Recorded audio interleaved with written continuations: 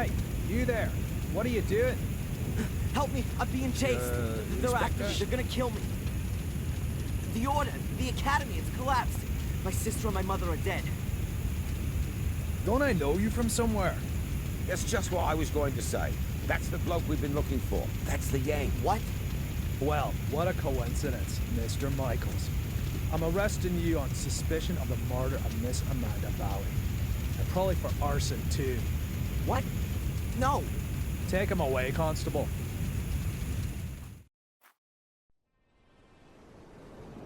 Inspector, I think I found her.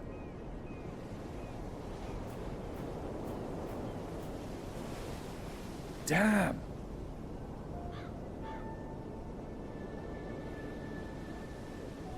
Call in the lads. There's nothing more we can do here. She didn't set herself. Why not? Perhaps she was cold and set herself on fire? For God's sake, she was murdered. Am I the only one round here with half a brain? Anyway, we are not going to find any more clues. It's been raining all night. You stay here and wait for the cavalry. I'll go down to the village and ask some questions. Bit early for a beer, isn't it, Inspector? I'm here on official business, Tom. It wasn't me, honest. Me brother Bobby's me witness. Do you know Amanda Valley? Yes, unfortunately. I still owe her money. Well, hold on to it. I'll buy her a wreath. Heck, why? Is she dead? You could say that. Burned. Probably last night between 6 p.m. and midnight. Where were you at that time? Hey, Inspector, you know I wouldn't kill anyone. Especially not over a few quid. I was out with Bobby at a theme park, Alton Towers. Got home pretty late, went straight to bed. So, do you know if Miss Valley had any enemies? Apart from the Gordons? The Gordons. Her brother was cut off by that Samuel chap.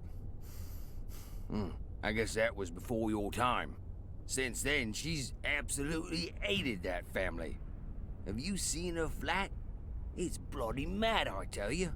Any other tips? Have you seen that Yank that's been sneaking around here recently? I'd check him out if I were you. He's the one with the blood in his hands. He was chatting with Amanda Valley in front of the pub a few days ago. He asked me about a tackle for robbing houses.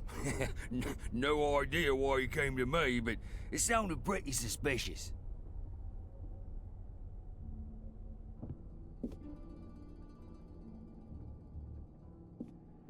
Holy, she really hadn't gotten over it.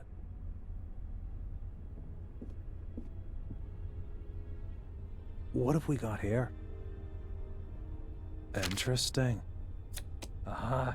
Darren Michaels, Bedford, Maine, last week. I'll bet anyone 10 quid that's the Yank Tom was talking about. Inspector! Inspector, the castle's on fire! Oh, great. As if a burnt corpse wasn't enough. Come on. Just listen to what I've got to say first. You can't just... Come on, get in the car. Caught with a flaming torch next to a burning castle. If this isn't my ticket out of this dump, it God only knows.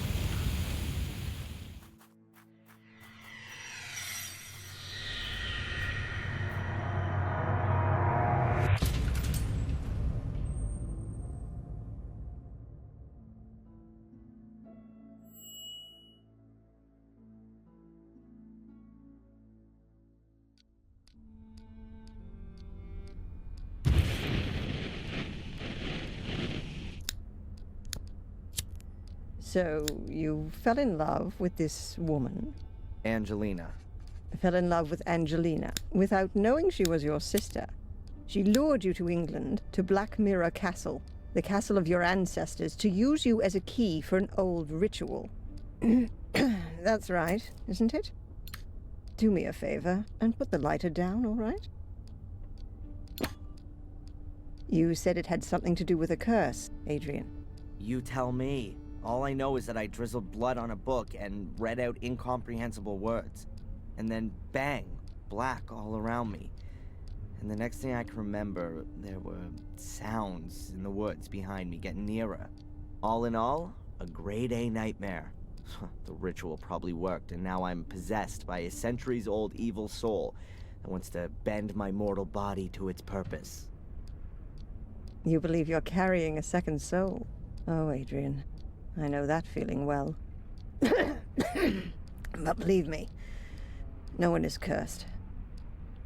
Children always believe they're to blame for grown-up suffering. These feelings of guilt have branded themselves into your soul. So, how was it for you to meet your biological mother after all these years? You said you didn't have much time to talk to her. No, she was taken hostage by Angelina. They both died shortly afterwards. They fell into the abyss in the ritual chamber. In the ritual chamber. Exactly. And your foster mother in America. Did you have a chance to talk to her about it? No, she was in a coma, and then she died. All right, then. Perhaps we should forget about the women in your family for the time being and turn to more happy matters. Let's talk about your father. Wait a minute, Constable. We're not finished yet. Perhaps we can leave that till tomorrow. As you wish. I don't mean to interrupt, but the inspector has something important he needs to talk with Mr. Michaels about. And you know what the inspector's like. It's about the bail. Is it still not high enough for him? There's no one who would spend a penny on me anyway. Don't say that. All right, Doc. Have you got a spare 5,000 pounds? Yes. Well, I can't do that, Adrian. I'm your doctor. Mr. Michaels, come along now, please. If there's anything you want to talk about, Adrian, I'm here most of the time. And Zach, tell the inspector he should keep to the arranged times. I don't burst in when he's in the middle of an interrogation. Yes, Mum. I'll tell him. So how's your abused little arsonist soul? Stroke better by the nice doctor? I hope you see the burning faces of the 4 poor souls you have on your conscience every single night. Thanks for asking. You know what? I'm starting to run out of patience with you. If I could, I'd have you deported. Your fellow countrymen should be made to endure your fairy tales. Unfortunately, I can't do that. If you'd led a decent investigation, then you'd have found evidence for my fairy tales a good while back. And now the little thug wants to tell me how to do my job.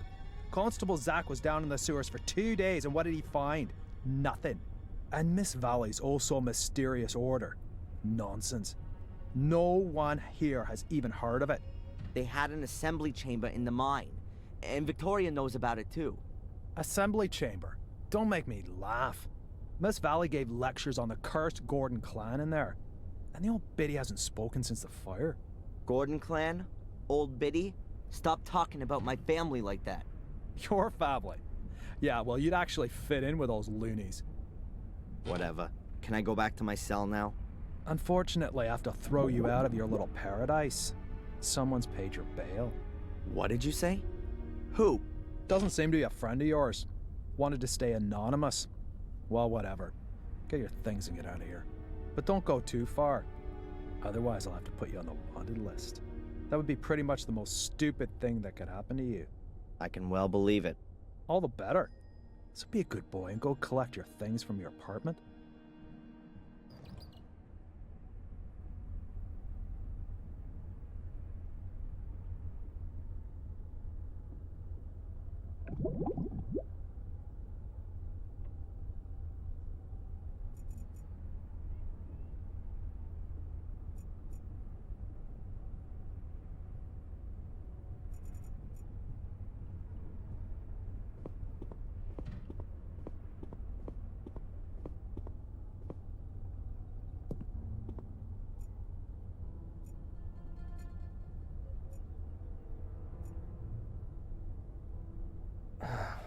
Only the Willow Creek police know why there's only one locker for a 2-man cell.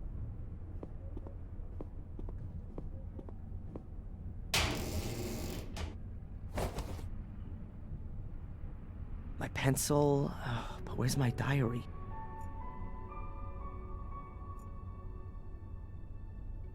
My friendly fellow inmate, Matt Newcastle. One of those kind of people that my mother always warned me about.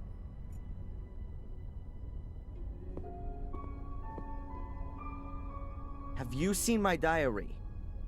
Your diary? And here's me thinking it belonged to some nutter. I don't know what happened to me in the ritual chamber. What went wrong? How did you get into my locker? Stop that. Constable! Or worse, what if nothing went wrong? What if Mordred has been freed and has taken possession of me and is making me do his bidding? Please, somebody help me. Stop me from becoming a murderer. Give that here, you bastard! I don't want to be Mordred's puppet. I want this fiend to disappear, back to the hell he crawled out of. I'll have you. I'll kill you. Boo-hoo-hoo. I don't want to be a murderer. Boo-hoo. Don't make me crap myself. I'm so scared.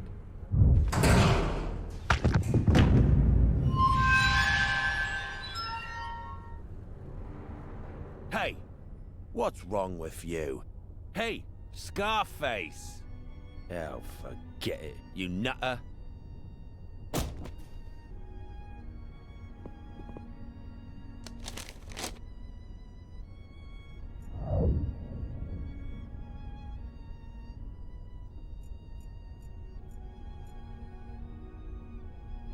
The road to freedom? More like the little turd's road to his big brother.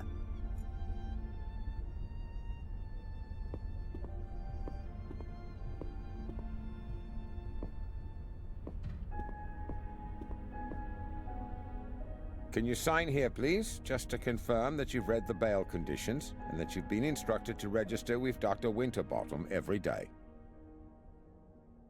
This here is a declaration of your state of health at the time of your provisional release. But there's only good or very good on there.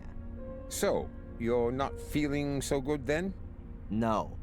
Well, don't forget to sign it then.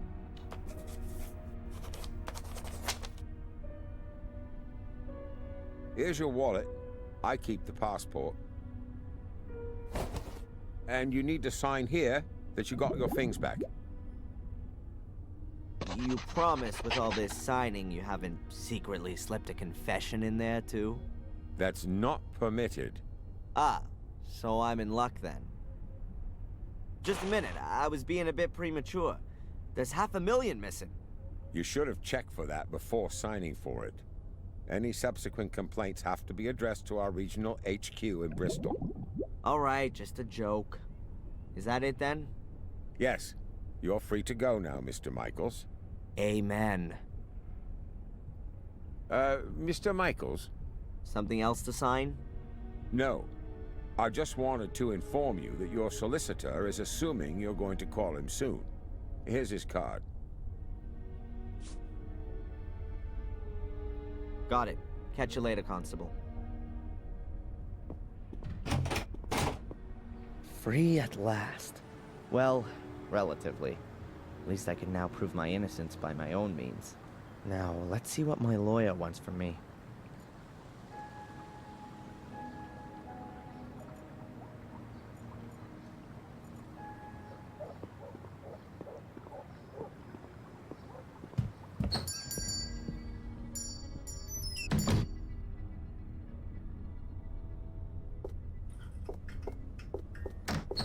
What's her problem? That must be the shopkeeper with a whistle hung around her neck. She looks a bit nervous. I wonder if that's because of me.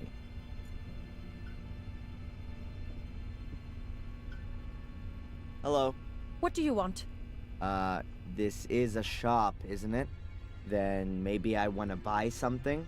Okay. I'm Darren, by the way.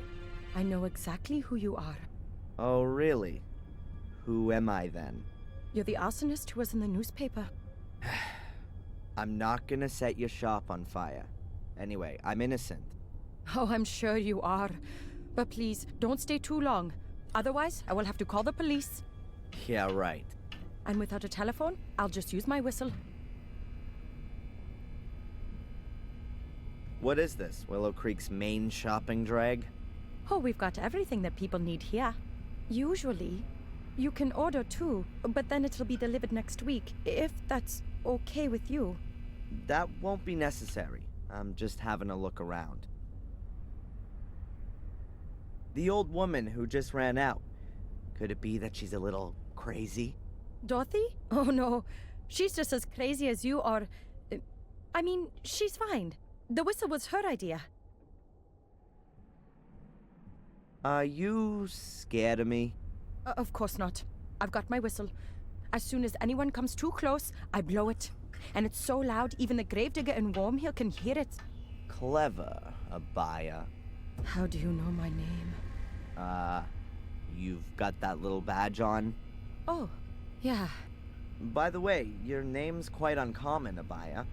Where does it come from? It's Indian. Don't you like it? Oh, I do. It sounds very pretty. Does it mean anything? The fearless one. See ya. I hope not. All the most important newspapers are there.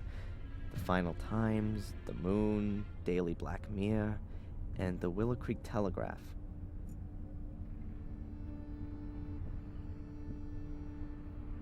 The latest prices of apples, bread, and milk are written on this big board.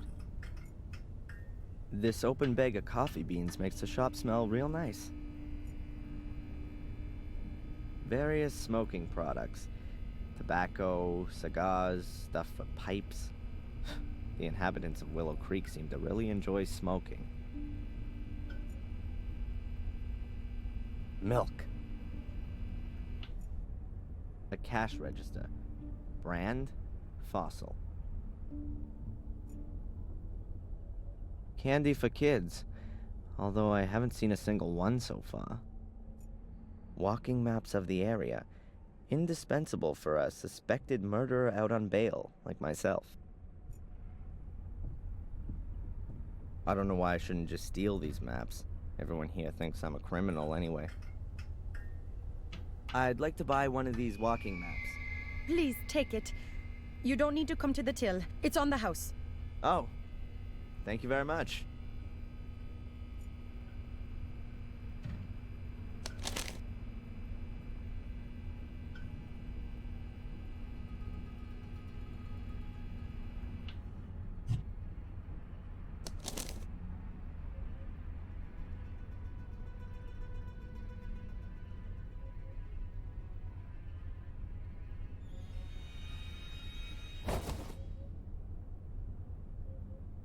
My lawyer's business card.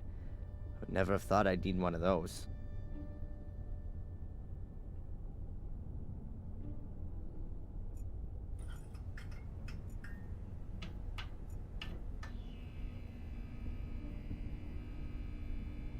I hope you only want to cut up veggies with that. Sir?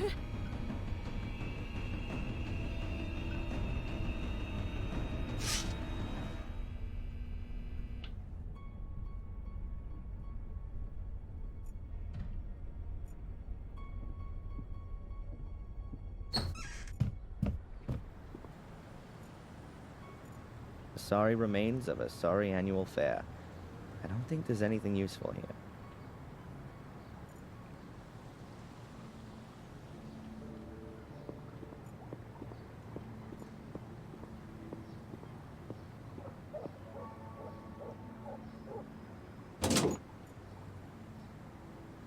I need to call my lawyer urgently.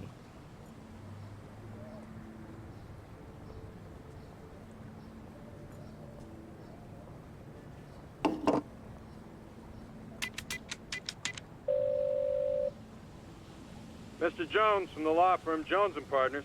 Hello, Mr. Jones. Darren Michaels here. I was told you wanted to speak to me?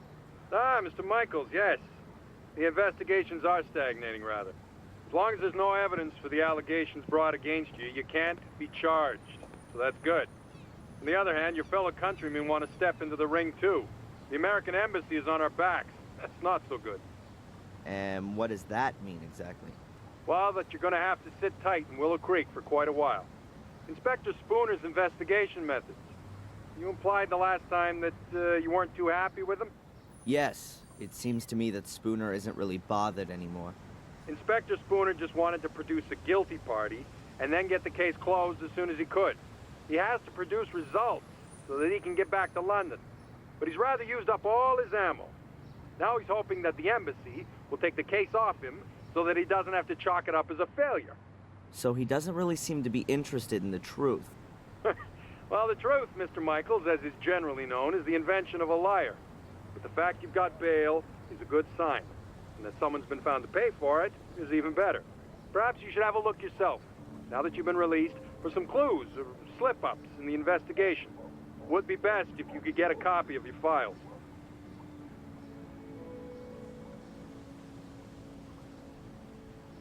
Are you convinced that I'm innocent, Mr. Jones? Of course, Mr. Michaels. Do you think I could represent you if I wasn't?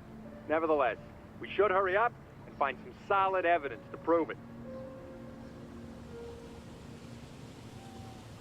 This somebody who you maintain means well has paid the bail anonymously. Can you find out who it was? No problem. But it'll take a couple of days.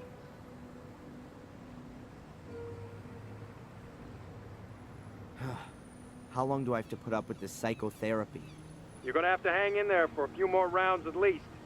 It's in your best interest. The last assessment was rejected. What good can it do? Forget about the authorities. You ever thought that you might actually need therapy? Do you think I'm crazy? Aren't we all? But seriously, Mr. Michael, try and do something about your mental condition. If you end up having to face a lawsuit in the States, your family's mental history isn't going to impress the jury one bit. So stop blocking shots and come out from behind your guard, man. You said I should have another look at my file. Is it really so easy to do that? Well, it depends on the inspector in charge. But if you flatter him a little, he might let you have a look. Otherwise, I could request a copy and send it on to you. That's gonna take too long. I'll try to get my hands on it myself. Mr. Jones, did you find out anything about my identity? The police here don't seem to be putting any effort into it. Yes.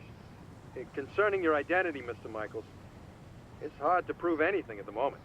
Find documents, birth certificates, that kind of thing. But don't forget to go to your therapy sessions. Whatever. I'll be in touch. Keep your head up. Attack is the best form of defense.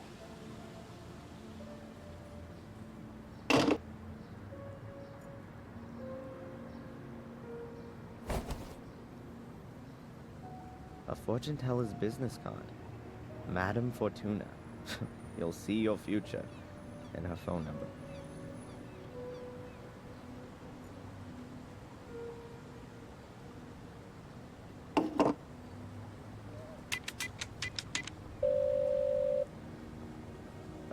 Hello? Welcome to Madame Fortuna's.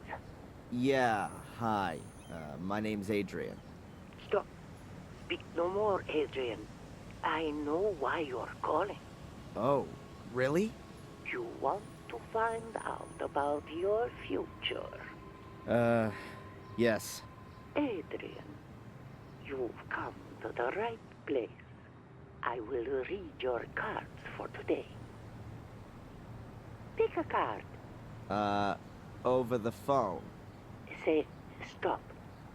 Stop. I've drawn the tower. And I've put the pawn on A3. Hmm? Tarot, Adrian, not chess. There will be drastic changes to your life. And I see death. Great. You will be ripped apart by wild beasts. Wild beasts? Huh. But Adrian, there is something you can do about it. Really? What then? Stay away from beasts. Yeah. Thanks. What a load of crap.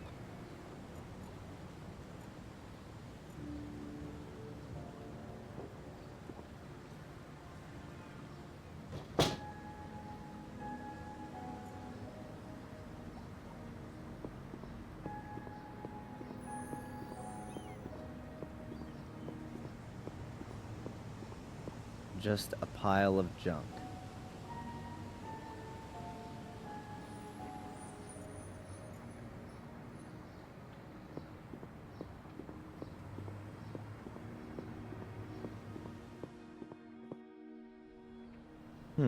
A piece of thin board.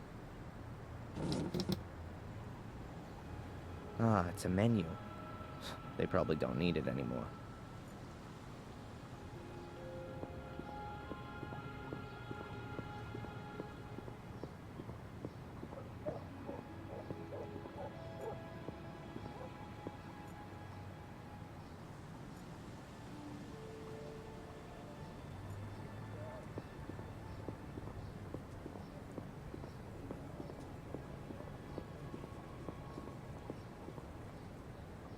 There's a poster hanging here.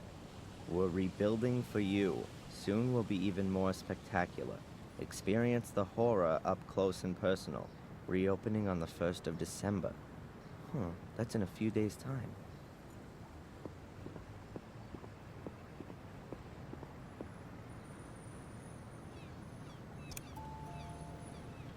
Yes? Hello, Doctor? Can I ask you a quick question? Of course. Come on up.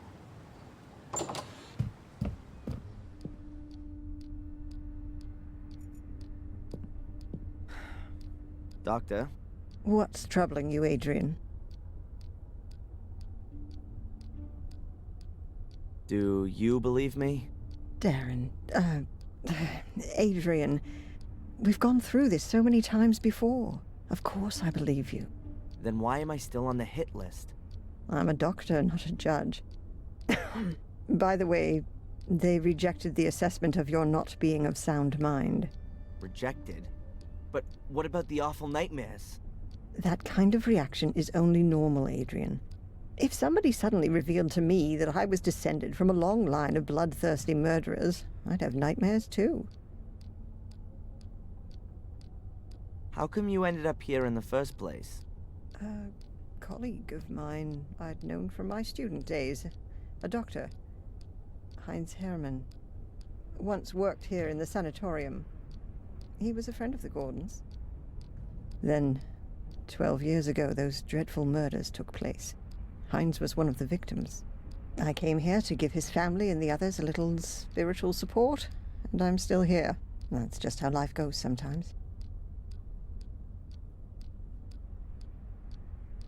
This Spooner reckons he's a bit of a big shot. He's one of those people who pack their own bags and then complain when they're too heavy. What kind of bags? Oh, he mucked something up in London and was posted here as punishment. Something he's not dealing with too well. What did he do? Book the wrong guy? You know about it? Well, Mr. Spooner is a bit of a trigger-happy cowboy. As far as I know, he overstepped his authority back in London, and that led to some guilty people getting off. Or maybe the other way round. However, I'm not exactly right in the picture with all this. Oh, great. A bad-natured investigator who can't tell the difference between guilty and innocent. I couldn't have come up against a better guy. Get this, I've been released on bail. Well, that's a good reason to celebrate. I'm not quite so sure. The bail was paid anonymously. You know anything about that by any chance? Anonymously? No. Who'd do something like that? No idea. To be honest, I'd hoped you were behind it. You like living in Willow Creek? Yes, I like the life and the people. It's like time stood still here. And every few years, along comes some psycho and murders half a dozen locals. Yes, well, compared to the murder statistics in London, it's a proper holiday here. Do you see me as being an arsonist? Judging by your nightmares, you do at least seem to have a violence-orientated imagination. Yeah, but Stephen King has that too. As far as I'm aware, he has never been under suspicion of an arson attack resulting in 3 dead. Whose side are you actually on? On your side, Adrian. Good. I swear to you that I've only ever told you the truth. There are as many truths as there are people, Adrian, and we still have to find yours. I had a strange experience earlier. It was just like one of my nightmares, but this time I was awake. It was in the police station, just as I was wanting to pick up my stuff. I suddenly found I had awesome strength. I dragged the guy to me through the bars and rammed my pencil into his eye. Wham! Then it was all over. It was just so real. Scary. You don't say. Huh, great. So I'm cursed and possessed. I was talking to a colleague about you the other day. She's how shall I put it? She understands alternative therapies. What's that all about then? Drugs? Electric shock? Voodoo? Hypnosis. You're not serious. It would at least be a possible way of finding out more. Well, for my part, as long as you don't saw open the top of my skull. These sessions, how long are they supposed to continue for? What do you mean? Well, I've been coming here every day for the past 3 weeks, but I'm still having nightmares every night, and the assessment says I'm 100% fit. We ought to try hypnosis. And what's that supposed to do? You want to join in on my nightmares? Let's just try it tomorrow. If we can get to your roots, then perhaps we'll understand what your dreams are trying to tell us. Boo! That's what they want to tell us. The dreams, I mean. Well, okay then, Doc. If you think that this might help me in some way. Catch you later. Take care.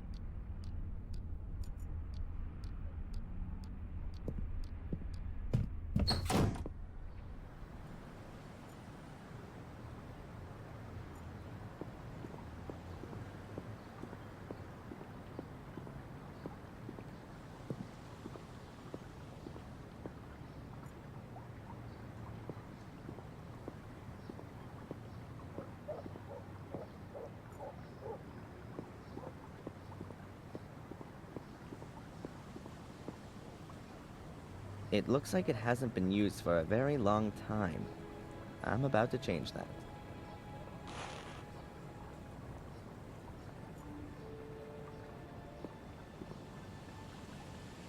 Murderous greetings from Willow Creek. The usual postcards and brochures. It says 3 kegs, probably of beer. That's Tom's pub. I think he's still a bit angry because I left him in the swamp. And stole his car.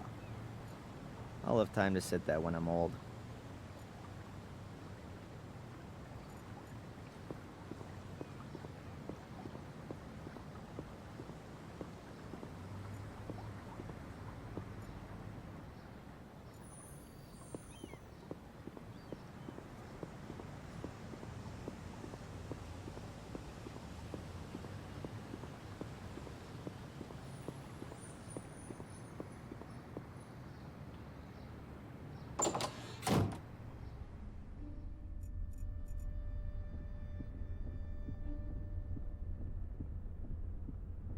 Shame. No donuts left. At last, a ray of sunshine. I was beginning to think there were only gross-looking guys with alcohol problems living in this dump. Hi, I know. I recognize you from the newspaper. And you're not gonna run away screaming? I'd have a lot of running to do if I ran away from every weirdo in this dump. You really like living here, huh? Has anything exciting happened recently? Apart from the fire at the castle? Wait a minute. Yeah, the espresso machine broke down. Has this cafe been here long? I've never noticed it before. We were closed during the fair this year. Is it even worth having a cafe here in the village? You'll have to ask my dad. It's his cafe. Why do you ask? Do you want to open one too? Yeah, sure. Right next door. A Black Mia special cafe with ritual blood cappuccino and latte morbidato. Good idea. Could have come from Murray. By the way, I'm Darren. Or Adrian Gordon. Take your pick. I'm Denise. Or the one who's got no time for insane arsonists. Take your pick. Wow. I think I prefer Denise. All right then, Darren. So, what's a young woman like you doing in a place like this?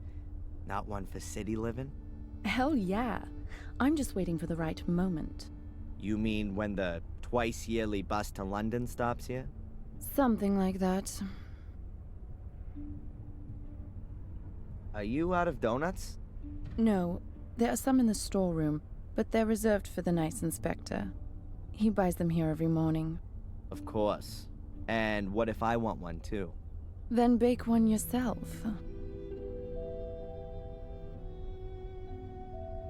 When does the inspector usually come in?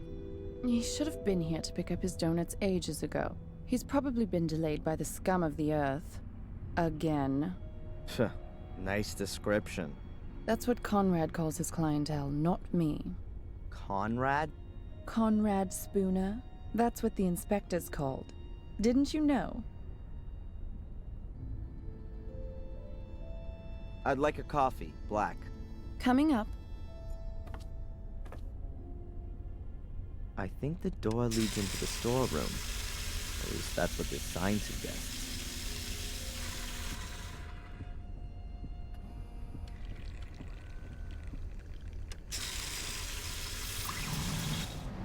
Okay, I've got to come up with something that's gonna make Spooner hang out here in the cafe for a while.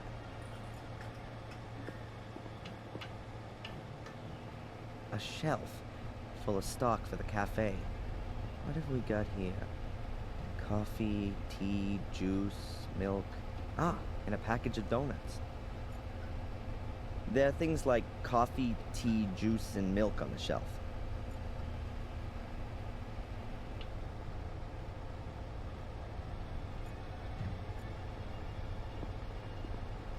Those have to be the donuts specially reserved for Spooner.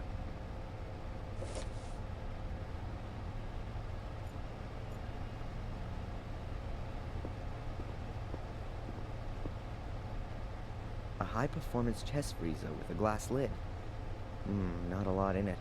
A pack of tart bases. Oh, and a box of ice cream. Mint and chocolate. The seal is in really bad shape. If it gets wet, you probably wouldn't be able to get the chest open anymore.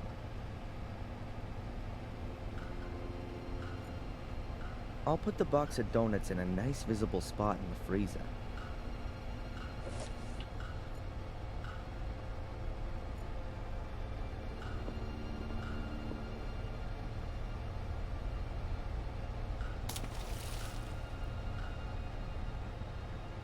The sponge is dripping now. I don't want to be carrying it around with me for too long. Could get rather unpleasant.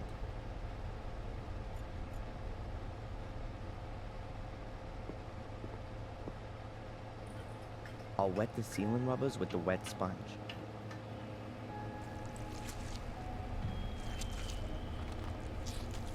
If you close the freezer now, the water will freeze and it'll be almost impossible to open it again without defrosting the whole thing. Farewell, you donuts. Nobody's gonna be getting you out of there in a hurry. Now that ought to slow down the inspector's donut order somewhat.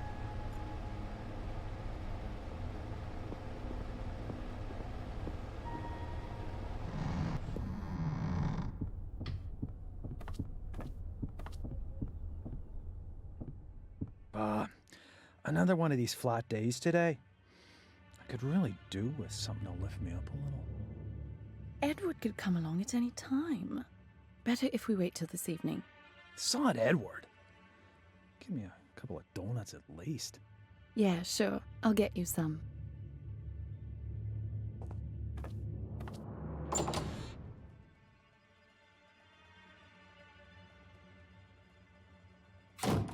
Conrad, your donuts seem to have ended up in the freezer.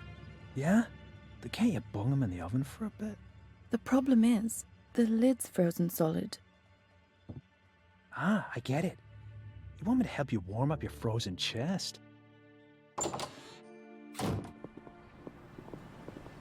I think those two are gonna be busy for a while.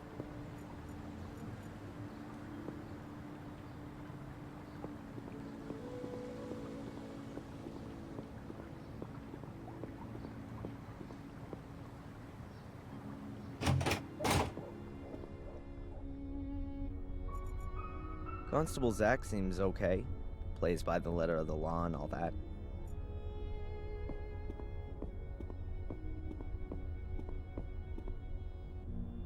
Can I ask you something briefly? Hmm?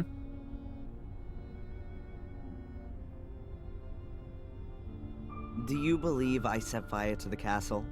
Well, Mr. Michaels, you claim to be Samuel Gordon's son, and you were at the scene of the crime with a smoldering torch in your hand. I had that to defend myself with. Against the mysterious secret order that nobody knows about and nobody's seen? It's mentioned in the Gordon Chronicles. 500 years ago. Forget it. And then there was the thing with poor Miss Valley, right? We found your tracks at the scene of the crime. I told you, forget it. Spooner, your inspector, is he always so nice? I don't know. He was in the homicide department in London until half a year ago. Then, he got redeployed here as a punishment. That explains a lot. Since then, he's tried everything to get back out of here.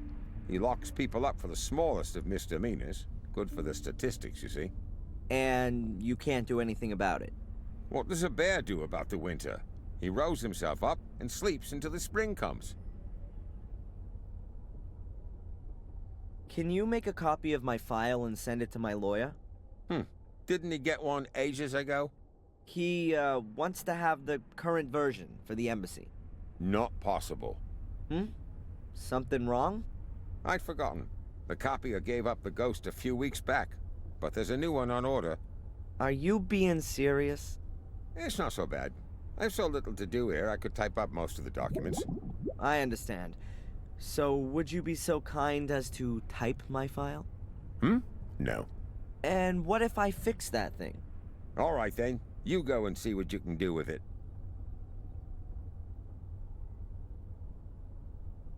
How long are you gonna look for Angelina? She'll be deemed missing until we find her. Even if she's long since dead? We haven't found a body yet, Mr. Michaels. How involved were you in the investigation of my case? I searched the sewer system and the bunker. And you didn't find any clues? No. That just can't be true. It's bloody dark down there, Mr. Michaels, and full of rats. Not for the faint-hearted. Is there anything new on the kidnapping? Have you spoken to Tom, Bobby, or the kid in Wales? According to the statement, Tom was at Alton Towers with Bobby at the time. And you don't find it a little bit strange that those two went to a theme park? The only strange thing was that Bobby was in hospital for 2 days afterwards with concussion. But we've got a medical certificate that proves that. And what if Tom was lying? We can't prove it. He had 2 tickets for the theme park and the paperwork from the hospital. Damn. And the boy? There's no one called Van Helsing in Wales. Goodbye, Constable.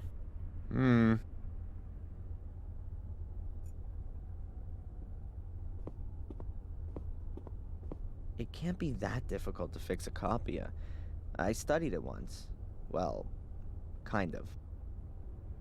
What if we got here? The fuse has blown. Switch to turn it on, and you press the green button to copy. If I twist and connect the wires that work, it should be able to copy again.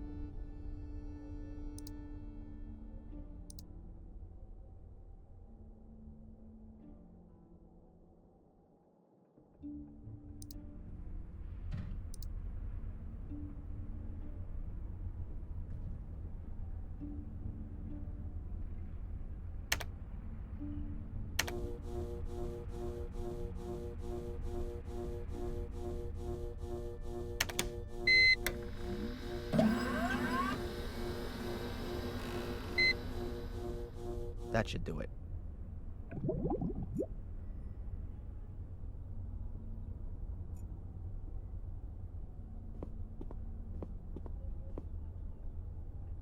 Can I ask you something briefly? Hmm?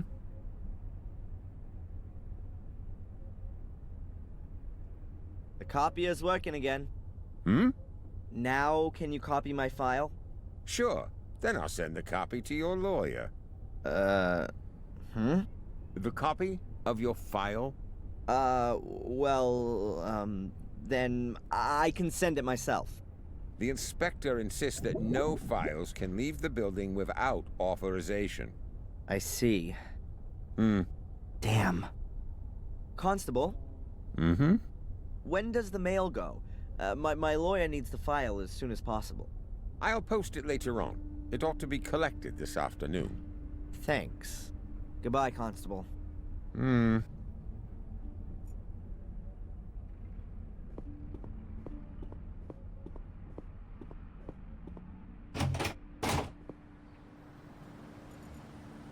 Okay, this is my last chance to get my hands on the file.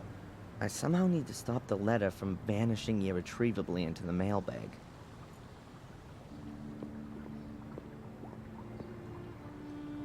A barrel. It says Willow Creek Corner Shop on it.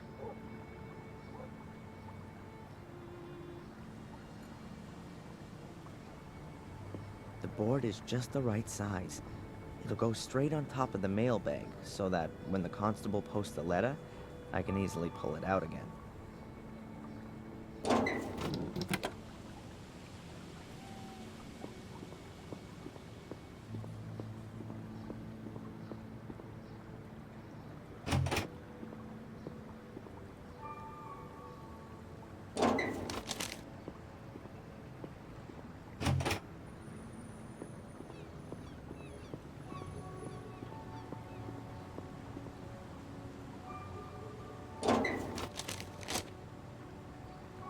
It worked.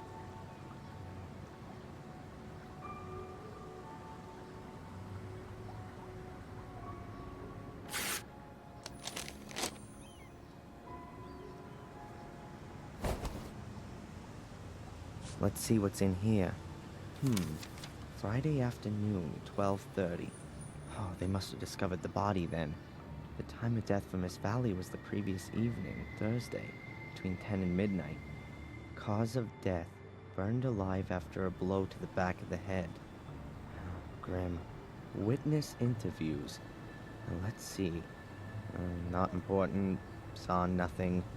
It continues. Friday, 1837. Emergency services called out. At that time I was in the ruins of the old academy with Angelina, Lewis, and my mother. Then, Saturday, 12:06 a.m. Fire under control. At that time, I was running from the ruins in the direction of the castle. 3 bodies were retrieved. Lady Eleanor Gordon, Edward Bartholomew Bates, the butler, and Sally Wood, the cook. 1 survivor, Lady Victoria Gordon, suffering from severe smoke inhalation. Also on Saturday morning, 12:12 a.m., Darren Michaels arrested on suspicion of arson and murder of Miss Valley. Witness interviews on the subject unproductive, and Lady Victoria Gordon could not as yet be questioned. She remains in shock. After a 2-week period of hospitalization, was discharged of her own wishes to continue medical supervision at home. Hey, it says here that Murray can't remember having seen me in the hotel on Thursday evening. That can't be right. That was exactly when he threw me out of the hotel. Oh, the rat was lying. Just wait. Evidence still insufficient to charge, but strongly suspected of crime. Current state of the investigation.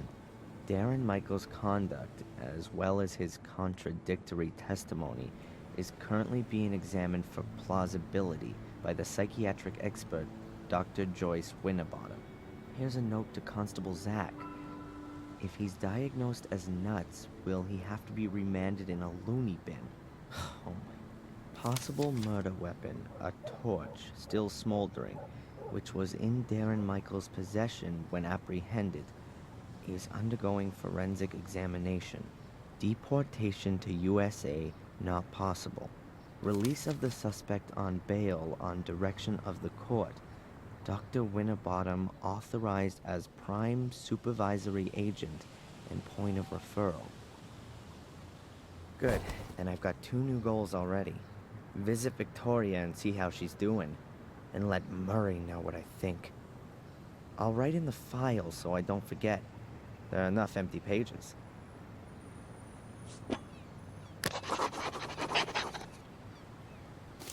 I can stash the remains of my diary away with it as well.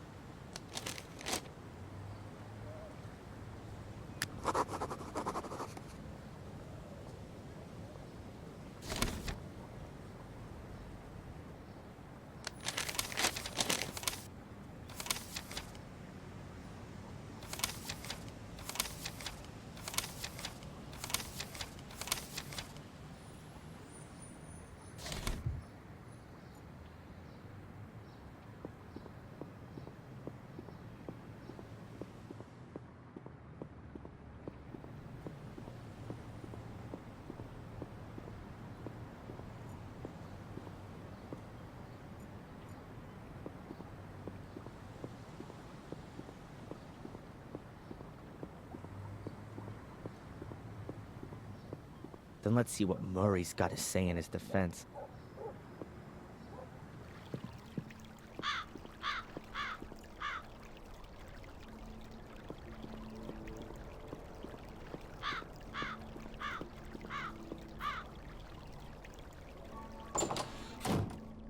Ah, Mr. Michaels! Welcome back to Gordon's Palace. We missed you here. How's that? The last time we saw each other was Thursday, 3 weeks ago, when you threw me out of the hotel. Thrown out of the hotel? How did that happen then? The thing with the sewers, the secret entrance in Angelina's room. That ring any bells? Really? Oh yes, there was something. Ah, well, please excuse me. I did overreact a little. I hope you're not going to bear a grudge, though, Mr. Michaels. I'm very happy to make things up with you. You'll also understand that I couldn't hold your reservation for such a long period. Unfortunately, your room is occupied at the moment. But you can have another, a bigger, nicer one, for a small price, really. For such a room, a ridiculously tiny price. So you've remembered then? Very good. Then please go right back to the police and tell them that you know exactly where I was on the evening that Miss Valley was murdered. Was that the same day? Are you sure? Now, it may well have been. I don't pay much attention to that kind of thing. Why should I? It's really nothing to do with me. You two-faced snake! I insist you march down to the inspector and tell him you want to change your statement. Mr. Michaels, you're free. I don't understand your problem. I'm only out on bail. Oh, my congratulations. I'm sure that wasn't cheap. However, in spite of that, I still don't see why I should get involved with things that don't concern me. You can't be serious. Thanks to you, I've just spent the past 3 weeks sitting in a cell as an innocent man. Mr. Michaels, I really am extremely sorry, but I can't fulfill your request. My own credibility would be on the line if I were to simply change my mind. Unless... Unless what? Come on, spit it out and quit playing around, you pathetic little blackmailer. Otherwise, I promise you that the murder series will continue. Here and now. No. Admittedly, I'd be the last one who's standing in your way. A man's gotta do what a man's gotta do, isn't that so? All the same, I would like a photo of you. Nothing sensational. Maybe somewhere in the woods with a knife in your hand. So they can send me straight into the madhouse. No way. Okay, think about it. A watertight alibi for a tiny little amusing photo. It's not a bad exchange. You are one nasty dirtbag, Murray. You know that? I'll even give you a camera to take it with. My best one. Yeah. Does it still work using a lever? It's a collector's piece. One of the first instant film cameras on the European market. An SX-70. And still in great condition, too. 15 years ago, a very well-groomed gentleman handed it over to me as a deposit in my pawn shop. He never picked it up again. So, you can say that I obtained it quite legitimately. And now, I entrust you with it. Pay attention, I'll tell you how it works. That's okay. I'll work it out. If I choose to use it. But that's not all.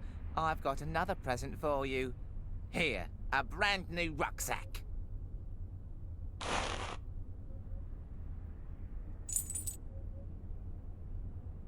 And free food and lodgings for as long as you wish, Mr. Michaels. Accept it as a peace offering and reparations for the trouble with the statement. You really are a few cards short of a full deck. Mr. Michaels, wait! What do you want now? Forget the woods. In front of the castle would definitely have much more impact. The photo, I mean. And people think I'm crazy.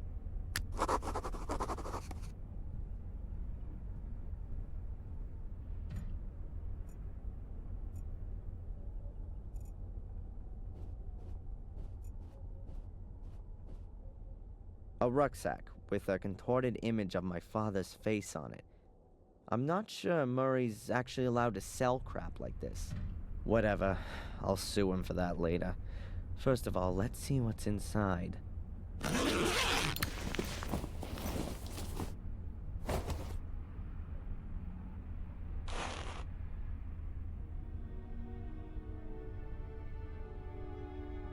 One of Murray's merchandise articles. A blood-splattered plastic knife. Great for Halloween, especially in combination with the Samuel Gordon mask. Plastic soul key, check. Batteries, none. Murray tight ass, check.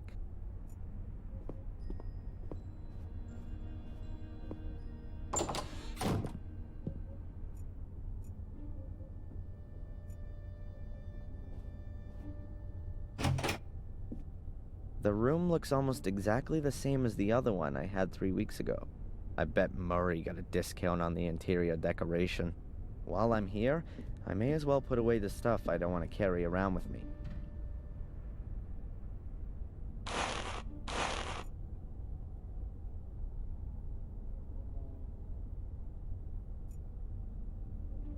The only thing I brought with me from Boston is a jacket, and I keep that on day and night.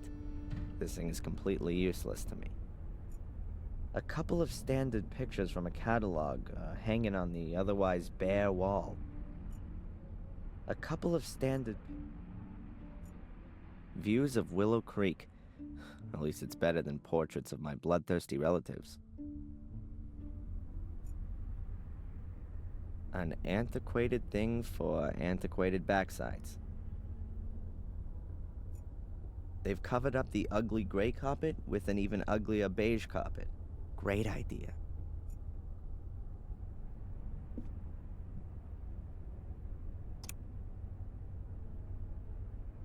There's only atmospheric noise. You probably have to pay extra to get TV channels.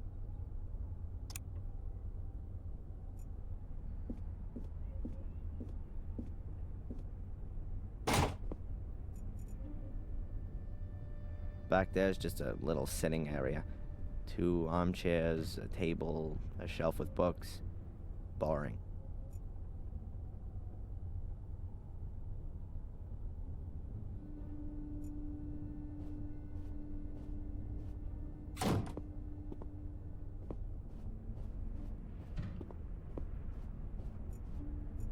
A big trolley for the masses of baggage the tourists that flock through here have with them. Murray always did have a bit of a tendency towards delusions of grandeur.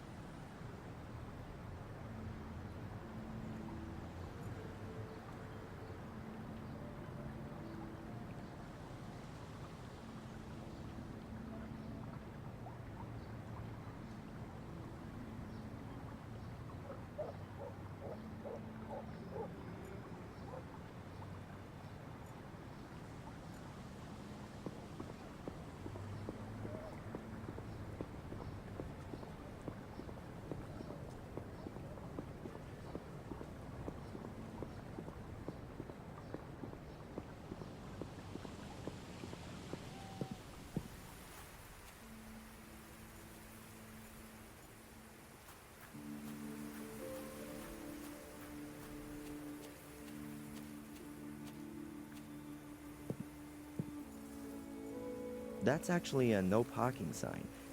But I guess in this context it means stay out.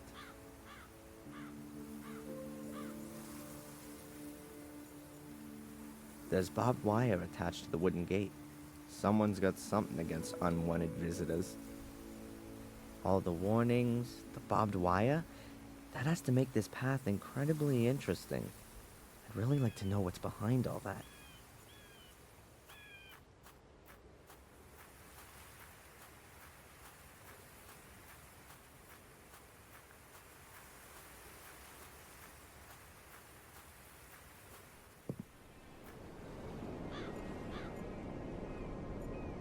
An old abandoned lighthouse. It must have collapsed many years ago. The spiral staircase is completely decayed. The lighthouse hasn't been used for ages.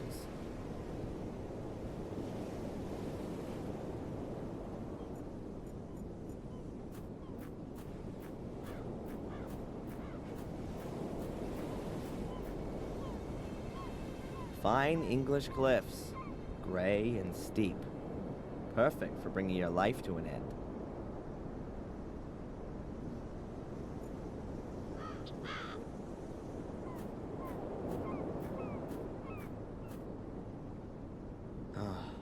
I found Miss Valley's corpse here.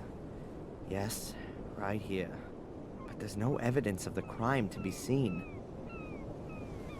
Next spring, lovers will be back here, looking out at the sea, arm in arm. An English sky that no travel brochure could ever do justice to.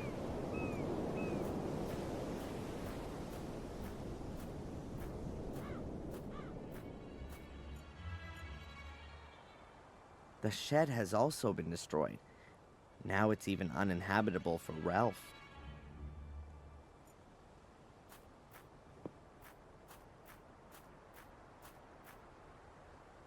The stairs originally led to the first floor. Now there's nothing there. Half of a huge archway. The academy must have been an impressive building.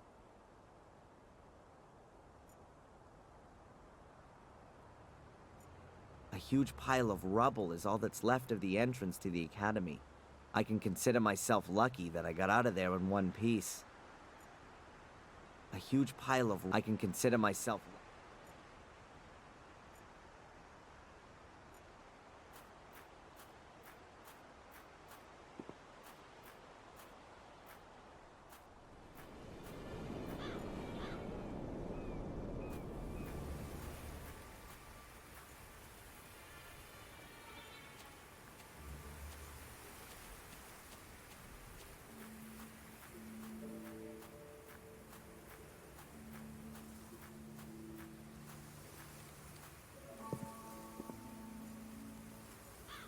A busted signpost.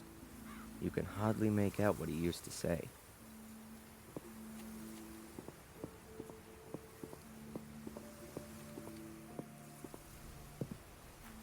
Spectacular backdrop, huh? But as I'm already here, I ought to look in on Lady Victoria and ask how she's doing.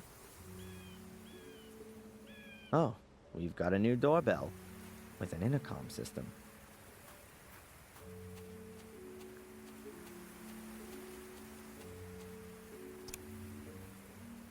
Who's there?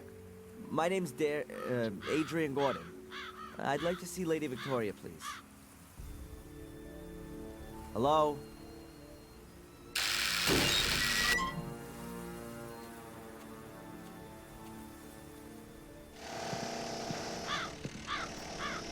Come in, Mr. Gordon. Lady Victoria has just woken up. Yes, of course.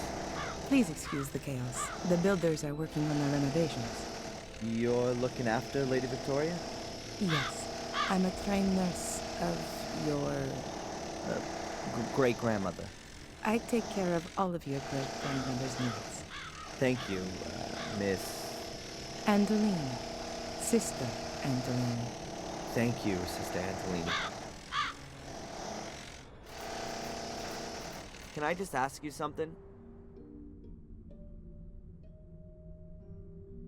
Do you think that being in the middle of a construction site is the right place for such an old lady?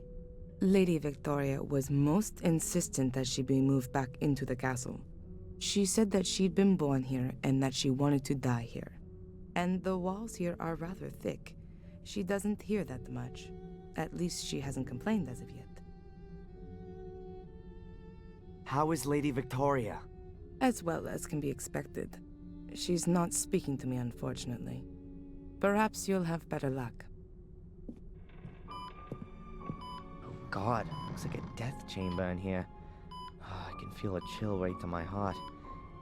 I can only hope Victoria gets better soon. A room screen.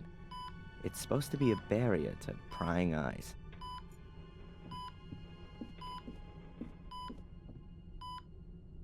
A bit of a deja vu moment. About 4 weeks ago, I was standing at my foster mom's sickbed. These machines were there too. There's even a button to call the nurse here as well.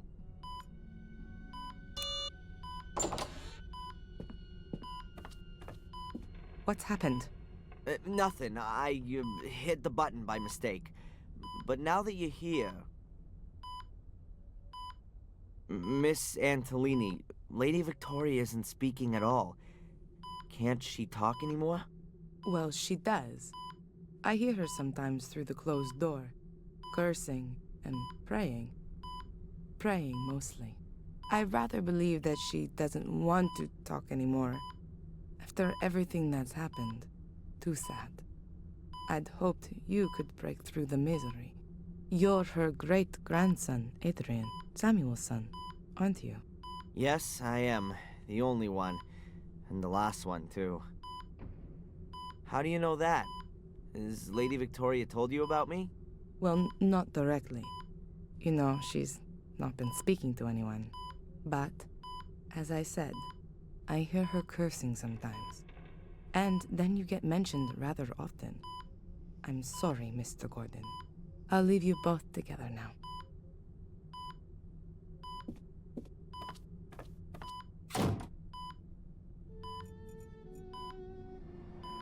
Victoria, my great-grandmother, and the only member of my family I've got left.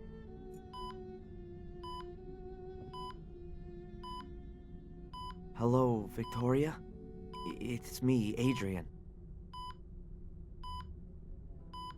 Did you put up the bail for me? Are you being well looked after? Victoria, are you okay? Victoria, I need your help. Really. The police don't believe me. How can I make them understand that I'm Adrian Gordon when the name Darren Michaels is printed in my passport? Victoria, you're the only one who can help me. Please. I'm sorry about what happened to Bates, Eleanor, and Sally. It must be awful for you. Adrian, tell me the truth. Was it you? Did you start the fire? No, Victoria. It wasn't me. It was Lewis. He did what Angelina told him to do. She was behind all the murders. It was her who also lured me here because she needed me for, you know, the curse which only affects the male Gordons. She wanted to achieve what Samuel was trying to prevent. She was possessed by it. She lied to me, to all of us. What's all that, Adrian?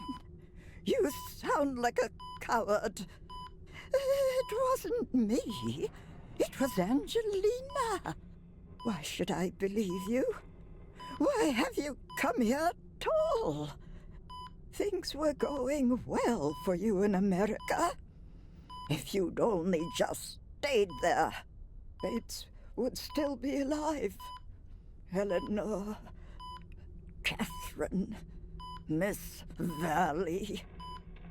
You're too weak. You can't stand up to Mordred. His ghost rides you like a child rides a rocking horse. Since you've turned up, there's been nothing but calamity. Just disappear again, Adrian. do me a favor and go back to where you came from before the other half of the castle goes up in flames?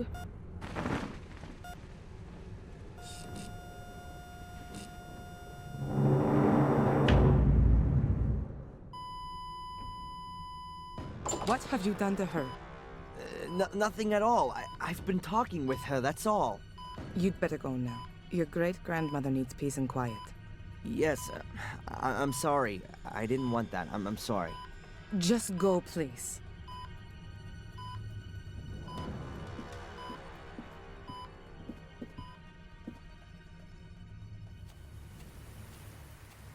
That went well. Now, it's not just everyone in the village that hates me, but the only remaining member of my family, too. Real good job, Darren. If I wasn't already doing it, I'd be signing up for therapy right away.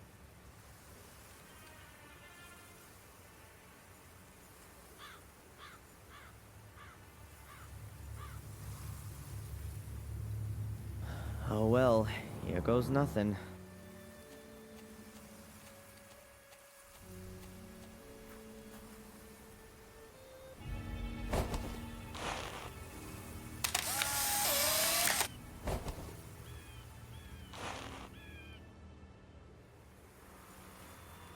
A photo of me in front of the castle. That'll have to do for Murray.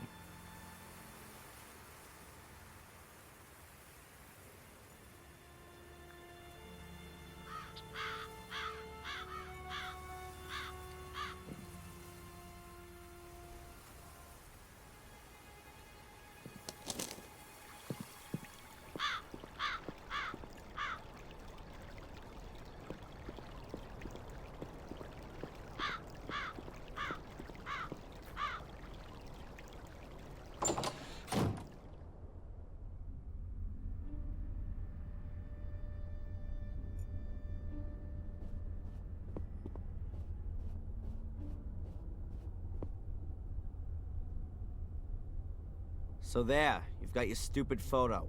Happy? Oh, I can hardly recognize a thing. Me in front of the castle as agreed? Okay, off to the cops, Murray. I'm sure you know how important my exonerating statement in the Valley murder case is. Murray... Okay, I'll take it. First, go to the police station. All right, then, I'll go today. I'm an honorable businessman. And I'm a possessed madman. I suggest taking a rest in your room first, and then when you wake up, everything will have been sorted with the police. I really could use some sleep. Murray, my favorite hotelier.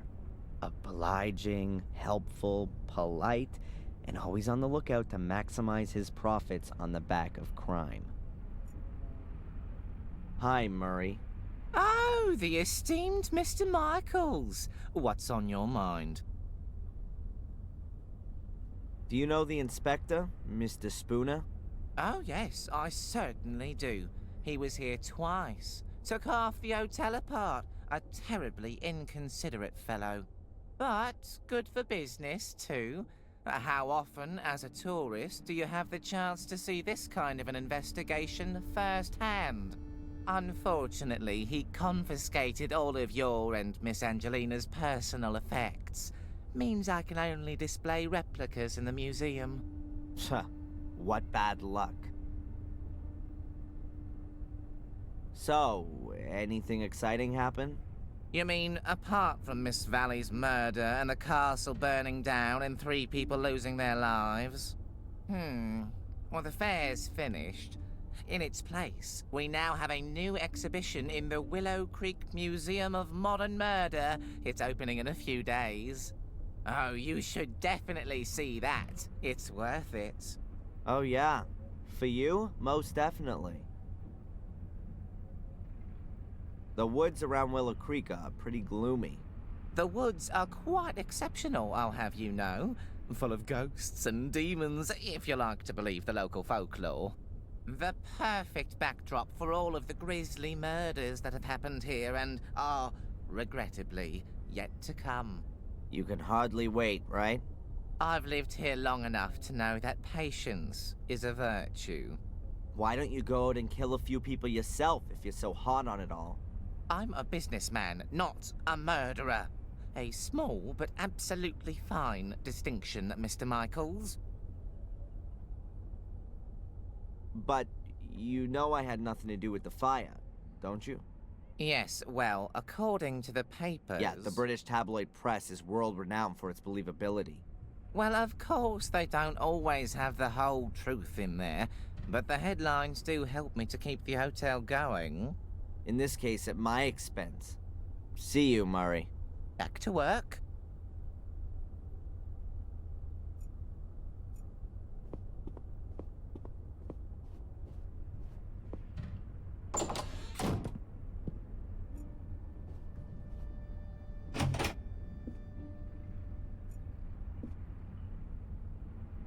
Huh. Someone shoved something under the door.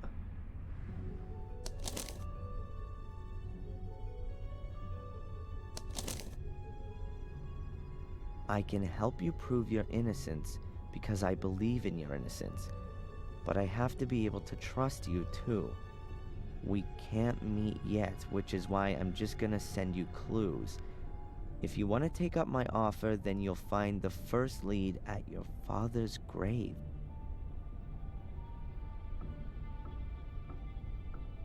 Huh, that's a bit confusing. Who's this message from? Murray? He doesn't have an interest in proving my innocence. And anyway, he would just tell me himself. But who else knows I'm living here in the hotel? I need to follow this up carefully. And I ought to find out where the graveyard is around here.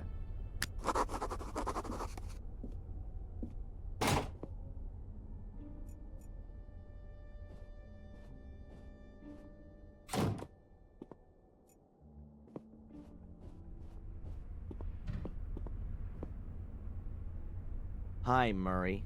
Oh, the esteemed Mr. Michaels. What's on your mind? Murray, do you know where the local graveyard is? A graveyard? Didn't you want to take a rest? I'm not up for resting anymore. I'm sure you can't mean the graveyard behind the hotel. It's being redone right now. It's being what?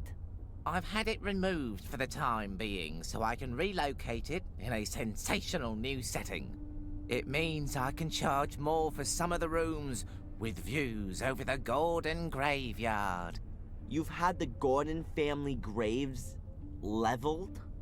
To be quite honest, there was only Lothar Gordon's grave there, the founder of the original sanatorium. The family crypt is in the churchyard at Wormhill. Ah, right. In Wormhill, then.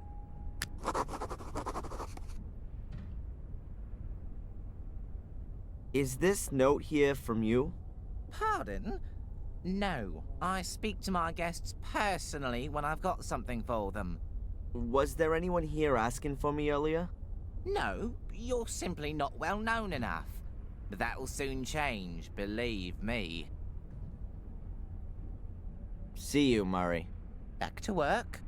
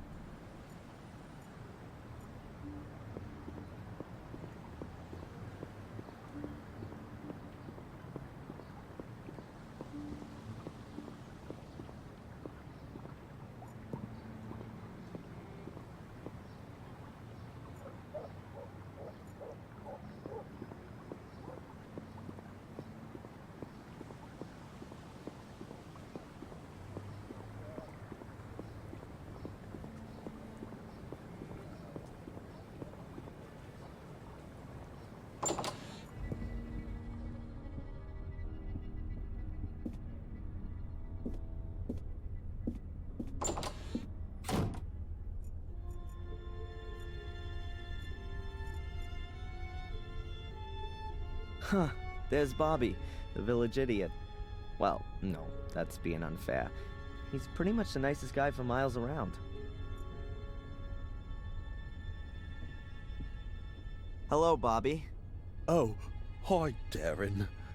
Is it true that you're evil now?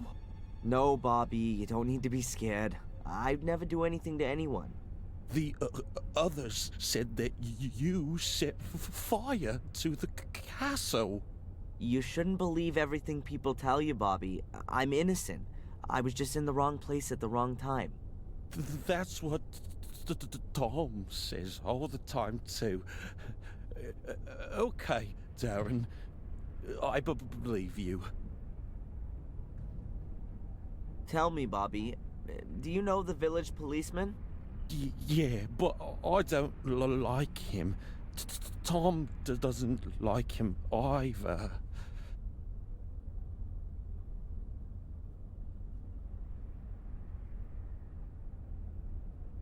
Are you working here now?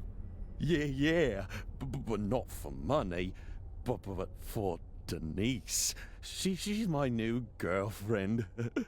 I help her out. I get it. Aren't you working in the museum anymore? No. Mrs. Puff sent me away. The mayoress sent you away? How come she did that? I didn't take enough care, she said. I did lose the key. Oh, I'm sorry about that.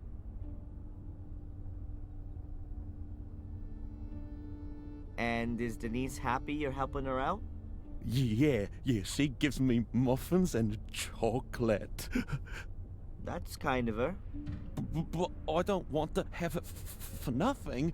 I'll pay for it later. I don't want her to get into trouble. That's nice of you, Bobby. You really like her then? Oh, yeah. Denise is much prettier than Mrs. Puff. She's even more beautiful than the sun. Do you know the old lady who left so quickly earlier? That's old Dorothy. She's funny. She always comes here and picks up old cakes. She gives them to goats. I like goats. What's your brother Tom up to then? I don't know. He's not around much right now. But that's good too. He said he's going to kill you if he finds you. I'd better be going. Okay, Darren.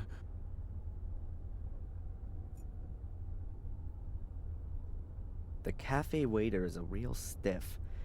Maybe he's just swallowed something rather nasty? I'll just ask him.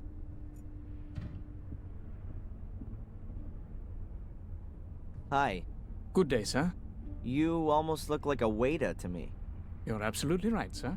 My name is Edward. Do you know the inspector? Of course. He's a very good customer. Perhaps a little too good. He likes to keep Denise from doing her work. And she likes being distracted. So maybe it's not the right job for her. On the contrary, sir. I tell her father time and again she's absolutely the right woman for the job. Even the workmen from the castle come down here for a coffee. I really couldn't imagine anyone better for the job than her. What can you tell me about Willow Creek? A quiet place. Bad for midwives, they'd find no work here. But ideal for authors, if they happen to write thrillers. Yeah, or horror stories. It's a nice cafe you've got here. Thank you, sir. I do all I can to keep it that way. Aren't cafes a bit uncommon in England? If you say so, sir. But I think this place deserves an alternative to that drunkard's dive over there. I'd better be going. Please, do us the honor again soon, sir.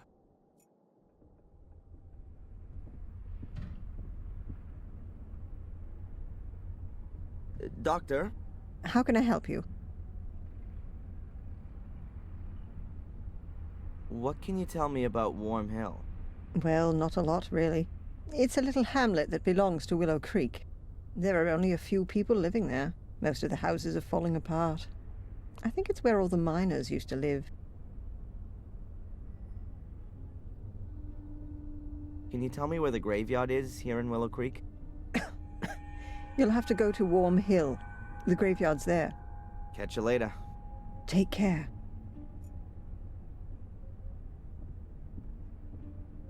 Hello? Hmm? I didn't know that donuts was so popular in England. I don't know, but I do know that Spooner loves them. Just as much as those cops in American TV shows. And what does the dear inspector do when there aren't any donuts left? He always gets what he wants. If need be, I bake him some. Does Bobby work here too? Not really, but I can't stop him from cleaning the tables all day long. What can you tell me about Edward? Let's put that another way. Why should I tell you anything about Edward? Well, I just wonder what it's like working with him all day long. He's not the most easygoing of guys. I mean, a plank of wood would be more relaxed, don't you think? He's my fiancé. Anything else? Excuse me? You're engaged? Does that mean you intend to marry? Got a problem with that? Then join the back of the queue. Wow, that old woman sure left in a rush. Did I frighten her away? Of course. You're the king of the nutters here. Maybe I'll see you later.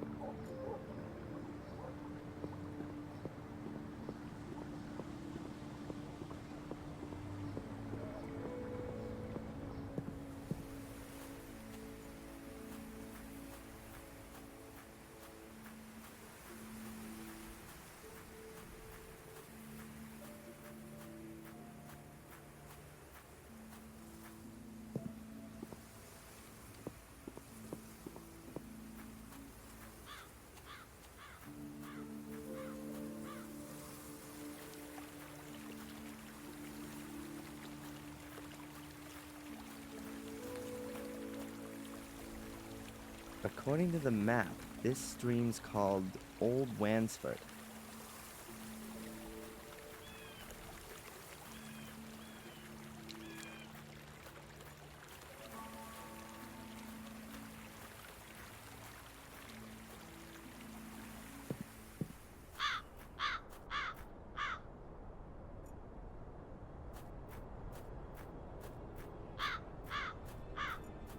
Warm Hill Church.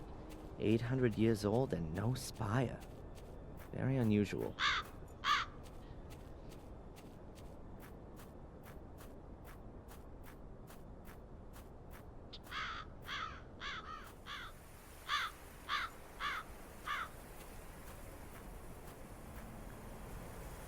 Gravestones without names.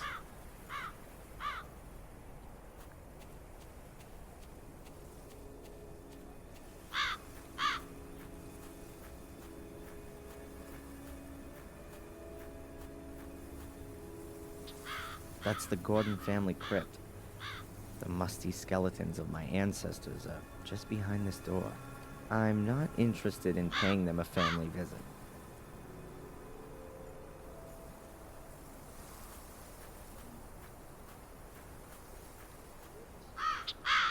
That's William Gordon's grave, my great-grandfather.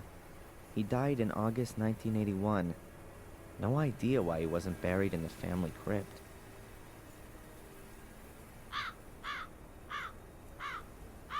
The wall has collapsed right in the middle without having a demolition ball taken to it. Takes a few hundred years for that kind of thing to happen.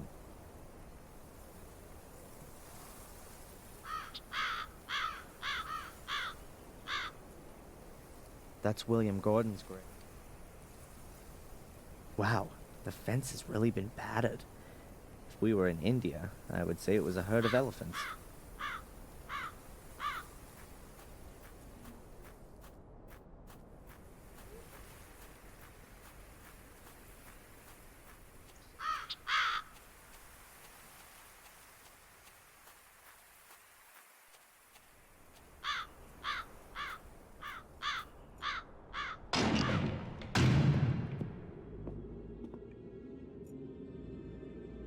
Who's that? That doesn't look like the priest.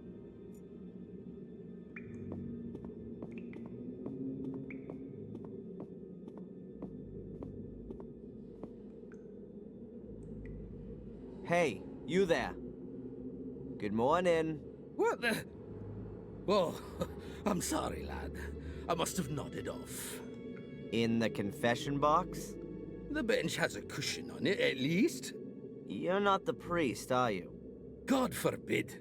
I'm Mark, the grave digger. Do you know Wormhill well? Of course, but it's just a few houses on the back of the woods. There's more life in here, I tell you. Are you looking for something in particular? No, I'm just trying to get an idea of the place. Looking around this graveyard will give you a better idea of the place. And should you want to reserve yourself a spot here, then let me know. I recommend the southern slope. That's the best location. Thanks for the tip, but I'm in no hurry to die just yet. But maybe death's in a hurry to come and get you.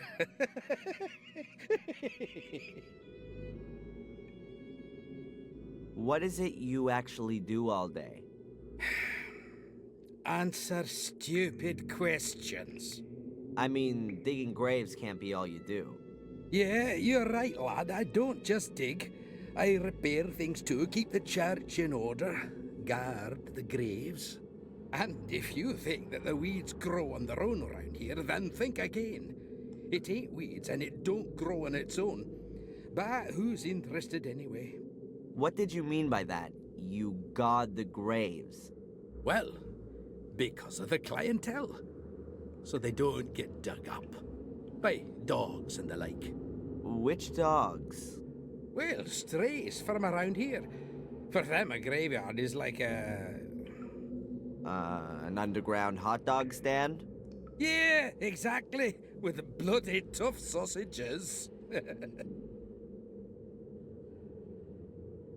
You must have a lot to do around here, being the gravedigger.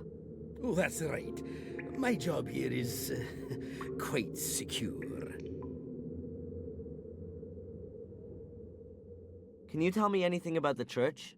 What do you mean then, lad? Who built it? It certainly wasn't me, even if I might look that old. Must have been around the time Marcus Gordon was alive. Have you seen the dark part of the tower up there? Yes. He ran out of stone, and they say he took stones from his castle walls to finish it off. Demolished his own castle to finish the church. A model Christian. Perhaps his time was running out. Got himself buried in there in the end. A crypt that's 100 feet tall with an altar and a bell tower, all for him alone. What a modest man. All those toffs are. No, he treated himself to an extra crypt underneath the nave. But it caved in 12 years ago. Nobody can get in there anymore. It's quite a woody area. That's also supposed to be the reason it's such a bloody area. The evil of the woods? People around here read too many horror stories. Or have experienced it themselves. Have you been in the woods here at night? No. They say there's plenty to see. Murderous lords of the castle. The undead. Mordred's voracious hellhounds. There are many stories about it. Probably as many stories as there are people here. The woods around Willow Creek strike me as being particularly creepy. Yes, and the number of wild boars in there is uncanny. I've known them to trample down my fences to get at the clientele. But I've got some crafty traps set up. I'm looking forward to having a roast. The priest gave his permission. You don't happen to know, being the gravedigger and all, where Samuel Gordon's grave is? He must have been buried in 1981. That's a tough one, lad. So many people died here 12 years ago, good and evil alike, in the strangest of circumstances. I really can't remember who ended up where. You'd be better off talking to Father Frederick, the priest. Perhaps he can remember. Where would I find the priest then? Today? Well, you won't find him at all. He left around midday. Some conference or other. Supposed to be back by noon tomorrow, though. I'd better be going. Keep your eyes peeled, lad.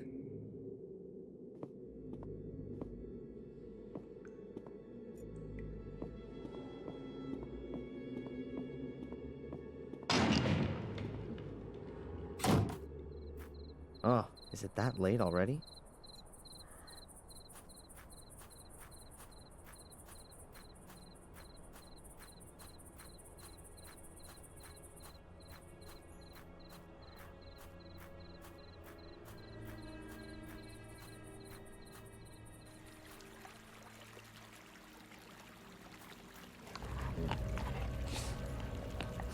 Those must be wild boars.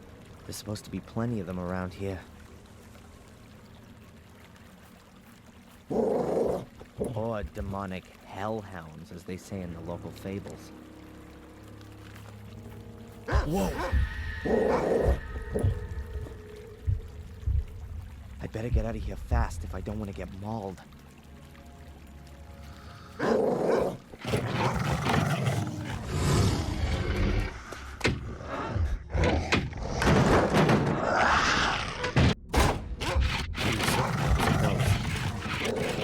Keep this up for too long. How come I'm not waking up? This must just be a nightmare.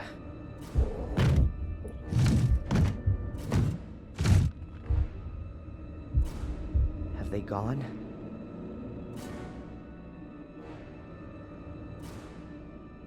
Calm before the storm? I think I better wait until those beasts have lost their appetite.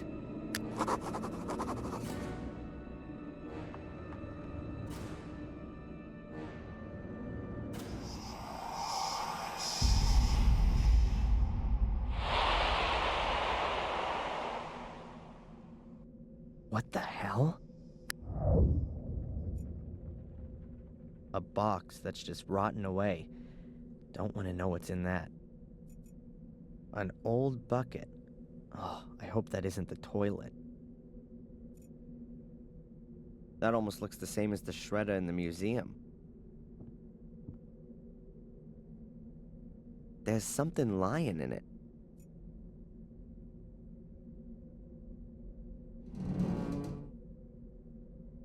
It's soft, damp, and cold.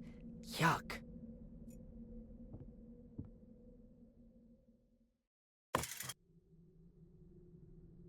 A rusty old garden implement. An oil lamp. Doesn't seem all that old. Maybe it still works.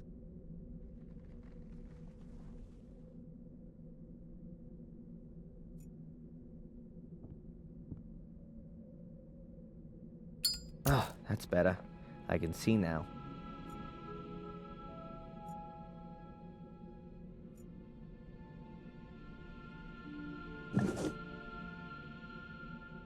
I'm guessing that's paint thinners or gasoline for cleaning stuff. Ugh, smells something like that at least.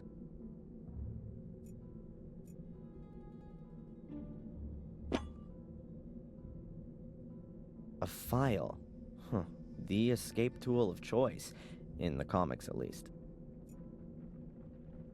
Damn, don't say somebody lives here.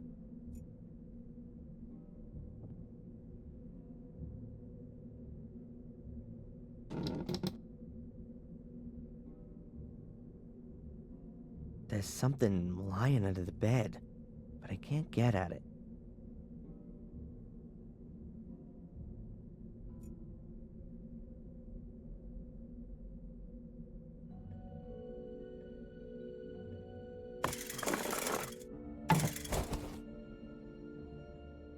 Gotcha. A cardboard box. Somebody scribbled something on the lid. I can't decipher it. The word definitely begins with an R, though. Let's take a look inside.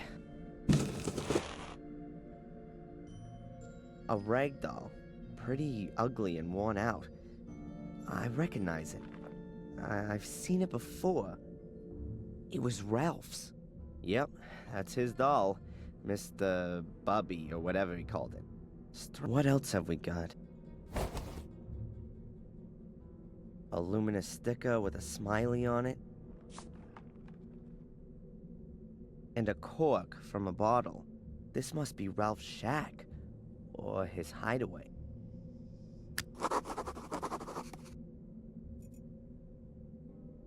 A peculiar shadow. I think I know where that mysterious shadow's coming from. Well, how about that? And so the key falls into my possession.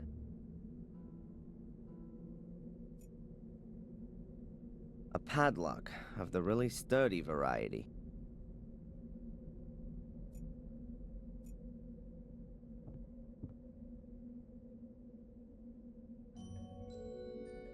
Fits.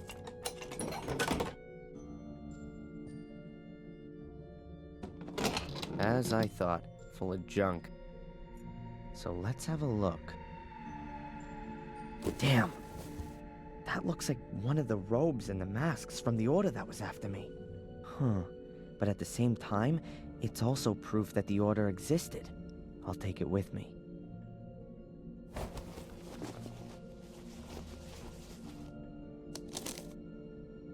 There's some paper in the robe. Seems to be a letter to the order. Quite badly torn. Unable to stop the evil, already sacrificed. His objective, or something happens to me. No trace is to be... I'm not completely certain, but it appears to be a request to cover up all traces of the order. That would explain why the robe is in the shack. I'll put it back. Perhaps I'll find something useful after all.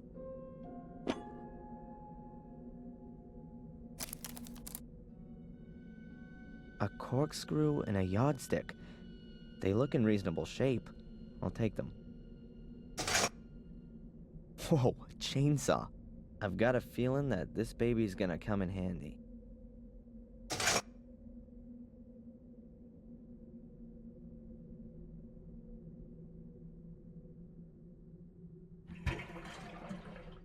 The tank's just about half full.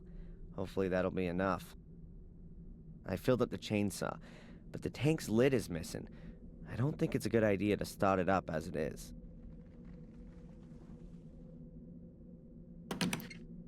Alright, that ought to hold. Now we can get going.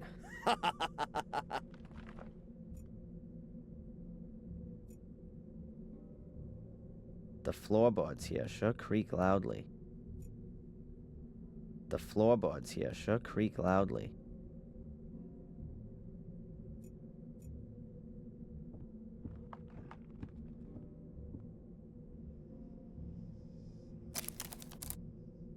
Interesting. There's at least half a meter of space below the boards. The shack must have been built on stilts.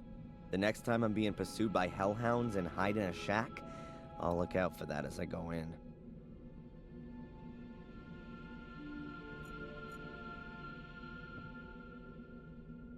I'll just cut myself a trapdoor in the floor. It can also be closed again in an emergency.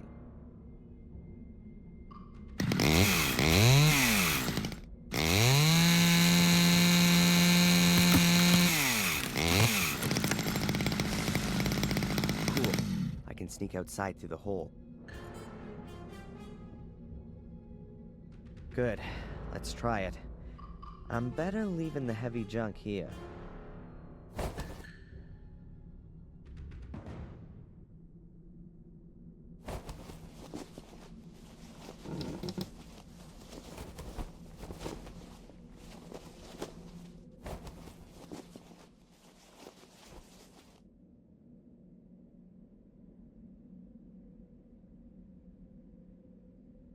Good. No wild beasts for miles. Weird. No tracks. The beasties couldn't have just disappeared into thin air. No.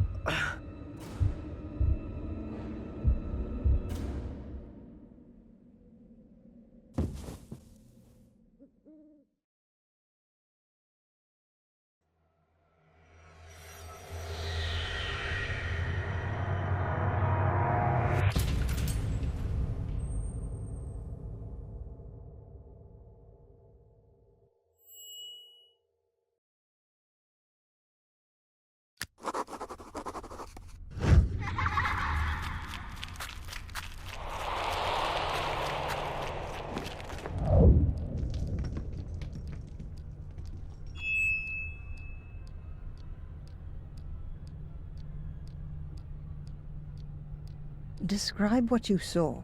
I saw myself as a child. I was playing with my sister in the woods. It's not far away from the castle. I could see it behind the trees. There was a man there, too. Could you make out who it is? No, he had his back to me. But something very bad has happened. What's happened? My sister, she's fallen in a hole. She's screaming. What should I do? Adrian, you're not there anymore. Remember what you did at the time. I ran to the hole, and I don't know. I can't remember. You woke me up before I could help her. I didn't wake you up, Adrian. You woke up of your own accord. It would appear everything in you is trying to fend off this memory. Seems you really want to suppress it. Or I just can't remember. The memory is still there. You just need to let it happen. It's easy for you to say. Perhaps you should tackle this memory in a conscious state. Try and find the place in the woods that you saw. You need an anchor in the present. If you say so. And with regards to the hallucinations, I've ordered a medication. It should help to suppress them. Very good. I'll take it. At least you can rely on conventional medicine. Please take this prescription and give it to a buyer in the shop. She'll give you the medication. Oh, she's a pharmacist too? In a little village like this, everyone has more than one role.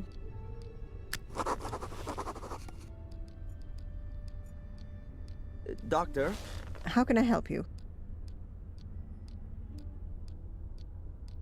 Do you know Ralph? Ralph? No. Who's that? Oh, not so important.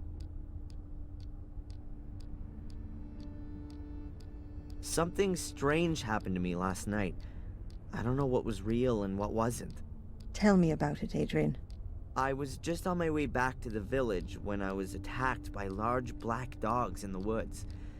Fortunately, there was a shack close by, which I was able to hold up in.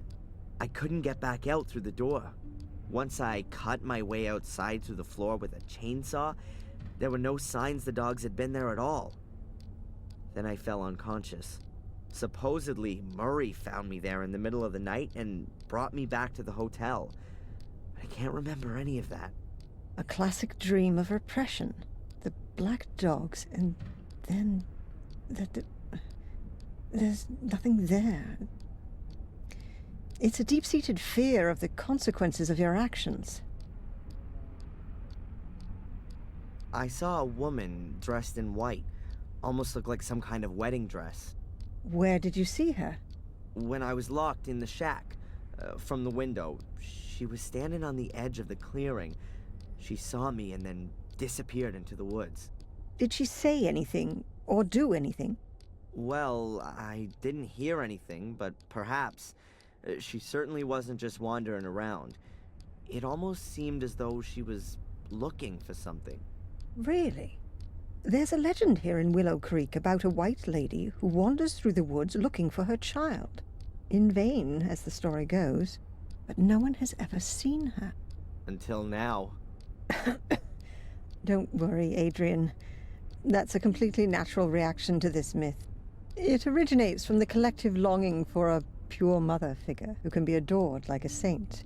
Part of the whole thing that there are chosen ones who perceive her apparition.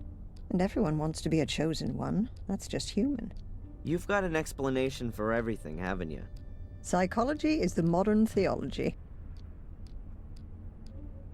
What do these black dogs mean? What kind of creatures are they? Fleeing from vicious, aggressive dogs. That sounds like a typical nightmare. It expresses the fear of one's own aggressive side. Were the dogs alone, or was someone with them? No, they were alone. Just the dogs. Dogs who roam around without a human master suggests a suppressed issue with dominance. It could also suggest exactly the opposite, though. That the dreamer is neglecting a particular part of himself, which is alluded to by the nature of the dogs. What breed of dog were they? No idea. Hellhounds? They were definitely huge and black. Large dogs reinforce the meaning I was talking about. The fact that they're black would suggest their origin in the subconscious. Are there any tablets I can take for this? Catch you later. Take care.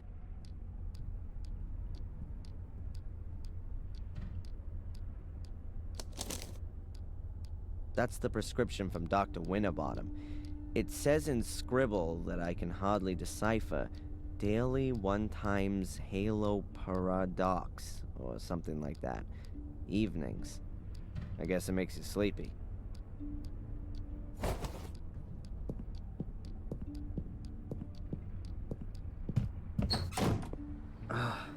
My head's still pounding.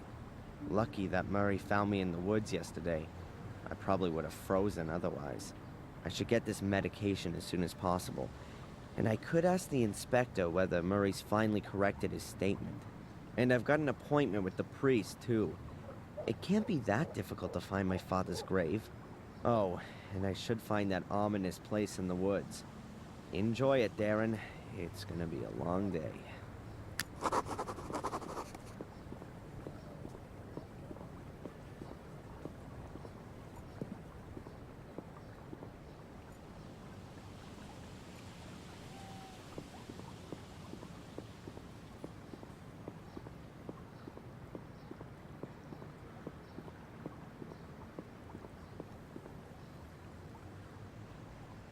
Closed.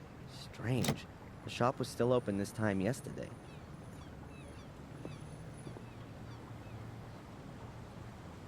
Just look at that. That's a buyer's mailbox. And there's the post from today.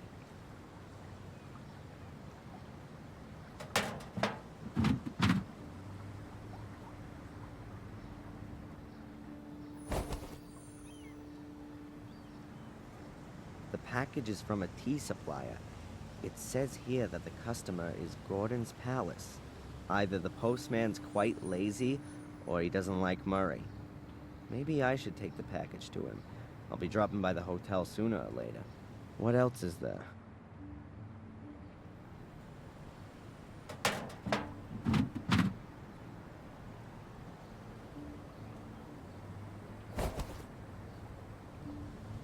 That must be mine.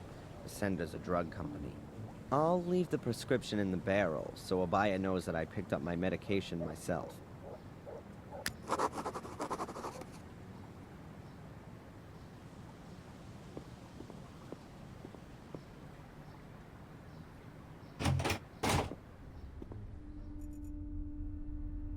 A packet of tea from Murray. At least that's what's written on it. The medication that Dr. Winterbottom prescribed for me. Halo paradox. For the treatment of acute psychosis with delusion, hallucinations, or cognitive disorders. Oh, great. She's declared me officially crazy.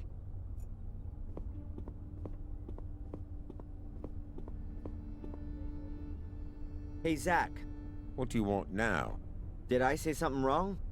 No, I'm just a bit busy. The inspector hasn't been here all morning, and I have to do everything myself. Where's the inspector? Cafe, I think. Or maybe you can help me. Has Murray been here about his statement? Murray? Yes, he was here. Wanted to discuss something urgently with the inspector. Do you know what it was about? I can't tell you that. Abaya's shop is closed. Is today some kind of holiday that I don't know about? No. I'm sure you must have heard of the White Lady. She's spooked around the woods for centuries. Why do you ask? Is she a relative of yours too? Huh. By the way, I was in the woods last night and I got chased by some black dogs into a shack. I got locked in, but I managed to escape using a chainsaw. Then I fell unconscious. You just can't help yourself, am I right? And why are you telling me this? You look so bored. Goodbye, Constable.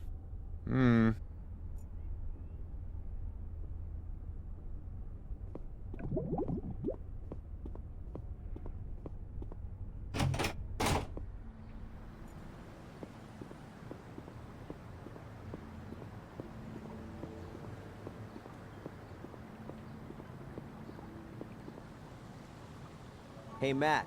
So, when you finally gonna get gone with your fun fair? So, how are we then, eh? Still possessed by the devil? I wouldn't joke about it if I were you. That's supposed to be a threat. Let's say more, well-meant recommendation. You really have got a few screws loose. So, what exactly did go wrong when you were born?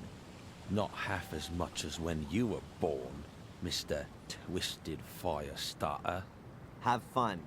Oi, arsehole! When you miss me, paint a heart on the wall. Will do. In your blood.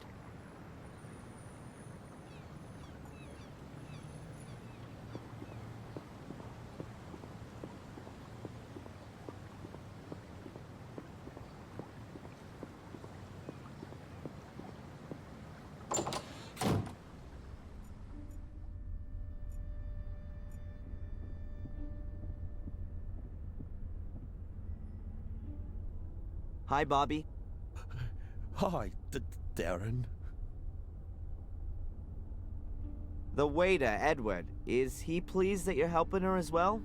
He'd send me away, but I always came back. Then he said that if I make myself useful, I can stay.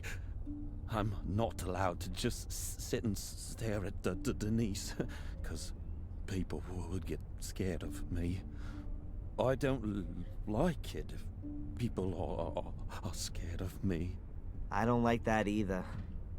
Edward said as well that if I touch a cake, then I'll have to eat it.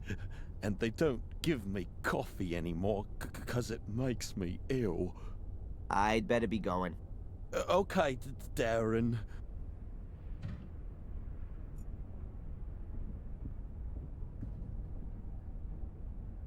How you doing? Wonderfully. What can I do for you, sir?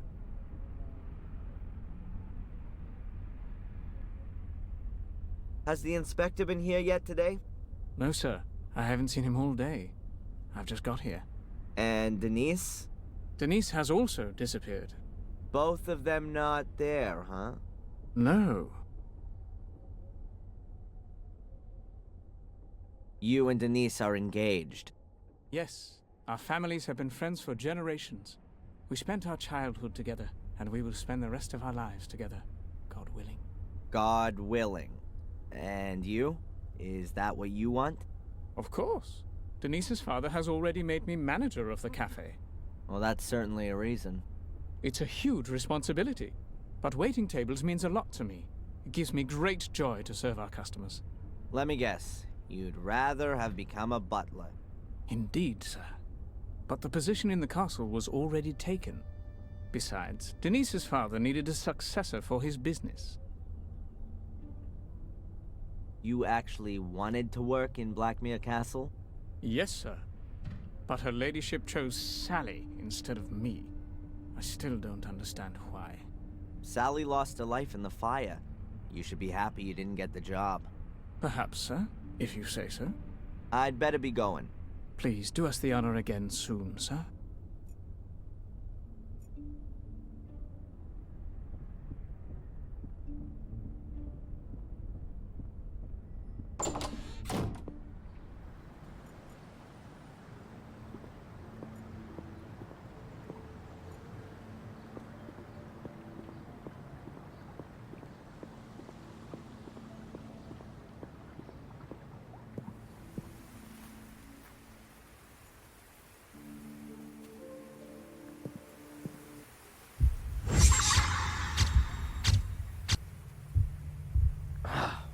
was that? A flashback? Am I having them in the mornings now? What does this little man in my subconscious want to tell me? I better pop one of those pills.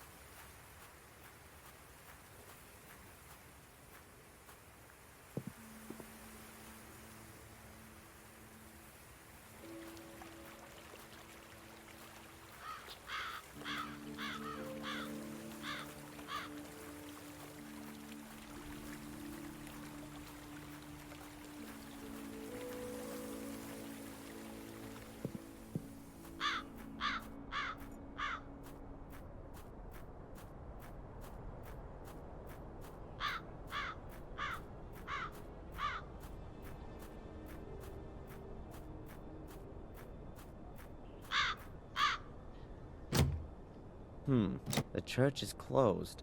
Then I've got enough time to search in the woods for that place I've got in my memory. And I could take Murray's package into the hotel, as long as the priest isn't there.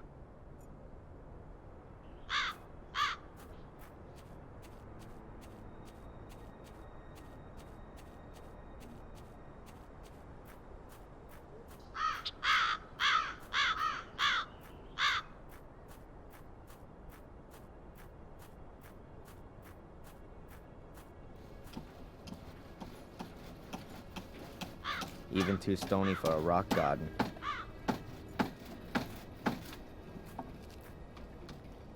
A pile of firewood, I assume. Almost everyone here still heats with wood.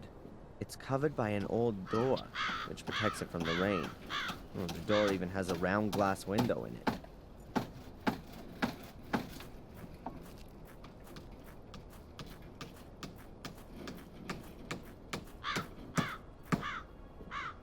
A long pair of lopping shears. I think I'll borrow them.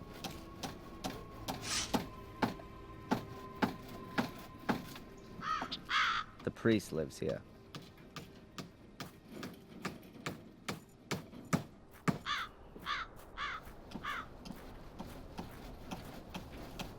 Hello?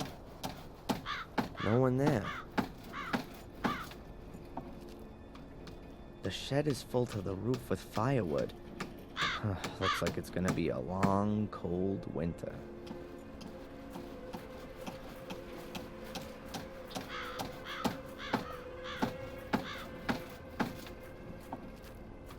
Mr. Gravedigger? Yes, lad. The church is closed. Didn't the priest say he'd be back again today? He wanted to sit off after breakfast. Call back again later. Have you ever heard about the White Lady in the woods? Yes, I've heard about it, but I've never seen her.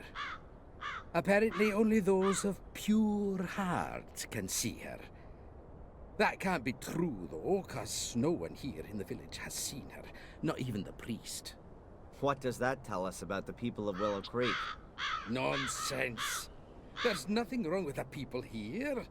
It's that murderous clan in the castle who've been spreading fear and terror for centuries. It's a pity you didn't do your job right, boy.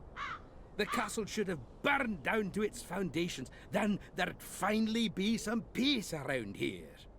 It wasn't me. The graves by the wall, right at the back, they look different to the rest. Why's that? That's where the poor devils who have no money for a real funeral are buried. And the lost souls, the murderers and suicides. Aha. And they're just thrown in a hole and buried? Well, they do get a coffin, but the corpse is put in it the wrong way round. Those who commit suicide, I mean. Why? It's supposed to stop the dead from finding their way out of the grave.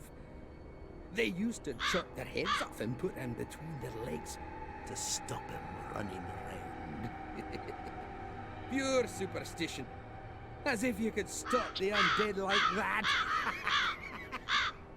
I'd better be going. Keep your eyes peeled, lad.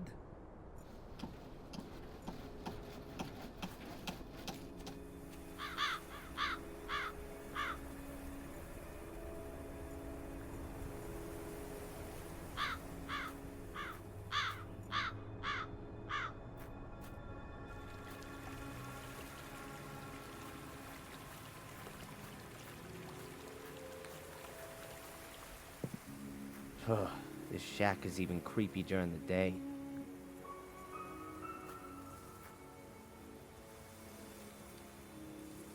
Dragging tracks. Apparently, this is where Murray rescued me, but I can't remember a thing. I'm not at all interested in going back into that creepy shack.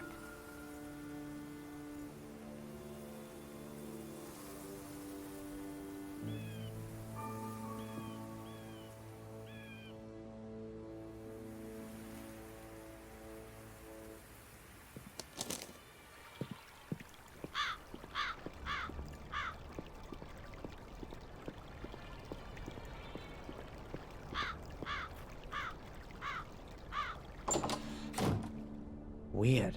Murray isn't there.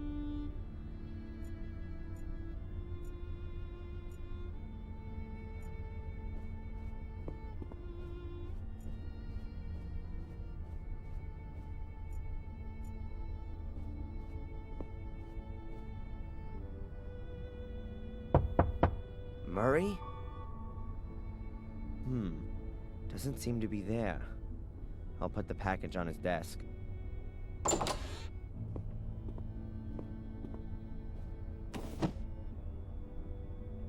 Hello? What's this?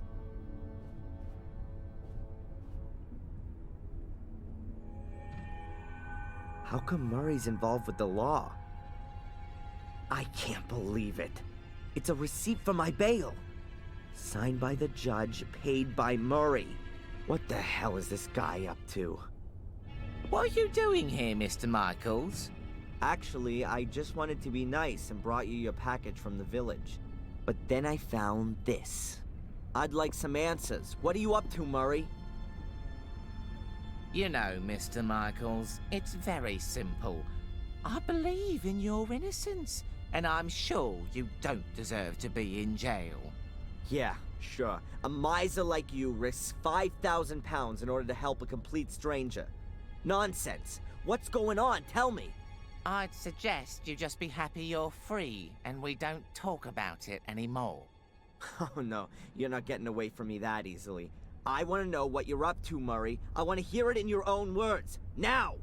Mr. Michaels, you know how it is. When something terrible happens somewhere, it attracts the people. But not forever. People these days are quickly bored and want to see something new. And honestly, it's been 3 weeks since you I don't last believe killed. it. You paid the bail in hope that I'd start to murder people? Just so your damn hotel is fully booked? Don't get so upset, Mr. Michaels. You're totally insane. Screw you. You should be thankful, Mr. Michaels. No one else would have put up your bail. No one else. You have no friends in Willow Creek.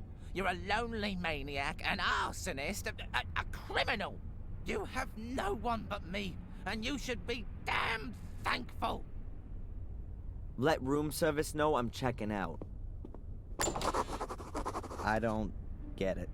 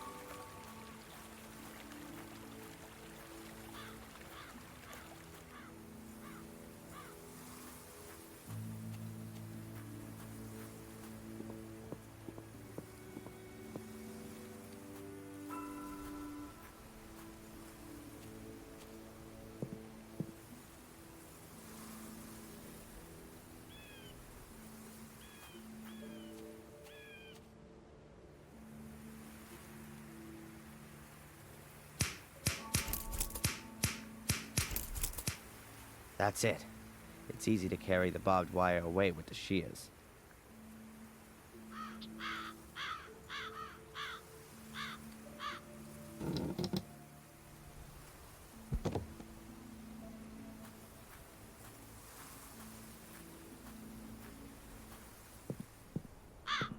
I remember this house. I used to play with Angelina here when I was a kid. Could it be that Joyce was right? What a rust bucket. But it suits the house.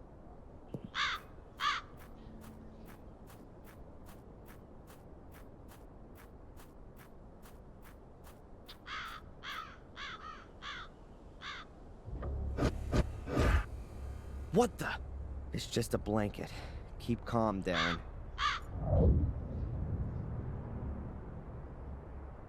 Looks like no one's lived here for decades. Apart from the rats, of course. Judging by the security measures at the gate, whoever lives here doesn't like visitors. I don't want to annoy them. Judging by the security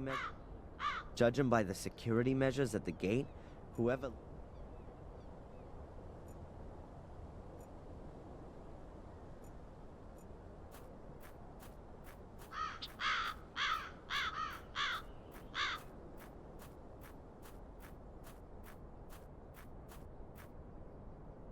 I don't think the place in my hypnosis was so near to the house.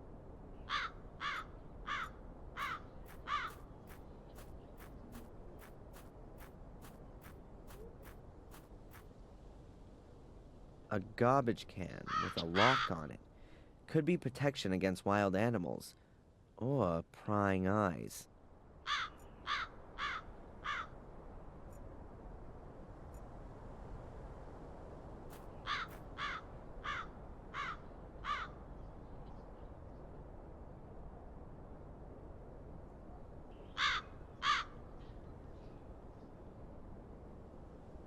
The hole isn't here.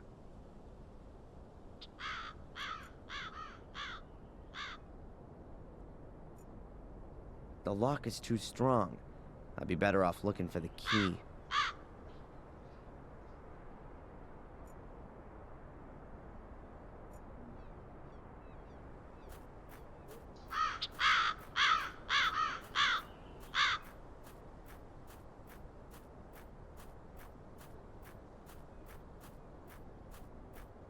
Goa?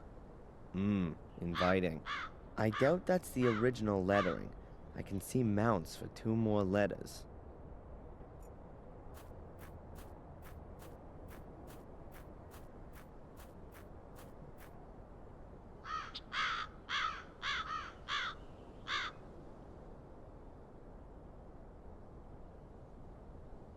There's nothing there but scrub.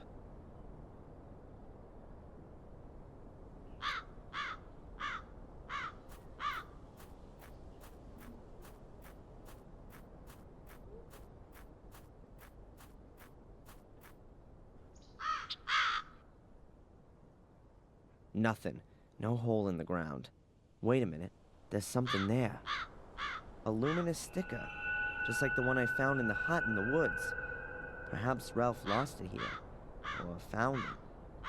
Does he live here now? I don't think searching around here anymore will help.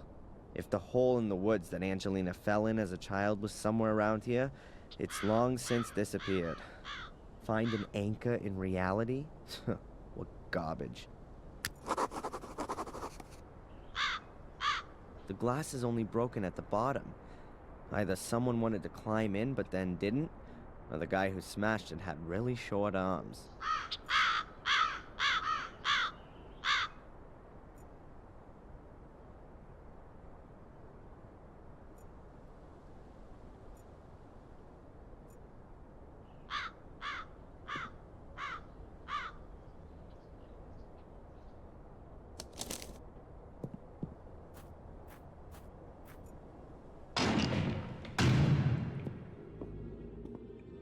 Ah, that has to be the priest.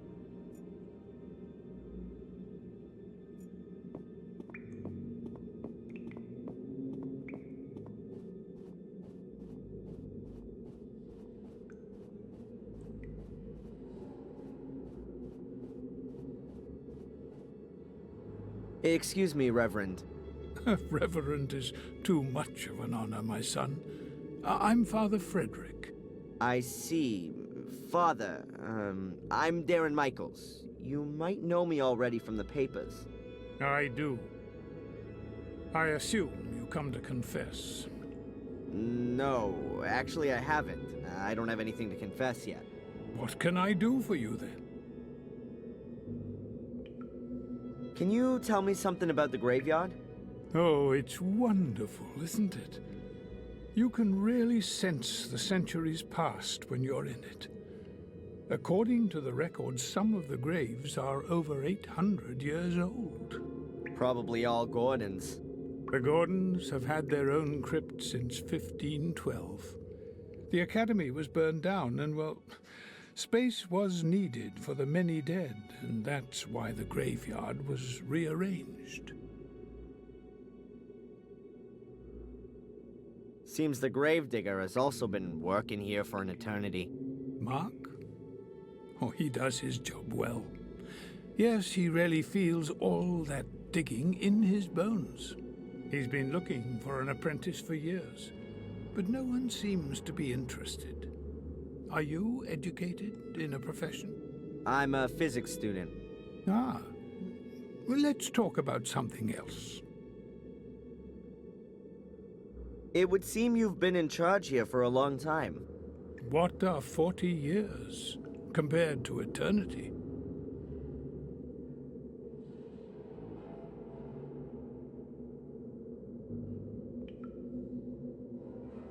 The church here was built by Marcus Gordon, right? The good Marcus, yes. It was the year 1213 when Marcus Gordon struck down his brother Mordred in a duel. Marcus killed Mordred? Why? A brotherly feud which had been smoldering for some time. Marcus embodied good, Mordred evil, according to the legend. Marcus beat Mordred. Good prevailed. And what's this got to do with the Gordon curse? It originated in this period, right? Yes, as far as I know. Mordred uttered the curse shortly before he drew his last breath. He put a curse on Marcus and all following generations. But that will soon be over. Lady Victoria is the last of the Gordons. The family line ends with her. Mercifully, one would be forgiven to say, as the clan has terrorized this whole region with its dreadful family history. But I'm sure you already know all of this. Seems like you are well informed. Let's put it this way. I've been forced against my will to look at the curse in a bit more detail. What do you mean by that? My real name is Adrian Gordon. I belong to that clan there in the castle. Oh, that's I'd say a surprise. Adrian Gordon. I thought he died as a 13-year-old. Didn't he fall down the castle staircase? That's part of the dreadful family history that you were talking about before. But as you can see, I'm still alive. Risen again from the dead. My congratulations and God's blessing, my son. And what is your relationship to the Gordons, if I may ask? Perhaps you can remember Samuel Gordon? Oh, yes, Samuel. He came to confession shortly before well, you know. Yes, I remember him. He was my father. That explains quite a lot. Can you tell me where Samuel Gordon is buried? I'm afraid I can't tell you in which grave he's buried, but I can understand that you'd like to know. Is there any kind of plan of who is buried where? Not for the anonymous graves. But wait, I think I know how I can help you.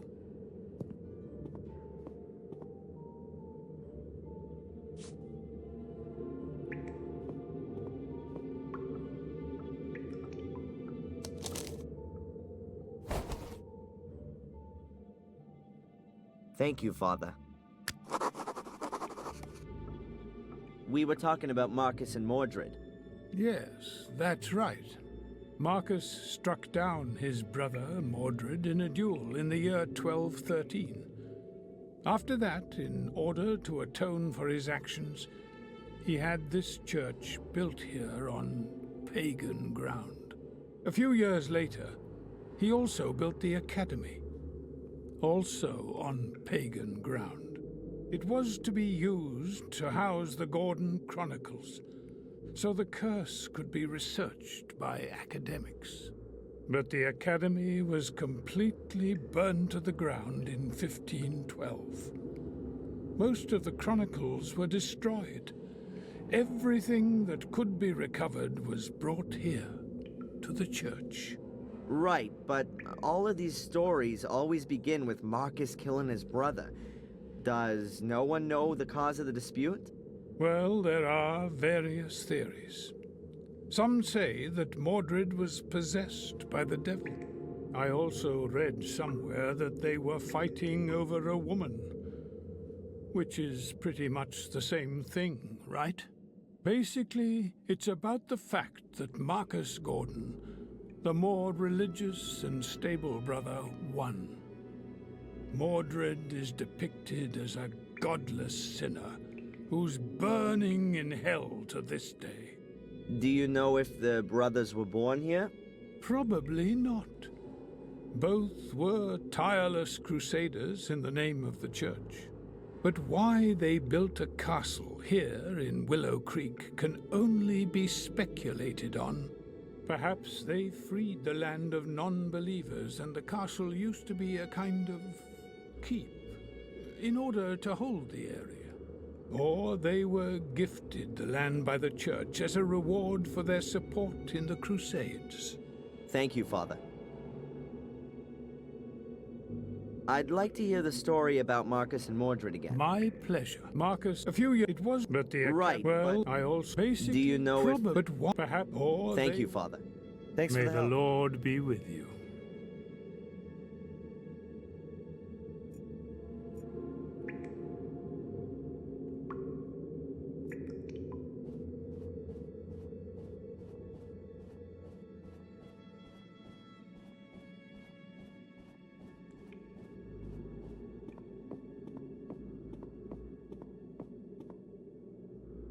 There are some phrases from the Bible engraved in this.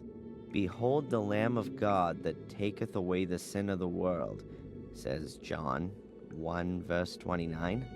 For to me to live is Christ and to die is gain, says Philip, also 1 verse 21. For many are called but few are chosen, Matthew blah blah blah. The Lord is with me, I will not be afraid. Psalms 118, verse 6.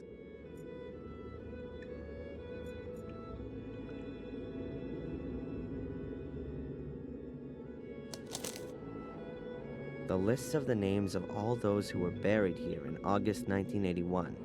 Henry Stanton, Dr. Heinz Hermann, Dr. Robert Gordon, James, Victor Sebastian Valley, and my father Samuel Gordon are still on the list.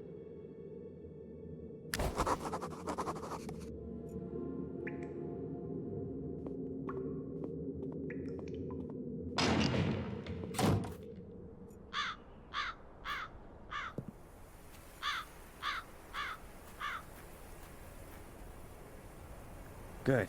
And let's see who's buried here. Funerals in August 1981. William Gordon, Dr. Heinz Hermann, Victor Sebastian Valley, Henry Stanton, Dr. Robert Gordon, James, Samuel Gordon. There are 5 graves, but 7 names on the list. Too many. William's grave is back there. I've already seen it. Okay, I know that William wasn't buried here, but I still need to eliminate another name.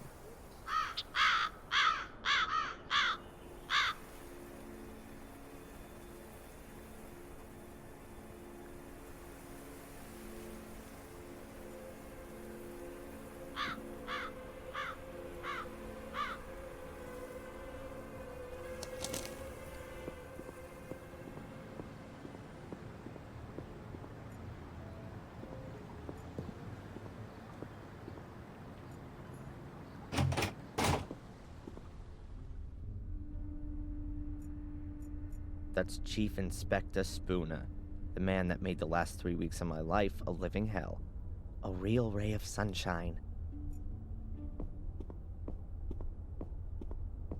A very good day to you, Inspector. What's up with you?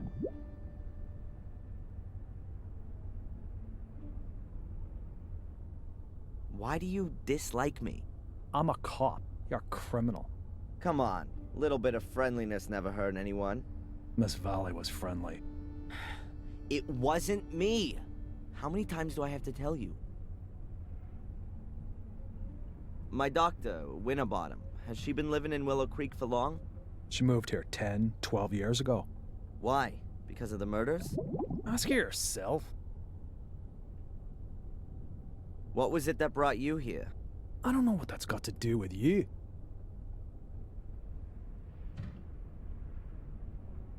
What about your partner? He seems really busy. Zach.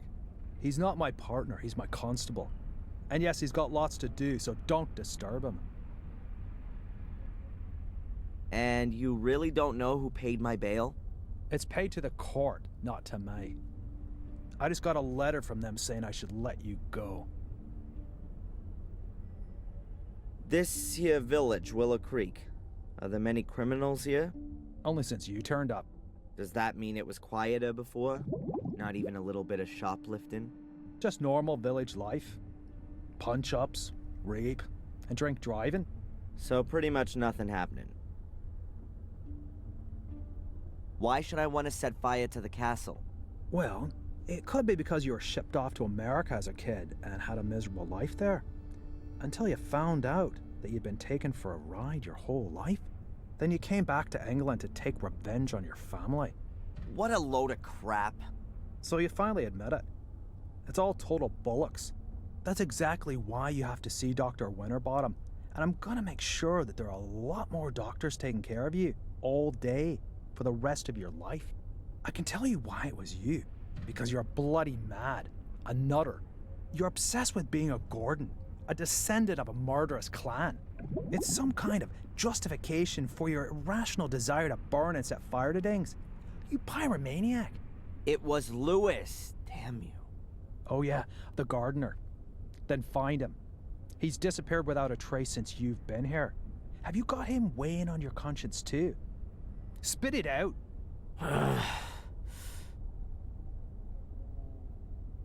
Have there been any breakthroughs in Miss Valley's murder case? We've arrested a suspect. A young American who was seen with her and asked her about the murders here in the village. Probably with perverted intentions. Yeah, I know. Anything else? I just won't admit it. That makes me very sad. Oh, just forget it then. Have you found out anything about my ancestry? Yep, I've got a copy of Darren Michael's birth certificate here. Born on the 27th of February 1970 in Boston, Massachusetts. And what about Adrian Gordon? He's still dead in the Gordon crypt. That's what it says in the death certificate signed by Dr. Heinz Herman. Cause of death, 5th degree burns. 5th degree? In other words, only his ashes are left. How convenient. How can I convince you that Angelina did all these things? Make her confess. She's dead, remember? Then show me the corpse. I'd love to, but she fell into the abyss. Yeah, the lava. I know.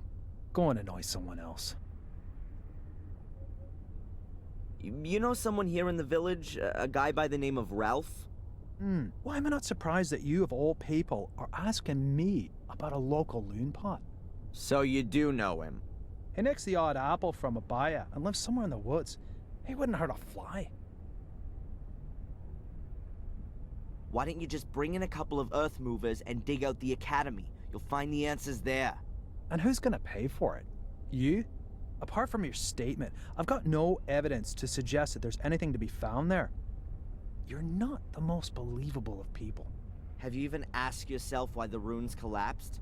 I even got experts in, and they were all in agreement that the ruins collapsed due to disrepair. It was all ancient and decayed. Nothing to do with an evil conspiracy. Bye.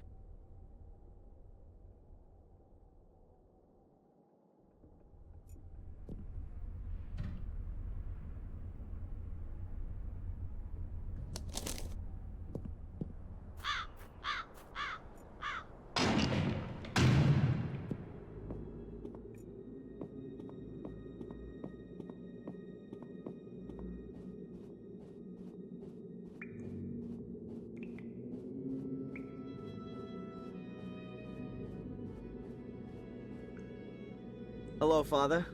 Adrian, welcome to my church. Did you know Dr. Herman? Yes. He worked in the mortuary.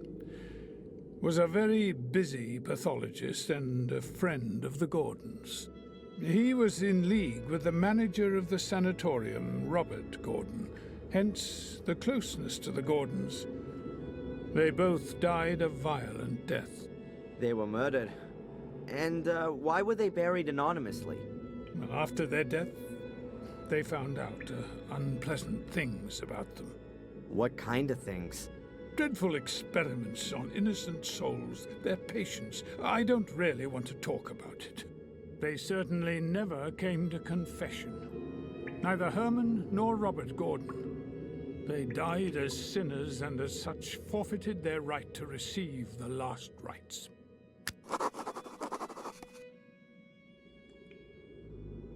Who was Henry Stanton? Henry. The name is familiar, but I can't remember exactly. He definitely wasn't from around here. I'm sorry. I don't know anymore. Who might know more then? Ask Mark. He's in the village more often than I am.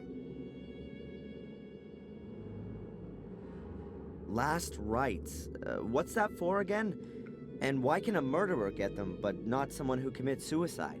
The last rites wash you clean of your sins and prevent your soul from having to burn in hell.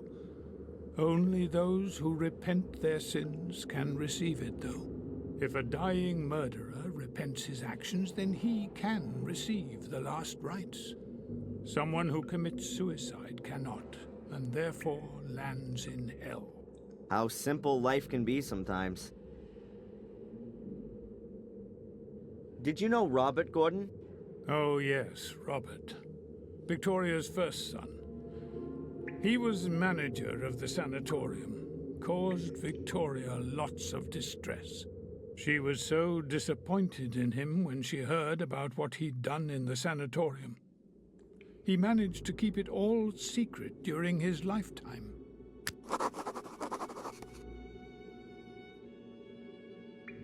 Who is this James on the list? Doesn't he have a surname? Yes, well, James. He was William Gordon's illegitimate son. He hanged himself after years of being experimented on in the sanatorium. It's thought that he is the one who murdered Robert Gordon. What kind of family have I been born into? How come William Gordon isn't in the family crypt? He committed suicide, and actually belonged on the northern wall. But Lady Victoria convinced me that the circumstances of William's death couldn't be clarified completely. Samuel also doubted that William committed suicide.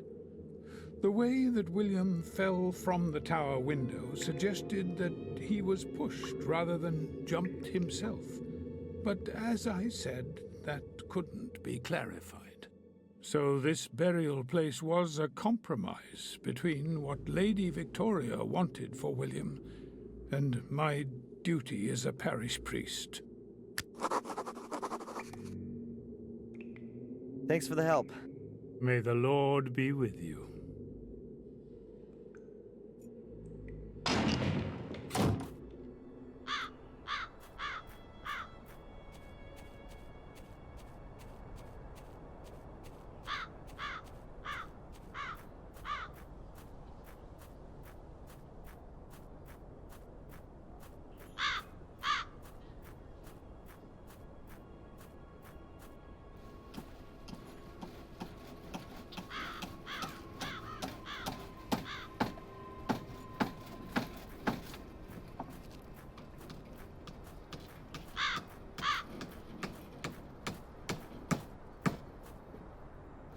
Mr. Gravedigger? Yes, lad. I've heard that you knew Henry Stanton well. Henry Stanton? Which Stanton? Oh, Henry, the old drunk. Yeah, well, I wouldn't say I knew him.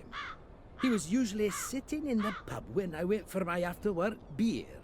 Did he say anything? Well, he wasn't exactly one for words. He was one for beer, though. He drank like a fish. Used to hang around with Tom, I think. They did a bit of business. I don't know what exactly. Dodgy business, like. He was the castle gardener, but not for long. Perhaps a year. Then he drowned in a well. Apparently that Samuel had something to do with it. But if you ask me, Henry just fell in there drunk.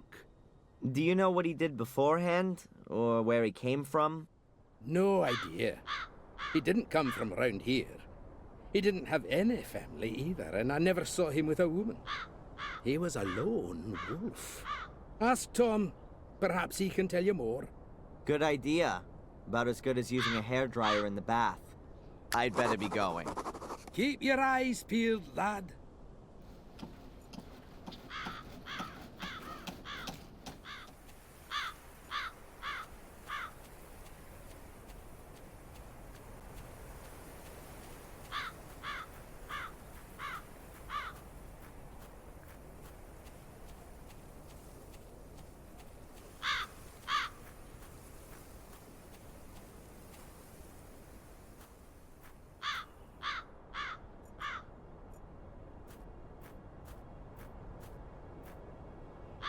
This is where Miss Valley is buried. Murdered by my cursed sister. Perhaps I should bring a few flowers the next time I visit. Victor Sebastian Valley. Little Vic. He's sure to be buried in the family grave next to his sister. I can cross him off the anonymous list.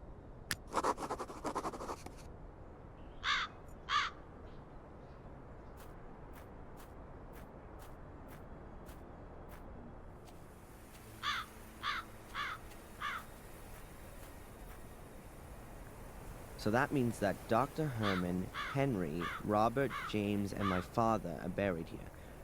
Now I just need to find out which gravestone belongs to whom.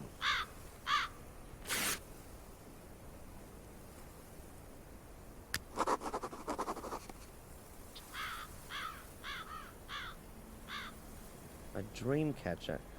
I've seen one of those before somewhere.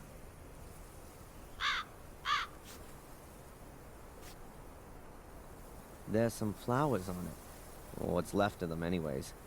And a card. All a mother's love for your soul, all her contempt for your deeds. As far as I know, Samuel only had Victoria, his grandmother. This can't be his grave. Here it says, Ichi Agnes Dia Ki Tolit Peccatum Mundi. A quote from the Bible and some rotting flowers. At least someone's been looking after the grave. But no more clues. A neglected grave. The most pathetic and saddest of them all. It could be my father's. A neglected grave, but still with a quote from the Bible. Mihi enim viver Christus est a mori lucrum. What the hell does that mean? Maybe, rot in hell, you sinner. Christ didn't pee on the cross for you. Or something like that.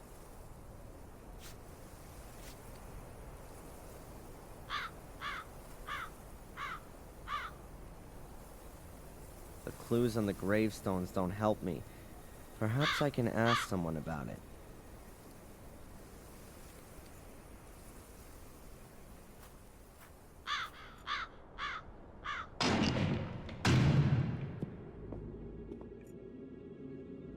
Hello, Father.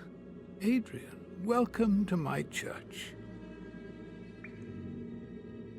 Does the saying Ecce Agnes Dea qui tolit peccatum mundi mean anything to you? Of course. It's a quotation from the Gospel of John. John the Baptist was seen by many as the Messiah, but he said, I am not the Messiah. He is the one who comes after me. The next day, John saw Jesus coming toward him and said, Ecce agnus Dei qui tollit peccatum mundi. Behold, the Lamb of God that taketh away the sin of the world. This was he of whom I said, He who comes after me has surpassed me because he was before me. John 1:15-29. The sinless who took away the sin of the world. Praise the Lord, he sacrificed his Son to lighten our hearts. Jesus Christ, our Savior, is the Lamb of God who takes away the sin of the world. He is the fulfillment of all sacrifice and the end of all sacrifice. Amen. What does mihi enim viver Christus est a mori lucrum mean? For to me, to live is Christ, and to die is gain. Paul said that, but remember, my son, he was referring directly to himself. It doesn't mean that death in general is gain. Not at all, for heaven's sake.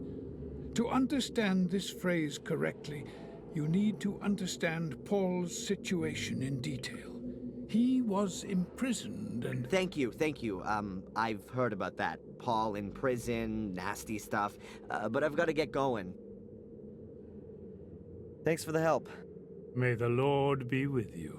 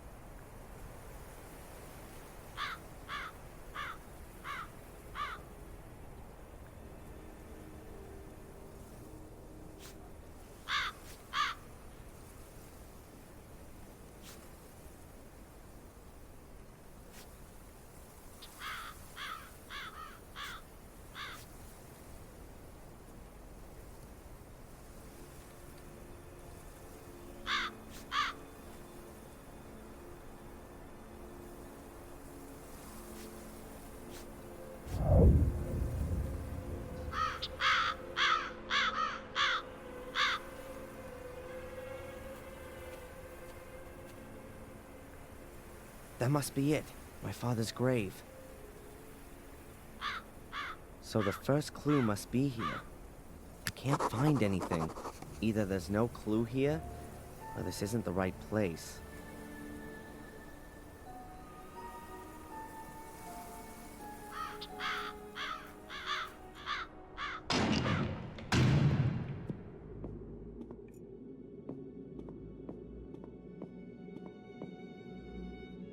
The quotation on my father's gravestone is here.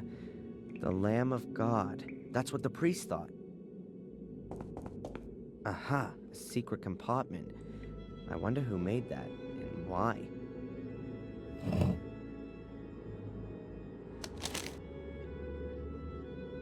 The plot thickens. If you don't want to suffer the same fate as your father, just keep quiet about everything that happens to you. No one must know of the secret that lies at the end of your path. But you're only at the beginning, and you'd be well to prove your innocence first. If you fulfill all the tasks that I set you, no one will doubt your innocence anymore. In this first task, you must look out for people who need help.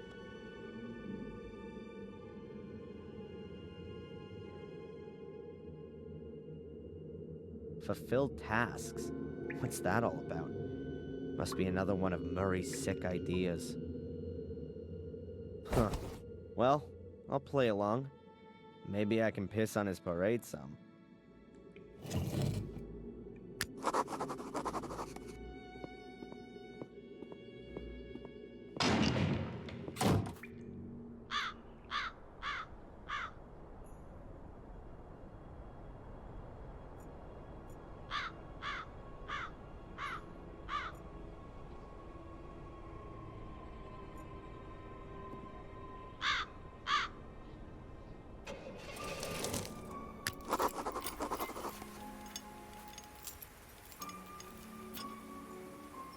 The guy seems to be having a problem with his car.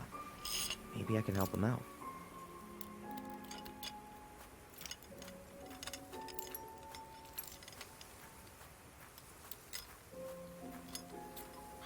Hi, are you having problems?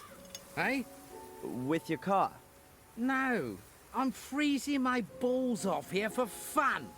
Bollocks. Sod it, the car won't start. You a car mechanic, are you? No. I didn't think so.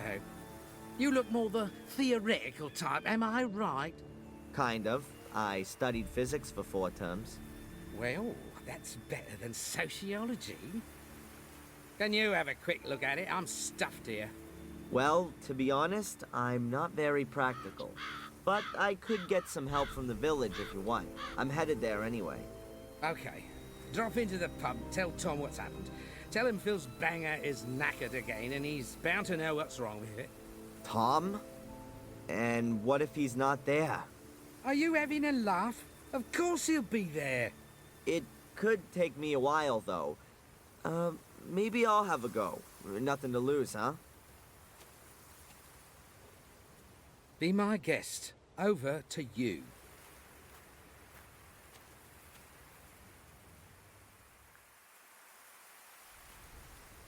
How old is this car? It's more rust than engine. God knows. It's always started okay before, though. My guess is that it was one of Henry Ford's prototypes. Ha ha. Are you from Willow Creek? How did you know that? Well, 'cause you know Tom. No, I'm not from around here. So, have you found out what's up with it yet? How is Ralph? Ralph? I don't know him. Oh, I thought you guys hung out together quite a bit. Why's that? Well, I thought he hung around the old house, and because I saw your car parked there this morning. Yeah, I might have seen him. It's a filthy dive, but probably much better than no roof over your head. Ah, yes, that must be it. A wire's come off here.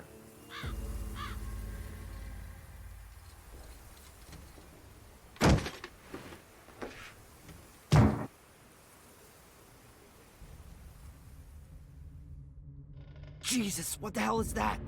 Help! Can anyone hear me? Help! Just shut your mush in there, will you? Hey, what's going on? Are you crazy? Let me out, now! So you can go and graft to the fuzz? Forget it. What are you up to?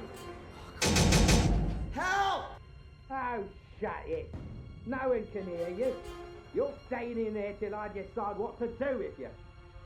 Hey, maybe we can talk this over. Look, I promise I won't breathe a word. Oh, yeah. That's what they all say. Look, make yourself comfy. Today could be your last. No, you can't do this! You have no idea what I am capable of. Have fun. I got things to do now. Wait! Hey! Oh my god. If I can't find a way out of here fast, that maniac is gonna kill me. For Christ's sake, Mordred, you could at least help me out for once.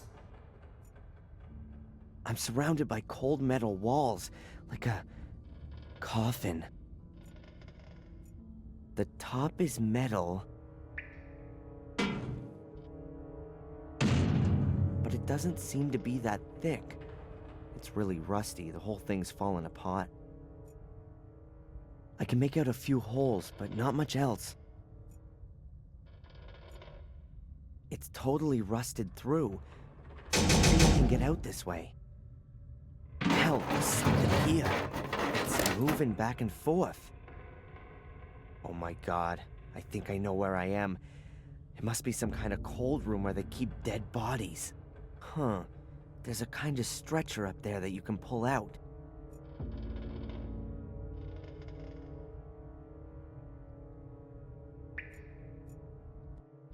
Okay, I'll just fix up my own handle.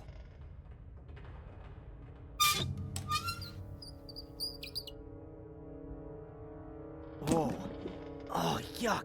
Gross. What kind of stench is that? I gotta get out of here fast.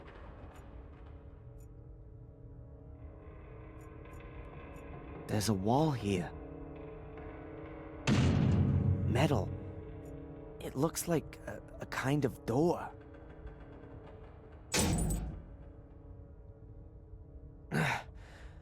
Something's blocking the door from outside.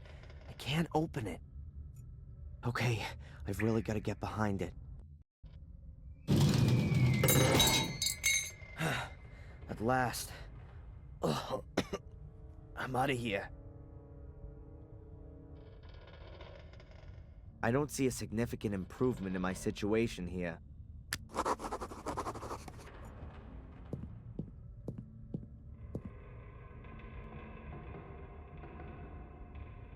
The light switch should be somewhere around here. That's not it. That was easy. What the hell did I press before? Oh, it looks like an intercom system, but it doesn't seem to be working. Weird. No door handle, just a keyhole. I won't bother trying it. I heard Phil locking it. Yuck. I really don't want to know what it is. It stinks like hell.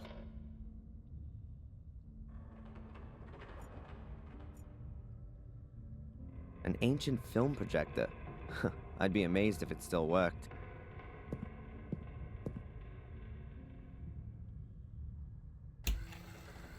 If I don't put the film in, it's as good as any other light. Barbecue tongs. With blood on them? You would normally cut up dead bodies on a table like this. Normally.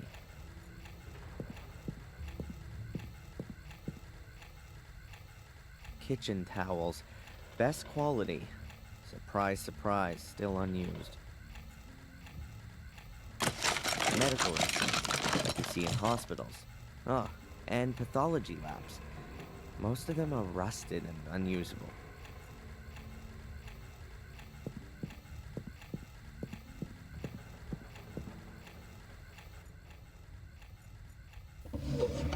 Practical applications of chemistry. Quite a nice tome. It could prove to be a handy reference book. A marvelous tool. So small and yet it slices through flesh like butter.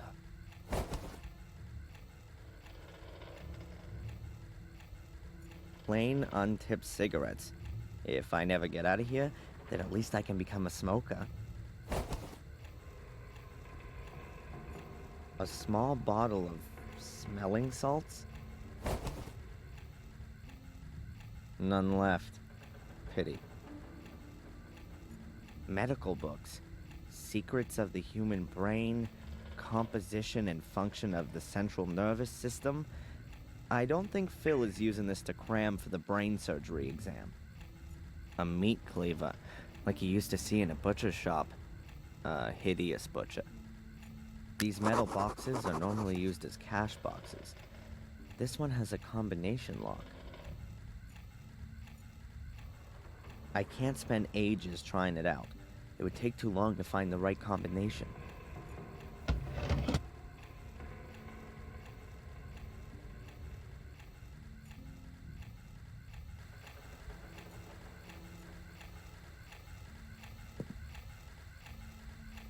An old skeleton. That's not very useful. What can I do with it? Whoops. The skull looks a bit wobbly.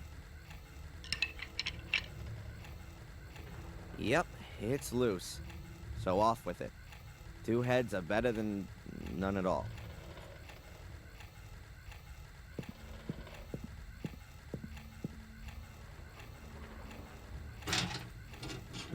Files.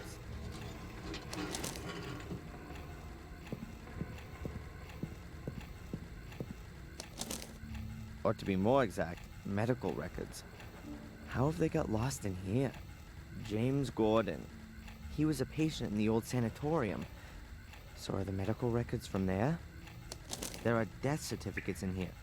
Quite a few.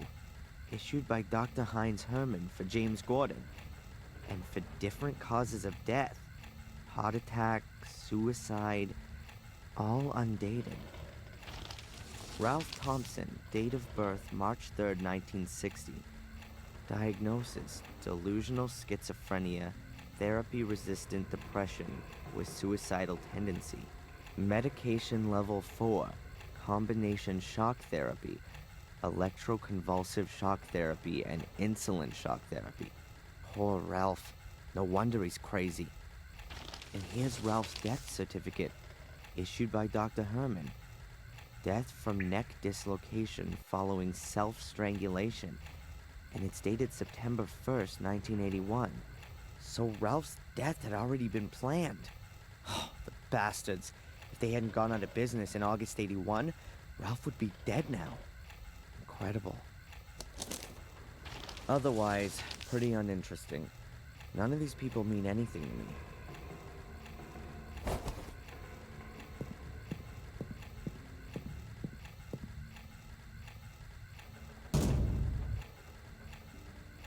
Cold compartments like you see in a morgue. It could have been one once. Luckily, these things don't work anymore, or I'd probably have frozen to death.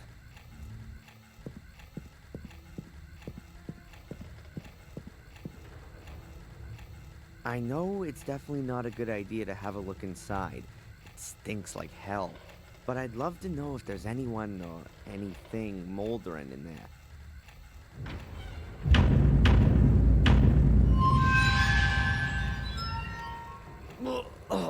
Oh, I could have passed on that one.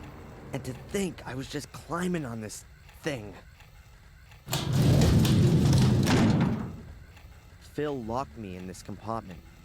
No wonder I couldn't open the door. The padlock looks pretty hefty.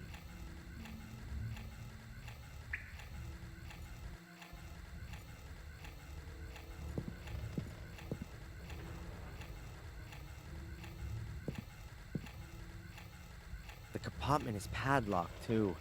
There are air holes here, like in my compartment. Damn!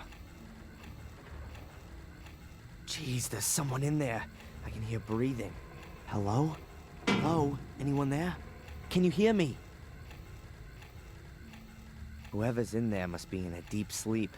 There's no way of waking them up.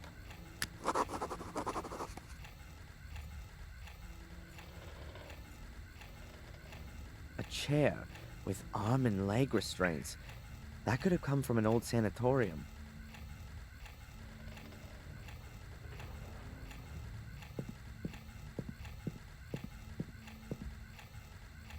It gives pulling my leg a whole new meaning.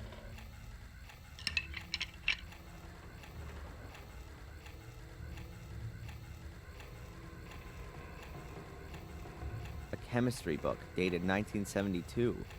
It could still be useful.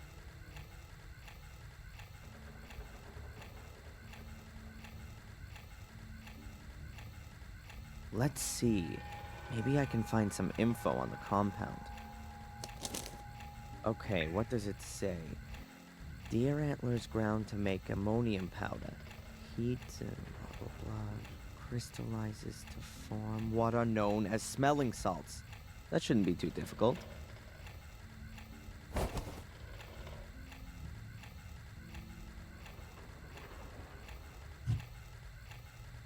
A human skull. A replica, probably. Something's rattling around in there. Either his brain has dried up,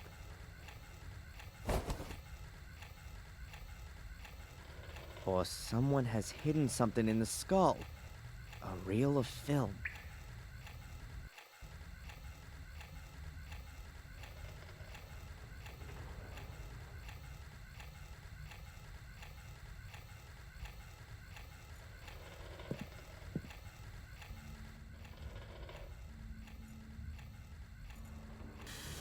A working Bunsen burner.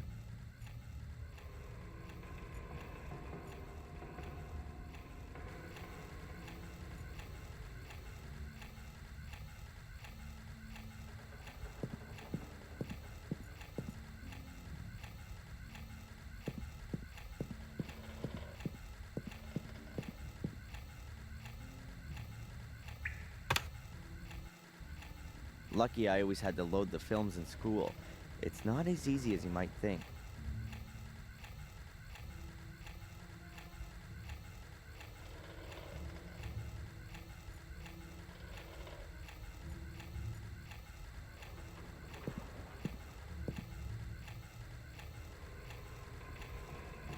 The blood seems fairly recent.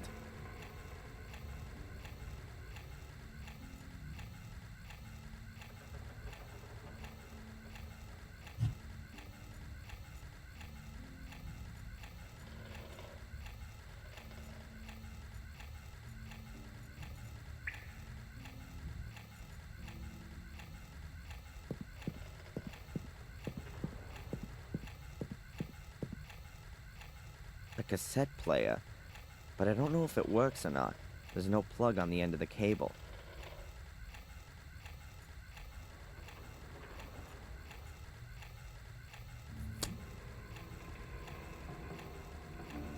Great, now I've got a few wires.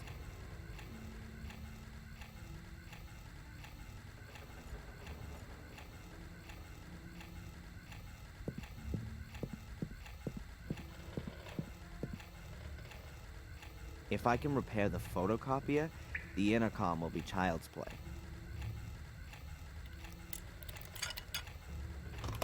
There you go. I told you so. Now, in theory, I can lure Phil down here. Huh. I could use this to call Phil, but I ought to have a plan of what I'll do with him if he actually appears down here.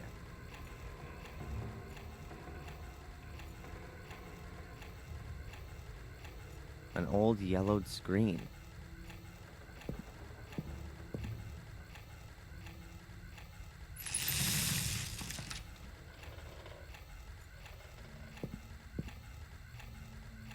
Lots of film and photography equipment. Oh, this looks like an attachment for a camera. What's this? Different colored transparencies in a frame. You can pull them in and out. I think it's a colored filter for cameras.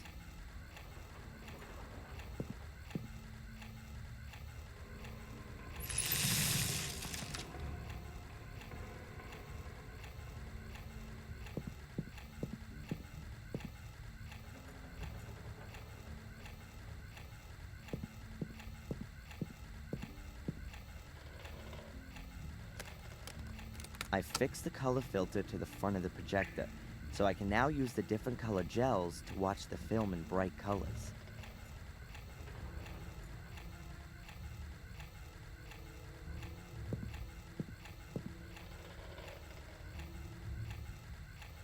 So let's have a look and see what's on this film.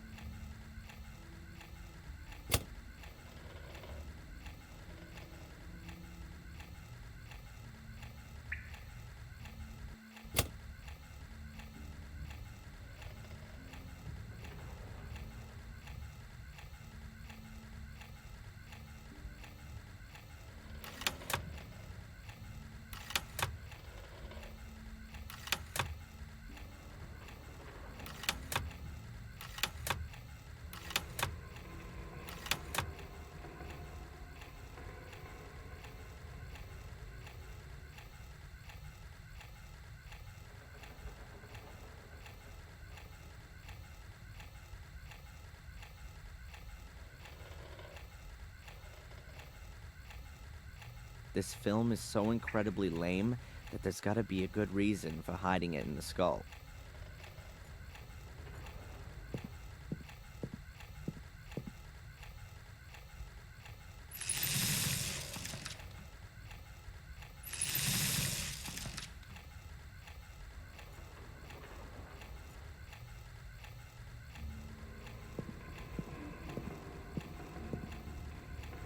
I'll have another look at the film.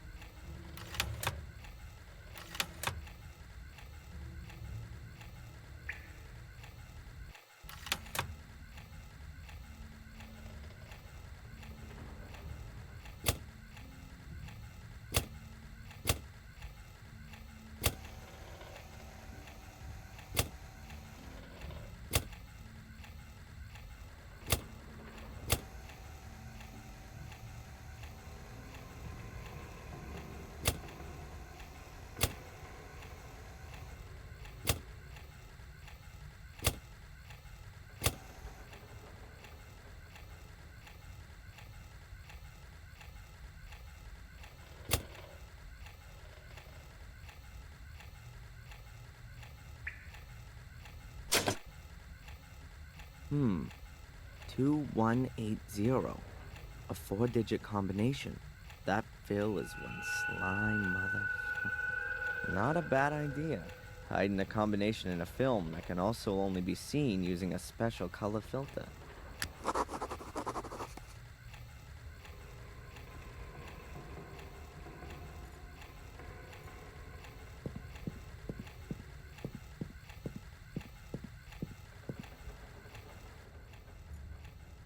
If the numbers on the film are the combination for this box, then... an envelope. Let's see.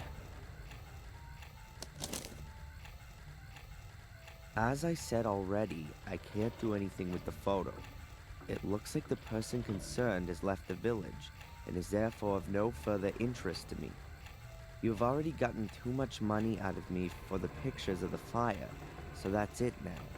I have a new job for you. As far as I know, the Fire Fiend will be released sometime next week. He's a ticking time bomb that could blow up again at any time. Perhaps we could encourage him a little. Watch him, don't let him out of your sight. I want you to write down everything he does. Further instructions to follow. M.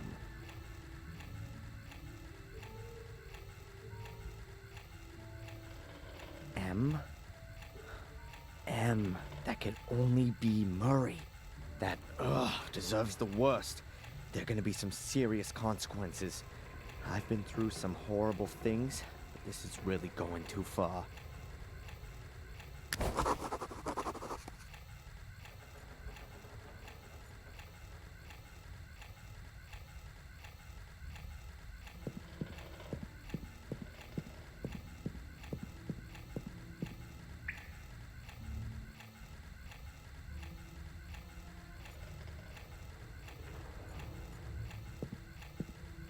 Okay, I can try it now. Damn, I didn't connect the wires up right, but that should... Huh, I can hear footsteps.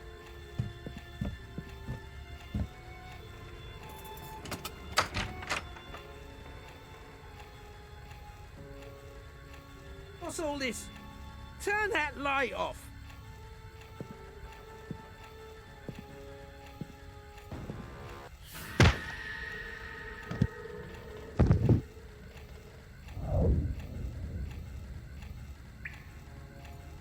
He's been knocked out.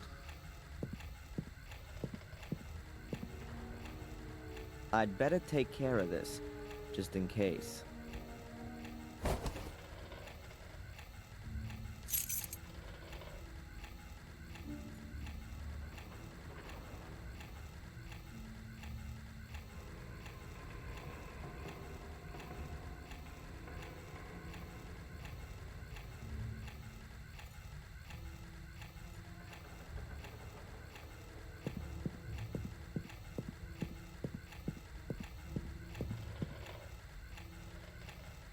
This key fits.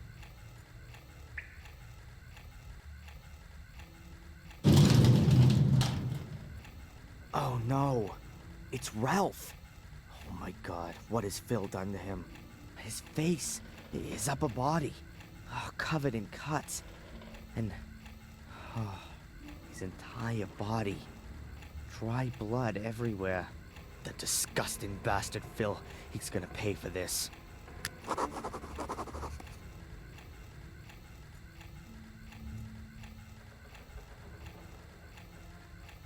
Ralph? Ralph! It's useless. I don't think Ralph can hear me. It looks like he's been drugged. I gotta try to wake him up.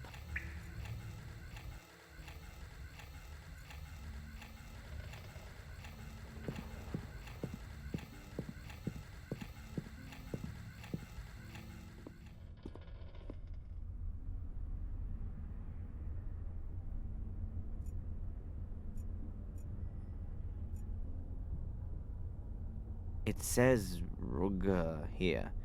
The rest is illegible. Great idea.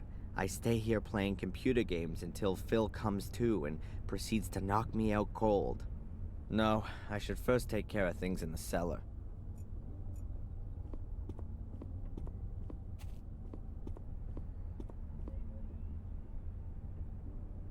It says here, if you've been stupid enough to forget your password again, it'll come back to you when you come back in again.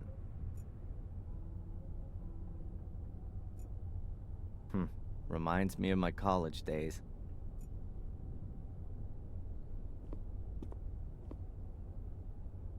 A disc. What's on it, I wonder?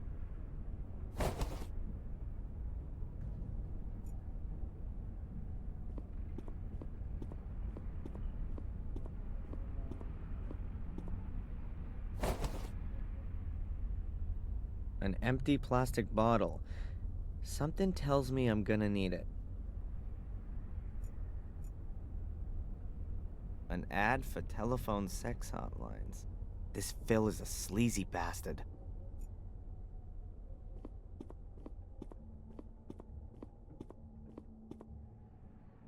I'll turn off this crap.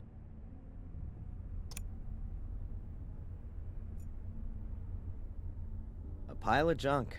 Old radios, wireless equipment, hard disks, and God knows what else. If ever I need anything like that, I'll know where to come.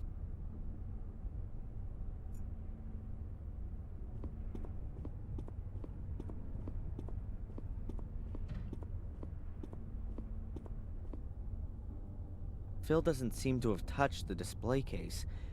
No wonder. The only things in here are books and... a glass flask. They're mainly used in chemistry.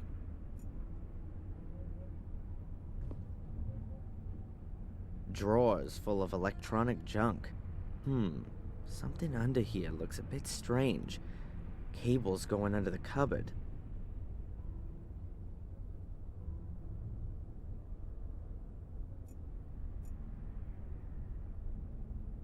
A metal flap in a wooden cupboard. That's weird. I bet Phil's hiding something important in here. But I can come back to that later. I'll go to the cellar first.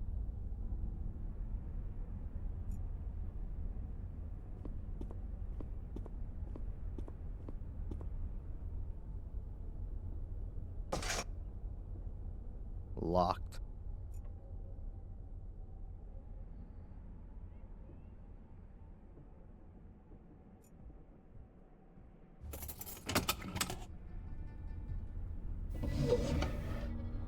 You goddamn. More weapons. A gun, a heap of ammo, and... a knife. Cheap knives. The cheapest and nastiest for miles around. But... a gun might come in handy.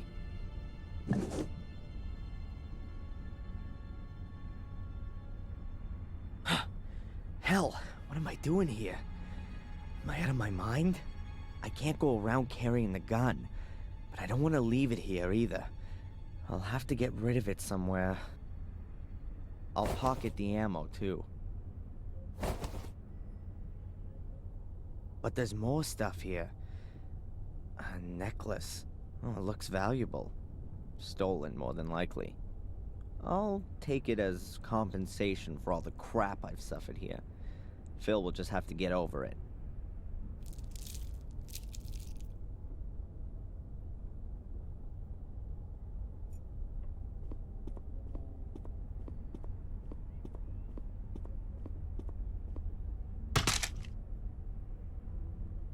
I have the most important ingredient for my smelling salts.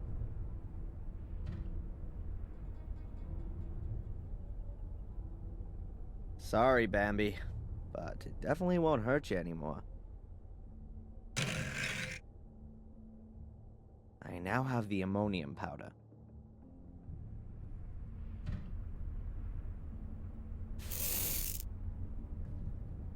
Okay, that should be enough. The powder is in the glass flask.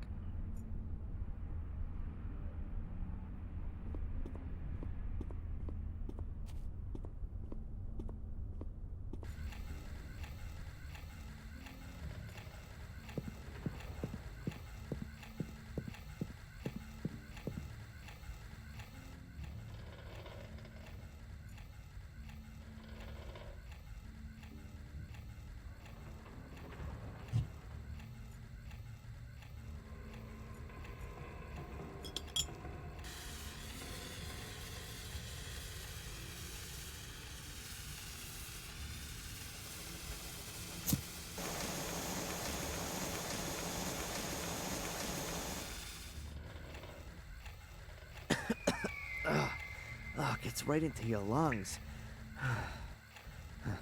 I'll fill up the smelling salts bottle. At least now I can wake Ralph up. I'll leave the book here.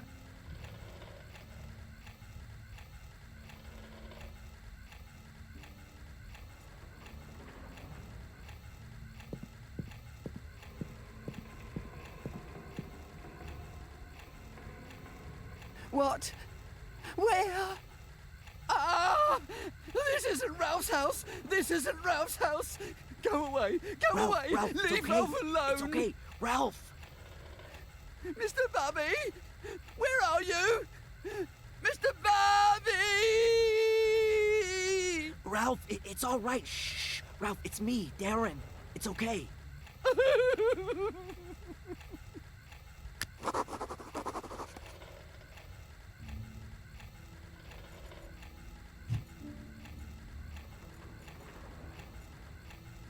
Here, look. It's Mr. Bubby. You see? Everything's okay. Bubby, Bubby, Bubby, Bubby.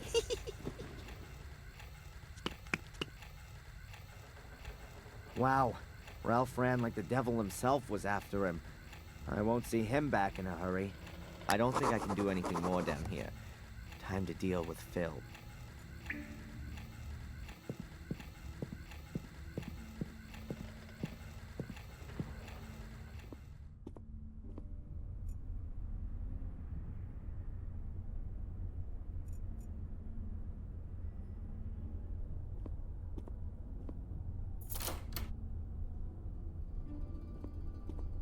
Then, I'm out of here. Just in time. You Yankee tosser! I'll have you! You better get out of here while you... It says here, Just you if wait! you've been stupid enough to forget your password again, it'll come back to you when you come back in again.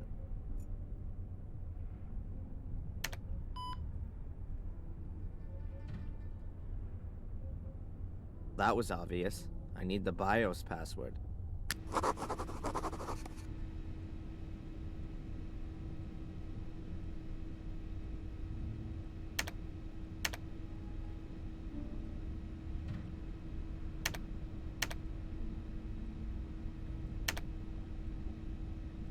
Think, Darren, think.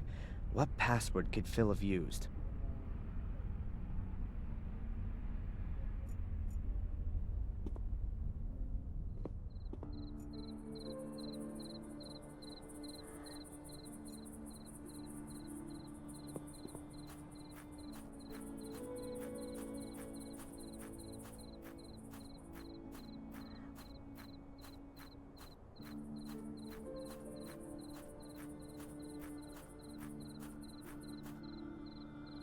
I wonder if Phil has a key to this, too. How about that? Here it is.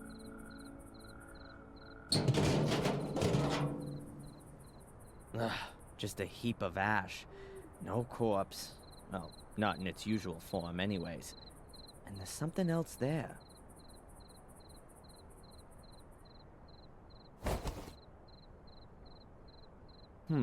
A small cardboard tube that Phil must have thrown away recently. It actually looks quite useful.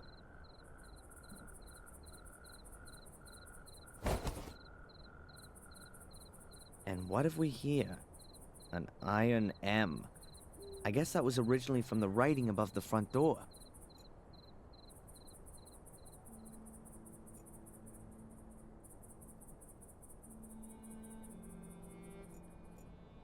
Chuck the thing away.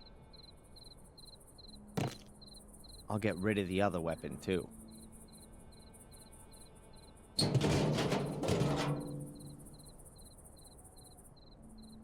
That's that job done.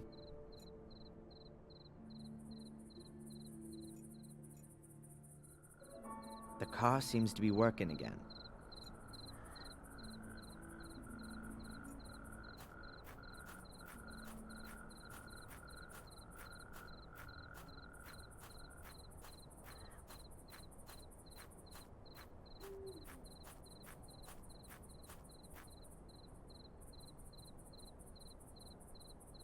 can't really see much, but it smells as if there could be still gas in it.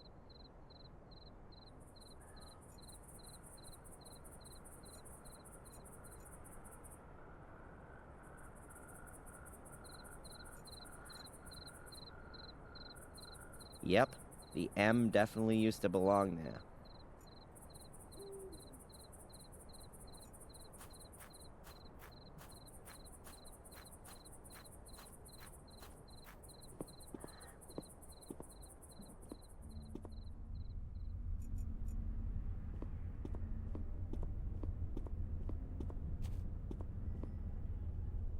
It says Ruga here. The rest is illegible.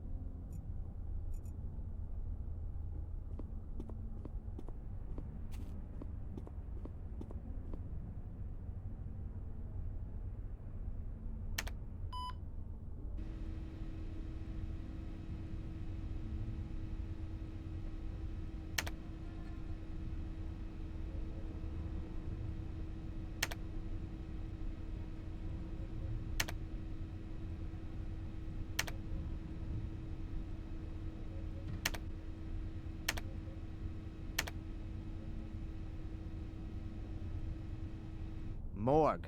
That was the correct password. So let's see what we can do with the PC. That looks interesting.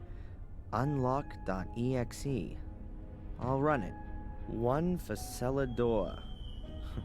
No. Don't think so. 2 for storeroom. Storeroom? Yeah, I'll go for that.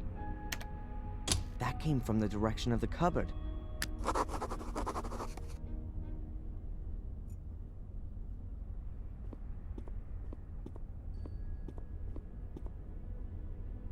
Something clicked. I'll have a look. Aha! It was a kind of remote-controlled locking device. This appears to be Phil's treasure vault.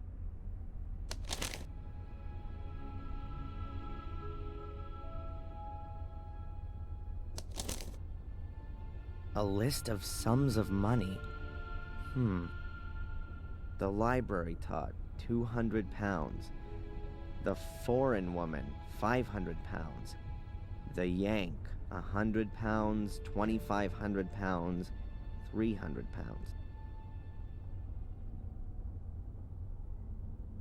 I think Yank must refer to me.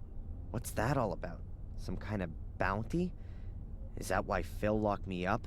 To get money? There's an M and a tick after each sum of money, but not next to the one for the foreign woman. Betamax video cassettes. Strange format. What does it say here? Ralph, summer 1990. Are they Ralph's vacation videos? Before he went crazy? Or... But why were they hidden away? And what's this? James, August to October 1979. And older and more recent dates. I can't figure it out. I'll just take the Ralph cassette with me. I want to know what's on it.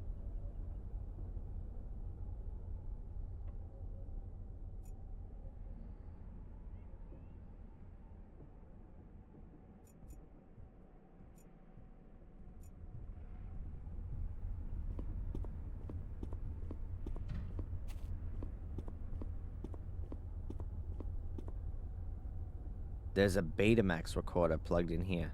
So let's see what's on the video cassette.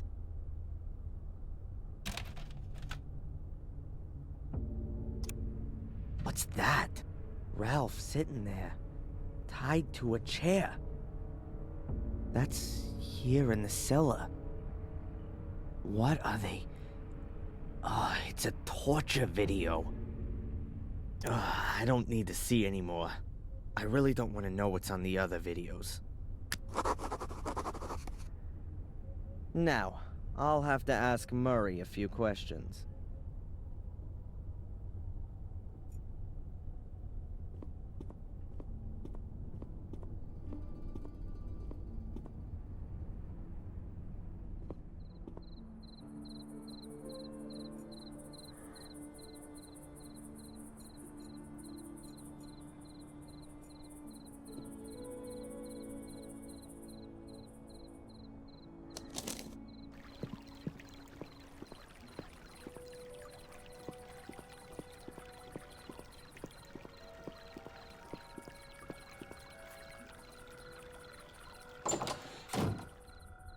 Ah, Mr. Michaels. Have you had a pleasant day?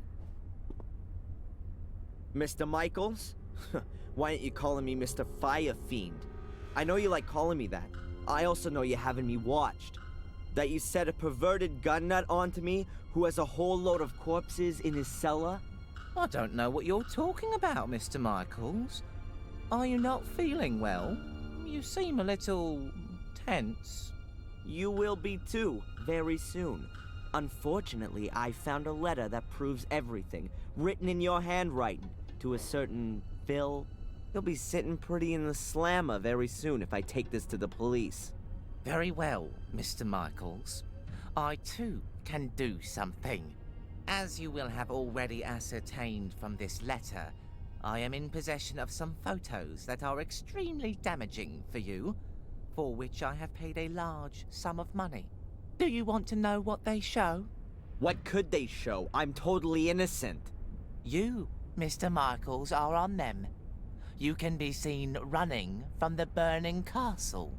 Had you not put on record that you were nowhere near the castle on the day of the fire? What would the judge have to say to that? I almost fear that would be your death sentence. And just imagine, I could even profit from it. Brave hotelier convicts arsonist. I've got you where I want you, Mr. Michael. You won't get away with it. I'll press charges against you for blackmail. Of course you will. A pathetic lunatic from America comes to England, kills half a dozen people, and then accuses a respectable hotelier of blackmail? Wake up! You're up to your neck in it. Do what I tell you, and you'll stay alive at least. We'll see who's gonna stay alive, you cretin! Ah!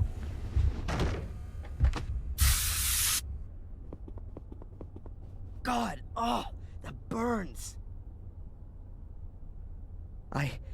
I wanted to kill him. I really wanted to kill him.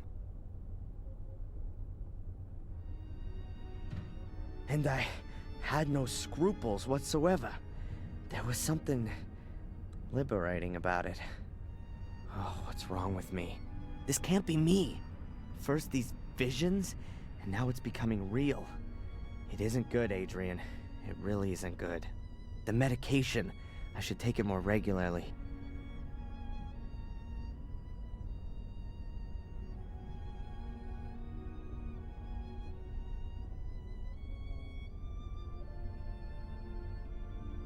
Okay, calm down.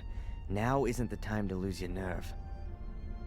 Murray antagonized me, and yeah, that could easily flip me out. It's perfectly normal. Nothing unusual. It can happen to anyone. And it happens in the best of families. Jeez, no. This happens a heck of a lot in my family. It's the goddamn curse or whatever. These damn pills don't help either. Or do they? Ugh. I just don't know what to do anymore. Maybe Victoria could help me. She knows all about our family and this curse. But she doesn't believe me. But can you blame her? No. I'm starting to have doubts about me.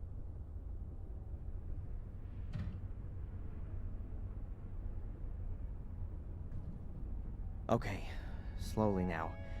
What should I do? If the guy goes to the police now, I've had it. These photos, I must find and destroy the photos. Then he won't have anything more on me. One problem less.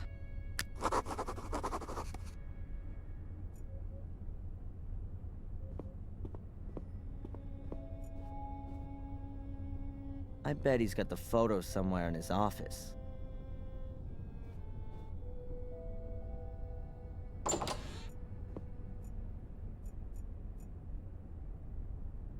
A large steel locker. If Murray has something he wants to keep safe, it's sure to be in here.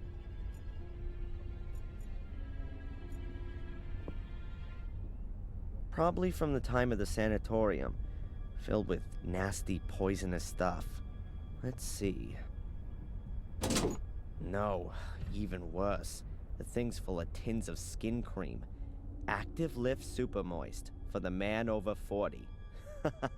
Murray's secret anti-wrinkle stash.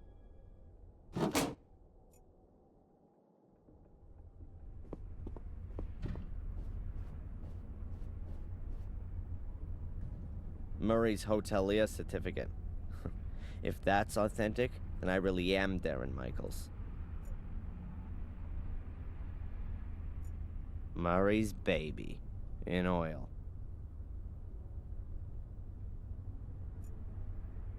Murray's plans for the future. I'd go for a Gordon theme park, a wild water slide with artificial blood instead of water, and you'll ride in a coffin.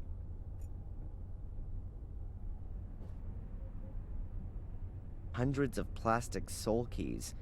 I wonder if Murray miscalculated a bit there.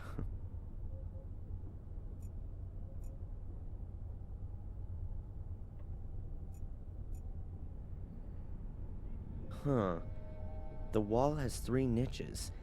There's a big steel cabinet in the middle one, and the other 2 are bookshelves.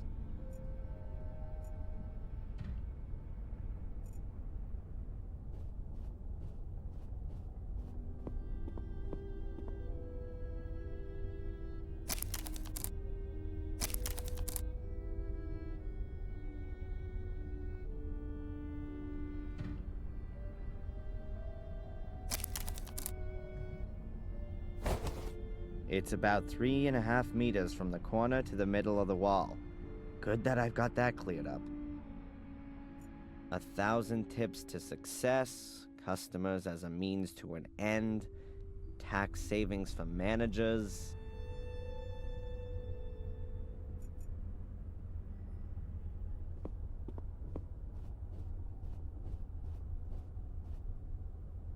I can't believe that Murray keeps the key for the locker here, but I'll check all the same. What have we got here?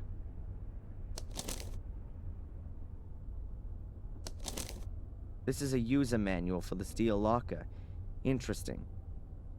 If you have forgotten your combination, the serial number is stamped on the rear panel. Write it down and telephone the following number: 01473/serial number plus the last 2 digits of your year of birth. An automated information desk will then tell you your combination.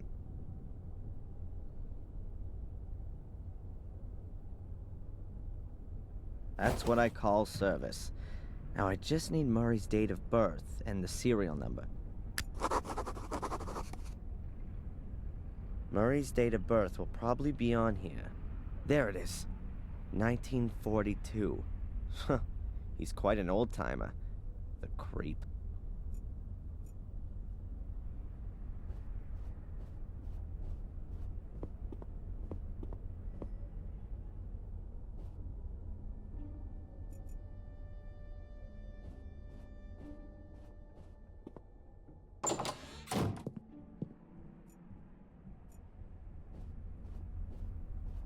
A toolbox. It wasn't there yesterday.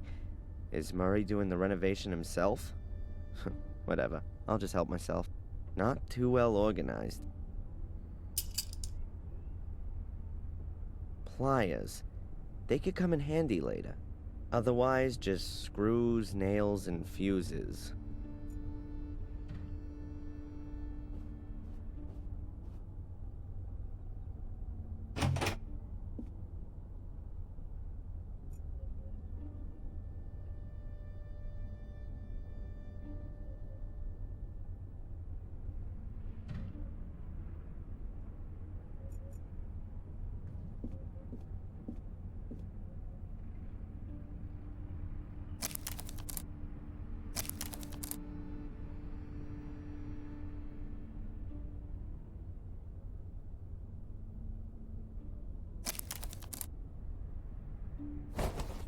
If I've got it right in my mind, the steel locker must be exactly behind this part of the wall.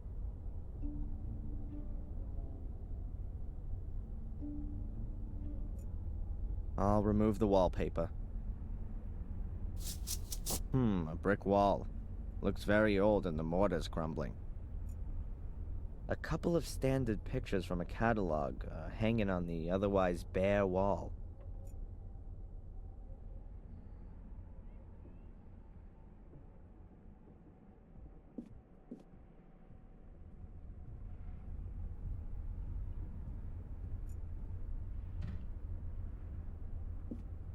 I can use this to scratch out the mortar from between the bricks.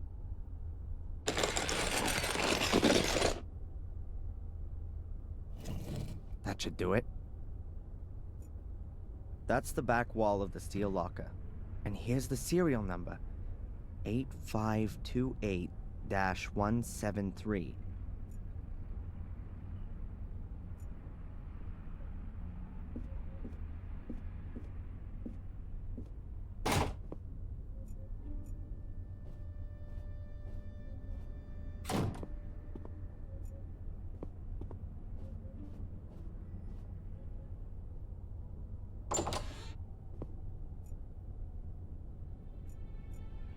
All right then, let's see if it works.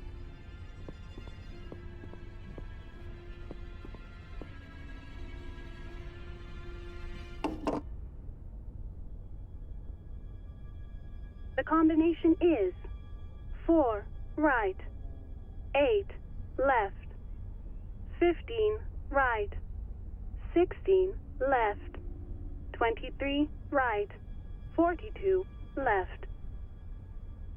It was a pleasure doing business with you.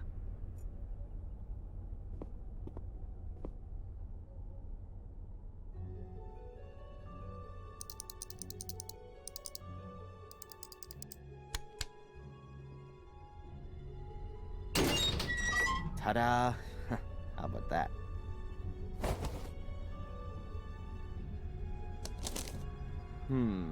Various photos of different people. Denise and Spooner doing... Ugh. Oh, and here's one of Matt taking a leak on the police station. Is that why he was in the slammer? I'll get rid of all this crap the next chance I get. There's something else in the envelope. Bingo! Reliable photographic evidence. And it doesn't prove my guilt, but Angelina's. Caught in the act of arson. I gotta show this to Victoria right away. It'll convince her of my innocence. I just need to avoid running into Sister Antolini. She'd be sure to send me packing again. And Murray was just bluffing. There aren't any compromising photos of me.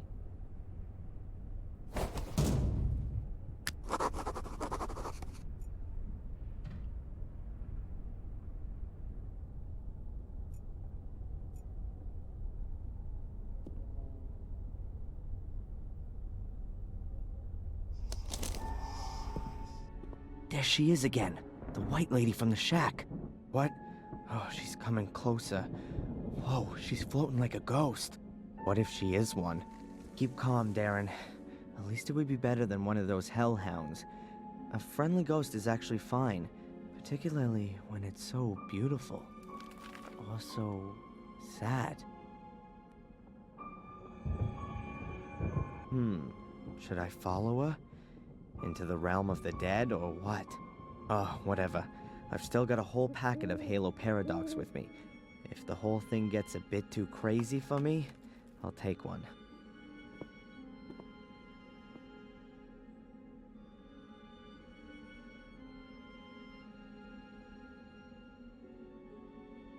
Where's she gone now?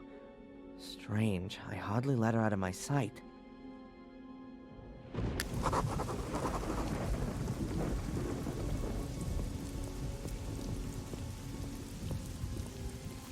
The gate is open for me? I hope the ghost is some kind of angel. This isn't the gate to hell.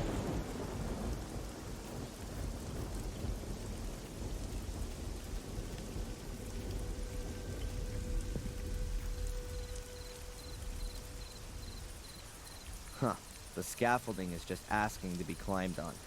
But unfortunately, I can't see any open windows.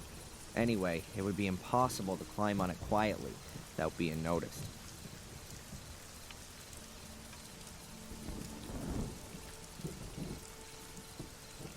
A huge lump of stone.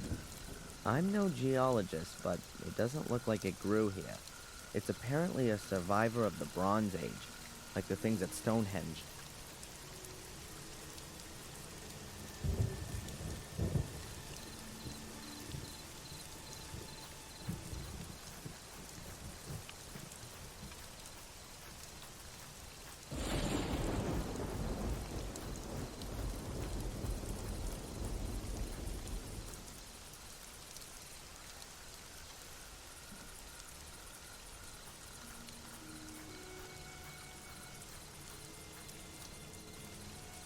Here, it goes down a few meters, and then the large surrounding garden begins. The fitting description would be wilderness.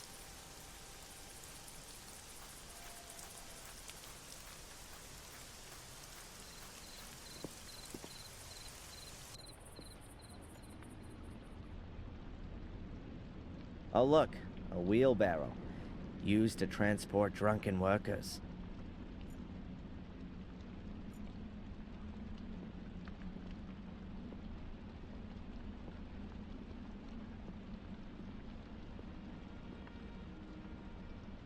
Judging by the state of this door, it'll create a level of noise equivalent to a collapsing house when you open it.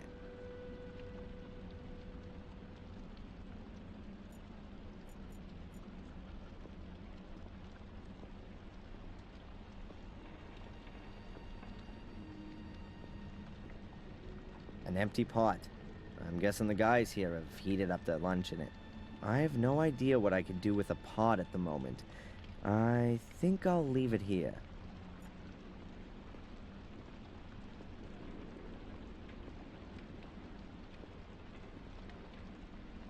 There's a candle. If I don't have a flashlight, I should at least take this with me.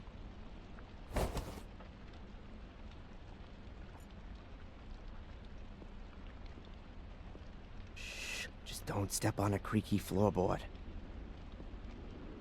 Damn, it'd be impossible to sneak past them unnoticed. I have to distract them somehow.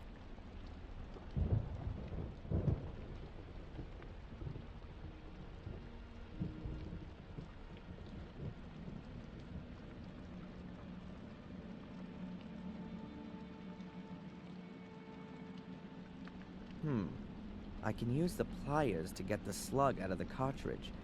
That way I'll make the thing harmless and get a charge of gunpowder at the same time.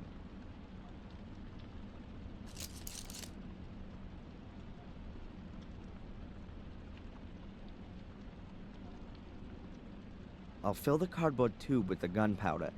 Just a shame that it always trickles out of the ends.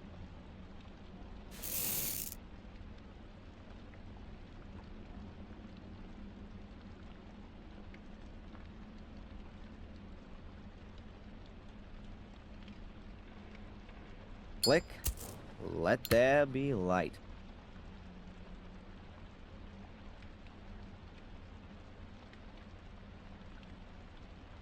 I can seal the cardboard roll with the wax, so the gunpowder doesn't trickle out.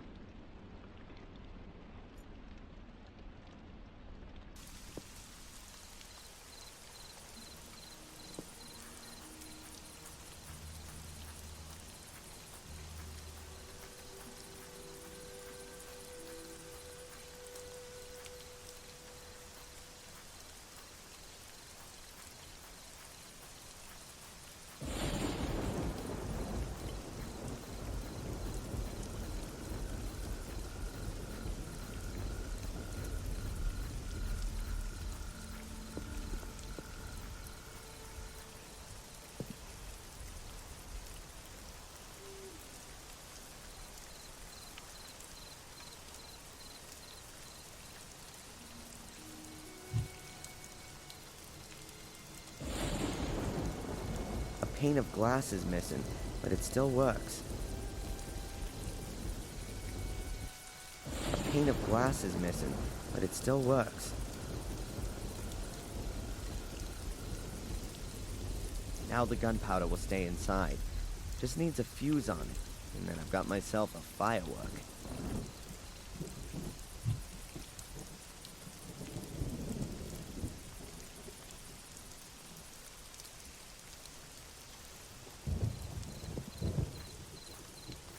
A huge skull above the door. Makes you feel right at home. Whatever's being mixed in here, it can't be cement. Otherwise there'd be a pile of sand nearby. I hope the construction guys know what they're doing.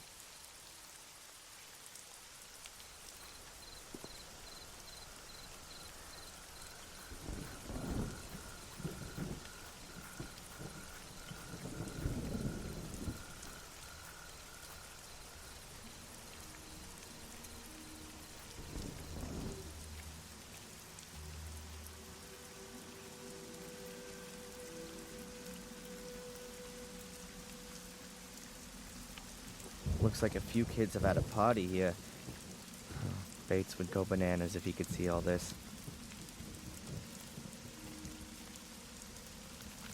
An empty letterbox.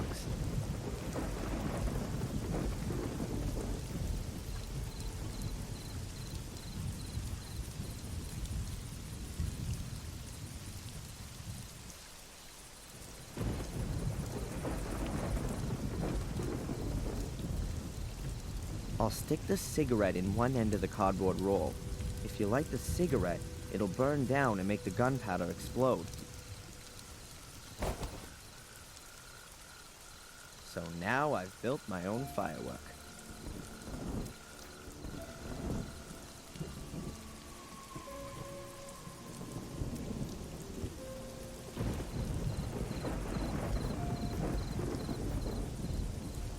The lamp is the perfect place to set off my firework.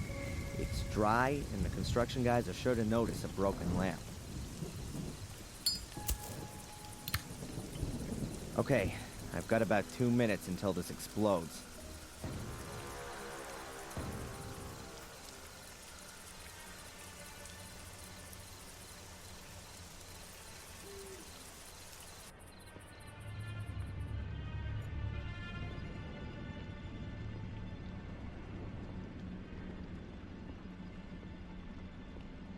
So, it's time. After all, I want to be in the front row when the show begins.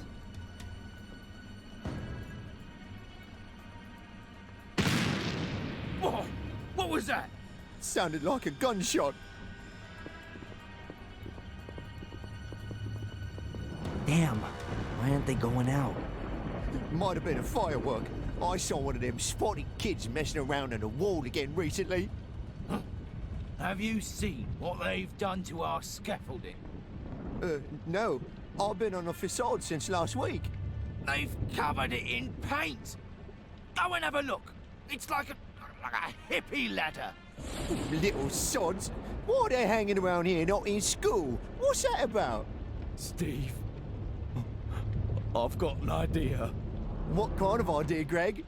Why don't we stick their fireworks up their spotty bums and fly under the moon? Yeah, why not? At last.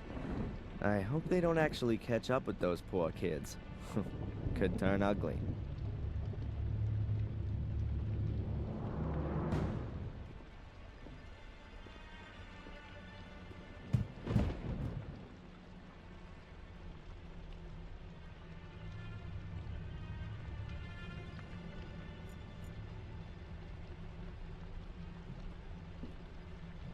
Damn.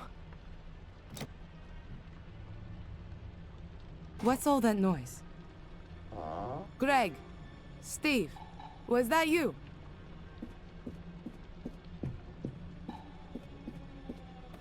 Hey, Greg, Steve, what the heck is going on here?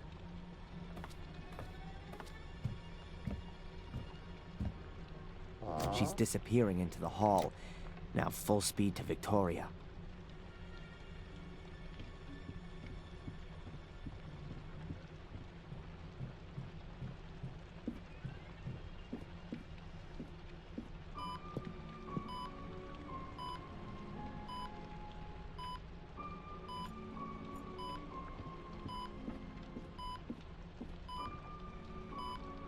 Victoria? Please wake up, Victoria. What? Who? Adrian? What are you doing here? I told you, I don't want to see you again. I'm sorry, but I gotta talk to you. I can prove I'm innocent.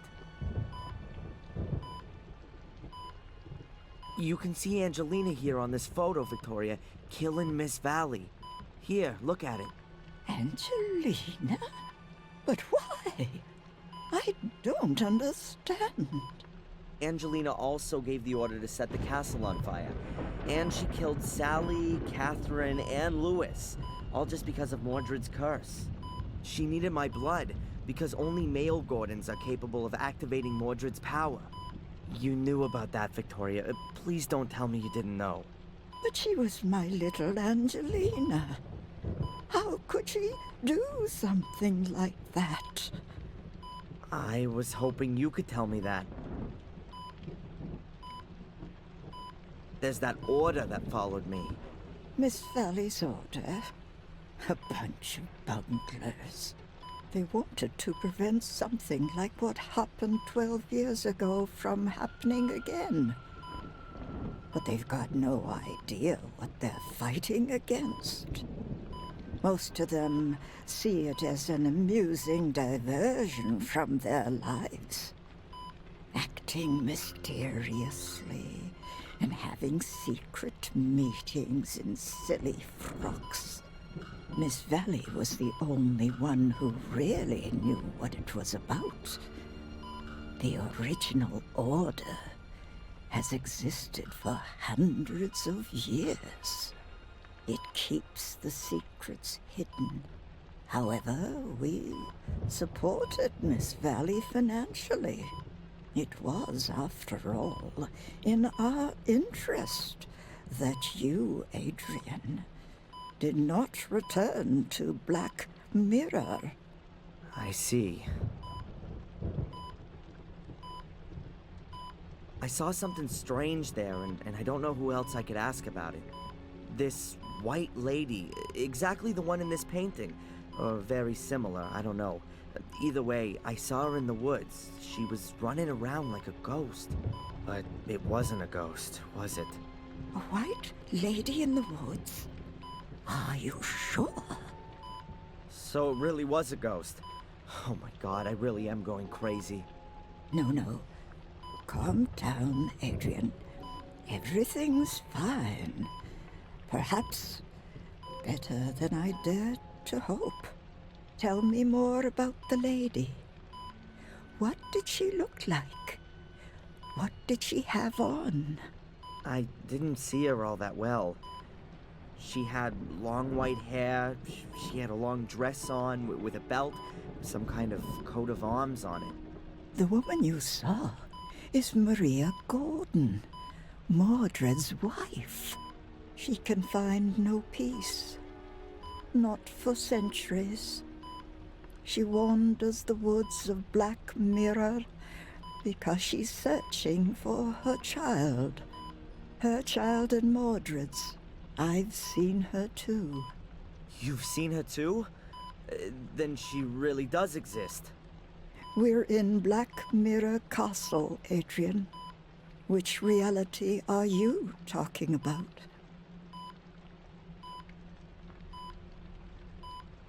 What happened to the child? All right, what I'm about to tell you has never left these walls. And it would be good if it stayed that way. It's perhaps the oldest of our family stories, and also the most dreadful. You want to know what happened to the child? That's what Maria asks herself to this day. All we know is that Mordred took it away because he thought it wasn't his biological child. He thought Maria cheated on him with his brother, Marcus, and wanted to make her pay for that. What he did to the child remains a mystery until today. It was never seen again.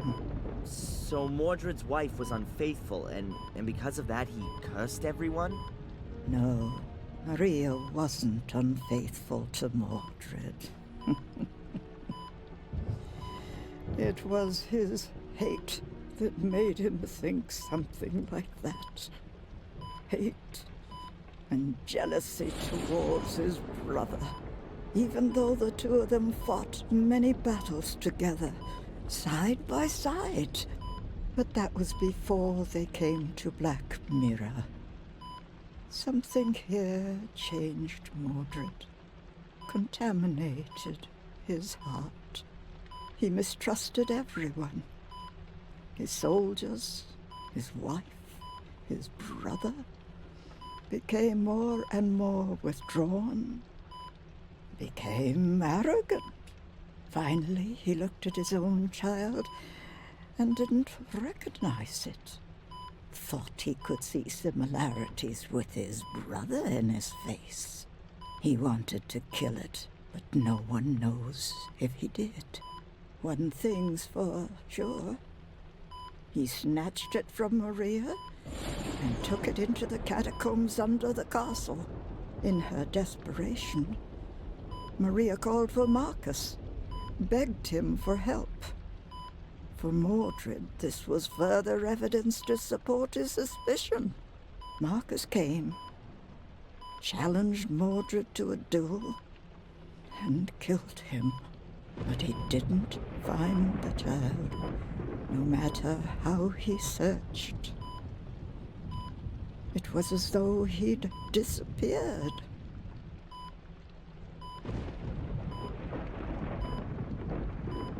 What kind of curse is it? Before Mordred died, he put a curse on Marcus's male descendants. They were to complete his work. One day a Golden devoted to evil would be born, who would bring Mordred back to the realm of the living. And Angelina wanted to have his power. But why, if only the male Gordons were cursed? Because you're twins. The curse must have somehow got mixed up. How's that? I'm sorry. I can't tell you any more, Adrian. It is just an assumption.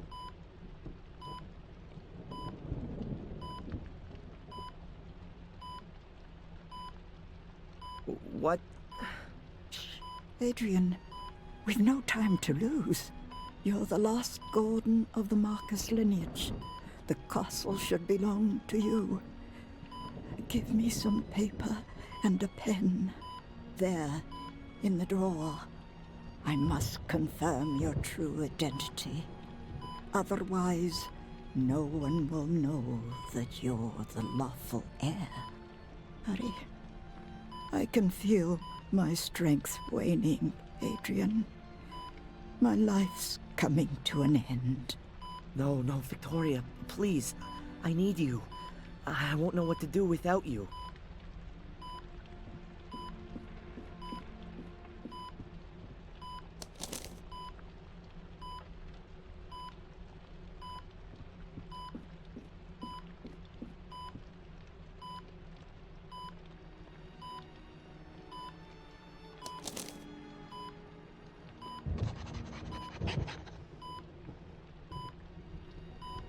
Without me, you might not have been in this position. We were very thorough when it came to you. He even had you a death certificate drawn up. Let me guess. Dr. Herman did that. We made a mistake. Forgive me, Adrian. It's all right. You only wanted to protect me. But it might have been better if I'd known what it was about. Then I might not have walked into Angelina's trap.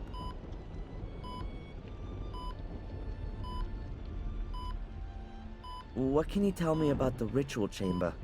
I've never been there myself. But apparently Mordred's power is strongest there. That place is not of this world. It's in the Shade World. I think me and Angelina, we heard Mordred when we were there. What exactly happened in the ritual chamber? Well, I completed all of the tasks. Spilt my blood on the relief. And did you speak the words? I think so.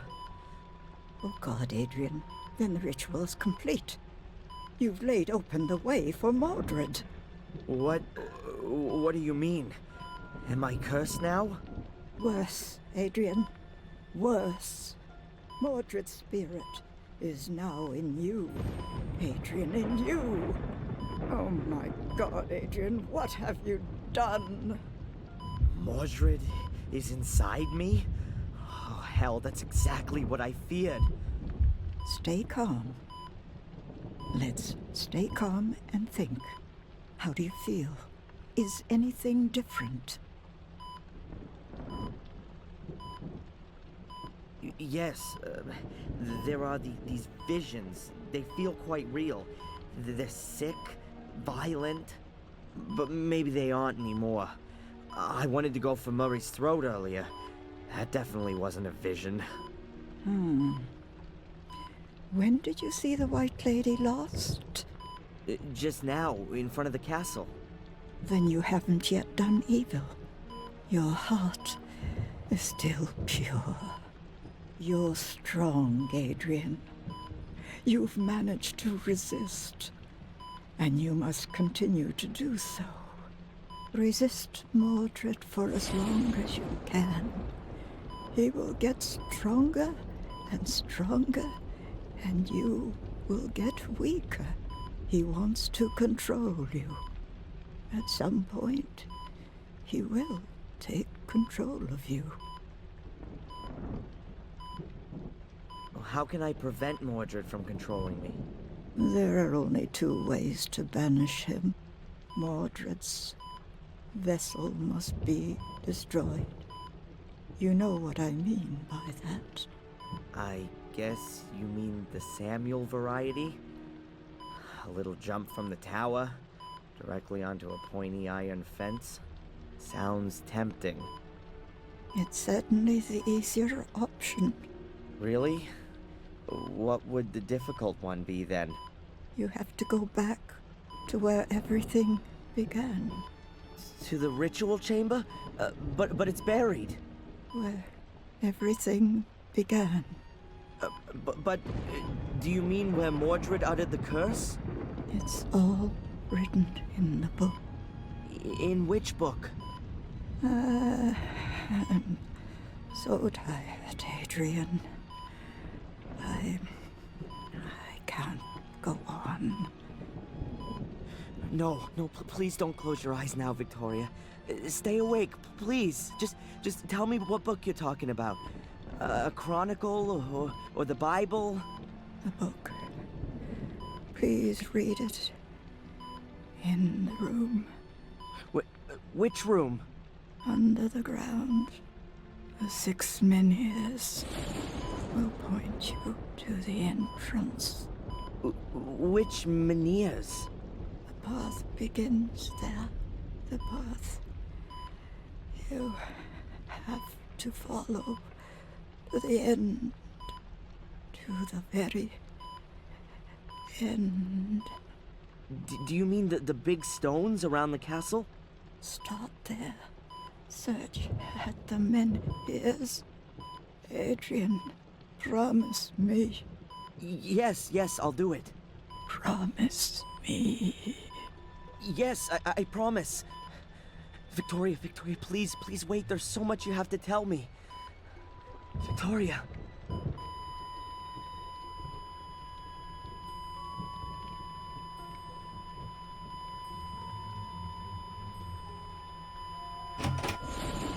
What are you doing here? How did you get... She's dying. Do something. Quick! Leave now.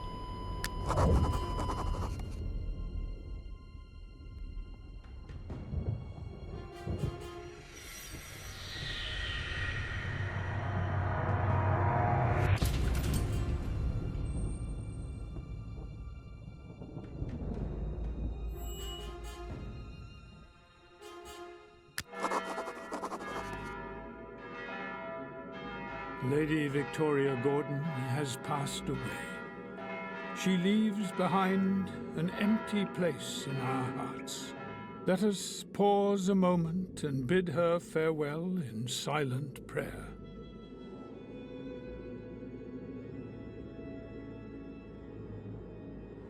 Dear mourners, as we part, I would like to leave you with a few words to reflect upon. Words which have guided Lady Victoria throughout her life in both good and troubled times. So faith, hope, and love abide, these three, said Paul in his letter to the Corinthians. But the greatest of these is love. Now, as we are saying goodbye to Lady Victoria Gordon, let us do so with these words in mind. Amen.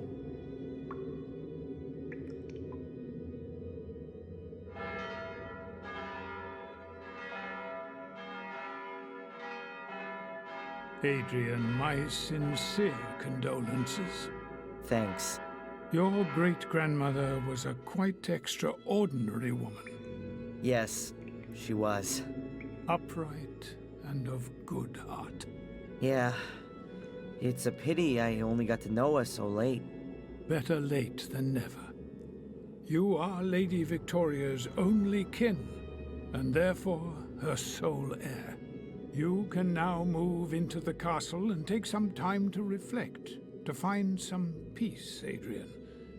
And say farewell not only to your great-grandmother, but to your old life, too. If you need any help, you know where to find me. Thank you, Father Frederick. My condolences, Adrian. Thanks, Doc. How are you? Well, this is the funeral of the last member of my family. That's it. From now on, I'm alone on God's earth. Utterly alone. I suddenly find Mordred's presence in my head a little comforting. He is part of the family, after all. We could have our session now, if you like. No, I'd just like to have some space right now. Can we move it to this afternoon? How about 3 o'clock at my practice? Okay. See you then, Adrian.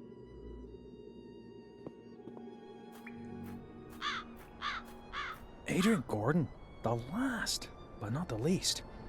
Or maybe he is. What a great time to say that. But I wouldn't expect anything else from you. That's right.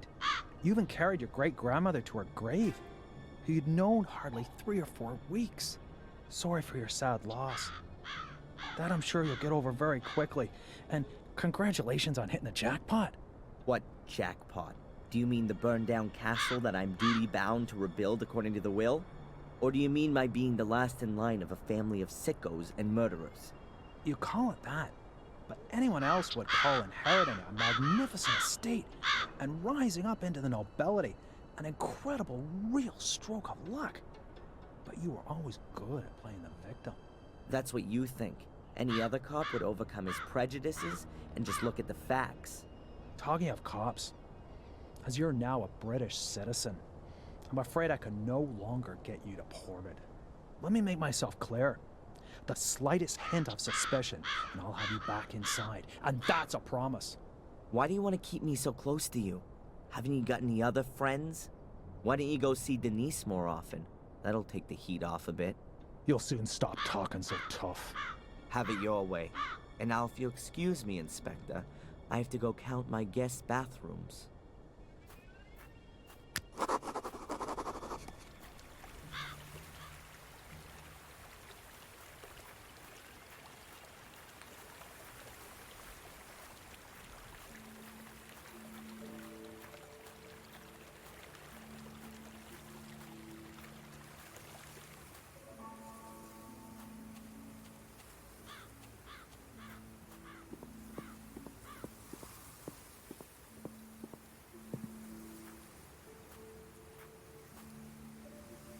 Hi, you waiting for me?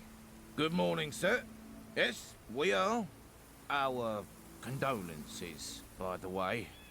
Thanks. I'm Adrian. Okay, Adrian. I'm Greg. This is Steve. So, you're the boss now, right? It looks like it. But I still have to get used to the fact.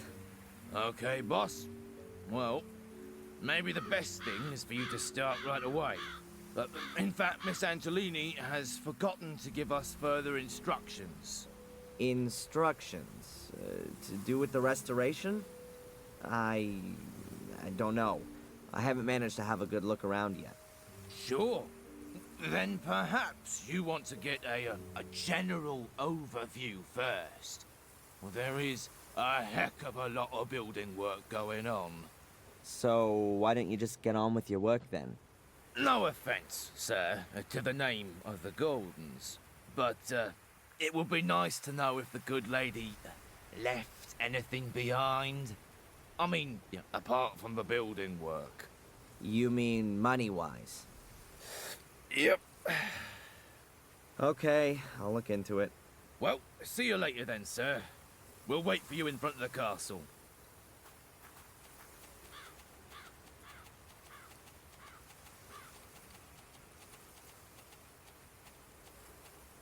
So this is my new home, Blackmere Castle. A little more spacious than my college room and the prison cell, if not that much brighter. I think this is one of the stand-in stones Victoria mentioned. They should point to the entrance, but where and how?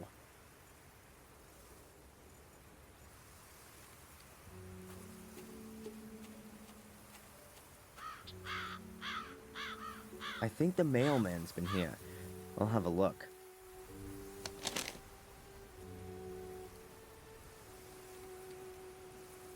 A letter and the newspaper. A letter addressed to me? Strange. I've only just moved in.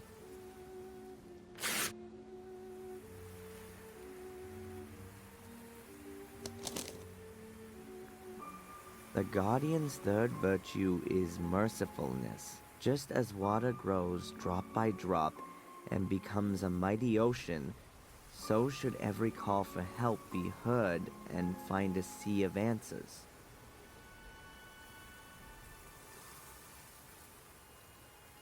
Yet another one of those cryptic messages? No thanks. The last one drove me right into the clutches of a head case. What the? Ugh. The picture of me. That's the one I did for Murray. He can never get enough, can he? I don't want to know what kind of dough he screwed out of the newspaper for that. Well, what does it say here? Blackmere Castle has a new lord of the manor. It has transpired that the young American Darren M., against whom the accusation of arson has yet to be proved, is the last descendant of the Gordon family. Great. Now everyone will think I've torched my inheritance. And what's even worse, that I'm rich. I'll throw the paper away. P.M.B. Dukes, Notary, 21 Upper Brook Street, Ipswich, Suffolk, UK. The keys to the castle the notary gave me.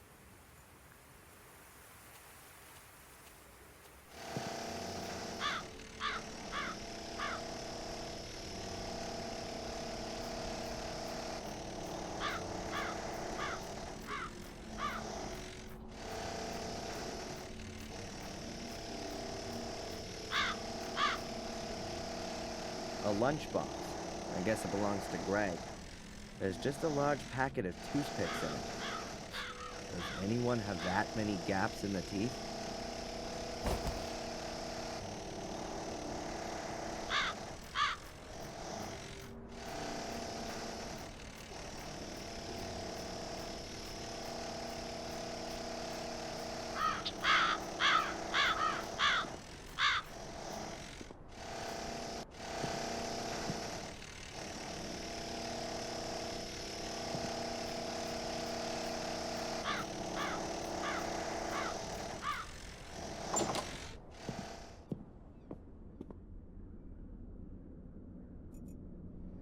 A massive block of stone with a secret compartment, but there's nothing in it.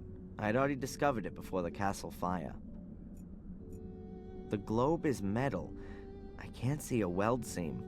I wonder how they got it through the door.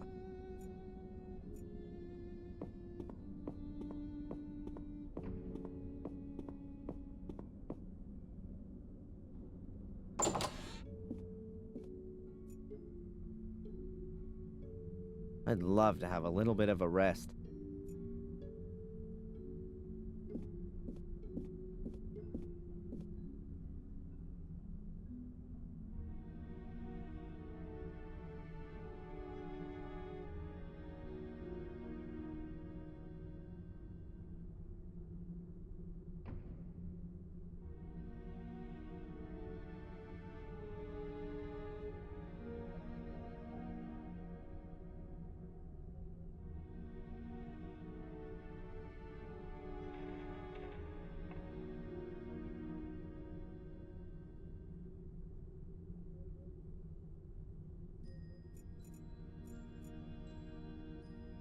There's probably a minibar hidden in there, but I'm not interested in that right now. My family tree. My telephone.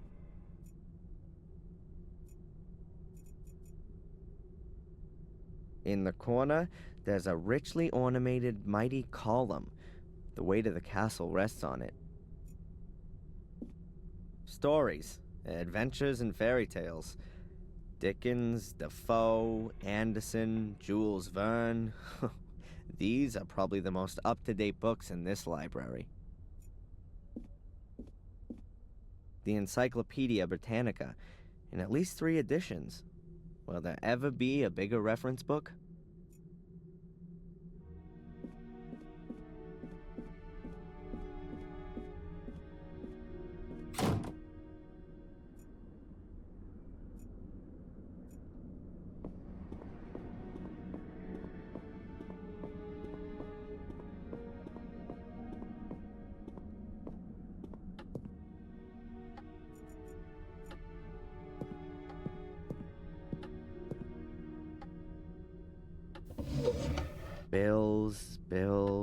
Bills, bank statements.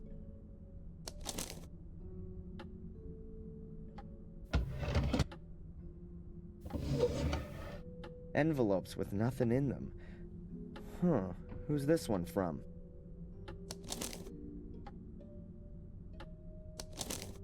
Città del Vaticano, Roma, Italia. It's from the Vatican. What did Victoria have to do with the Vatican?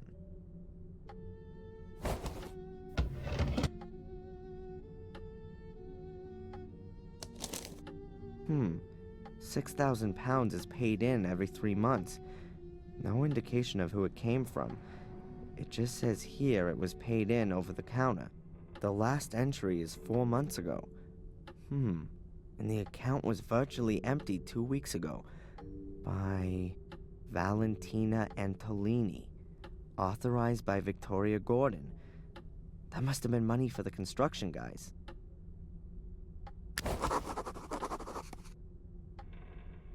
An empty envelope with the Vatican crest on it. According to the postmark, it was sent 2 weeks ago.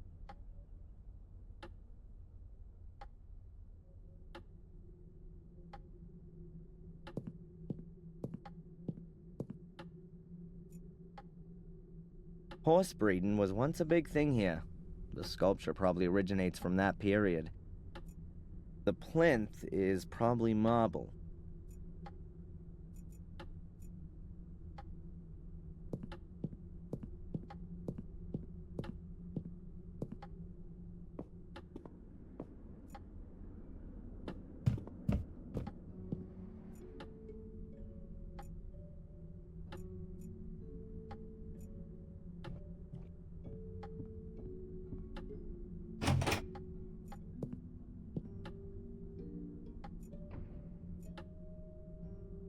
Oh look, green ghost lamps. Very homely.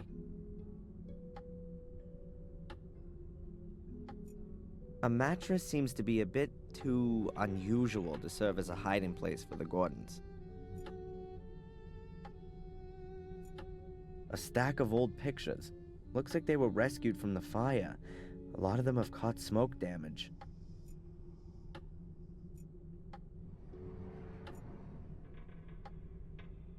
There are some paint buckets drying up here. Who knows if these walls will ever come in contact with it. Boxes full of stuff.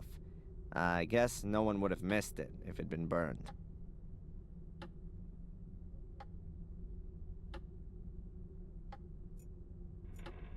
Oh, beautiful two-handed swords with ground steel blades.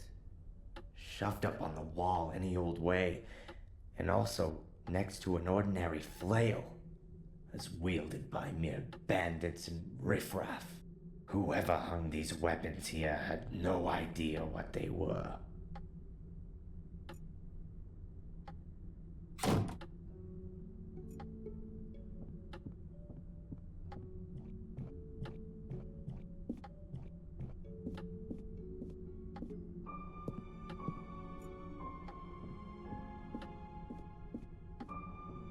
White Lady. The Great Mystery. Hey, what's going on here? The blood is gone. But there's a black mark just where I touched the picture. Or was it there already? No, I'd better not handle it again. Hairbrushes, makeup utensils, creams, Victoria's cosmetic stuff. A shelf with books, souvenirs, and caskets on it. Huh, probably full of memories.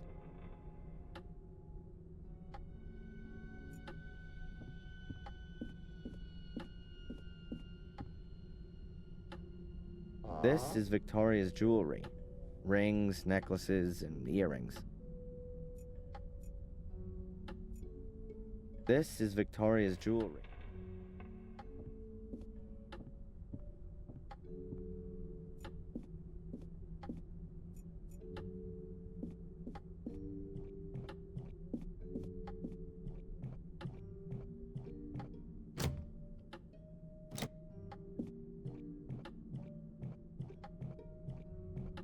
There's only one other door in the passage, and it's locked.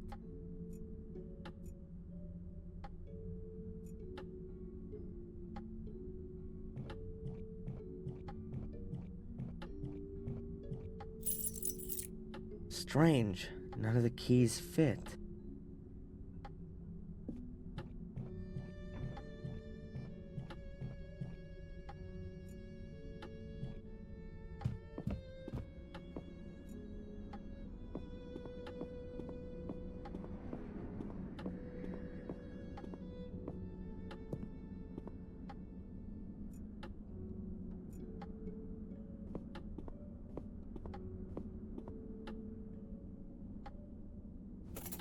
I've got the right key here.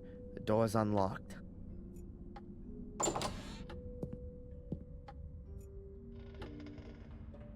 I assume that there's wine stored in these barrels. But as old as everything here is, could be vinegar by now.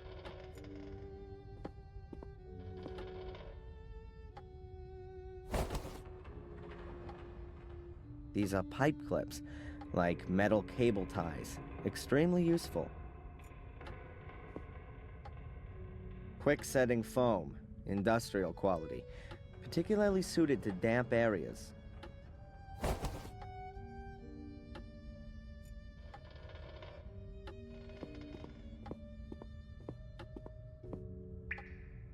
Great, an extension cable.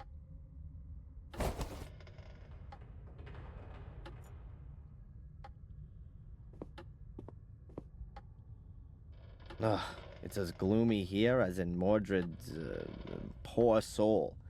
I'm not going any further. I'm sure Victoria wouldn't have hidden her money in the cellar. The castle's almost completely burned down. No wonder it's so filthy everywhere.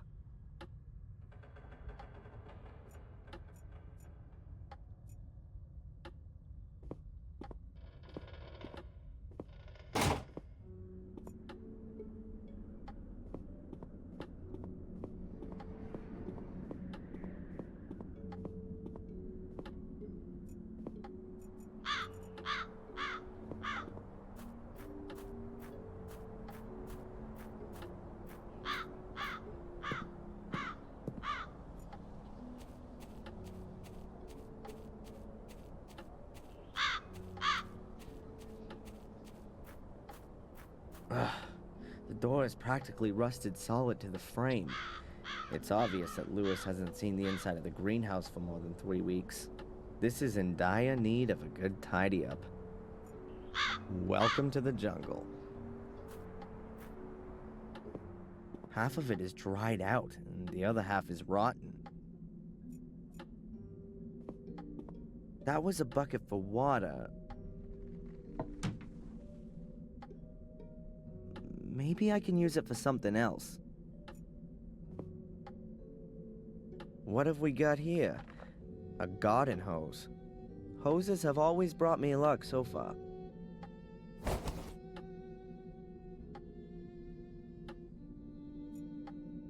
A statue. Is that the White Lady? I doubt it. She's too scantily dressed. Oh God, I see her everywhere, even though she's not there at all. Still, it's a shame she's got so dirty.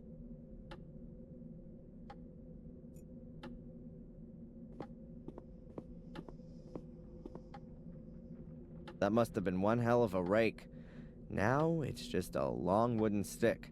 The bottom part is broken off.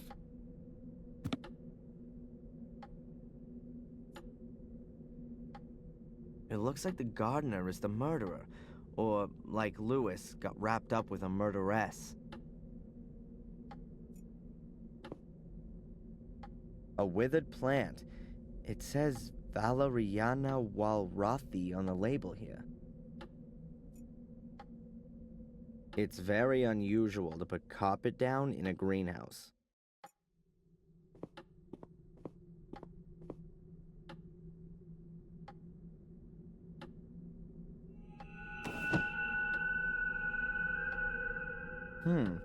The gaps between the tiles haven't been cemented.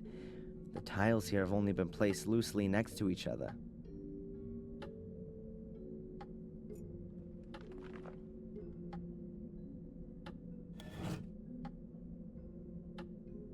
The tiles here have just been placed loosely on there. There's a trap door underneath them.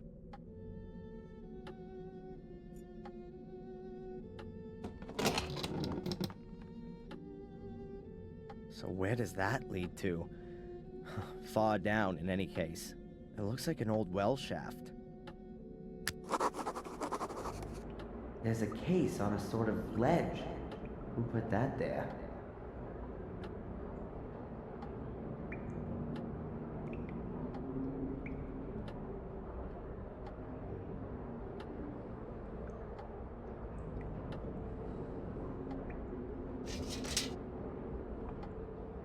I've attached the clamps to the stick.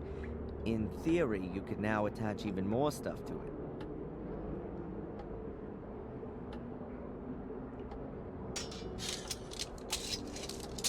Excellent. I now have a sort of grappling hook. I'll need to use all my skill here, otherwise it's gonna fall off of the ledge.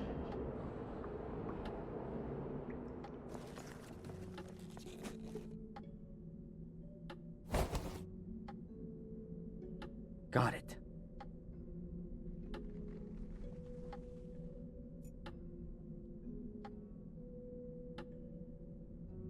A black plastic case. Let's see what's in it. A 10-pound note, a bottle of wine, and a notebook. Maybe it could tell me something about the owner. Aha! Here on the first page it says, Henry Stanton. What did our Henry write about then? Well, that's interesting. He appears to have been some kind of informant. At least, he recorded everything meticulously when he saw any castle residents in the tea room. 3:00 p.m. Tea time ends. Victoria forgets to close the horse again. 3:15 p.m. Bates checks the lock. Note, the key is hidden at Old Durgham Gordon. 4:00 p.m. Tea room empty. Use the opportunity. 4:30 p.m. Visit of Dr. Herman.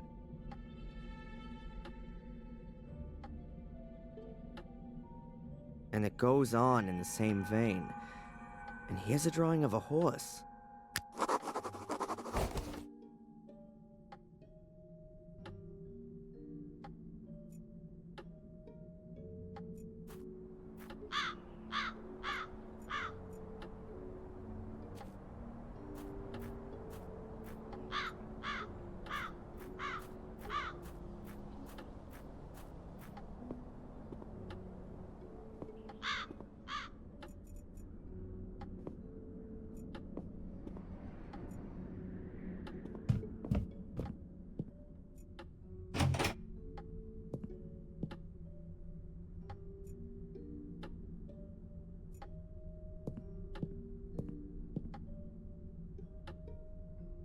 Let's see.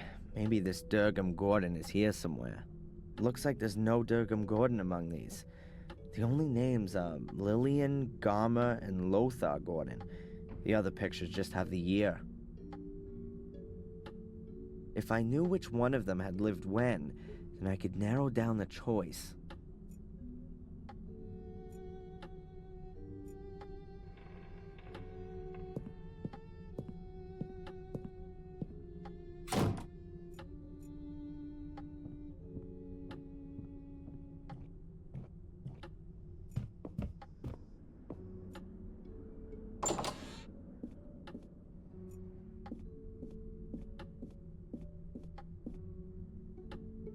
Durham Gordon, let's see. Ah, this is him. Married to Lillian Gordon.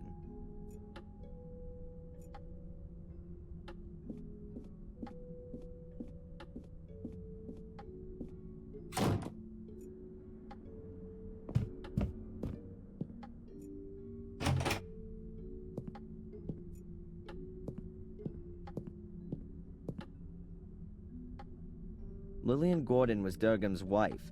Her portrait was painted in 1662. Here's one dated 1659.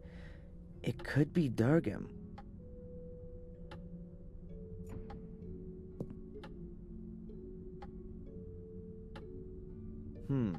I can't make anything out at first glance. There's nothing unusual on the back either. The piece of frame seems to be loose here. Maybe it got broken in transit.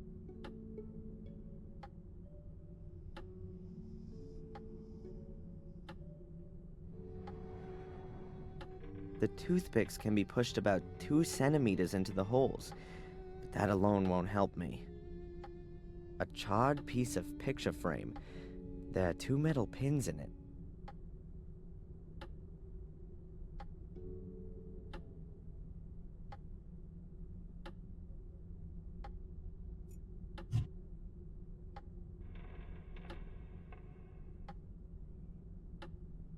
The toothpicks can be pushed about 2 centimeters into the holes, but that alone won't help me. It doesn't look like the piece just broke off accidentally. It was sawed off. What's this? There are 7 small holes here. 7 small holes. Maybe that's a kind of repair technique.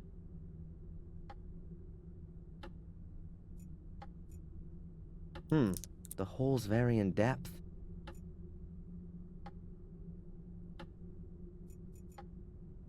A great idea. I'll break the toothpicks off at all the same length, and then put them in the holes in the piece of frame. That way I'll have a copy of the key.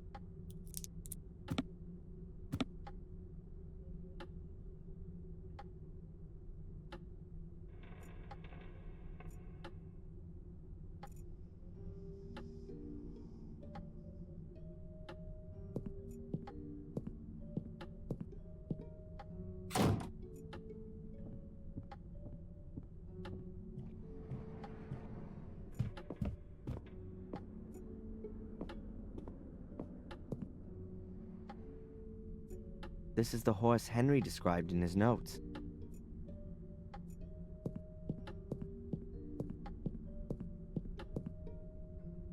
So, Fury, where's your secret?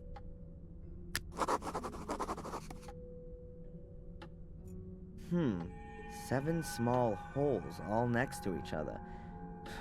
These could be used for ventilation if any of Mordred's colleagues are living in there. But it kinda looks like you put something into them.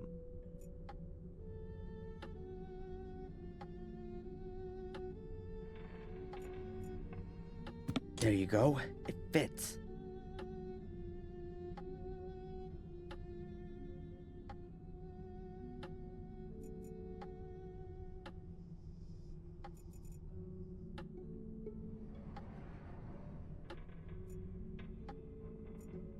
I heard a clicking sound. That's it. Whoa, there must be thousands of pounds in here. No one had better know about this. The inspector would have a field day. I'll just take a few bills with me as payment for the useful Mr. Gregg.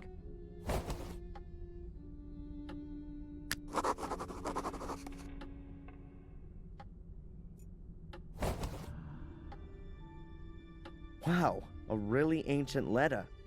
From Mordred's time, with a coat of arms and a seal. Looks like it was from a king. The letter is from a scribe of Pope Innocent III. It contains instructions for further procedure in terms of the incident with Mordred. Letter from the Holy Father Pope Innocent III to the faithful follower Lord Marcus Gordon, Duke of Blackmere. Esteemed Lord Marcus Gordon, I am writing in great anguish concerning the developments in the case of Mordred.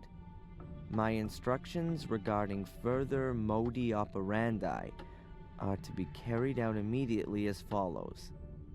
Firstly, I demand the utmost secrecy and the sealing of all entrances to the ritual room. Furthermore, an academy will be established to conduct more thorough research into the possibilities for the 5 small portals. Concerning the large portal, all records and documentation are to be sent to the Vatican immediately, as the very foundations of Christendom would be shaken should its existence become generally known. Any talk, thoughts, or writings regarding the Shade Portal shall be deemed an act of heresy and shall be punished in accordance with the rules of the Fourth Lateran Council.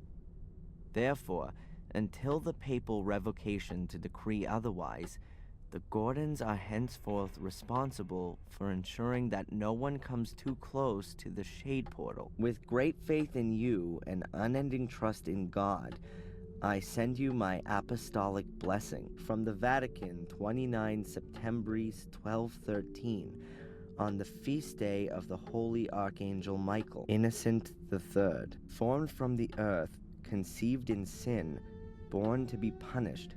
Should man commit an evil act that is forbidden, a shameful act that ill behooves him, a vain act that is of no use, he shall in the end become fuel for the fire, food for the worms, and a heap of putrefaction. De miseria conditionis humanae, on the misery of the human condition. Someone has written something on the back, but the writing doesn't look as old as on the front. The menhir in the hall must be hidden. The menhirs that stand around the castle seem to be directly connected with the demon gates. I wonder if that's what Victoria was trying to tell me before she died. I should note down the location of the menhirs on my map. I'll close the safe again, just in case.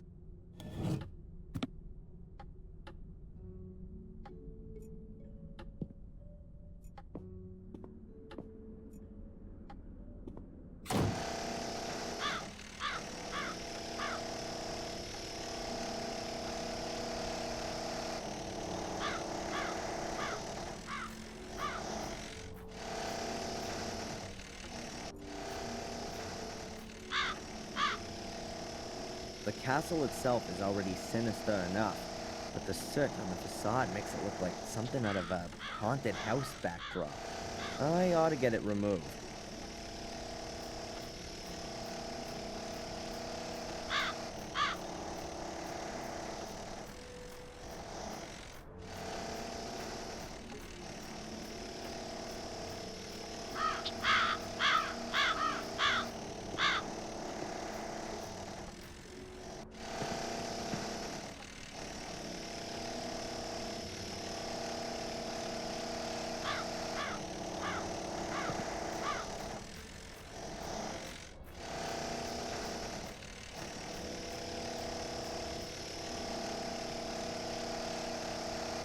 I think that'll be enough to start with.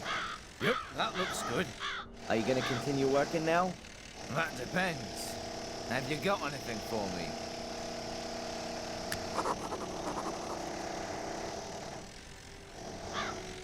That one room on the upper corridor is locked.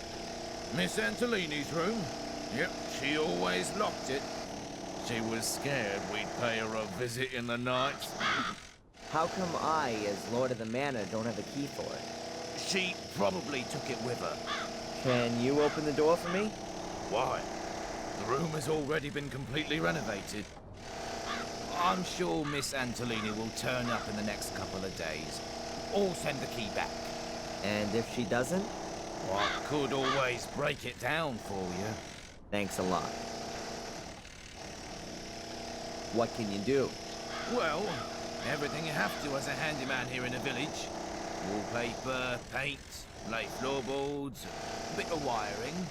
I'm sure we'll find something.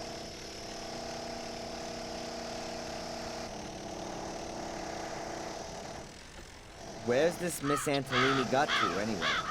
She wasn't even at the funeral. What do I know? Probably back in the convent. Ask the priest. They're both back for the same team. And you were asked to renovate the castle by her? Correct. Headhunted us. We were working for old Murray before, for a pittance. We get twice as much here.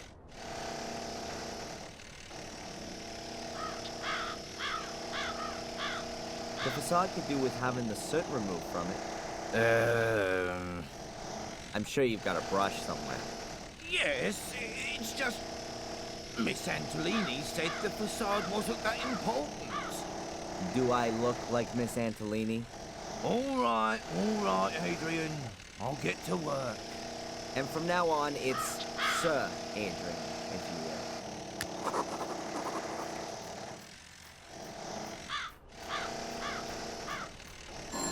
Huh? A telephone. Who could that be?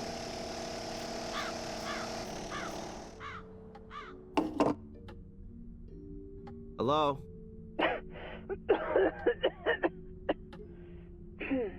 Oh, hello, Dr. Winterbottom. How are you?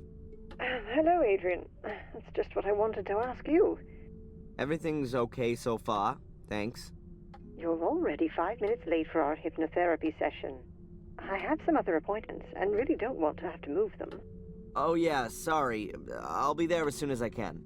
All right. See you soon, Adrian.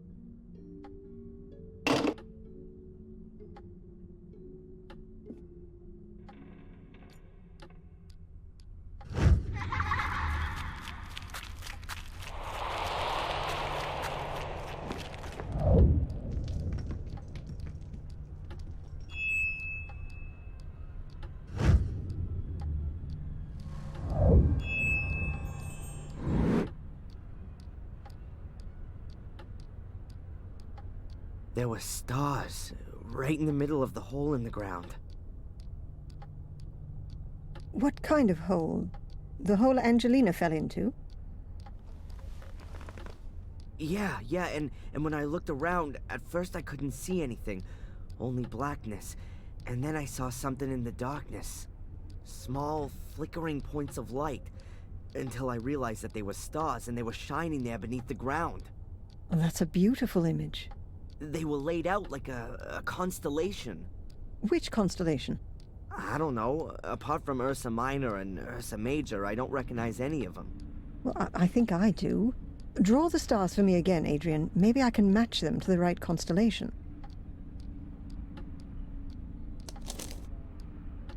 Constellations generally represent mythological figures. Maybe that has some significance here. It looks a little like the Corona Borealis, the Northern Crown. But this is made up of 7 stars, not 6. The Northern Crown is also open at the top, seen from the Northern Hemisphere. So, it depends on where you're looking at it from. The Corona Australis, the Southern Crown, is open at the bottom, which could also fit here, judging from the shape. But it has more stars, namely 11, if you count the binary stars as 1. Are you sure that there's nothing missing from your drawing? Yeah, quite sure. 6 stars. It looked exactly like that. And I can't help you any further. I don't know of any constellation which looks like that. Well, never mind. It may not mean anything at all.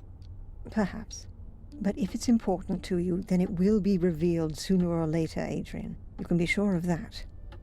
And how are you otherwise? I mean, as the brand new lord of the manor. Weird, I guess. Everything seems so surreal. I mean, I've spent my whole life in Boston as Darren, and now I'm here calling myself the last Gordon, and sitting all alone in a half-burned down castle full of ghosts. It's lucky the construction guys are there. Otherwise, I'd soon be getting the feeling that I was a ghost myself. I'm still here too, Adrian. You aren't all alone. Did you have the chance to say goodbye to your great-grandmother? Yes. That was good. She gave me a few things to take with me as I follow my destiny. May I ask what her last words to you were? She told me how I can find peace in my soul. I shouldn't go down the same route as my father, but go to the bitter end and start at the Menhirs. At the Menhirs? That's what she kept repeating. At the Menhirs, at the Menhirs. They seem incredibly important. Then you should take note of her advice. I'd better take the drawing with me. Perhaps I'll have some use for it.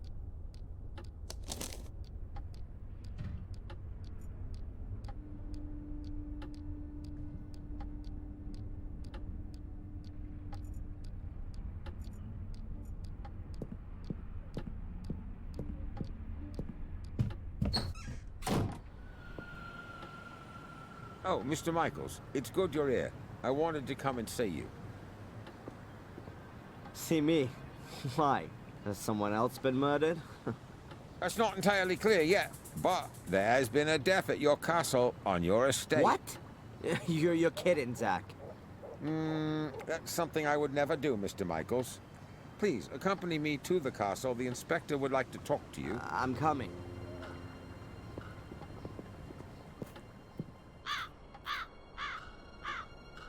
Here, come and look, see? That's the place. That's where Gregory was killed. But they have already taken him away. Right by a stone skull. There's nothing more to do here. I take it the inspector wants to talk to me, Zach? Mm-hmm. And he's gone ahead and is waiting for me in the castle, right? It would appear so.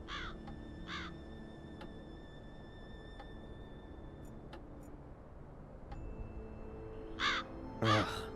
It's blood. Greg's blood. I just can't believe he's dead. Killed by a skull. Unbelievable. And what's this here? Black mildew? Strange. I always thought mildew grew in dark and airless places. Funny to find it growing here in this well-ventilated spot. The castle really seems to be slowly decaying. It's high time it was renovated. An even better idea would be to fumigate it thoroughly.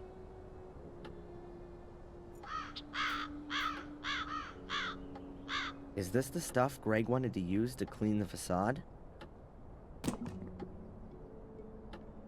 It's an industrial cleaner.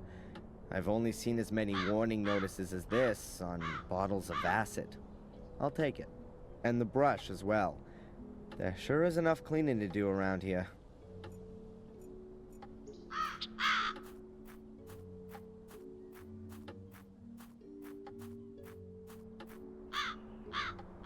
Steve.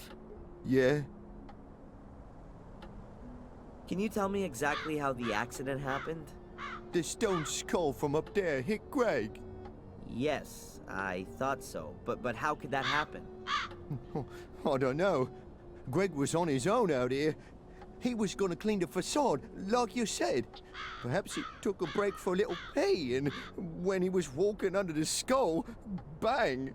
I guess the ancient stone had been weakened by the fire. It just broke off. Maybe the vibrations of the drill shook the wall, and then the loose chunks simply fell down. You can tell yourself that if you like, but if you ask me, nothing happens here just like that. This castle is jinxed, and everyone knows it. The walls are alive. When we bricked up holes, they were there again the next day. And it was just like that with the skull. It was just waiting for someone to stand under it before it fell down. That's how I see it. Please don't be offended, sir. But I don't want to be next. What does that mean, Steve? Are you quitting? Yeah. I'm sorry, sir, but I should have listened to my wife. She didn't want me to work here from the very beginning. Better to work for Murray without paid breaks than in the Black Mirror Castle without a head. That's what she said, and I should have listened to her. Steve, please, wait. Oh, I'm sorry, sir. And if I may give you some advice, find someone to buy the castle off you. Some rich acquaintances of yours from America. And until then, don't stand still under a stone skull.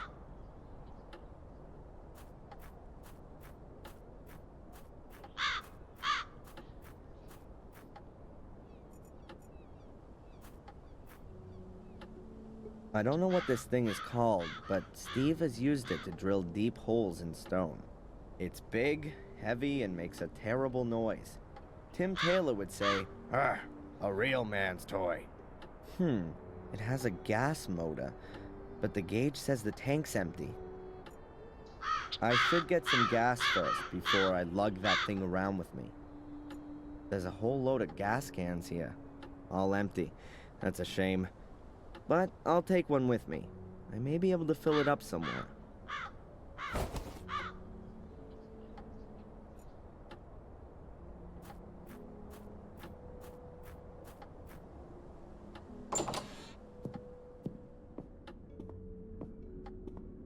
Inspector, I'm sure there are a few questions you want to ask me. But you know, I can actually predict what your answers are going to be. I know you, and I'm sure you'll have a watertight alibi. Yeah, I was with Dr. Winterbottom anyway. Exactly as set out in my bail conditions. Ask your constable. Bravo! A cast iron alibi. You see, I didn't even have to waste my breath talking to you. I'll just have a look around here in this big castle full of old works of art that must be worth a fortune. I'll find out what I need to know from wandering around this huge estate, Mr. Legacy Hunter. That's enough! I'll have no more of your insults. I don't know what you're busy figuring out in that miserable little skull of yours, and I don't want to know. I'm not any old castle creeper fumbling around aimlessly and who takes the blame for everything bad that happens. I am a landowner and the master of Black Mirror Castle, a powerful lord. And what are you? A small-time disgraced cop. So get out of here, now. Okay, Adrian.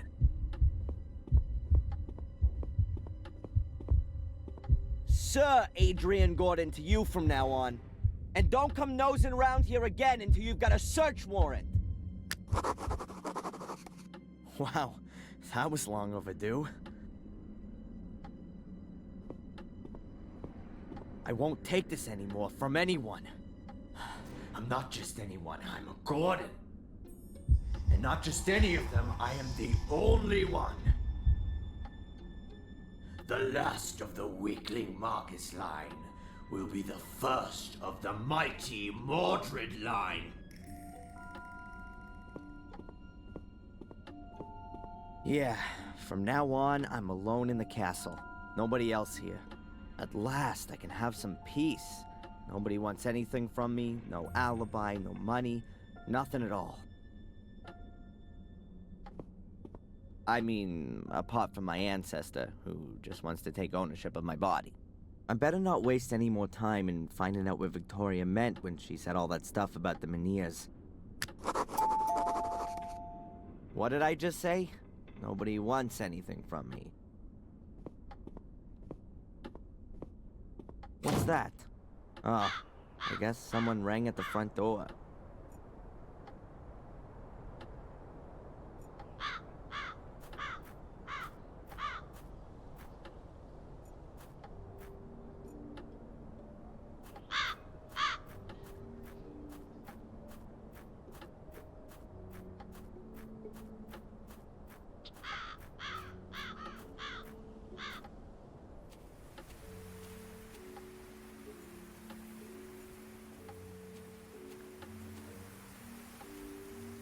What have we here? More mail. A letter from Murray? What does that creep want again? We will charge £100 a day for as long as the hotel key has not been returned. A bill for over 500 pounds for 5 days? What, was I staying at the Willow Creek Hilton?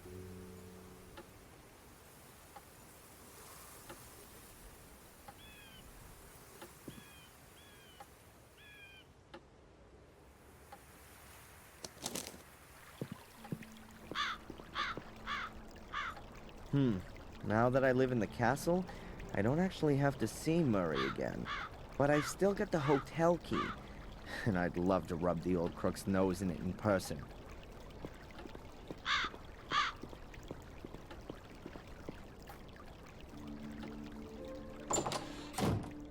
Hello, Murray. It's always a pleasure to see you, Mr. Gordon. Mr. Gordon? Huh. So the fact that I'm the last descendant of the famous noble family hasn't escaped you. Indeed. The whole village is talking of nothing else. So you will also be aware that not only does the name belong to me, but also the entire Blackmere estate. My warmest congratulations on your wonderful inheritance. And, naturally, my sincere condolences for the loss of your dear grandmother. Great-grandmother. And you can keep your dumb pleasantries for your tourists, the last who come and stay with you. In fact, I'm thinking of turning the castle into a hotel. A veritable Gordon's Palace. Everything here you've stolen, even the name. I could sue you for that, Murray. Is that clear? And I think I might just do that. I admit, Mr. Gordon, we may have had some little differences of opinion. But you won't forget, will you, that I have always helped you. It was I who got you out of jail, and it is also me you have to thank that you didn't freeze to death in the woods. As you were lying there, unconscious, I sent Phil to you and got him to bring you to the hotel. As a man of honor, are you going to repay that with a petty legal dispute? Your so-called willingness to help is nothing more than a cynical maneuver. Someone has to put a stop to your game once and for all.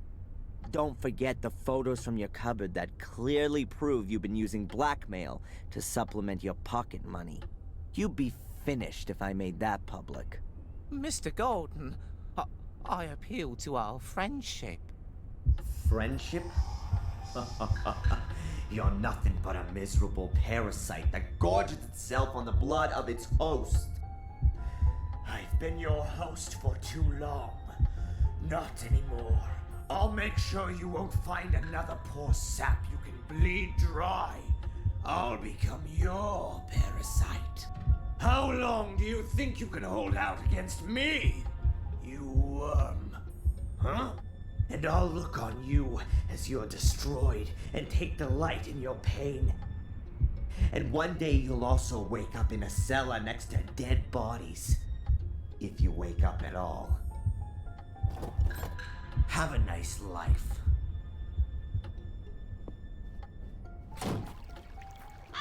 I showed him.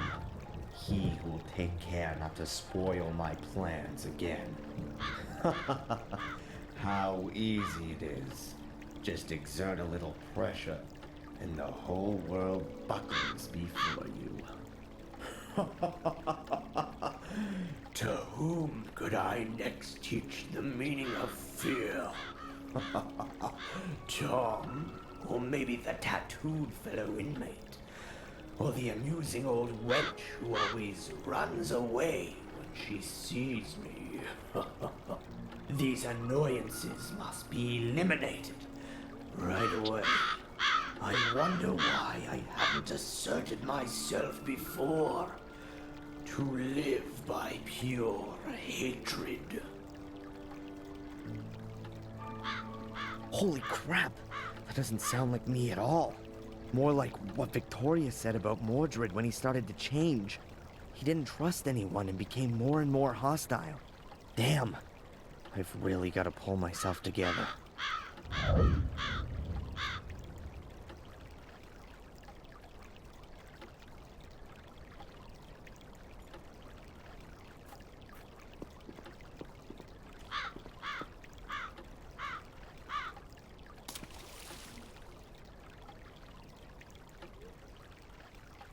Finished. The bottle is now full of water, but I wouldn't drink it.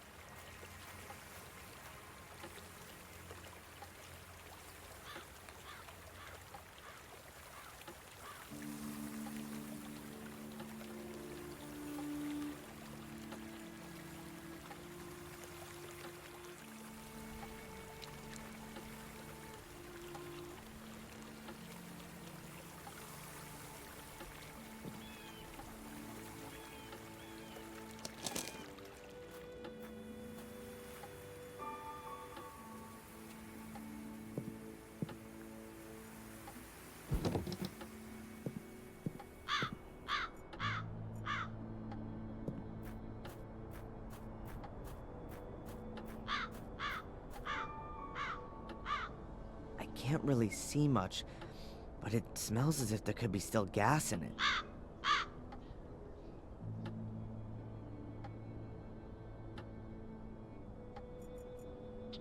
I can use the hose to suck the gas out of the tank. I have a can, too. Let's do it.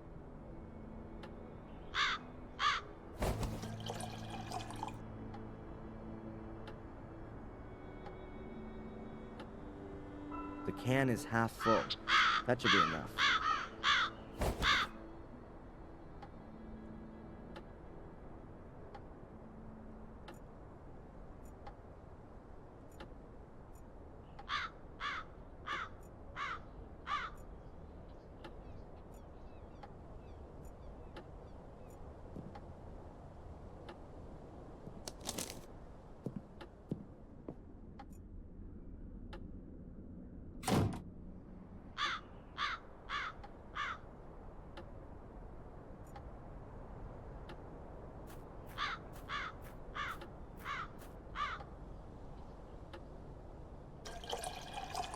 Full.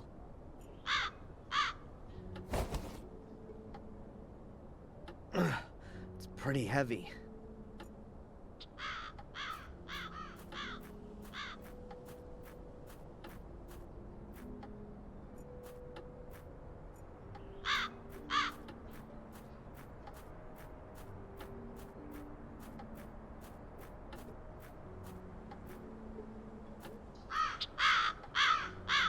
I think this is one of the stand-in stones Victoria mentioned. They should point to the entrance, but where and how?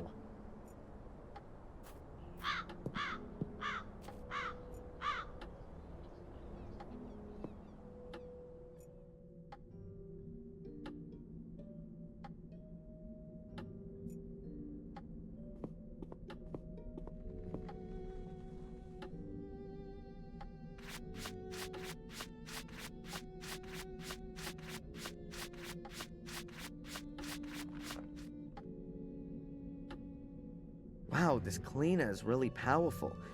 It's even removing the marble. That was painted to look like marble.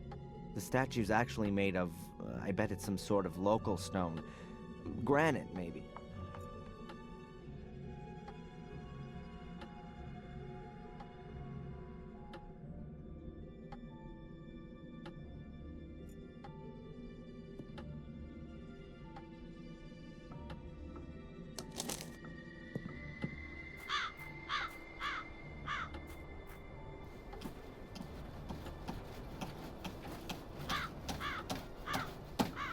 The pane of glass is loose. I'll take it with me.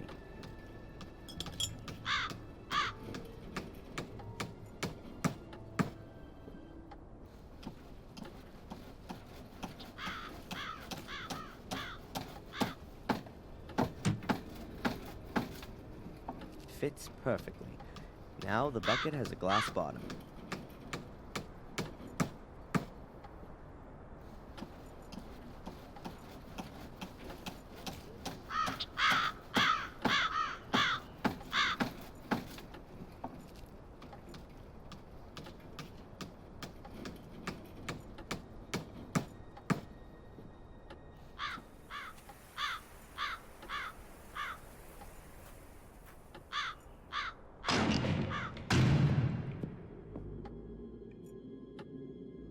Hello, Father.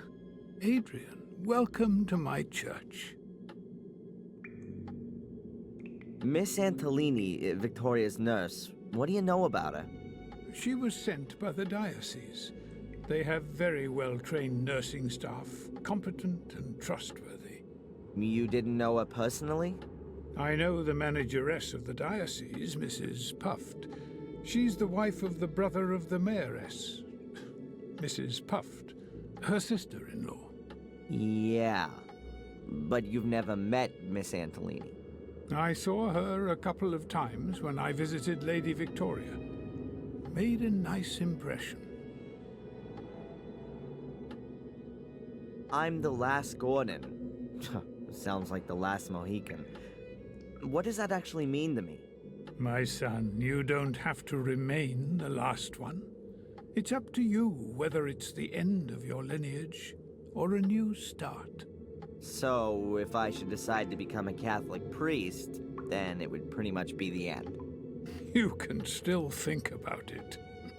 Your inheritance isn't just of a spiritual kind, it's also material.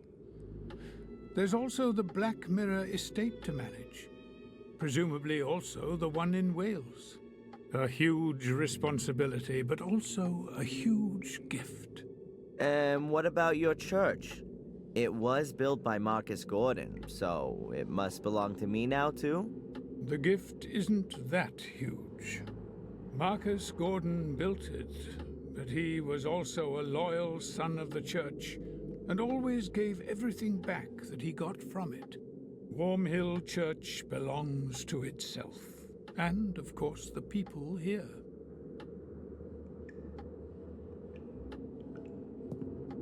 Father Frederick, I found a letter here, a very old letter. Please have a good look at it. But it's from the Vatican. From Pope Innocent III himself. Do you know how valuable this is? You mean if I auctioned it, I'd get a few bucks for it? Yes, a few suitcases full. But I didn't mean the material worth. Pope Innocent is regarded as the most important pope of the Middle Ages. He called out the Fourth and Fifth Crusades and formulated the foundations of the pontificate, which is still used today. If this is an original letter from Pope Innocent, then it's a very extraordinary document. A dictum of trust from the church to your family ancestors. You can be really proud of your family. Wow, that's the first time I've heard that. Until now, I always thought it was a rumor. But you've got it here in black and white. Your family has been personally chosen by the Pope to fulfill an important duty. Sounds more like they were damned by it to me. It's quite obvious that this duty outgrew them pretty quickly. We're all tested by God, and it's a challenge for every one of us. But only steadfast faith can lead us through the darkness to the light in the end.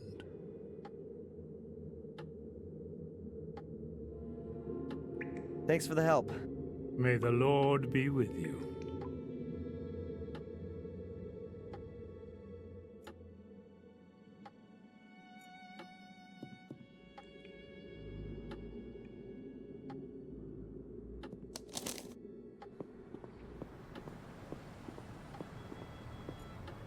The constable's convertible. Equipped with regulation light and repair kit.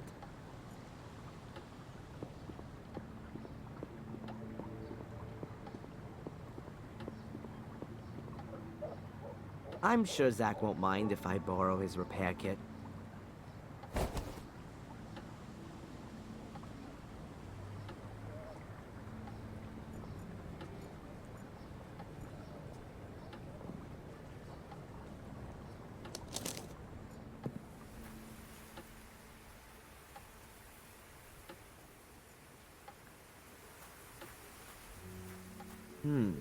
Maybe the layout of the menhirs is important. I'll note it down on my map. I'll lay a piece of paper on the map and use it to note down all the important information.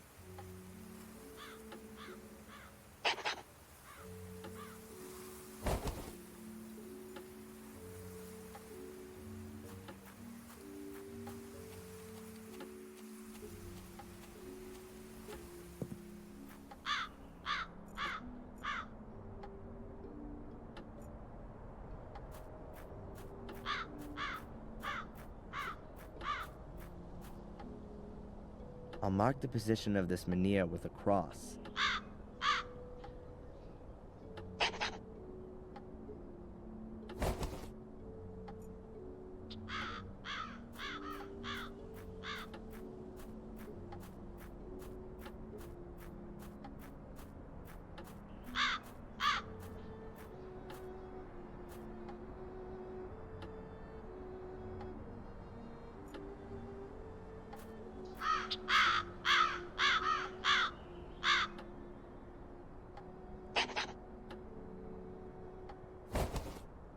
I've now drawn in 3 menhirs.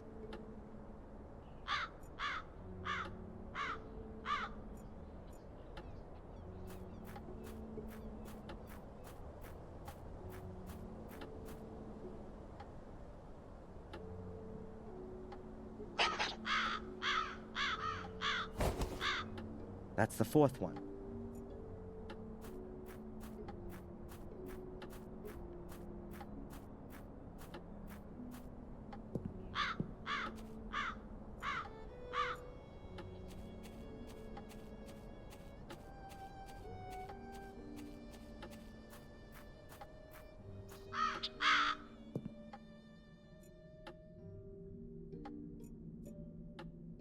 I should have thought of that earlier. The statue is made out of the same stone as the other menhirs, and someone, at some point, carved a statue out of it.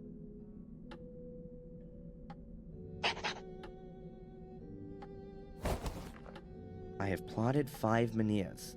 I'm still missing one.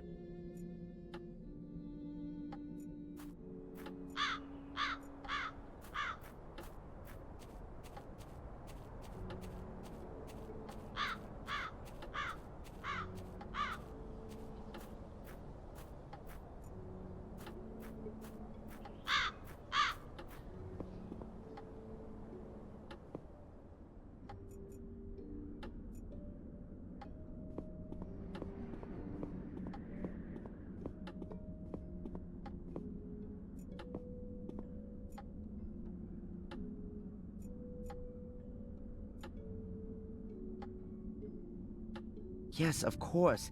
They built the castle around a menhir. They probably carved the foundation stone directly out of the menhir when it had to be hidden. I'll mark it on my map.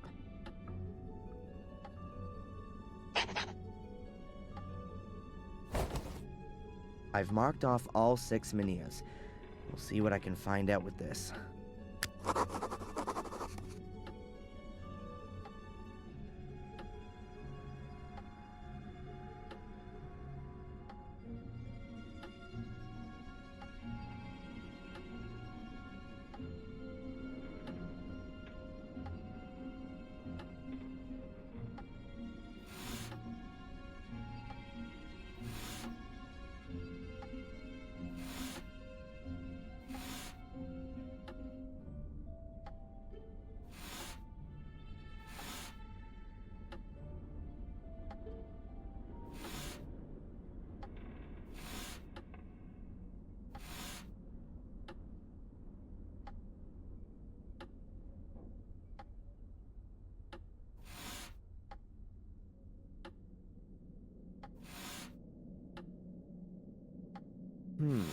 Those many standing stone things around the castle are in exactly the same formation as this constellation.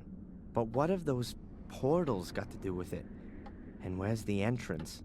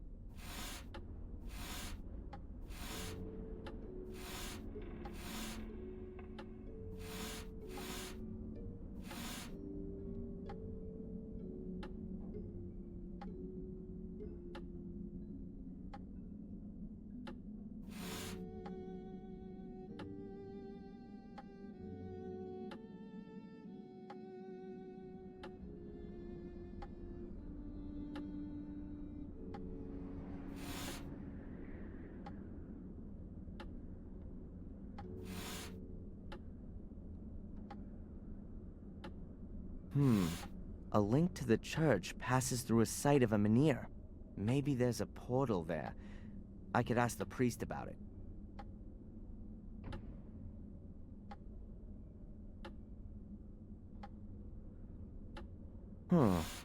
If you draw a line from the foundation stone through the site of the standing stone, you end up right by the academy. Even if I know that there's a portal buried under all this rubble, I'd never get to it. No one would.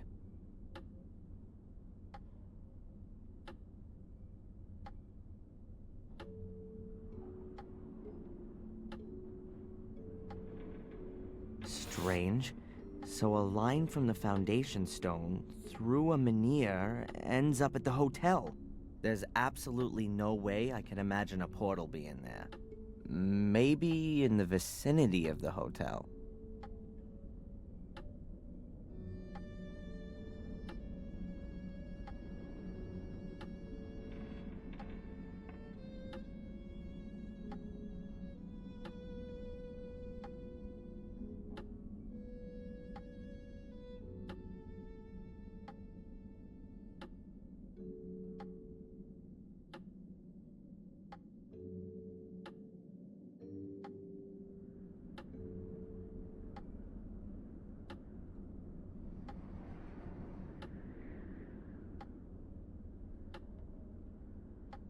I'll make a note that I've checked out the academy.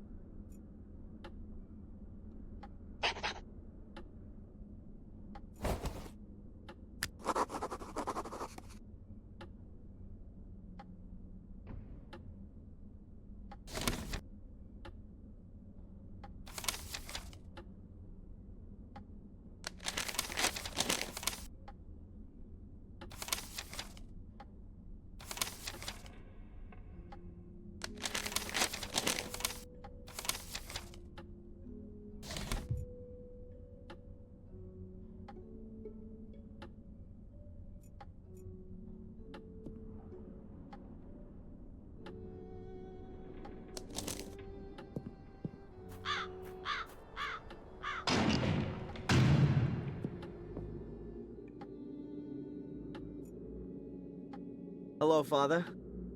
Welcome back, Adrian.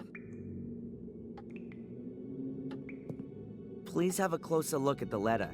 It mentions a shade portal. Yes, that's true. One big one and 5 small ones. But I've never heard about them before. These 5 small ones probably mark the entrances that lead to the big one. The big one must be the shade portal that's described. Either way, I definitely think that one of the portals could be here under the church. Under the church? But that's not... But no. That really could be possible. Samuel visited Marcus's grave back then, and what can I say? It collapsed.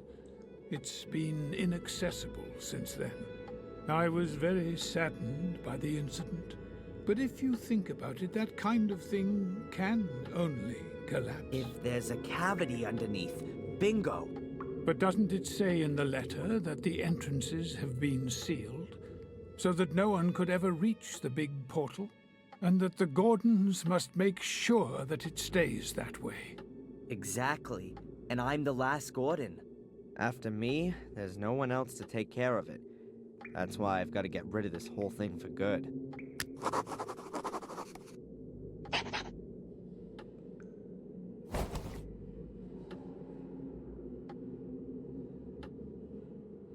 Thanks for the help. May the Lord be with you.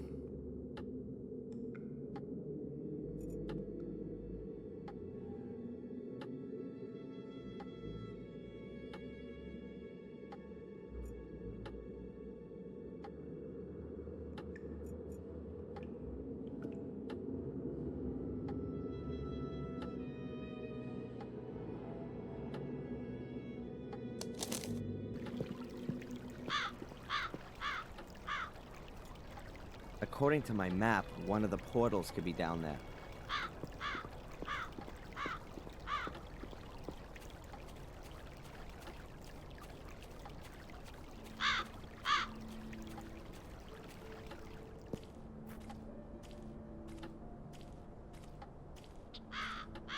What's Bobby doing there? Hey, Bobby, what are you doing there? Hello, Darren. It's Denise's birthday today, but I haven't got a present. And you want to catch her a fish? No. I want to collect some mussels with pearls in them. I want to make a pretty pearl necklace for Denise. Yeah. I see. Look, Bobby. Wouldn't that make a lovely present for Denise?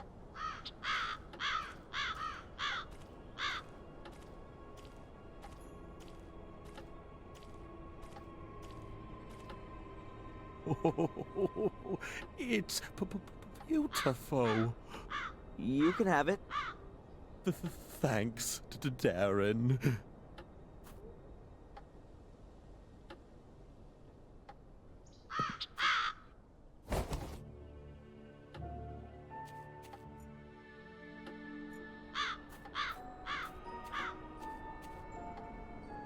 Those are the waders that Bobby had on. With a huge hole in them. Huh. Bobby must have ripped them when he rushed to take them off.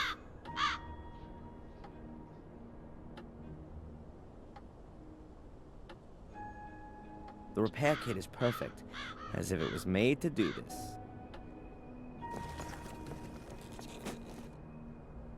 Finished.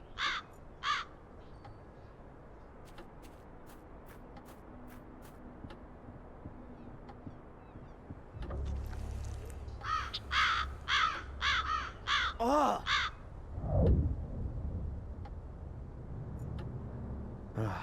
It's just a piece of flotsam with a raven sitting on it. Nothing unusual. There are 4 Menhirs in the river.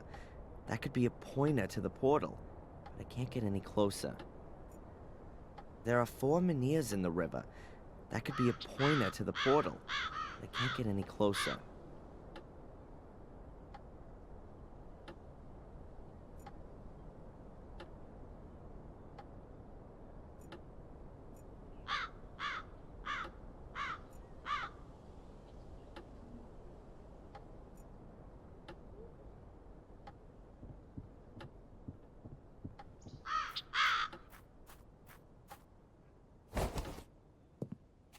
Now I just need a clown's nose and some big shoes.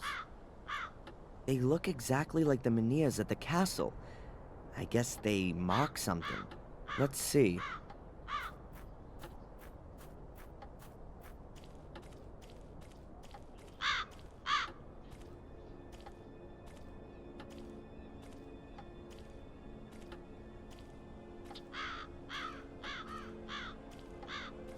Damn, it gets deeper here. There's something down there, something dark, but I can't make it out exactly. Some diving goggles would be good, or something so I can see underwater without having to dive.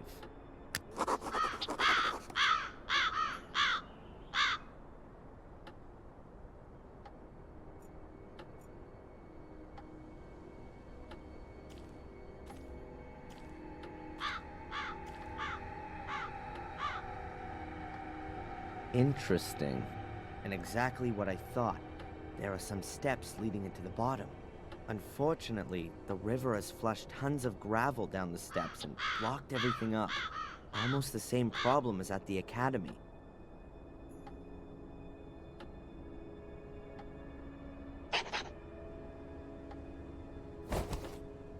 I've checked out 3 places and have found no entrance.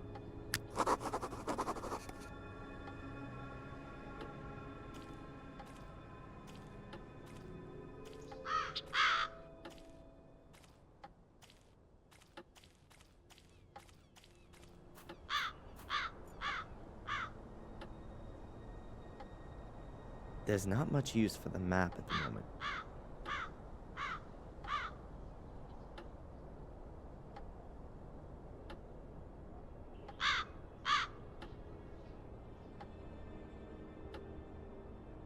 A line from the menhir to the gateway ends in the middle of the woods. It's gonna be fun trying to find the right place. But I think the way to the crossroads in the woods does lead in the right direction.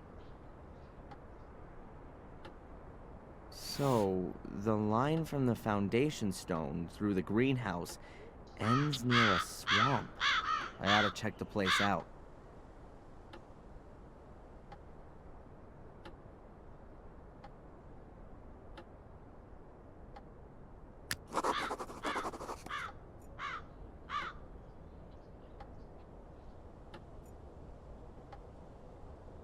There's not much use for the map at the moment. I'm not gonna find anything else here, so I can leave the waders here too. I'll leave the bucket here too, in case Bobby wants to look for presents again.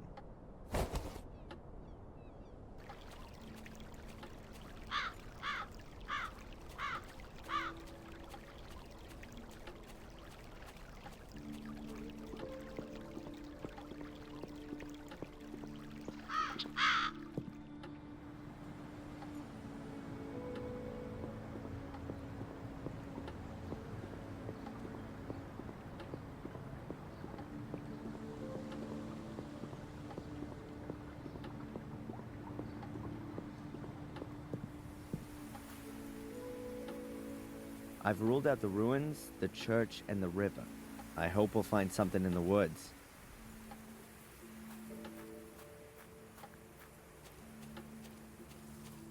If I trust my abilities as a cartographer, which I do, then there must be a portal along this path.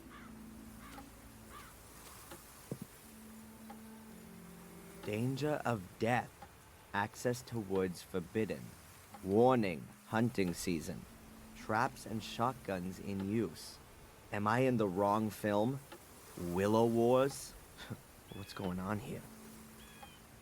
A bear trap. It's called Mammoth. What the hell are they hunting here? I'm not quite sure what I can use it for, but I'm sure I'll find something.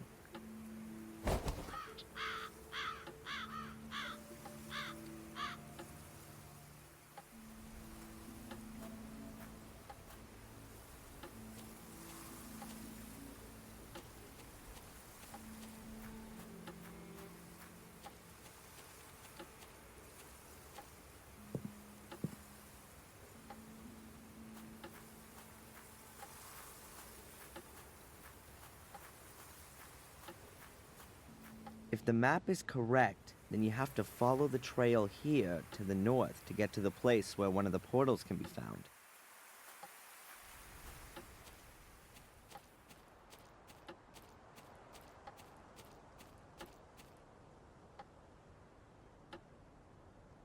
Quite swampy here. This must be the right place, though.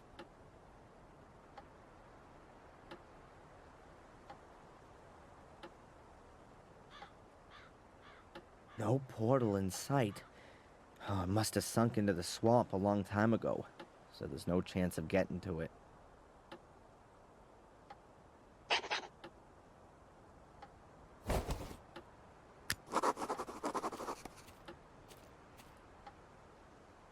Huh. That looks like an old metal detector. It's probably broken, but that kind of thing can be repaired.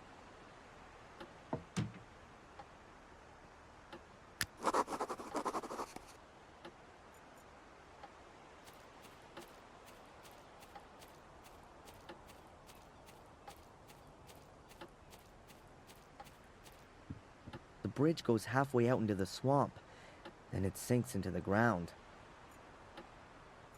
The ground there is quite swampy. I should be careful where I tread.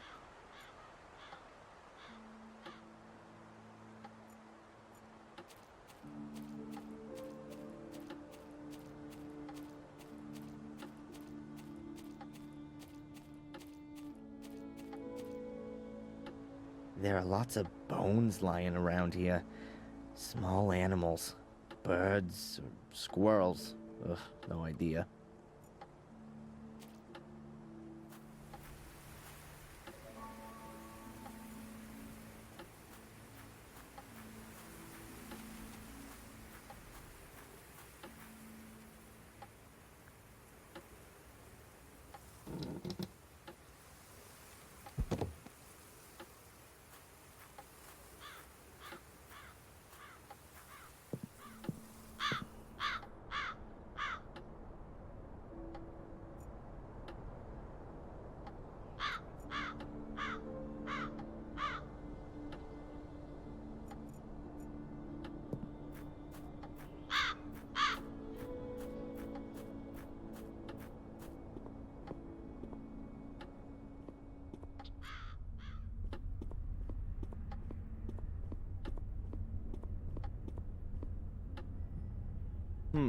A transistor radio, a device that can receive signals.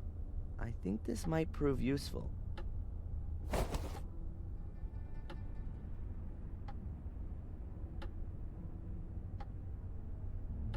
If I replace the broken electronics with those from the radio and the antenna, here's the wire. Done it. If I've got the electronics right, then it should work. Before I go, I'd better look in on Phil again. He has been locked up in the cellar for 3 days, after all.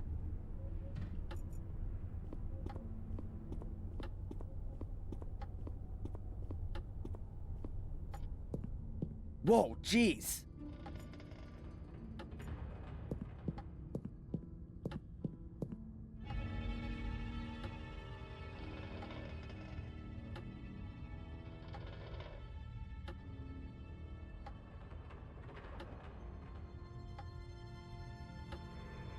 Phil is dead. I can't tell how he died. Maybe it's my fault. Anyway, I locked him up and maybe he died from extreme hunger and thirst. But wait a second. I locked the cellar door when I left, and it was open when I came back. Someone must have been here in the meantime.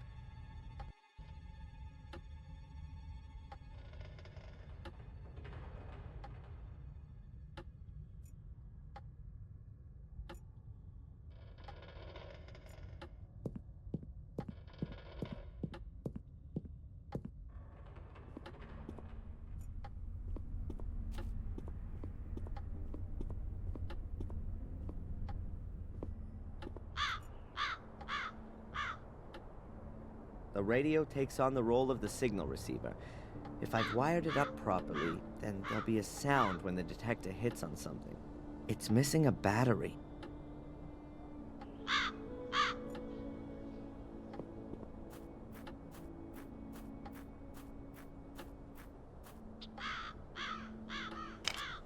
Okay, I'll release the hood. Hey, here's another one of those glow stickers. I'll take it.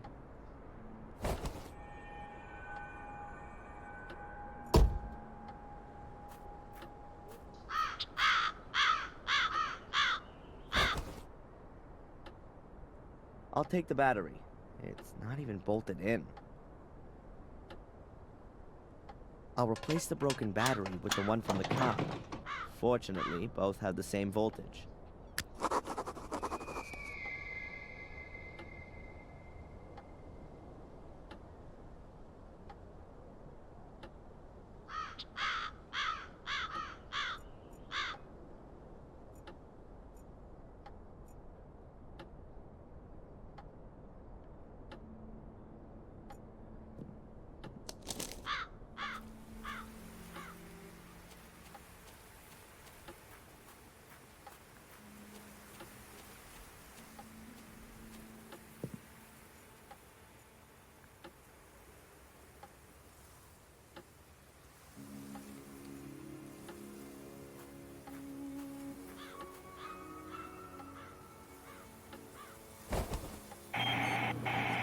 It works.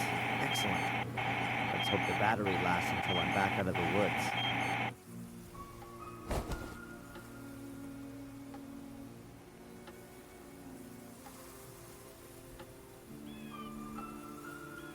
Good, then off we go. I'll mark the traps with the luminous stickers so it's easier for me later.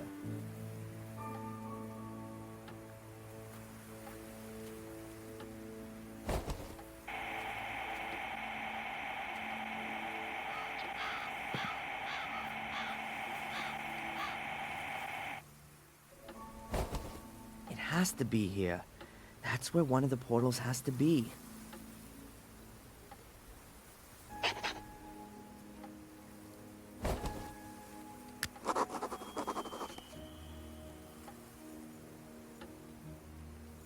Even more menhirs. Must be a nest somewhere around here. That's one hell of a stone. Is there something moving over there? Or am I seeing ghosts? Nothing would surprise me anymore. I wonder if an entrance to one of the demon gates is underneath it.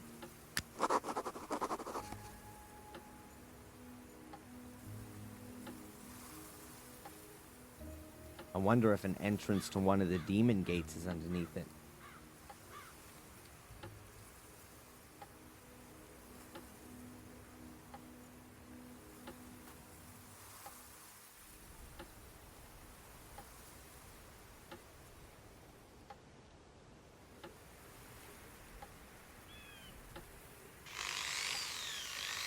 I've always wanted to do this.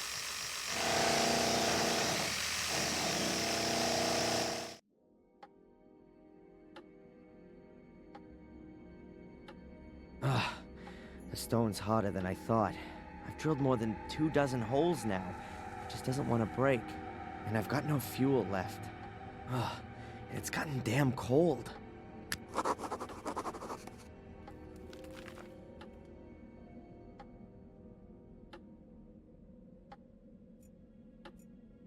There'll be a heavy frost tonight and the water will freeze. It expands, and in theory, the rock should crack. At least that's what it should do, if my physics course wasn't just a waste of time.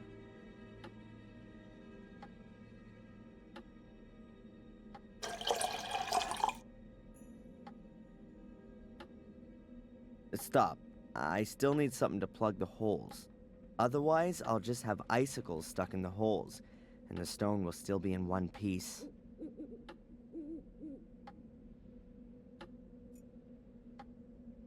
Perfect. The construction foam hardens when it comes into contact with moisture, and then it's quite strong. That should stop the ice from coming out of the holes. Now I've just got to wait until morning.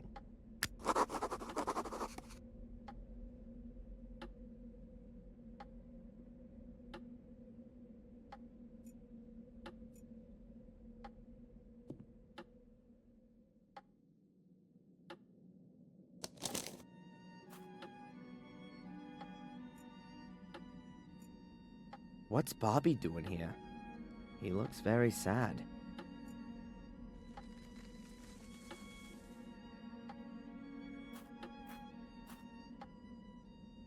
Bobby?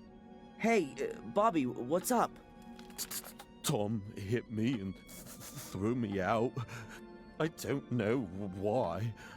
Doesn't he do that all the time? Not beating me. So why don't you go to the cops? I've been there already. The inspector sent me away. He doesn't want to hear about it, he said.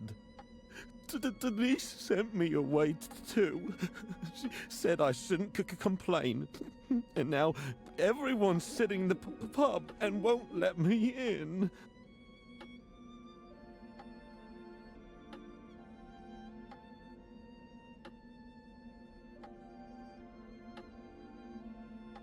Should I give you some money so you can stay in the hotel? No, I don't want any more money. Tom always takes everything away. You could stay with me in the castle. That's very nice, Darren, but I don't like the castle. I don't want to die. Should I talk to Tom? That's not a good idea. He wants to kill you. But you said the inspector is in the pub. Yes. I'm sure he's not stupid enough to kill me in front of his eyes. Anyway, the guy's due for a beating. I can't stand by idly anymore. Look, I'll sort this out for you. Let's hope the inspector really is there. Otherwise, this'll be Tom's last night. Tom, calm down. You shut your mouth. I want to know where the hell you got that necklace from. Why should I tell you that? That's I lent that to a friend as a deposit. It wasn't to be given away as a present. Damn it. Friend? Since when has Bobby been your friend? What's Bobby got to do with it, huh? What are you on about? Keep your fingers off Denise, or you'll be in the slammer before you know it. You stay out of this, you village Bobby. Watch what you say, boy. I can... What did you say about Bobby? What's he got to do with the necklace? He gave it to me, just before, for my birthday. What?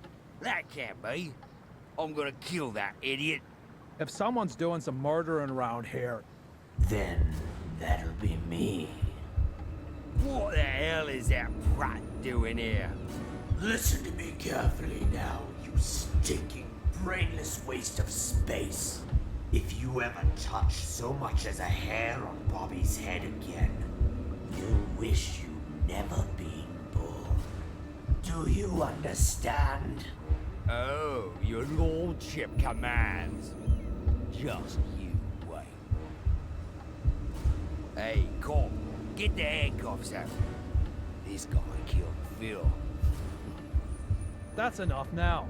You're completely drunk. I thought your brother was the stupidest of the two, because you're not just his brother, you're his father too.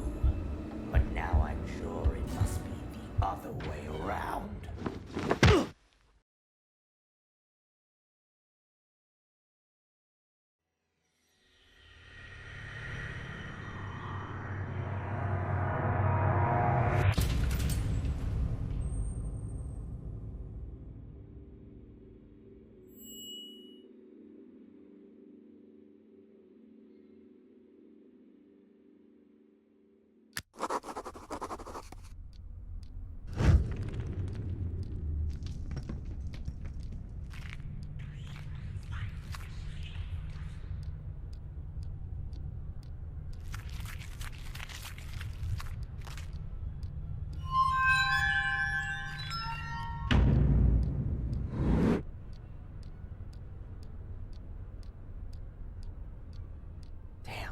Angelina. She was really evil from the very start. Those black eyes, like a demon, a witch. I think your subconscious is processing your relationship with her. No, that's not my subconscious. I'm remembering this encounter. Her face. What kind of mirror was that? And where was it? The crevice, remember? I climbed in there to help Angelina. There was a large room down there, and this mirror was in it. Perhaps it was a cave with an underground river, and the reflection in it was simply distorted. No, I'm sorry, Doc. A few days ago I would have believed you. But this time I'm completely sure it's not just my imagination or some kind of trick by my subconscious. It really did happen. Excuse me for a moment. Dr. Winterbottom? Yes, he's still here. Can we... Yes, fine. I'll tell him. Hello, this is Big Shot Spooner. We found a corpse and want to arrest that Gordon immediately. Send him here straight away. Almost. It was the constable. The inspector is waiting for you in the cafe. You should go there directly after the session. In the cafe? What? Is he gonna treat me to a plate of donuts? Why not? Adrian, it's time to make peace with the world. Why don't you start with the inspector? It's okay, Doc. Perhaps it's all a bit too much. The ongoing investigations against me, the continuous suspicion, the visions, the castle... It's crushing me. Because you want to do everything on your own. Let yourself be helped. By me, by the inspector, and why not by a butler? Yes, I think a butler would be just the thing for you. You made the right decision. Has anyone ever told you that? What decision? That a castle needs a butler? No, that you didn't become a pathologist back then, rather than a psychologist. I mean that decision, Doc. Oh, thanks, Adrian. See you later, Doc. See you later, Adrian.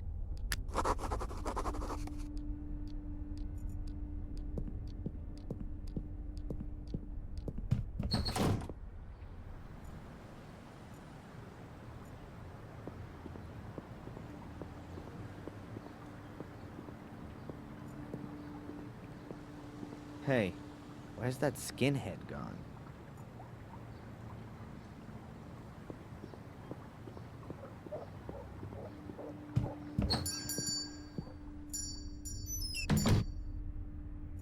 The sales girl is terrified of me. As long as I don't ask her any questions, then I probably won't give her a heart attack.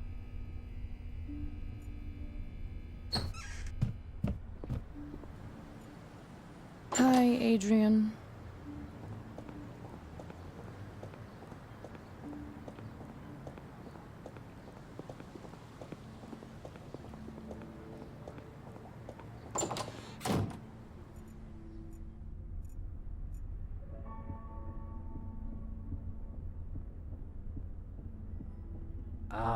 The worthy Mr. Gordon is honoring me with a visit. Have you taken something? Sit down. Do you remember what happened last night? Only up to the punch in the face. Strangely enough, I have a mental block of what happened from that point on. Really? You stood up as if nothing had happened and just walked back to the castle. I followed you because I thought you might collapse at any moment. But nothing. You didn't even sway once. You took the knockout punch like a man. I wouldn't have expected that of you. Thanks for the flowers, Inspector. But in reality, I didn't cope with it so well. The blackout. Never mind. The most important thing is you can still remember what Tom said when he noticed you. You mean I'll kill you? I'll punch you in the face? By the way, you can report him if you want to. Sure, and for kidnapping too.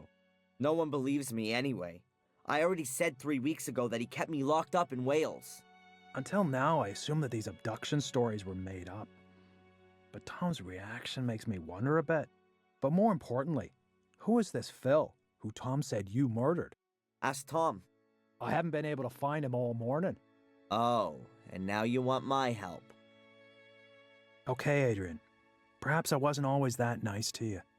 Can we just forget the past for a moment? Did I just hear an apology? Well... Phil's the guy who locked me up in his morgue a few days ago and wanted to kill me.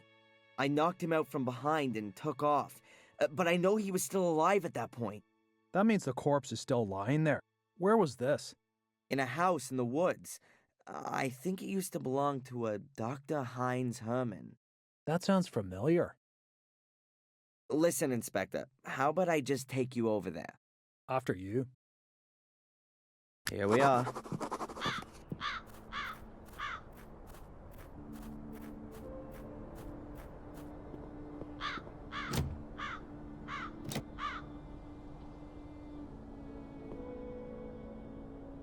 The door's closed, and we can't go in there without a search warrant. I think that only applies to you, right? Let me put it like this. If you were to enter this house without permission, I would have to make sure that you don't take anything. Ah, I get it.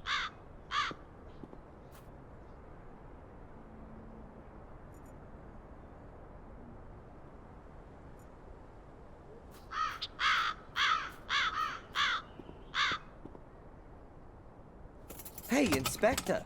The door's wide open. Well, who'd have guessed? His lordship has a key. I'll have to take that as evidence. Sorry.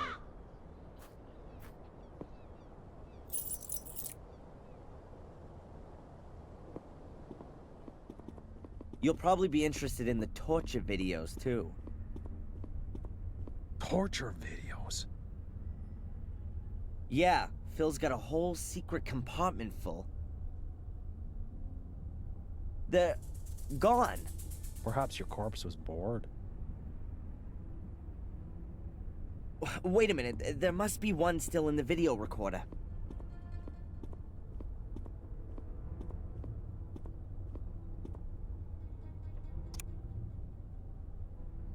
Turn that off.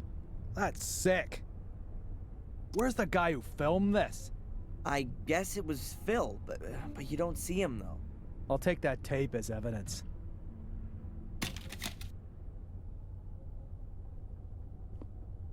Okay, and where's the corpse?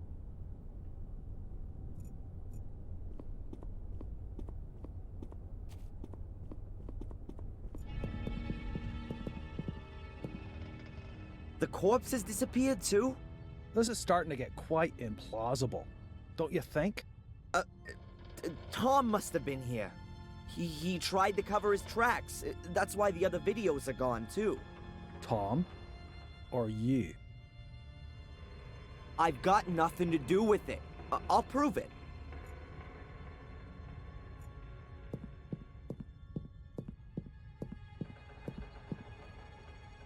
Hey, Inspector, you might be interested in this.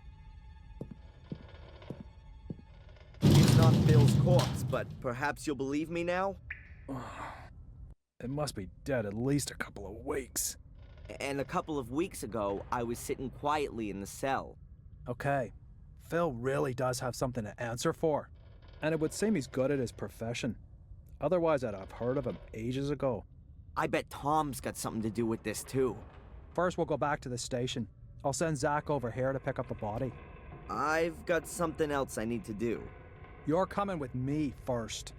I need to record your statement.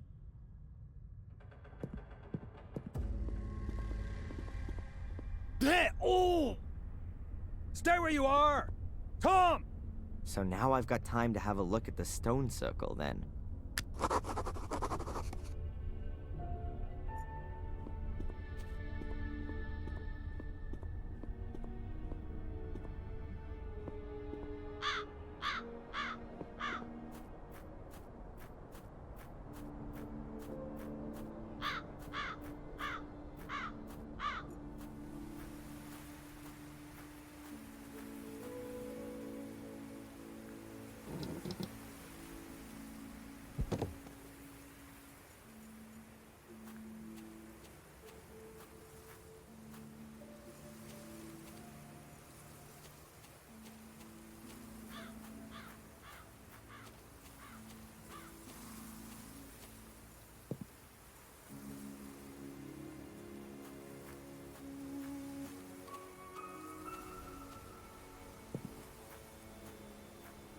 that looks very promising.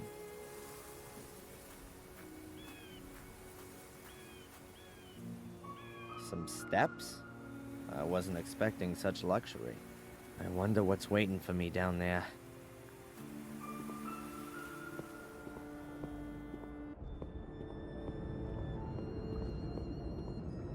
Amazing. Yep, that's got it. About 4 meters wide and... oh, it's not that deep at all. A few 100 meters, maybe. There are fluorescent, things hanging everywhere. They look like huge glowworms, but they're not moving. Are those some kind of writing symbols on the wall? None of it means anything to me, I'm afraid. If I'm not mistaken, that's exactly the same kind of portal as there is in the academy. Was, before it was filled in. Some kind of, thing. Difficult to know exactly what it is from here.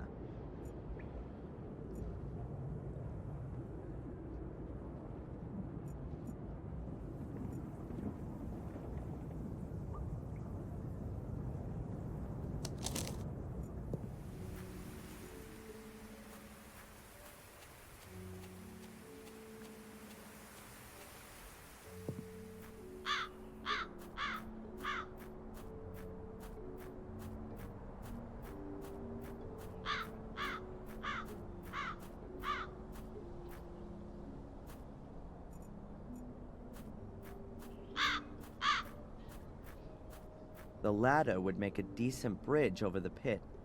I'll try it.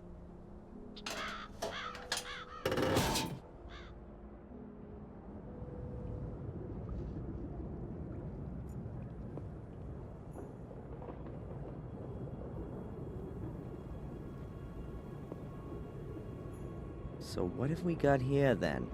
An ancient comic? It looks like a kind of picture-based script. Let's see if I can work any of it out. Some guy carrying a black ball. He's wearing a long robe. Or a dress. Could be some holy character. Or a priest. Then he lies down with the black ball and some other guys wearing dresses stand around him. Weird. And here they're taking the guy with the ball's head off? Wait, could it be some kind of burial ritual? Or an execution? I could do with a copy of this somehow, so somebody can take a look and maybe tell me what these symbols mean. I'll draw it quickly. Maybe I'll find someone who knows about hieroglyphics.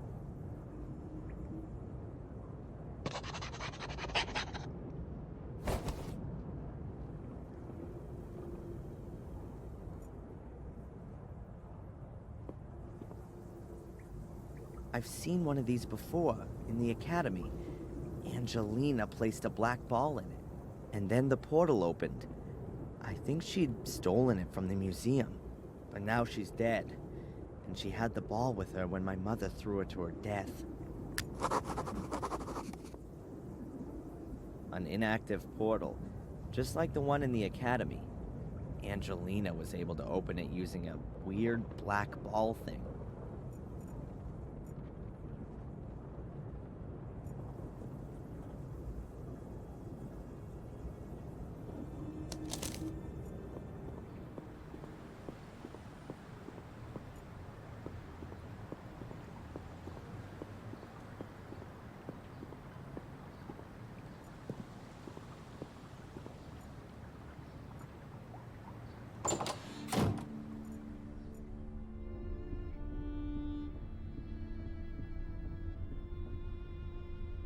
Edward. Sir? All on your own today? Denise is ill. But wasn't she here this morning? Yes. She went down with a virus all of a sudden. Might that be the, Conrad Spooner virus? I think it's got plenty of names. Whatever the case, it doesn't just make you unfit for work. It makes you unfit for marriage, too. I'm very sorry, Edward. Well, anyway, it's not infectious. Could you take a look at this and tell me what you make of it? Yes, I've seen this script before somewhere. It's druidic, very old. Can you read it? Reading might be an exaggeration. It's more a kind of pictorial story. I think it's a description of a burial ritual. Yes, that could well be the case. Here, the dead person seems to be some kind of ecclesiastical person. A priest, if you will. You can see that by the crooked staff. That symbol was often used for spiritual leaders. And he has a black ball in his hands. Are you saying that it could be like one of those that was in the museum? Oh, you could even be right there. If that's the case, then I'm not at all surprised it was stolen. It would be worth a fortune. Might it be possible that there are more of them? I wouldn't exclude that possibility. If it's some kind of a burial gift for priests, then there could be a chance you'd find one under a burial mound.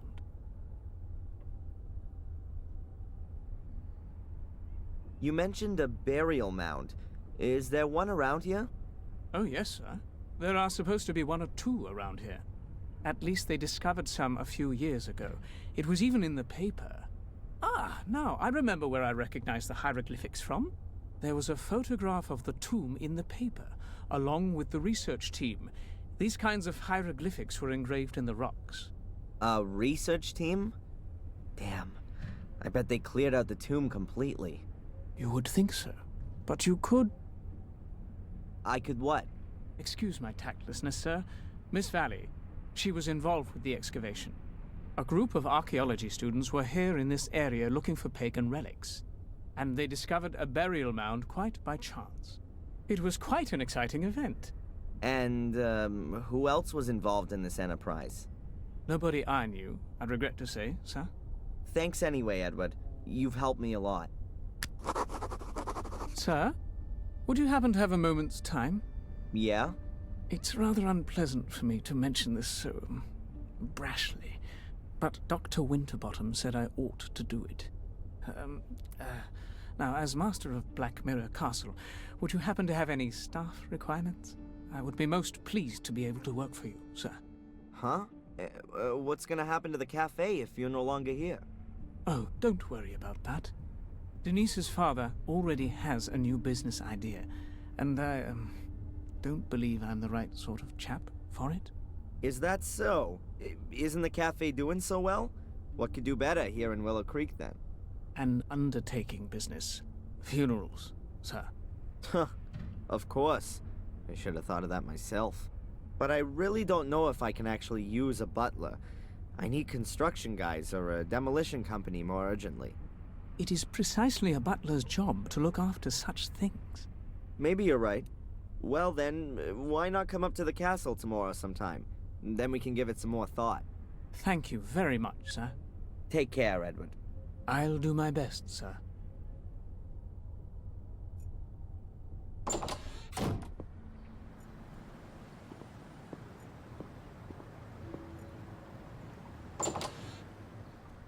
There's a whole lot of nothing going on here. How does Murray make money with all this garbage? Oh, a donations box. For the bereaved, it says. Yeah, sure. And a camera, so Murray can see whether people donate from the comfort of his own home.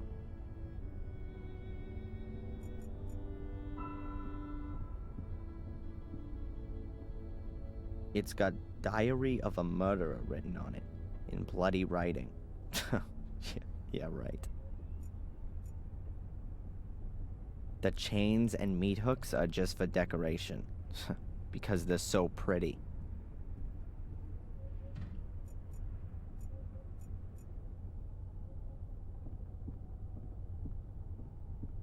Various pamphlets on the history of Willow Creek.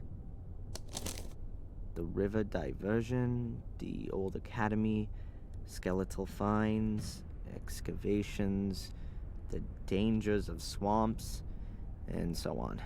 Nothing really interesting there. All of the pamphlets were put together by this Edward guy.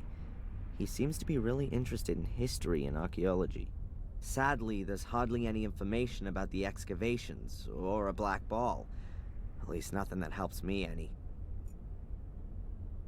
If they'd been available in a series back then, Samuel wouldn't have had to have bothered with all the murders.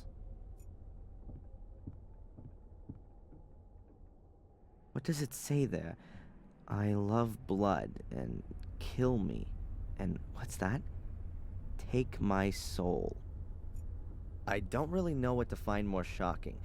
That Murray's made replicas of Dr. Herman's severed head, or that someone has bought one of them. Who the hell buys this crap? Hi, huh? The sign? Please don't talk to the staff. Oh, right. Strange guy. Probably not even a real cop. Those are the old things from the Museum of Local History. They used to be in here.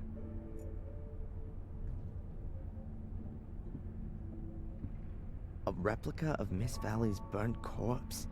Oh, this really goes beyond the bounds of good taste. Couldn't someone sue Murray for such tastelessness?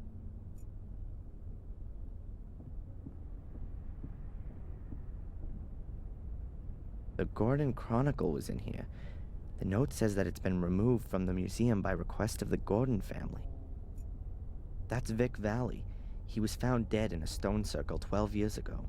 Hopefully, his sister never saw him here. The pictures are of the murder scenes. This is the lighthouse where Miss Valley was killed. Well, compliments to Murray for coming up with the idea in the first place. The lighthouse in miniature, hand-blown by Murray's Arts and Crafts group. Hey, that's me. Wanted, dangerous arsonist. The American tourist Darren Michaels is strongly suspected of committing arson. Witnesses who can supply information on the course of events on the evening of the fire are still needed. Every clue counts. All that's missing now is a bounty on my head.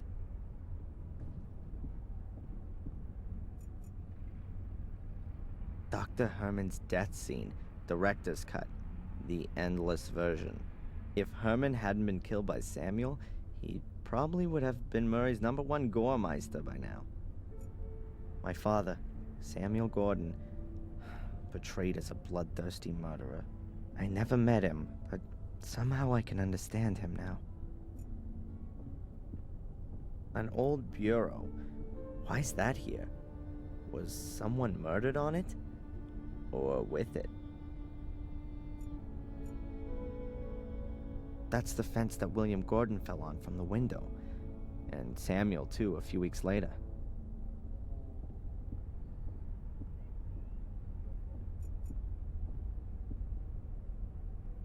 Here we can see a typical Willow Creek tourist couple, probably on a romantic honeymoon.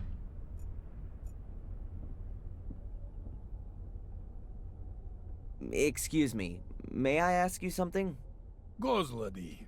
Svetlanushka, look. They even got a Darren Michaels lookalike. Fantastic. He looks so much like the real thing. What you want to ask, Yunosha? I hope you're not gonna miss the black ball. Unfortunately, it was stolen a few weeks ago. Нет, we saw last time here. We are here just for corpses. It's done very well. Очень красиво. Thank you. I'll pass the compliment on. Would you mind taking part in a little survey? We're planning a new exhibition about ancient dark powers that have been doing evil in Willow Creek for thousands of years. Отлично. The lettering should of course suit it. What do you think about these kind of hieroglyphs?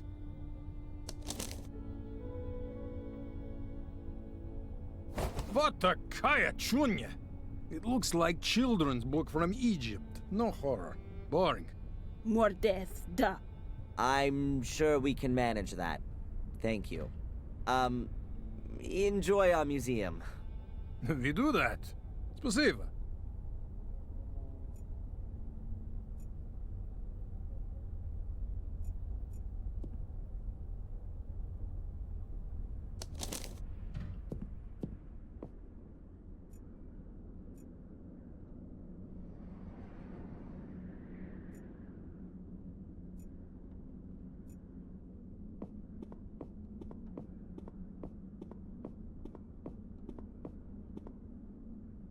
It's a roll of damp-proof sheeting used in construction. The craftsmen should really cover the floor with it so they don't make everything filthy. I guess that's no big deal while the place is looking like it is.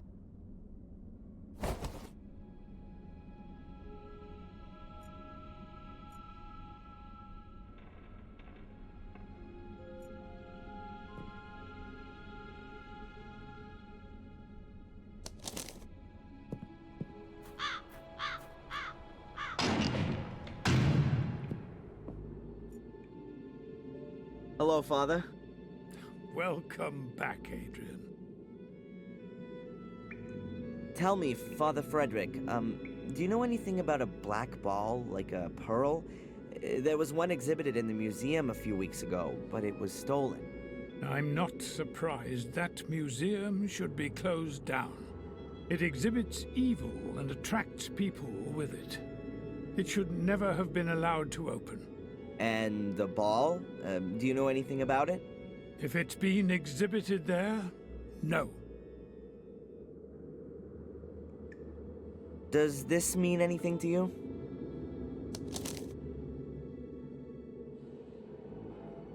They're pagan symbols. I don't know anything about that. Did you know there are burial mounds in the area? Yes, there was a big thing about that in the papers a couple of years ago. But it doesn't surprise me. England was firmly in the hands of the pagans right into the Middle Ages. It took a long time before they were won over by real faith. Whatever. Thanks for the help. May the Lord be with you.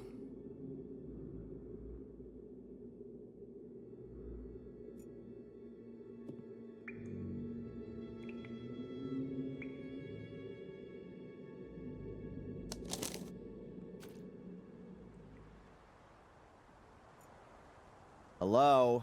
As far as I can remember, there wasn't a pile of stones here yesterday.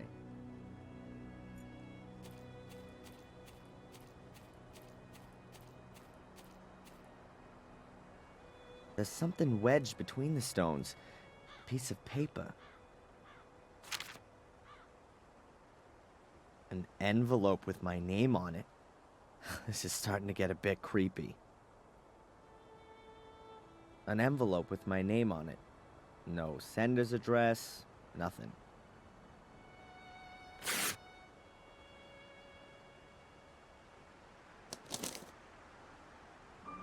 Hope is the guardian's second virtue. It nourishes the wise, but it fools the measured, who mindlessly rest on its promises.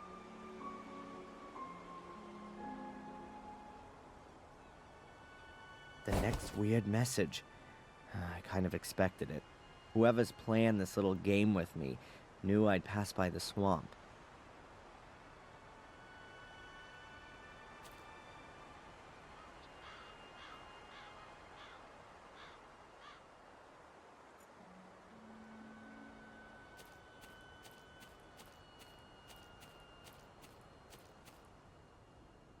There are lots of bones lying around here.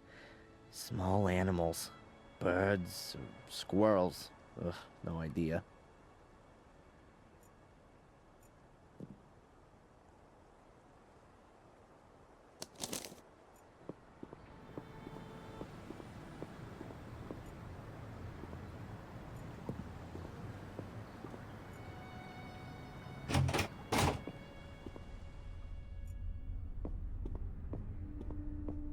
Inspector Spooner. Little Lord Adrian, what can the village Bobby do for you? Are you trying to suck up to me, or are you pulling my leg? You choose. Have you arrested Tom? He vanished into the woods. We've started a search. This black ball that was stolen from the museum. You want to give it back? That'd be very nice, of course. So it hasn't turned up again? No. Have you seen anything like this before? Something similar. In the cells on the wall. There are supposed to be burial mounds in this area. Do you happen to know where any of them are? You've just inherited a castle. Now you want to move again? Couldn't you give me just one decent answer, please? Ah, well. If it means so much to you. No, I don't know where you might find a burial mound. Might you possibly be able to give me a tiny bit of Really? information? I can't wait. You searched Miss Valley's house, didn't you? Did you come across any kind of archaeological notes or drawings while you were at it? Zach? Hmm? Shouldn't you been off on the beat long ago?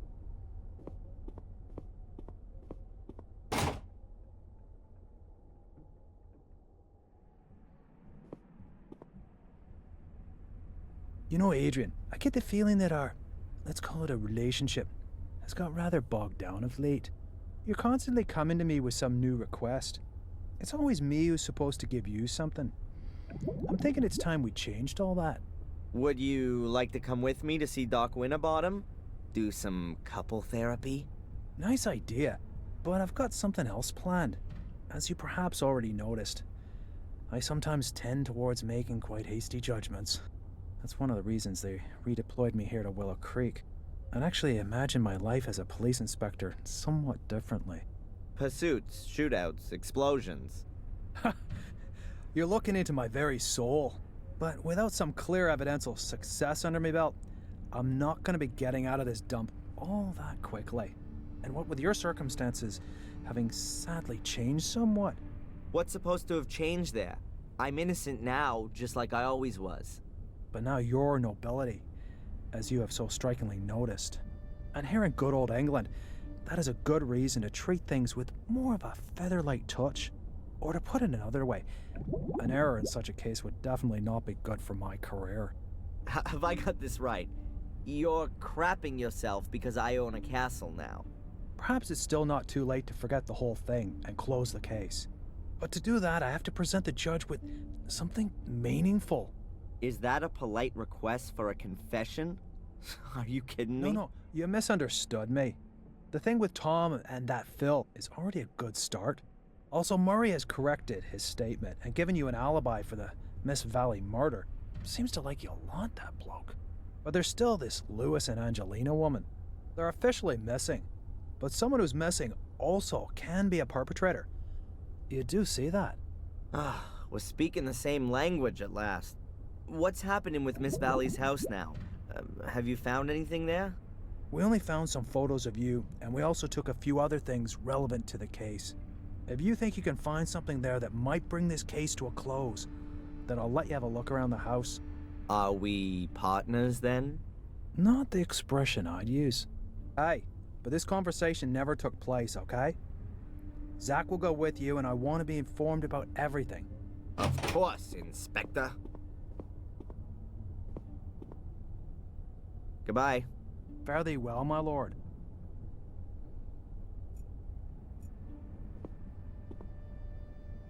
Can I ask you something briefly? Hmm? Do you have any idea where Matt went to? I didn't see him in the village. He was in the pub yesterday, but where is he today? Don't know. You could submit a missing persons report. In the next life, maybe. Do you know the story of the Gordon brothers, Marcus and Mordred? No, but I know the story of Tom and Bobby, and that's enough for me. Okay. Constable, do you know what I'm doing right now? I'm looking for demonic portals. They were built here before the Holy Ghost had even dared think of Jesus.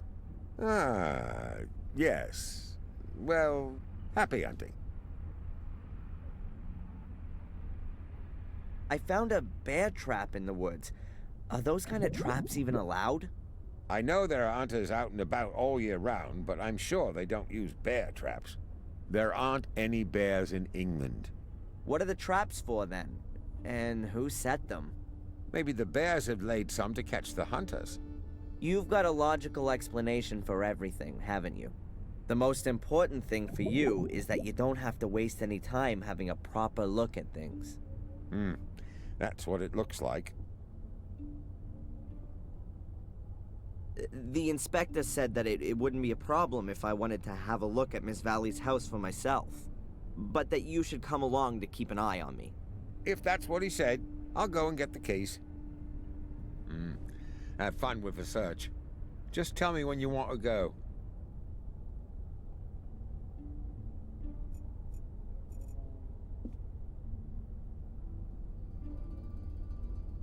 What are you up to? Maybe there's a secret trapdoor under the rug. What a load of nonsense.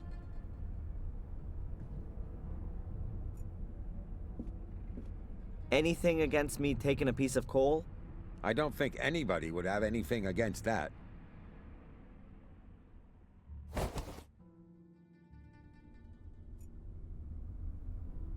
A wooden rocking chair. The backrest doesn't look particularly comfortable. An empty notepad. What are you doing there? I just wanted to take a piece of paper, to take some, notes.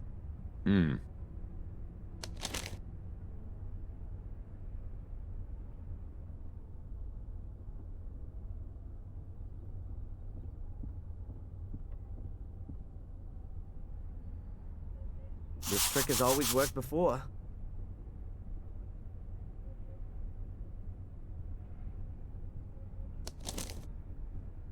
That has to be the same letter as the one I found in the shack. You can still read a bit of it. In case we are unable to, the evil, we fail in our goal and the order never existed. Already sacrificed. That was never my intention. If the cursed one, then... Oh, now it's looking very faint. Can't be allowed to find any trace that might lead to us. I get it. This is Miss Valley announcing that the order should be disbanded should anything go wrong. That explains a lot.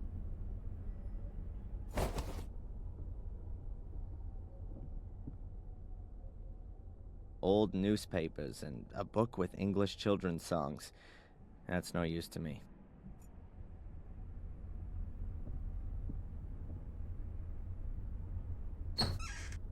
Now this could be interesting. Miss Valley's book collection. Let's take a look. English history and stories, Camelot and the Holy Grail. From William the Conqueror to Magna Carta. Aha, a folder from a university. Constable, can I take a look at this folder here? That's just books about science and the like. Was that a yes? Okay by me, but don't take too long.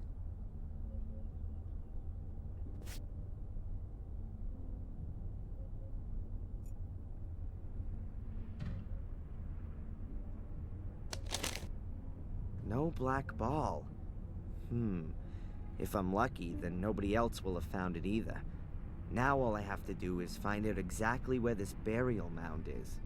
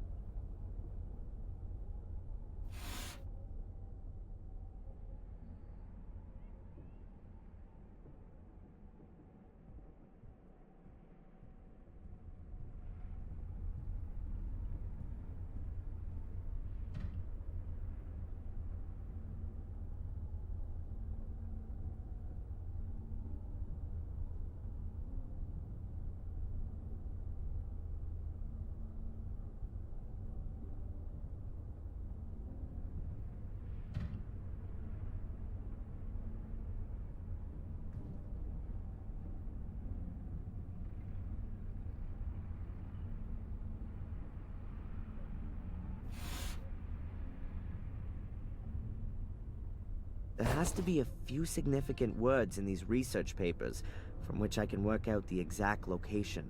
I think 3 words will do it. Small animal bones. Definitely rare. I ought to make note of that.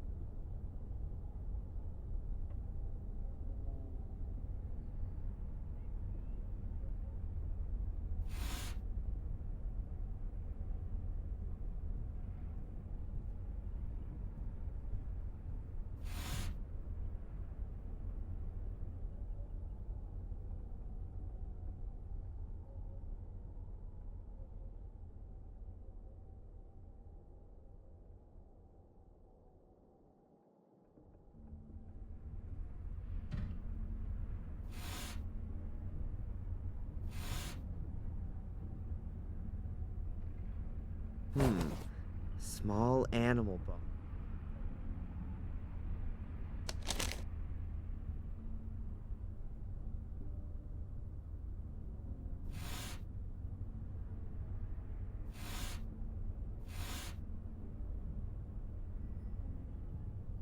Earth samples from the marsh. There's only one here.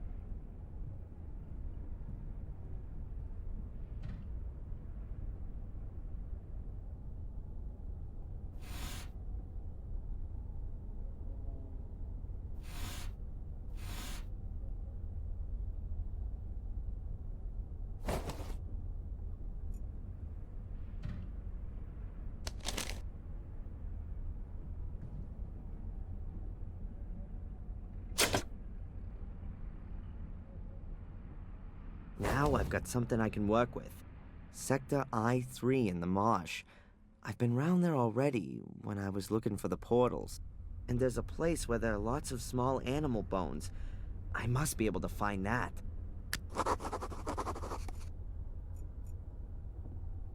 Zach, I've seen enough. Let's go. Please, put the folder away again, and then we can go.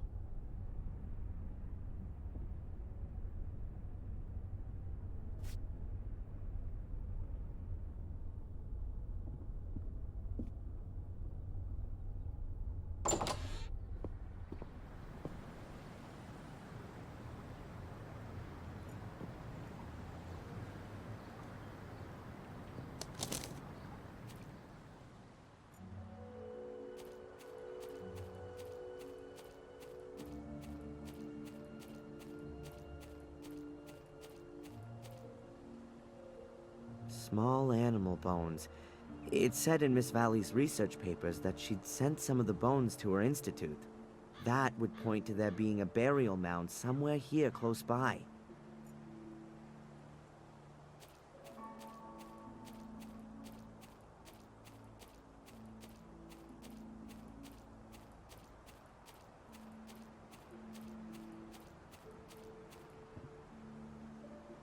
A swamp. Or a marsh, if you will. That was also mentioned in the research papers. And I'm to the east of Willow Creek. Now somewhere, not a million miles away, has to be this burial mound.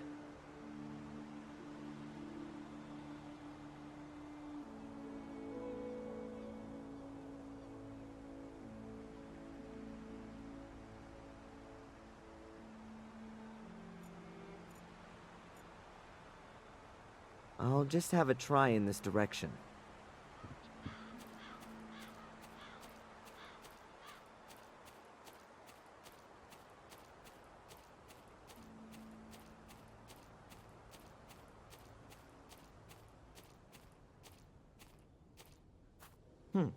Wasn't all that difficult to find. There are plenty of twigs and branches here. I'll take some dry ones.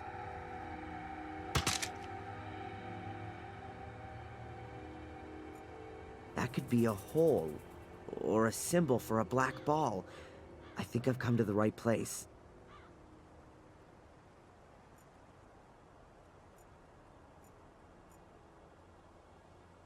The same hieroglyphics as on the stone tablet in the cavern. These places are definitely connected. This tree must have been cut down decades ago, probably when they discovered the tomb. A spare menhir that was left over from building the tomb?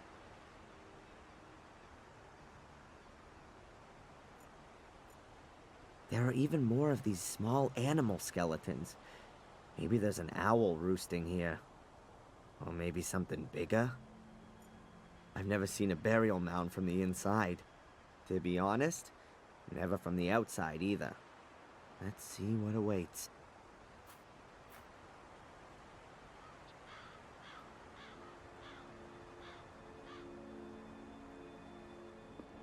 It smells old here. Very old.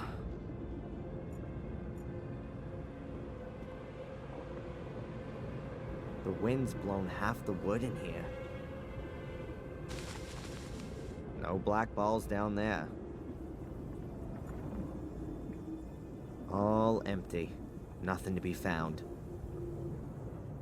So, this is where they actually laid the dead.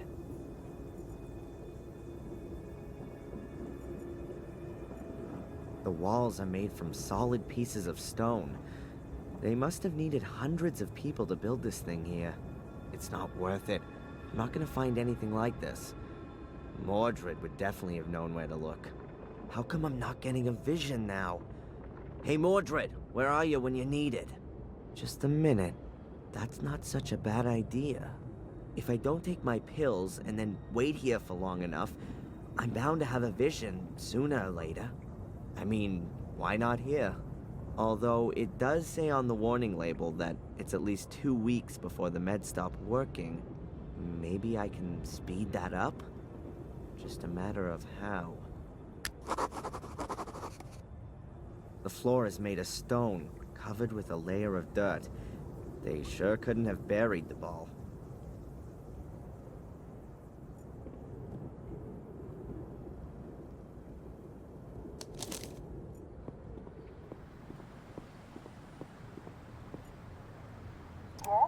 Hello, Doctor? Can I ask you a quick question? Of course. Come on up.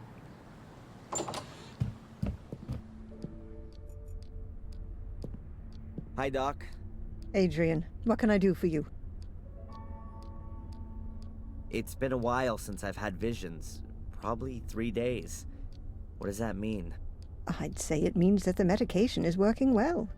It could also be that the emotional events of the last few days have suppressed the images of the past for the time being.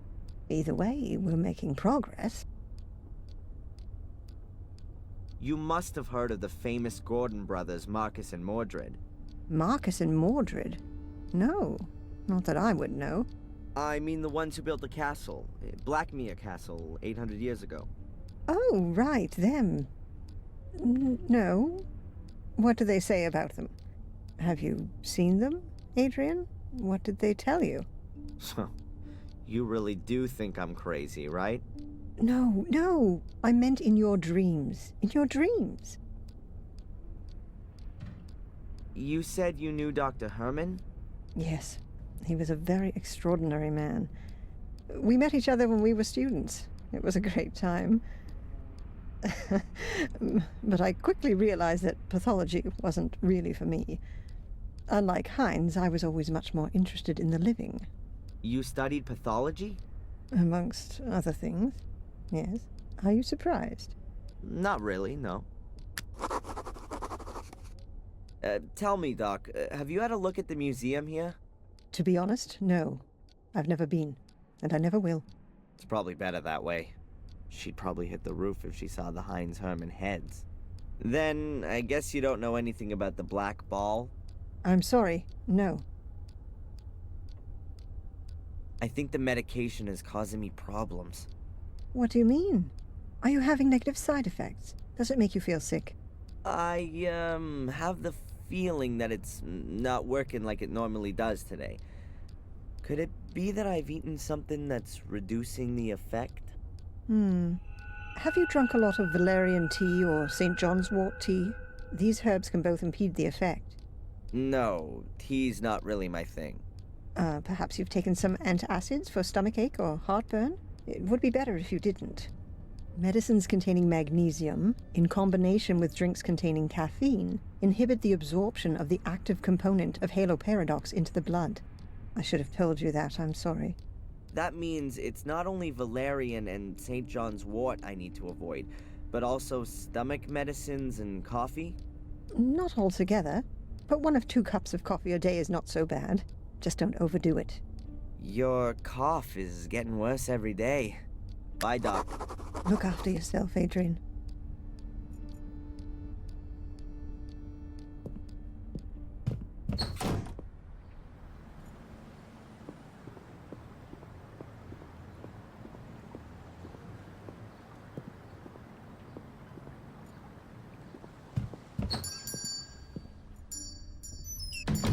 Hi. Abaya, have you got something for heartburn? Yes. Yes, of course. I recommend bicarbonate of soda. Does that contain magnesium? No, it's just salt. Have you got anything else? If you need magnesium, you could also take an antacid. You need a prescription for it, but I'll make an exception for you. Okay.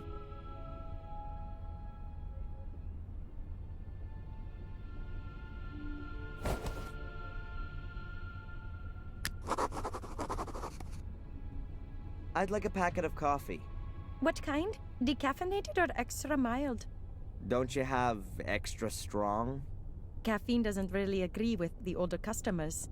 And what about this sack of coffee beans here? That's the extra mild one. Should I pack you some? No thanks. Have you got valerian tea or St. John's wort? I'm afraid not. But I can order it for you. It takes about 2 days. Oh, that's too long. I need it today. Oh, well, I don't know. See you. Yes.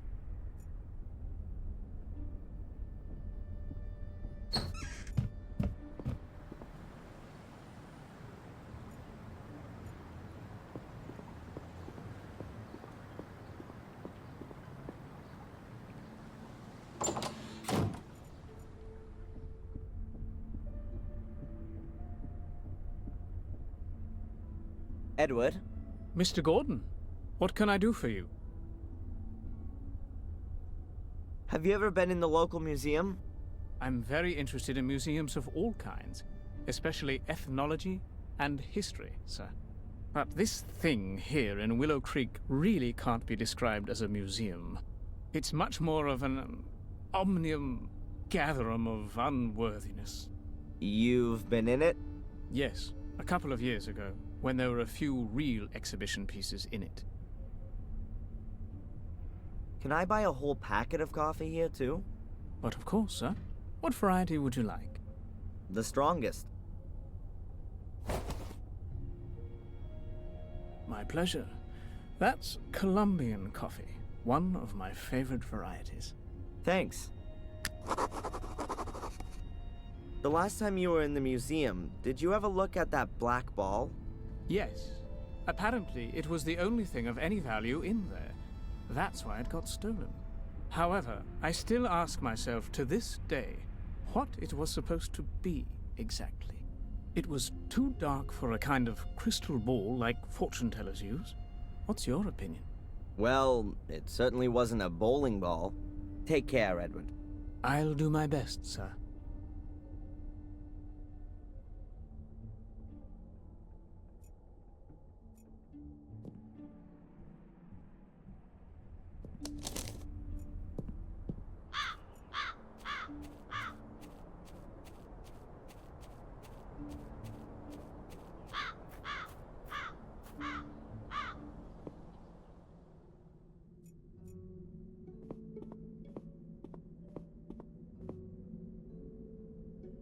Tumulus valerian. That's exactly what I'm after. And the plant's already dried out. Ought to burn well, that stuff.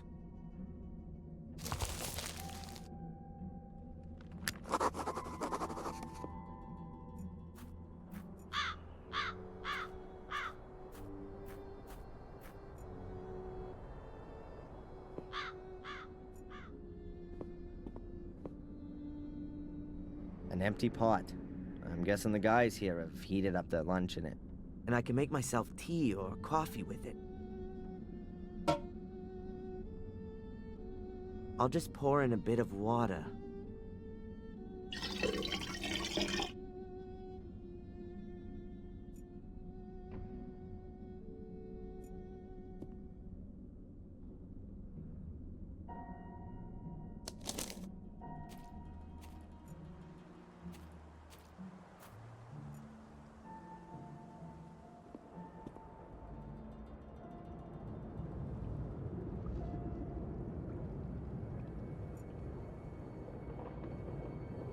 I ought to put the sheeting on from the outside.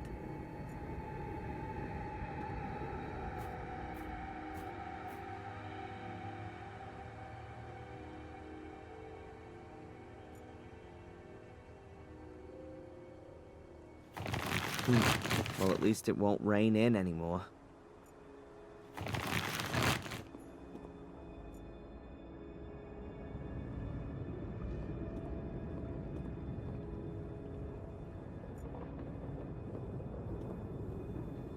I'll put the stones in the middle of the chamber.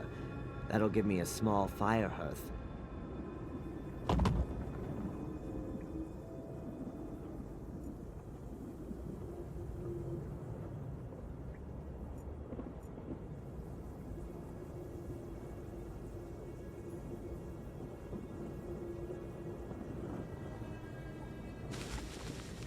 That makes enough combustible material for a small fire.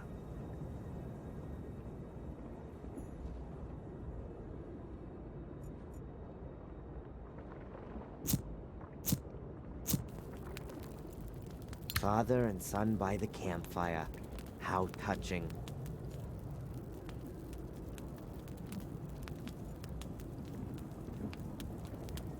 The water ought to boil soon.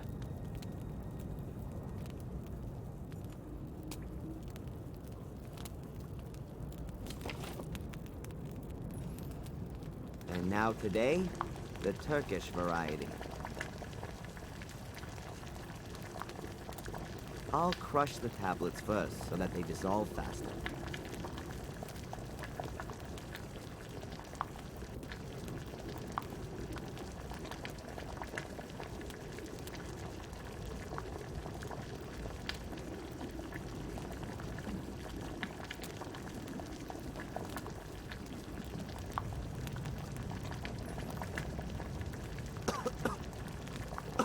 Oh, I'm gonna stink like a kipper when I get out of here. Not exactly the best deodorant for an unjustly alleged arsonist. Oh, I'm already feeling a bit weird, woozy, like I've been wrapped in wool. But that's not enough. Something's still missing.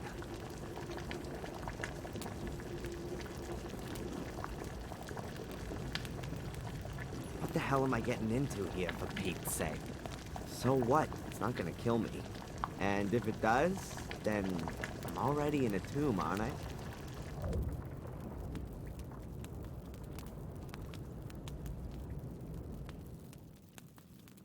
Ugh. This is working better than I thought. What?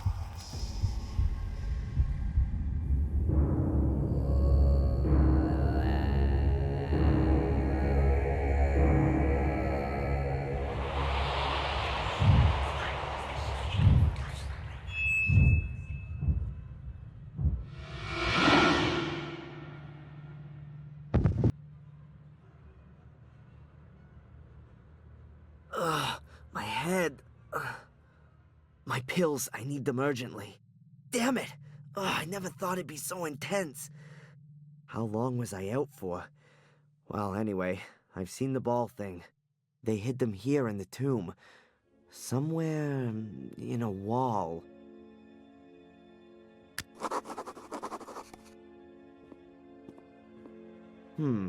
This mold wasn't here before.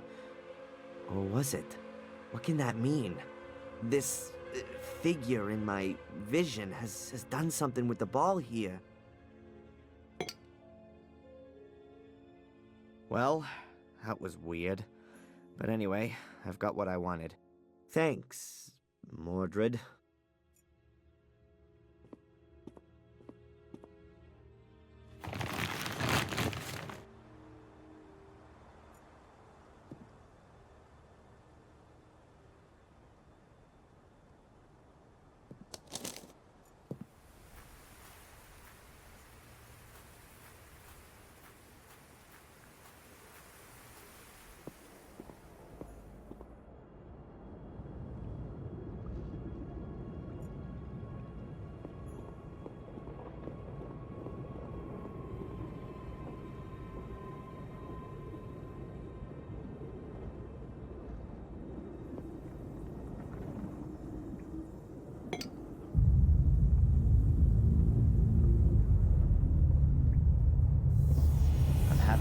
Problem believing what I'm seeing right now.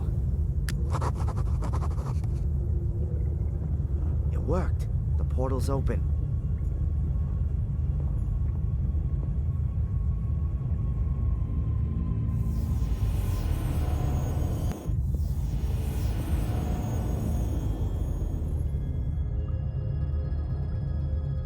The Academy.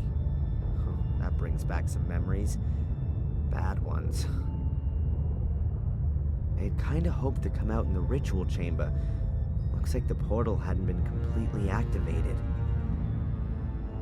Not good. The way it's looking, I'm gonna be here longer than I planned for.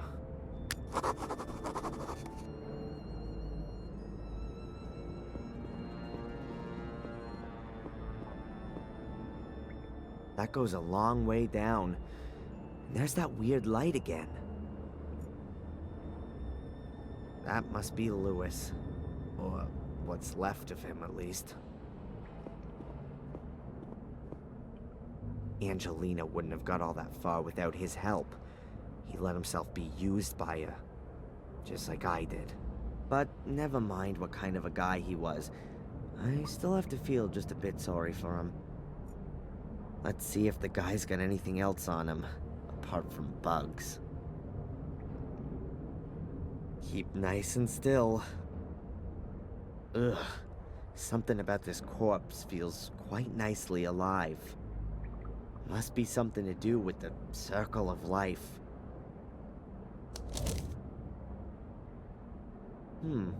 A note to Lewis from Angelina.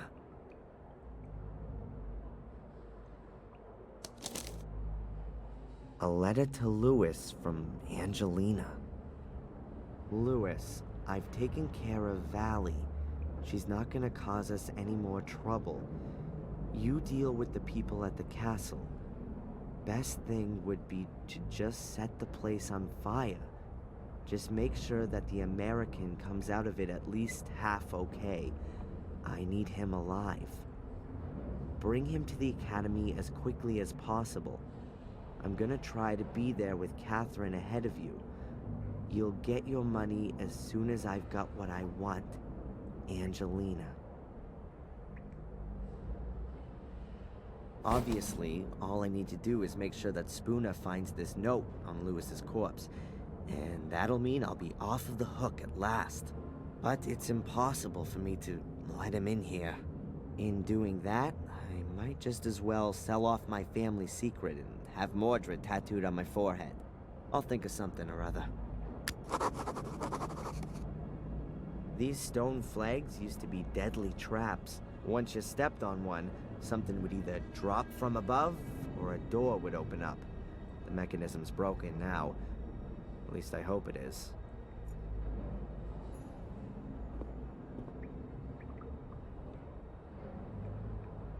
Whoa, they've really been having fun around here. The floor's littered with empty cartridges. Someone's fired off magazine after magazine here. Did the Order members want to make the Academy collapse? Well, they were pretty damn successful with the entrance, at least. I've got to get the portal open somehow. Otherwise, I'm gonna end up something like Lewis.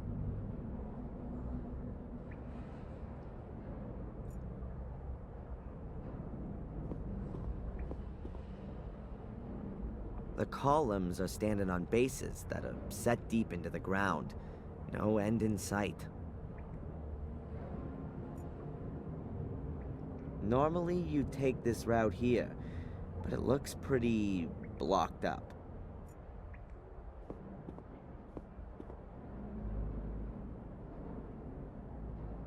There's a piece of black material.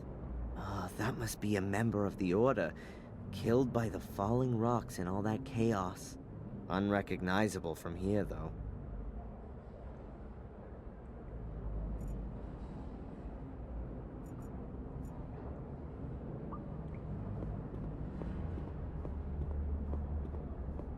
There are bullet holes all around here. Those Order people must have been going crazy, shooting all over the place. But why would they have been shooting all around themselves? Might it have had something to do with Angelina's ritual? Or were they doing that to make the Academy collapse? Well, whatever. I ought to make sure I get myself out of here in one piece. Whoever built the traps certainly didn't go in for half measures. If you got that on your head, you wouldn't have to worry about getting a headache anymore. You used to be able to open these doors using a mechanism. That's been destroyed, though, to keep them shut forever.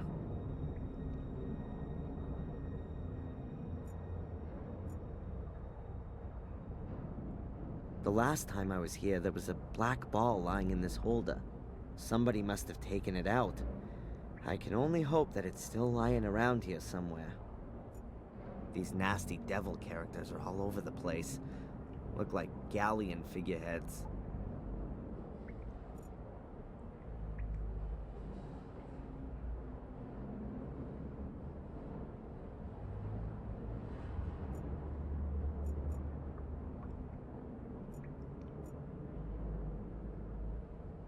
With that, I'd at least have evidence that Lewis is dead. But then I'd have to answer some uncomfortable questions, so no.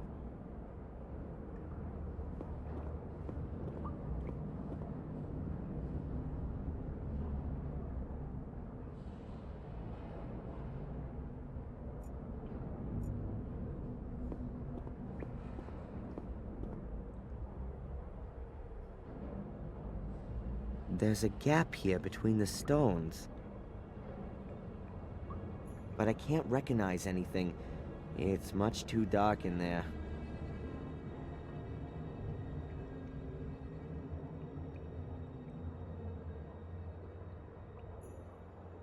And I can't feel anything either. That's a small gap. Much too dark to see anything at all. That ought to do it.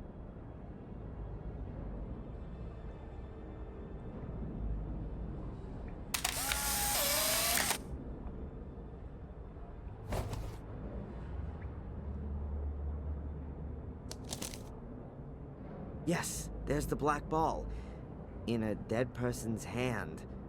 And behind that, the other opening. If I only had something like a stick, I could push the ball out on the other side.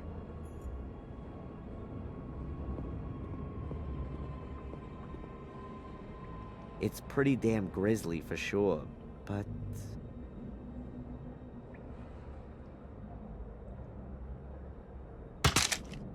I could use Lewis's arm as an extension to get to the black ball.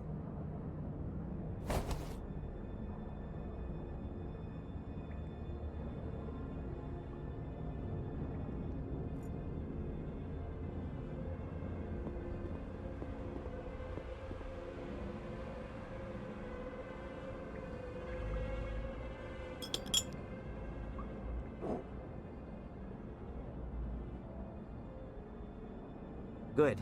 The ball's a bit closer to the other opening now.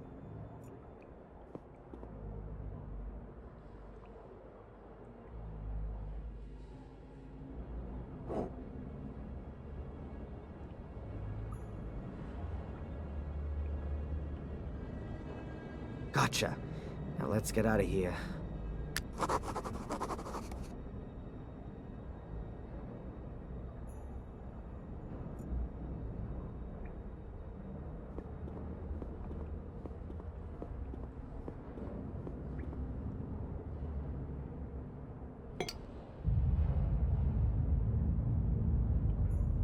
Adrian Gordon, Grand Master of Portal Magic.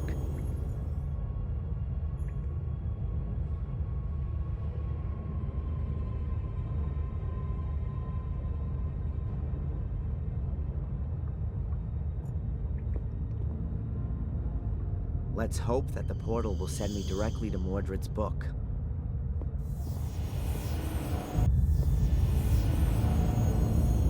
It worked. I'm in the ritual chamber.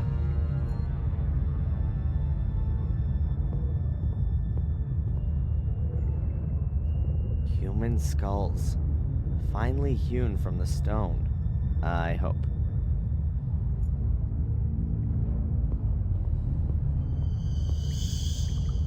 Could be the throne of the devil.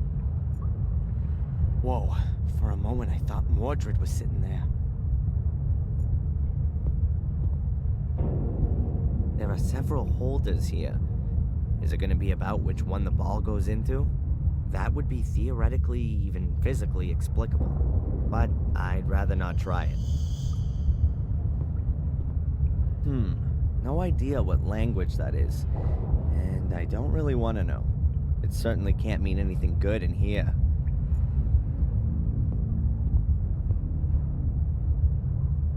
The abyss my mother fell into.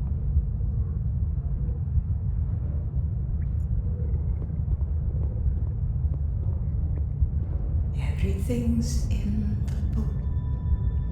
Solo care, busadire.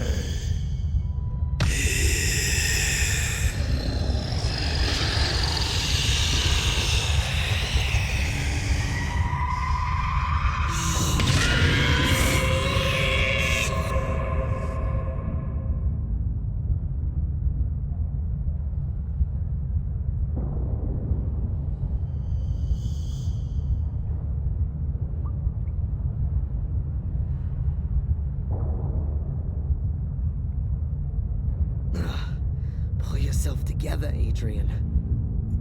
Amena vei busadire. At last, to own a body once again. What unimaginable power. Now I can complete my work.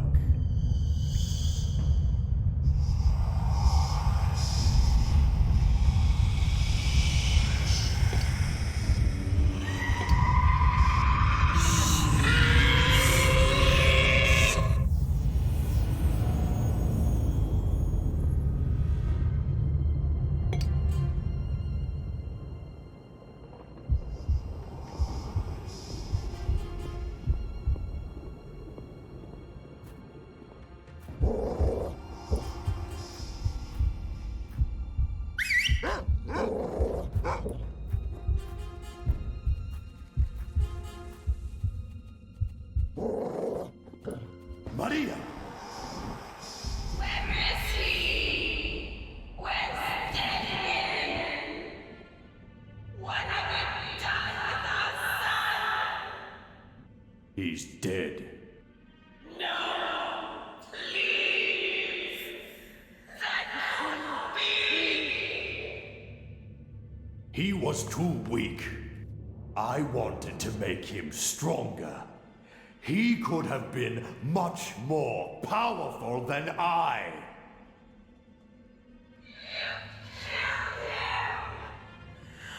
What have you done? Out of my way, woman.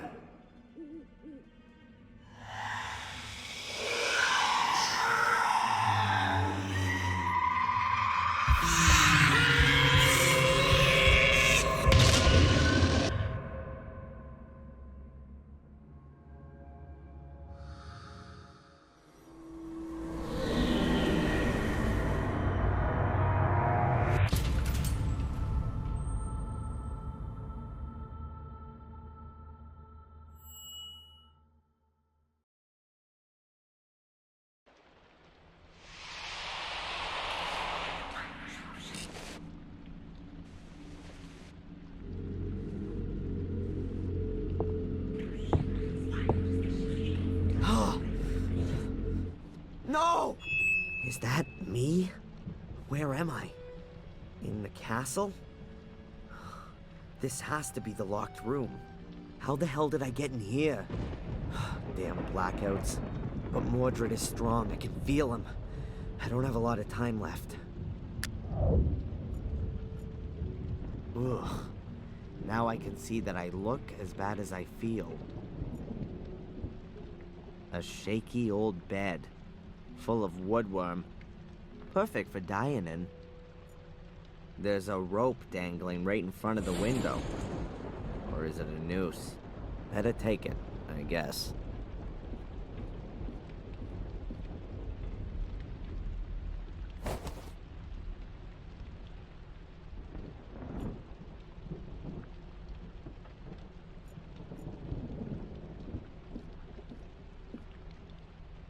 Hey, I definitely know that from somewhere.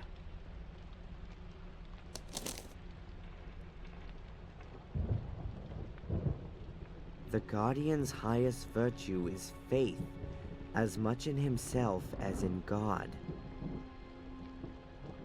These notes, who's writing them to me? Am I writing them myself? Or Mordred? So I didn't dream it. It actually happened. That's the book from the ritual chamber. Mordred's book. The pages are empty. Damn. Can't be. What the? Everything is in the book, and now there's nothing in the book. Okay. Keep calm.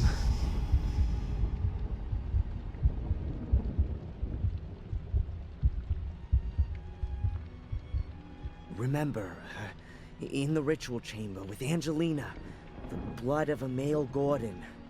If I drop some of my blood onto the book, then the writings ought to become visible. A piece of glass. That ought to do it.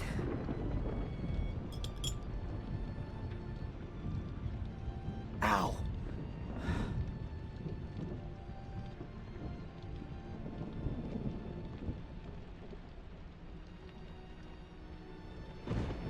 Nothing. Not a single letter. Stop. Here. Here's something. Oh, no, it's just Mordred's dumbass summoning formula. All that for nothing.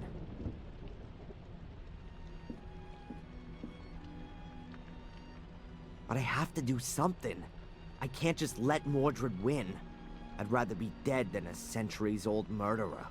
My father, he's already trodden this path.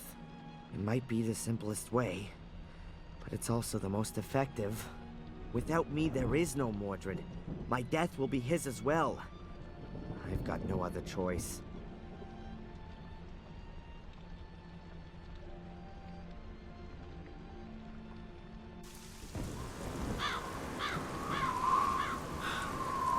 The Gordons, centuries-old family. Cursed right down to the very last descendant. And I am him. The story of the Gordons ends with me.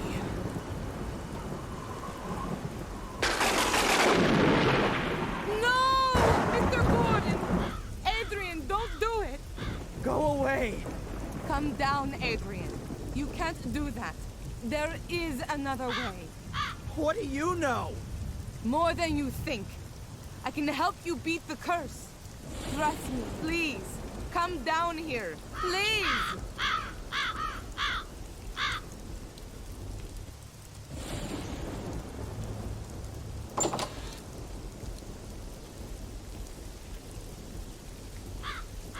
Who sent you, and why? My employer is the Vatican. Have you ever heard of the Apostolic Visitation? We're mainly concerned with supernatural phenomena, what are commonly known as miracles. The Vatican. There I was thinking it couldn't get much worse, and then the church comes knocking at the door. I was sent here because we had been informed that Black Mirror Castle had burned down. It was apparently just a routine mission. I was to sort out legal matters and release the funds for the Gordons to rebuild the castle. But then I found out that Victoria Gordon was on her deathbed, and that Angelina was nowhere to be found. My task then became to secure the Gordons' inheritance and to minimize the effects of the curse as best I could. The effects of the curse? The Gordon's inheritance? Adrian, your eyes. Yeah, I know. They're black. What do you know about the curse of the Gordons? Mordred wanted immortality and power. He somehow anchored his soul in the mirror, but he was caught during a ritual by his brother. Shortly before his death, he cursed Marcus's descendants to collect souls, in order that he could be called back into life with them. And it would seem it worked, judging by your eyes. Collect souls? You mean kill people? Yes. You're wrong. I haven't killed anyone, and still Mordred lives in me. As far as I can gather, your twin sister, Angelina, did that for you. We got it all wrong. Angelina was originally supposed to take over the Guardian role. We didn't know anything about you. We thought the last male Gordon committed suicide 12 years ago.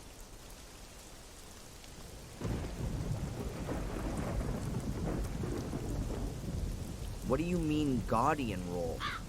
You mean to guard these portals, right? That is the Gordons' inheritance. The Guardians are people of pure heart, who were chosen by the Church a long time ago to guard the Black Mirror. The Black Mirror?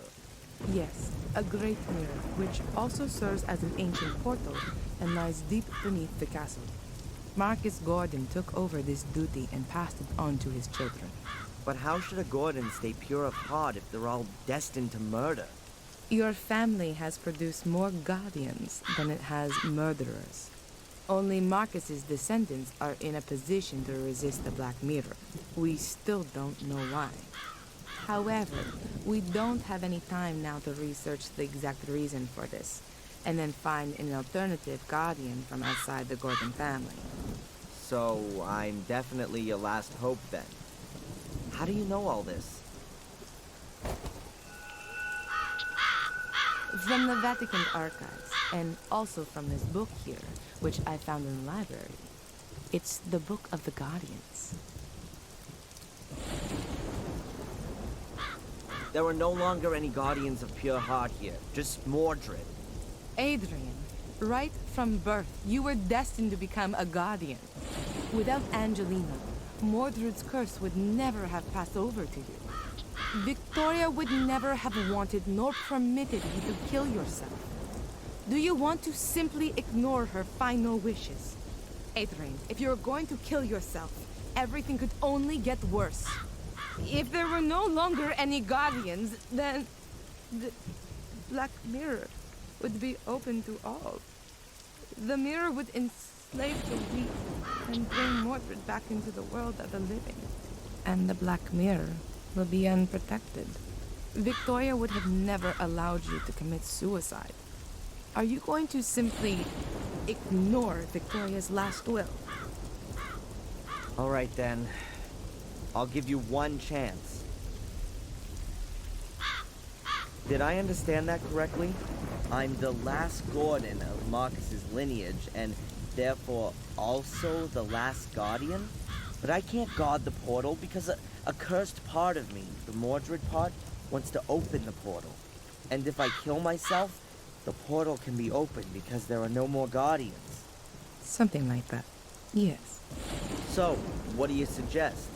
An exorcism. In the church. An exorcism? It's an ancient ritual. Long before there were Christians, ghosts and demons were being cast out of people. It works. You only have to believe in it, Adrian. I'm possessed by the devil. Don't talk to me about belief. Okay, I'll do it. Thank you, Adrian. And now let's go to the church. We should complete the exorcism before nightfall.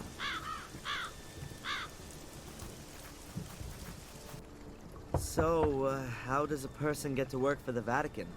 Later. Holy Mother in heaven! Yeah, a good day to you too, Father. Prioress Antolini, welcome back. You've arrived at just the right time. Now do you see why I was in such a hurry?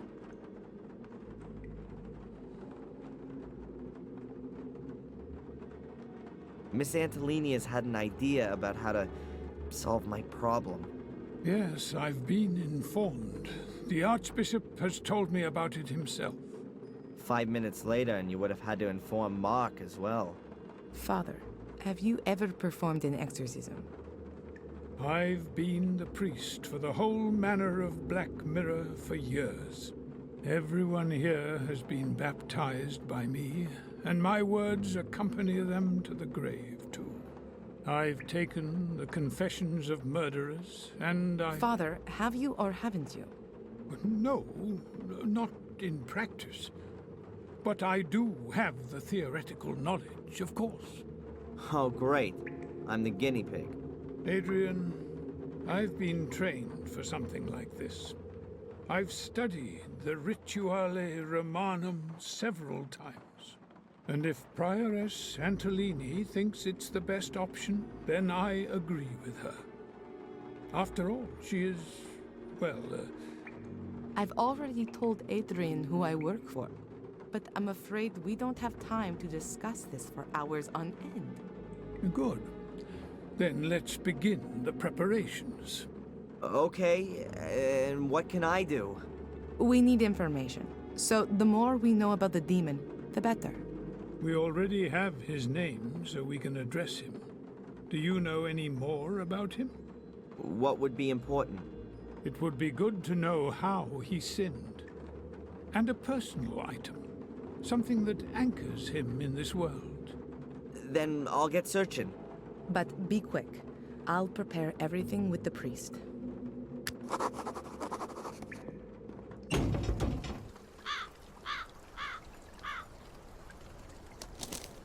Maybe this was the book that Victoria meant as she was dying. She said that everything was in the book. Damn it, Valentina. I was never able to find it like that. I don't have the time to read everything. But at first glance, it looks like it's just full of stories about the White Lady. It even tells here about how she died.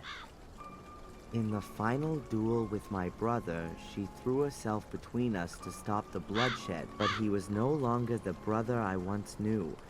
The evil had corrupted him too much. How great must this power have been to make him forget all of the battles in which we had fought together side by side? How incessantly overpowering must the evil be to make him forget just how much he had loved his wife Maria. His blade pierced her heart and snapped as though it were made from glass. That was also the end of my brother.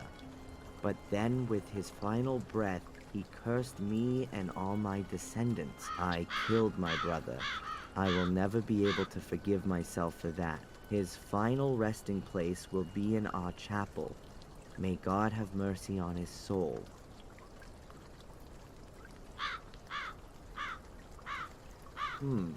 That must be a transcript from Marcus's writings.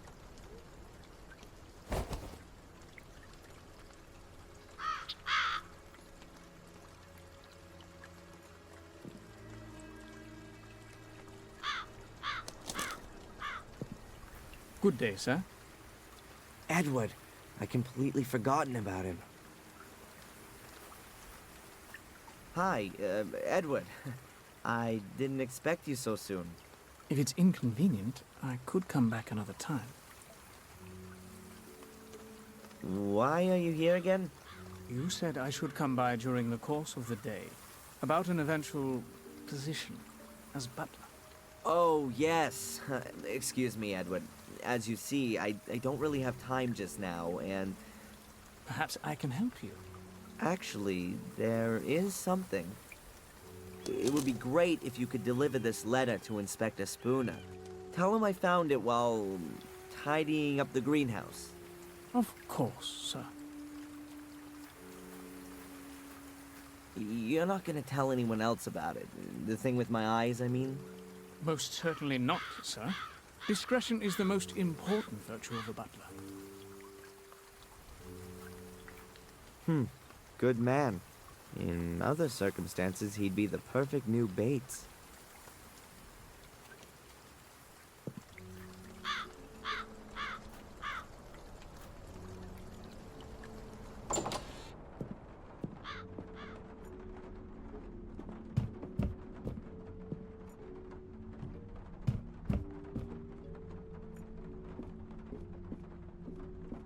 Even if the pages are blank, maybe the book will be useful for the exorcism. Who knows? It did once belong to Mordred, after all.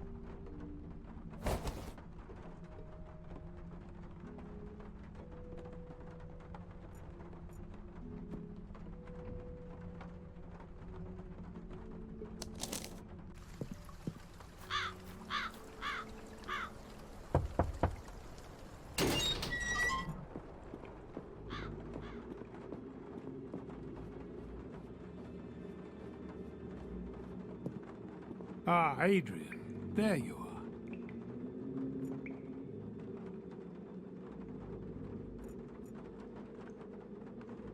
are. I found a book that belonged to Mordred, but all the pages are blank. How do you know it belonged to him, then? It's from his grave.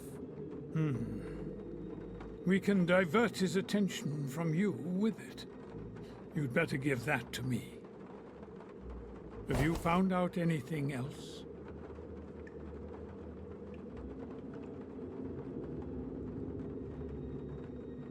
Mordred's wife was called Maria.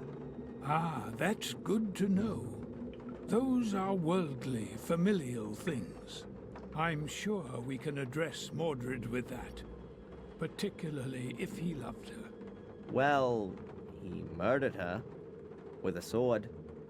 Oh, that's excellent. For our purposes, I mean. Now we have enough information. Okay, so what happens now? Just lie down here and trust in Jesus, our Lord.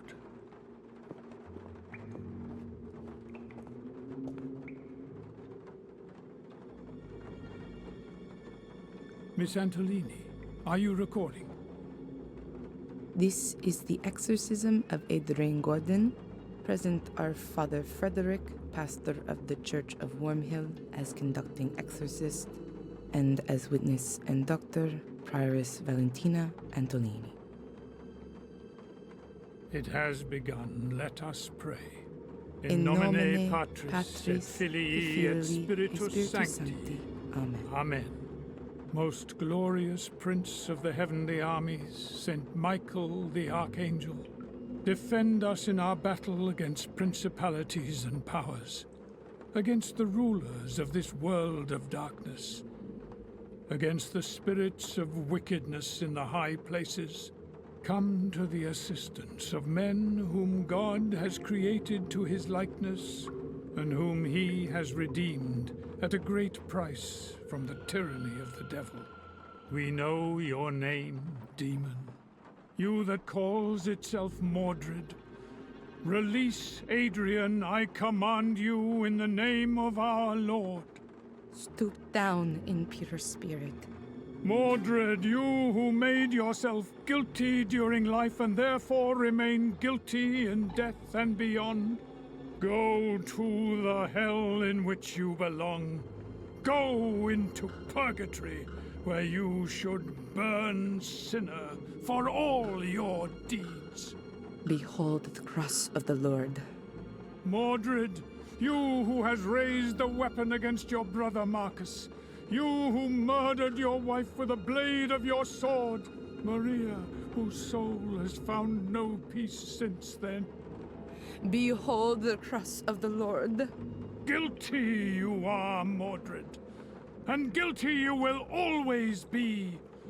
Bow beneath the all-powerful hand of God. Release Adrian and go there where you can receive the vengeance of God.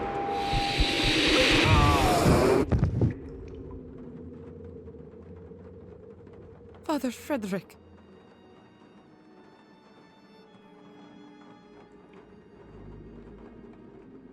I saw it. He spoke to me. It's the wrong place.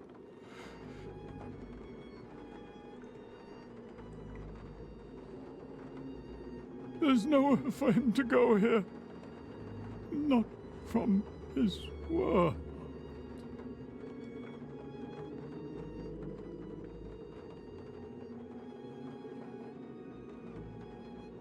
Oh, Father.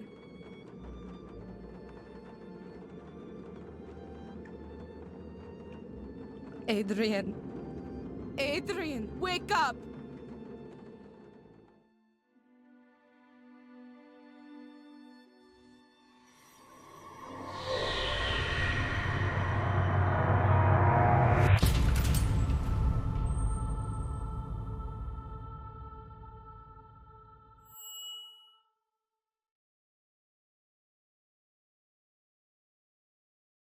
Thank you again for helping me bring Adrian to the castle. But of course, miss. Is there anything else I can do for you? No, not at the moment. Then I'll come over again tomorrow. Have a nice day. See you. As long as Adrian's still asleep, I should let the Archbishop know about the current state of affairs.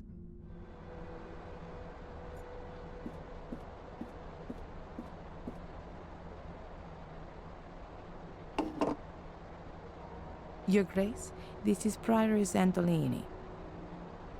There were complications. The exorcism failed.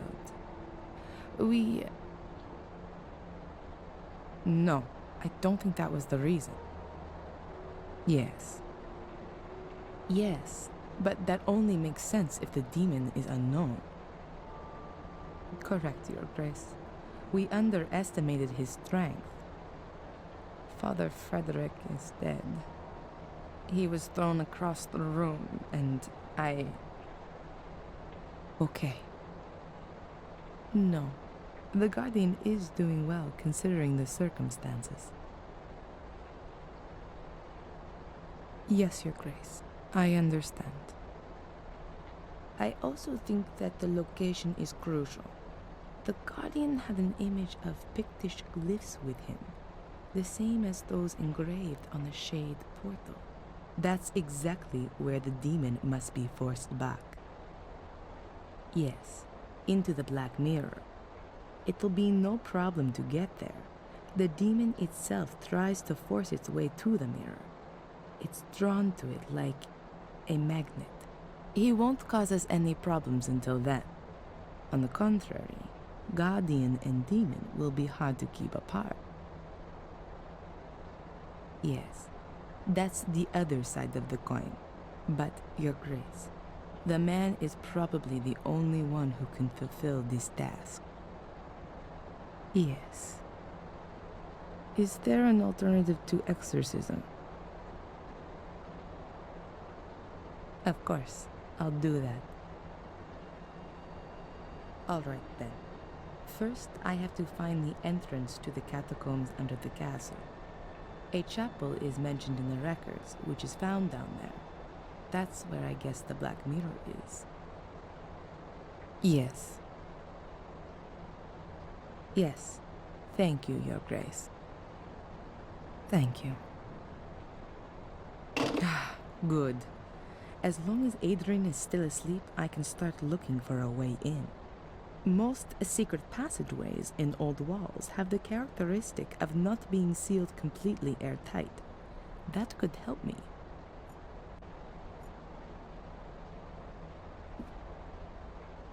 The Gordon family tree. Many of the Guardians were women. Isabella, Emily, Rosa. But also Marcus Gordon, Albert, and Durham. There are records on them in the Vatican Library. The floor of the library is higher than the rest of the rooms on the ground floor. Perhaps the secret entrance is hidden under it. Or maybe just old-fashioned underfloor heating. A mighty pillar. The wooden cladding is decorated with carvings.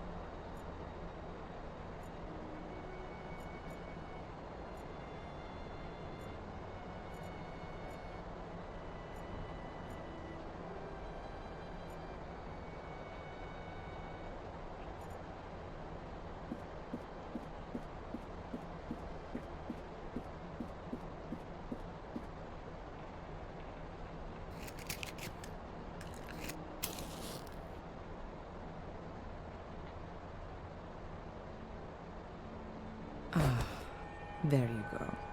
The flame flickers here. There's a draft. And this room has no windows.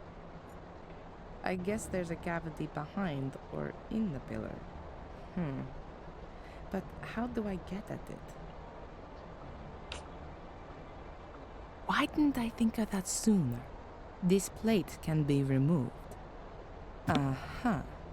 There's a metal wall behind it. And there's a strangely shaped hole in it too. A keyhole, I guess.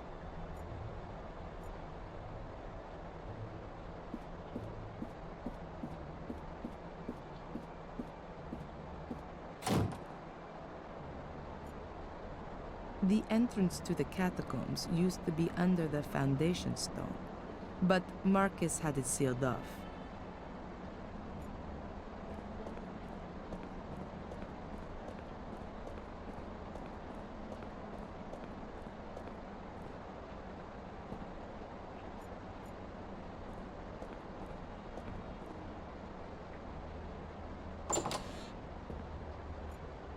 The entrance to the catacombs is in the library. There's no reason for me to go into the dark cellar anymore.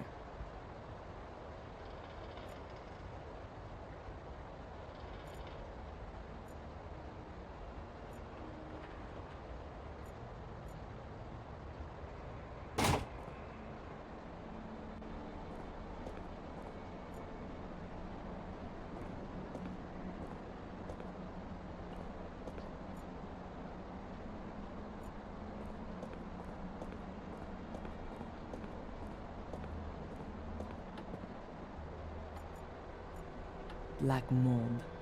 According to Greg, it was caused by the extinguishing water, which offers an excellent breeding ground for molds once it's soaked into the walls.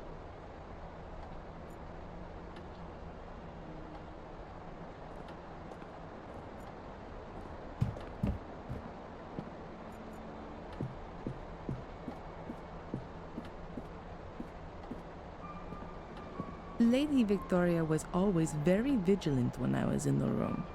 I hardly had the chance to have a look around. Well, she'd understand now.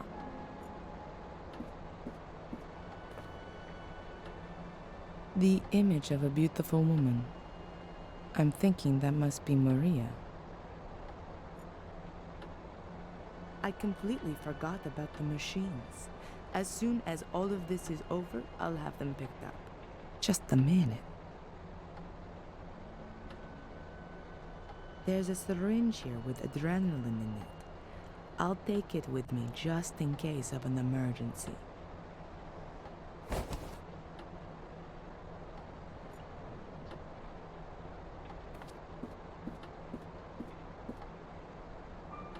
There's only jewelry in here.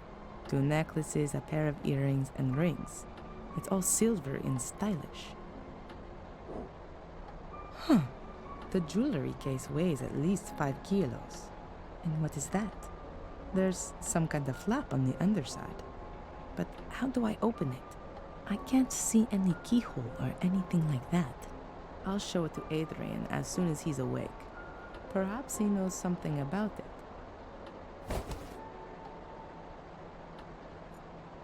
Victoria's jewelry casket. There's a kind of secret compartment on the bottom side, but I can't open it.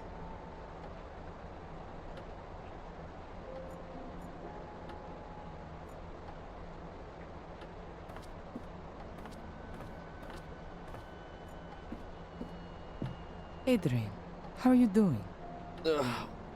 Hungover. What happened? You suddenly lost consciousness during the exorcism. Did it work? Is Mordred gone?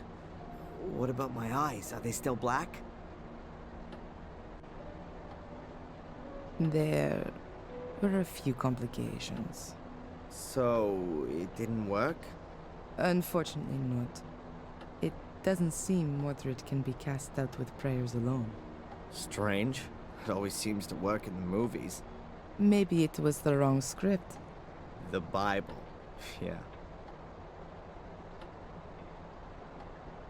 Your eyes are normal again. At least for the moment. But I'm afraid that it won't stay like that for long. I guessed as much. Why am I in the castle? I thought it wasn't safe here. That's true, but I had no other choice. Edward helped me bring you here. Edward? And where is Father Frederick? He's still in the church. We're going back to him later. Father Frederick is out of it. Mordred's power was too much for him. We'll have to be quick if we're going to save you. What are we waiting for then? I feel almost good. At least I'm ready for the final spurt. I have another idea of how we can get rid of Mordred. But for that, we must go to the Black Mirror, where the curse began. Where everything began? Victoria told me exactly that, shortly before she died. I should go to where everything began, but I've got no idea where that is and how to get there. I found something interesting in the library. I think it's some kind of secret door to the catacombs. A secret door in the library? Let me guess. It's locked, right? And you've got no idea how to open it. I was hoping you could help me. Why not? I haven't got anything else planned.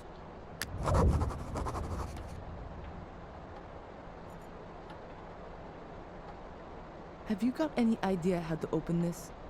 I mean the secret compartment on the bottom. Seems to be a very complicated mechanism.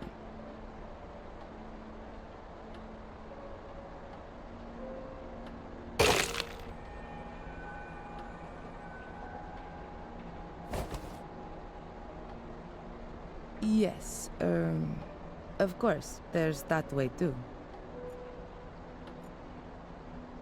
A golden sword hilt from Victoria's jewelry casket. It's decorated with 4 gemstones, probably rubies. There's a 5th socket there too, but it seems there's a stone missing.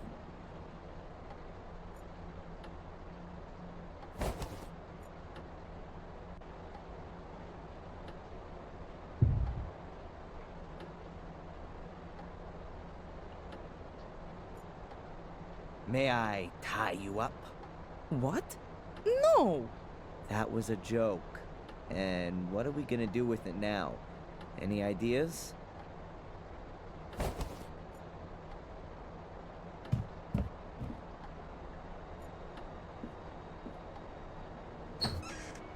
A whole load of photos of my family, with a grave candle in front of them.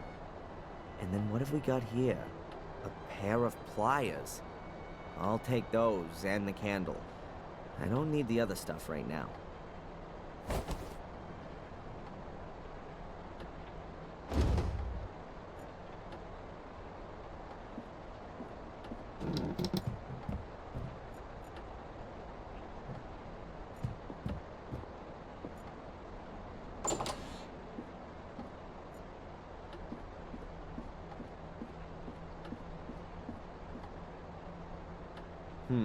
Gonna need the right key for that.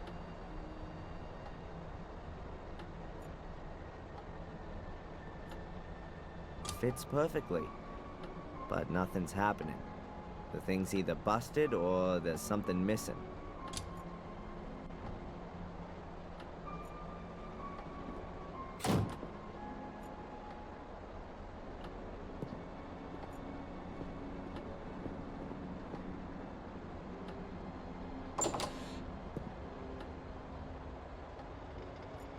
I won't be able to see a thing down there.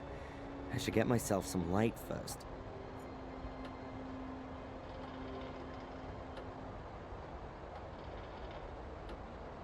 A candle for the dead.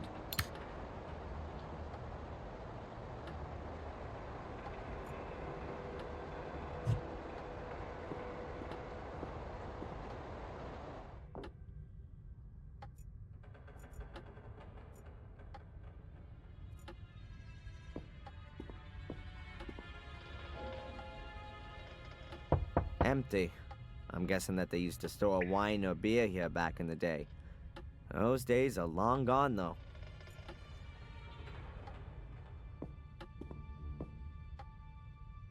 A construction light, just like the ones all around the castle, except without any power.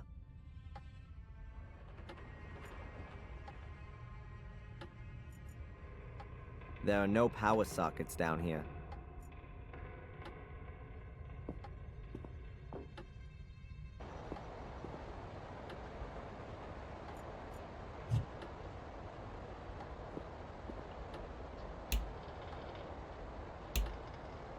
Huh.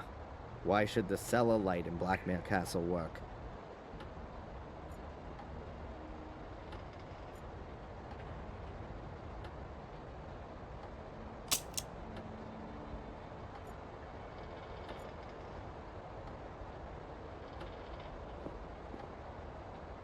So now I've got the option to connect something up down there.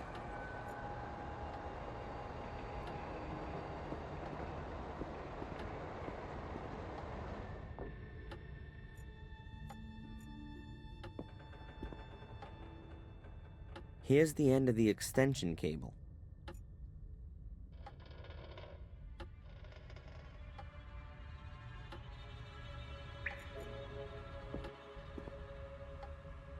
A construction light, just like the ones all around the castle, except without any power.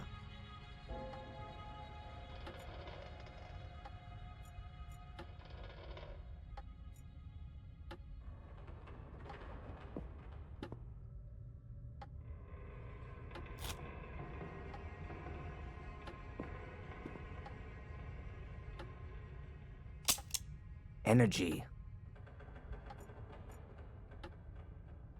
There's a thick electric cable hanging from the roof, just above a puddle of water. Craig was right. It isn't safe down here.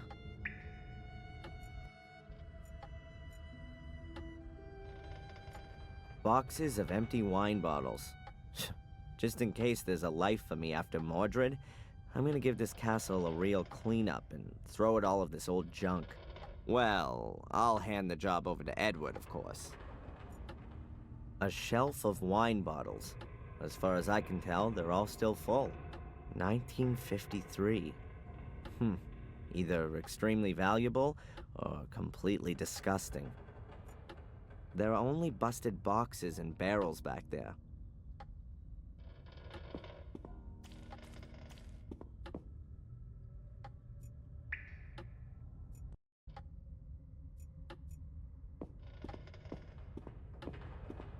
I guess that's the main switch for the electricity in the cellar. Who needs fuses if you've got such a big lever?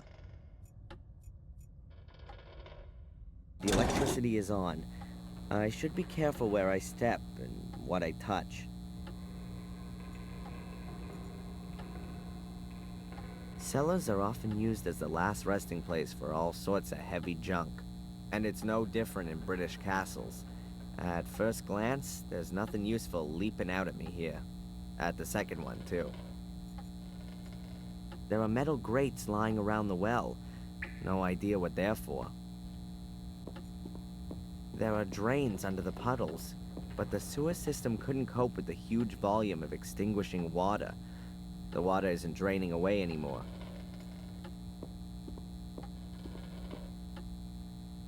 That's the water pump, which they use to pump away the extinguishing water.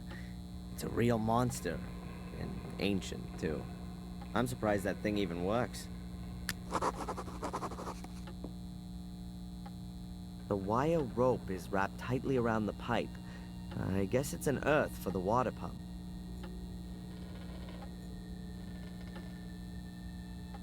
I'll put the cable into the connecting terminal on the pump.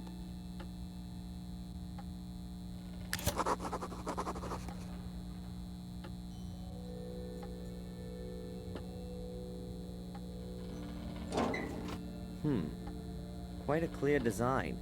The motor's on the right, the pump device is on the left. The two are connected with a long shaft.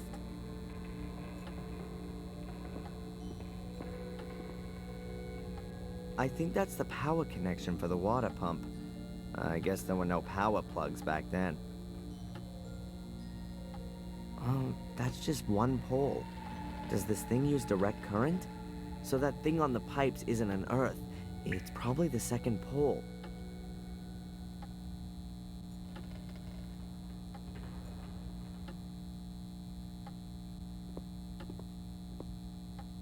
the power cable is now hanging through the grill and straight into the water. Must be a seriously heavy water bucket if you need a chain like that to lift it.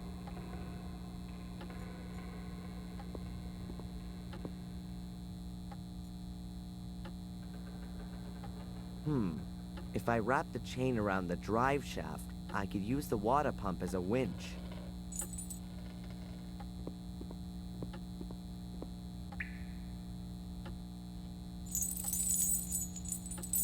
I hope the motor's powerful enough.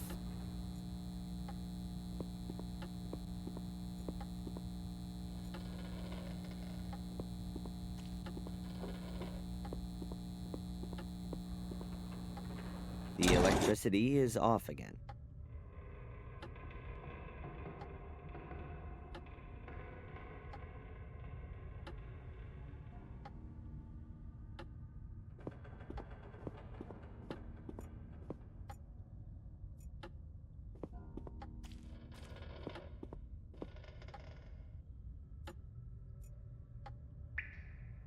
If it weren't for me being a former student of physics, I'd call that kind of action suicide.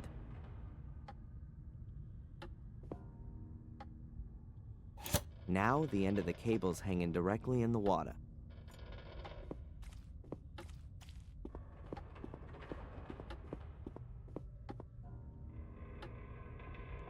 The electricity is on.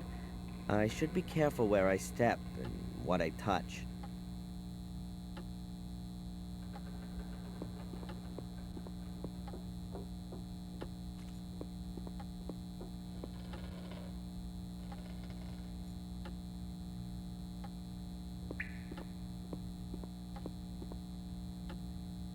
My improvised chain winch.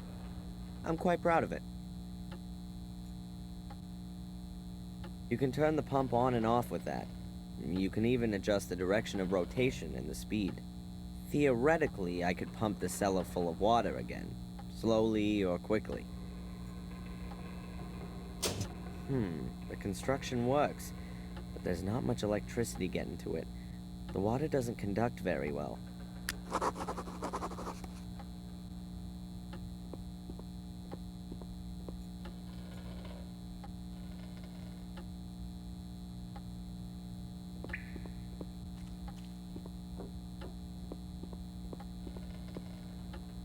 The electricity is off again.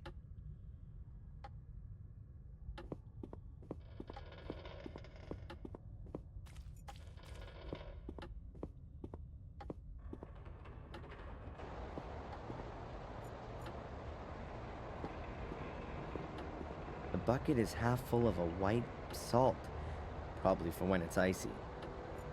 I'll take a handful of grit salt with me, just in case I have to help some old grandma cross an icy street.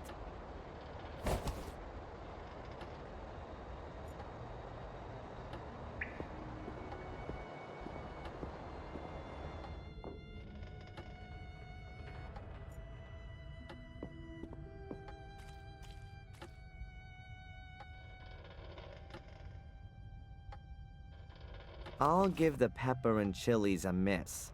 The puddle's seasoned enough.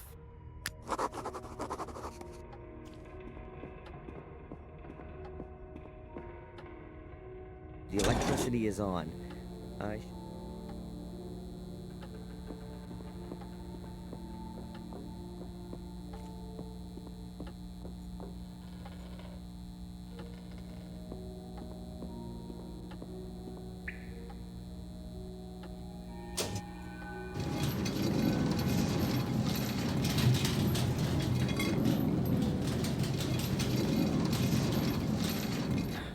I can't wind the chain anymore.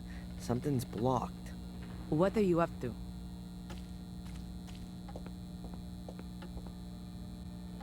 I'm impressed.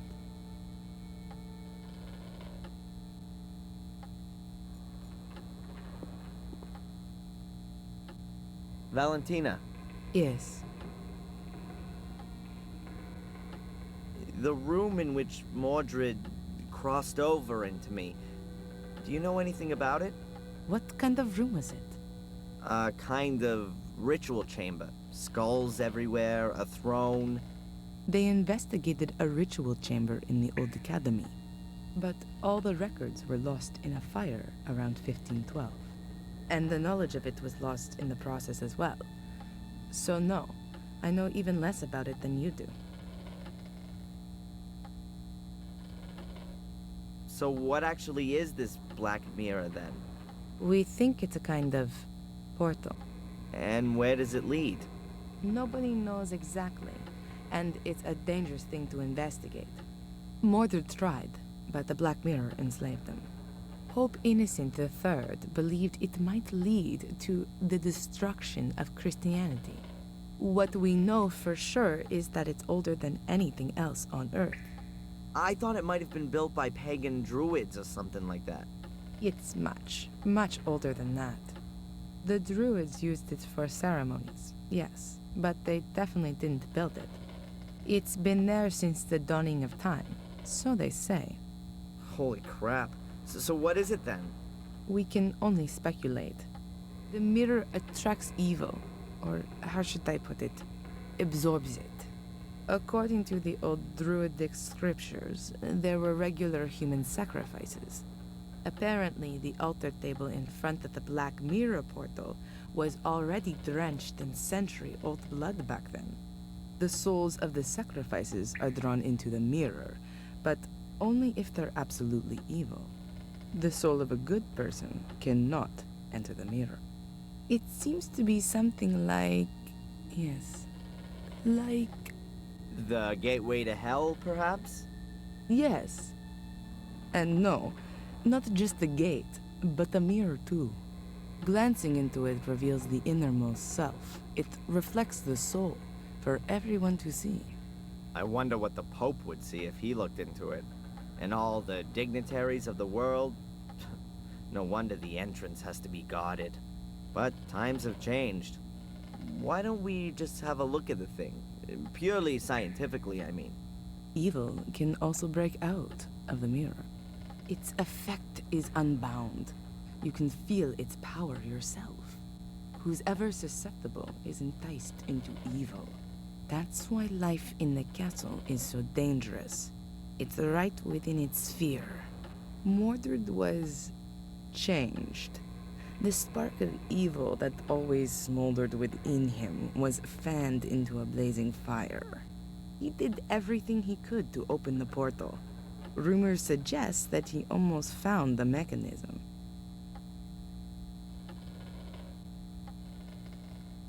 Someone's leaving me messages describing the virtues of a guardian. You don't happen to know anything about that, do you? I wrote them. They were tests to see if you could become the next guardian in spite of the curse. I had assumed that apart from Victoria, there was only Angelina, but she was nowhere to be found. There was no time. Victoria lay on her deathbed. She was the last guardian. It had to be settled. When we heard that you were maintaining that you were a Gordon and were also innocent of any crime, then the Vatican changed its plan. We had to assure ourselves that you were still of pure heart, and you passed all the tests. But you weren't there. True. I wasn't there. All right, Miss Undercover. I think we still need something here for the sword hilt to work. It's not working. You think that's because of the missing gemstone? Could be possible. The question is, where is this stone? Could be anywhere. Could have been lost hundreds of years ago. I don't think so. If the key had been broken for a long time, why did Victoria hide it? No. I think the stone is missing intentionally, as an added safeguard. You know what I mean? Yeah, but where should we start looking? Did Victoria give you anything before she died? An heirloom, jewelry, a signet ring? Not to me, but Angelina. What? Her bracelet. She showed it to me. Yes, I remember well. There were rubies on it, too. Perhaps we need one of them? And where is the bracelet now? The police evidence locker. Then get it. We don't have much time.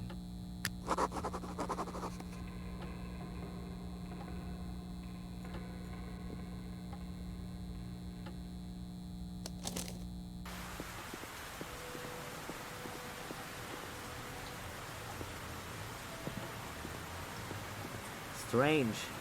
It's never been so quiet here before. Adrian!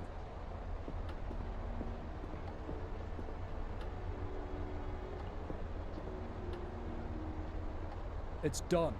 Case closed. Angelina's letter convinced the judge completely. Some good news. A lot more than that. And is there anything I can do for you? Now with the case closed, all of the pieces of evidence are no longer required, right? In theory, not anymore, no. Then it wouldn't be a problem if I got the bracelet back. You do know that it's a family heirloom. I'll see what I can do. Thanks. Zach! Hmm?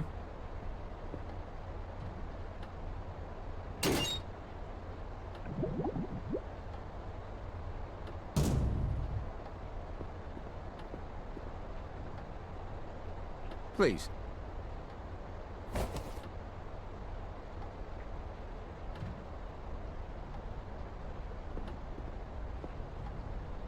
How's it looking with your transfer? Now that's lying on my boss's desk. And knowing him like I do, he's gonna let me stew for a while. But it'll come through sooner or later. Goodbye. Fare thee well, my lord.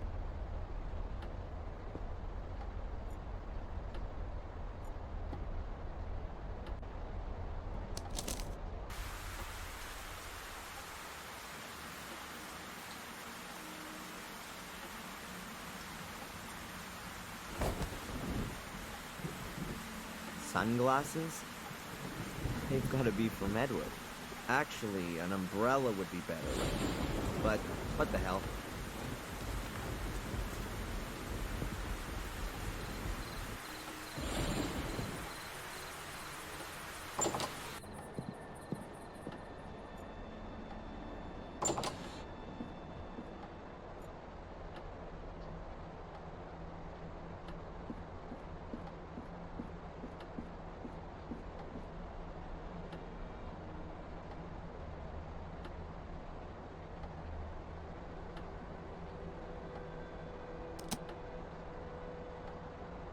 One ruby's enough.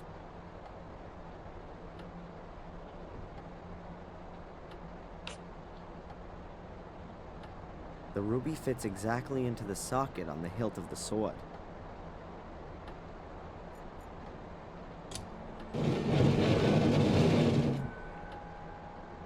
There's a spiral staircase here. I can't see how far down it goes. It has to be a good few stories. Ladies first. Are you scared? Or are you exercising your role as Lord of the Manor? The Guardian isn't allowed to die. Those were your words. I'm just playing it safe.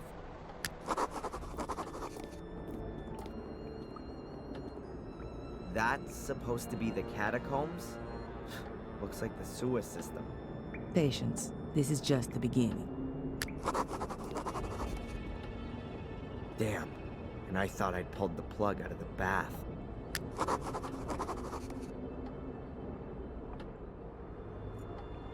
What the heck's a cage doing down here in the middle of the catacombs? In this environment, that can only be a whirlpool. Huh. The water's been standing there for some time. I reckon that's the remains of the water from putting out the fire. At any rate, it's not normal sewage. The whole thing could be some kind of cistern. It collects rainwater from all over the castle. It's brought here and then goes stagnant. No, there has to be an outflow somewhere as well. There are hieroglyphics etched all around here. Did the druids build these walls? A bird relief. Here's an illustration of a house and a jar.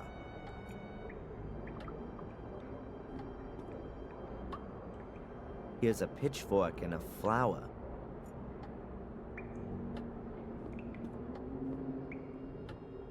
There's a bird and a head chiseled in here.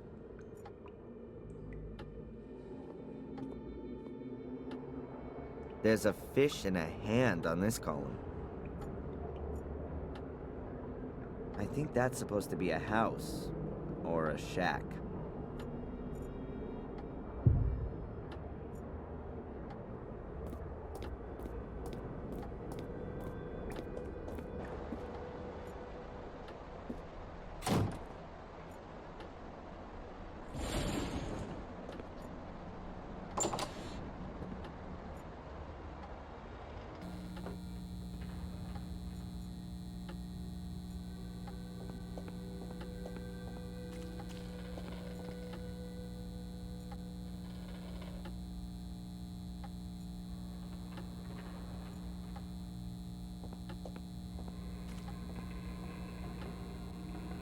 I'll fasten the rope up here so we don't lose it. Then I'll drop the free end down the well.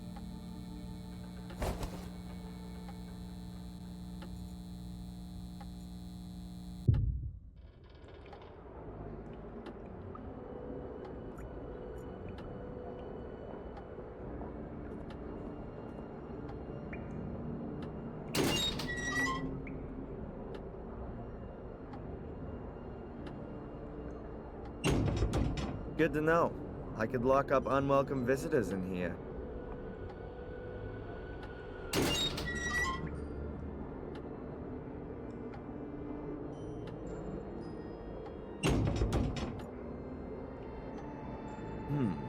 If I pull on the rope, that ought to be visible up above.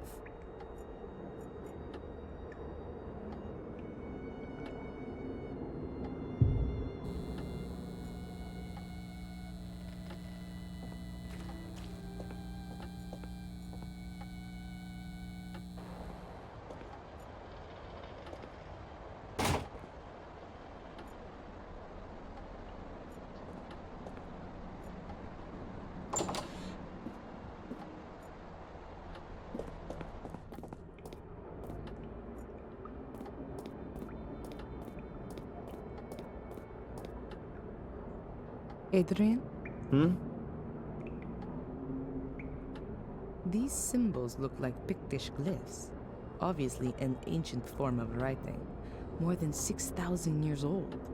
So, I'm wondering what business have they got being on these walls? Maybe one of my ancestors thought they looked nice? Do you know what they mean? Sort of. But don't ask me how you vocalize them.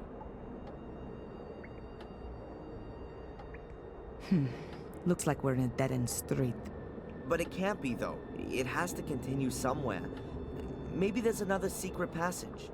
Certainly not out of the question. Keep your eyes open. I don't think that's a cage, in the usual sense. How come? Isn't it a wonderful torture device, especially with the water? Oh, right. So that's your interpretation of a normal cage usage. Don't forget, I'm being possessed by an 800-year-old tyrant. I've got the rope hanging down the well. We could communicate with that. Just pull on it and I'll switch on the winch. Good idea.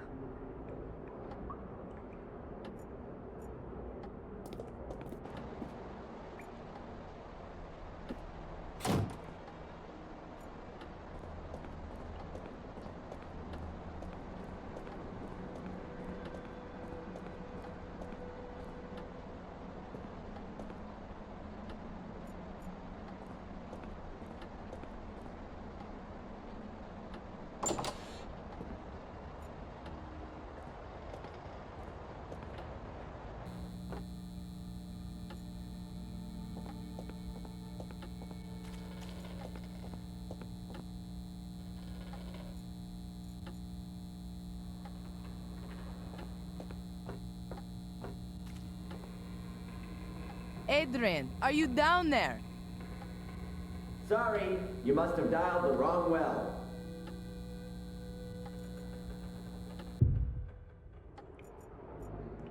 I can't get to it from here.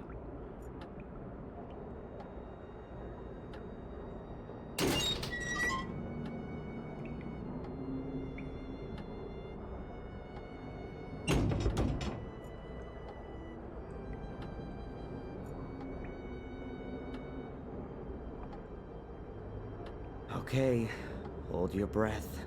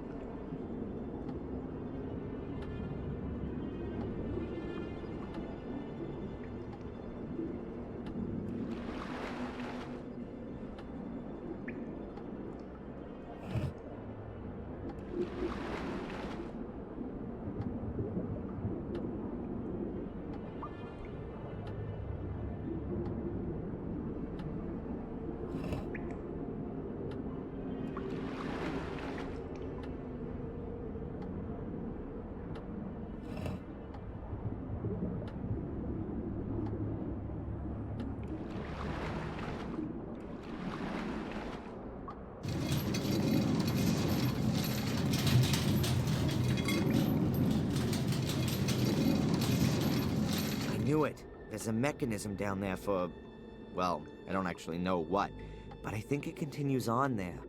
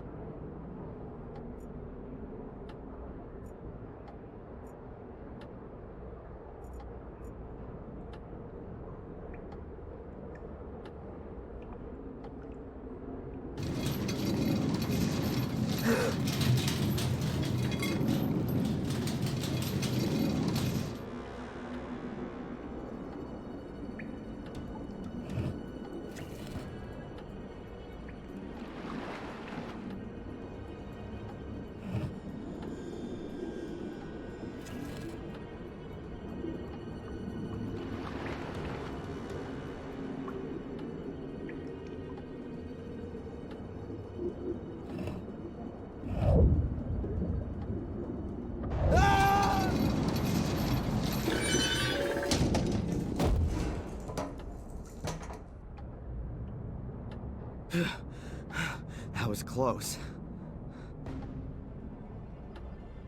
It's just getting better and better here.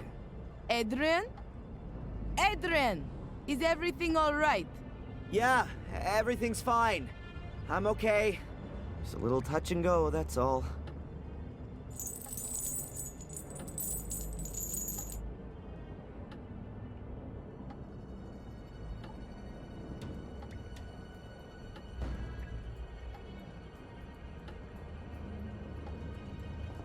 Is everything really?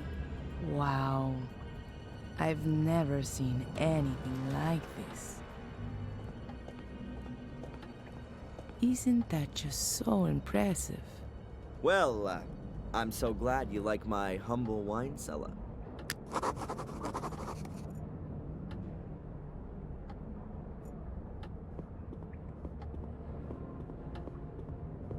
A rusty helmet.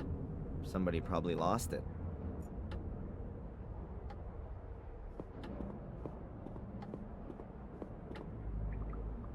Now that's what I call a door. Solid stone with iron bands and 6 locks.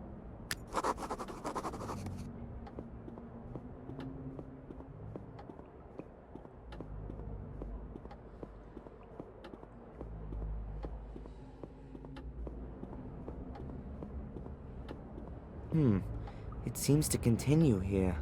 Valentina, you coming?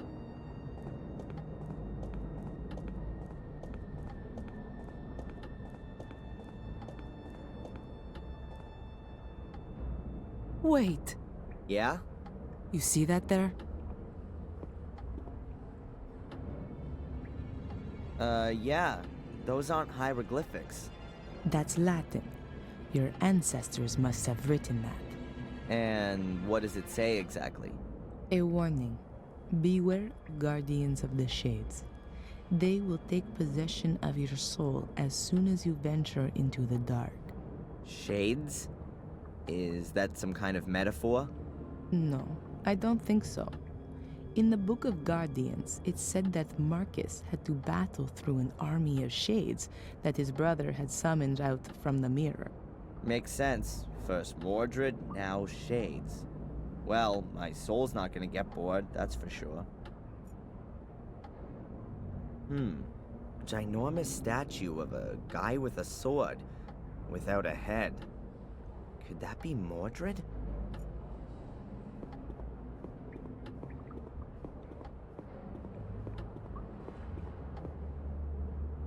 Looks like an offering dish to me.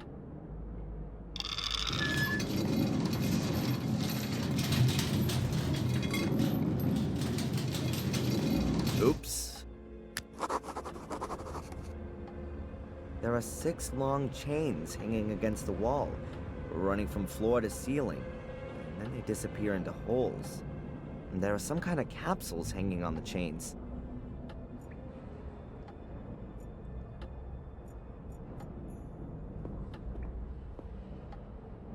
There's a metal capsule hanging between the chain links. Is that a little door? So it is a door. And inside the capsule there's a golden key. Or maybe just gilded.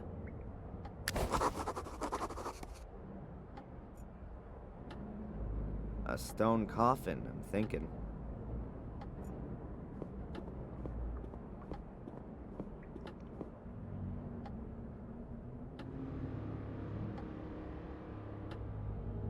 What are you doing?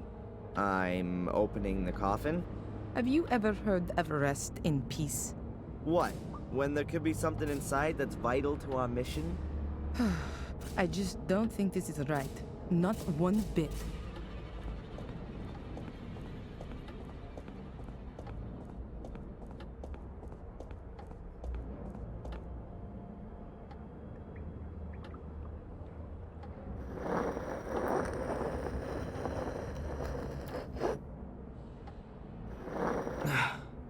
I can't get the lid open any further, but it's moved enough to see inside. Pretty damn dusty. There's not much left of the corpse.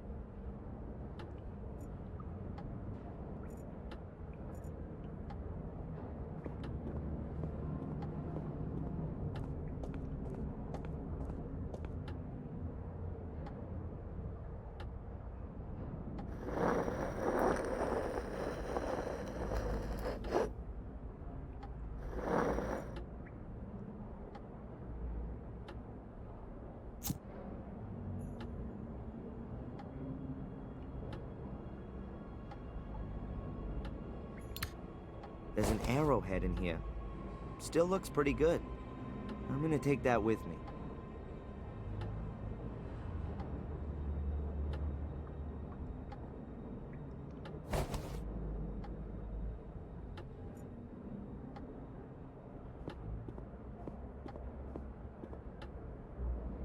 There's a weird disc thing lying among the bones.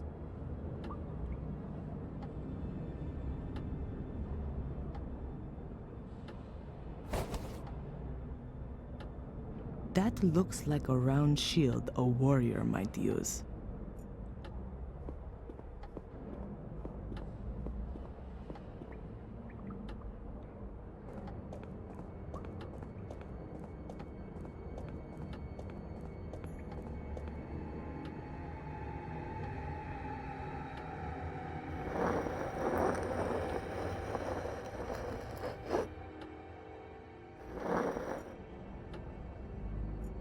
Something's sticking out of the dust.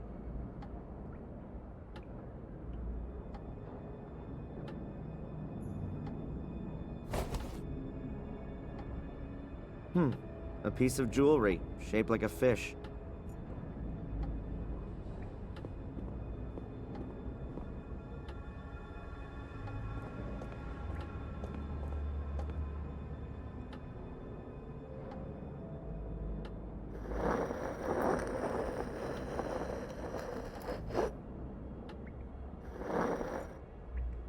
There are only a few bones in here, nothing else.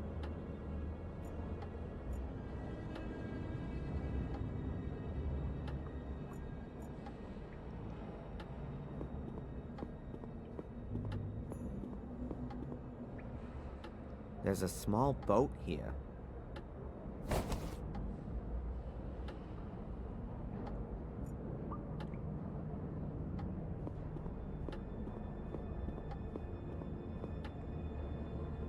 there's a rusty broken sword lying on the ground here. No idea how that could have got here.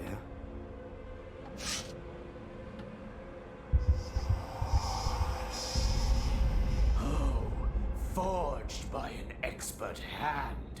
Simple, precise, and deadly. Adrian, what have you got there?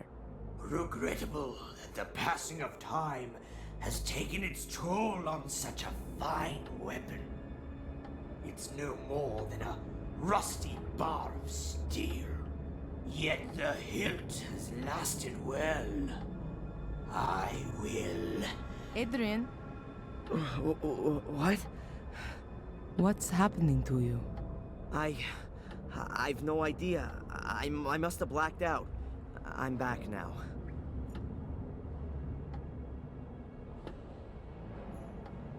There's something different about this tablet. There's only one of these reliefs here.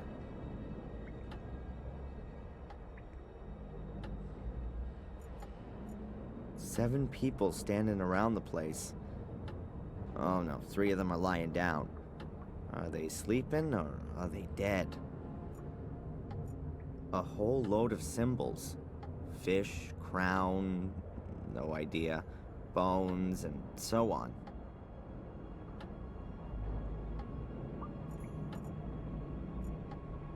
A strange death's head with a huge mouth? No idea what that's supposed to be.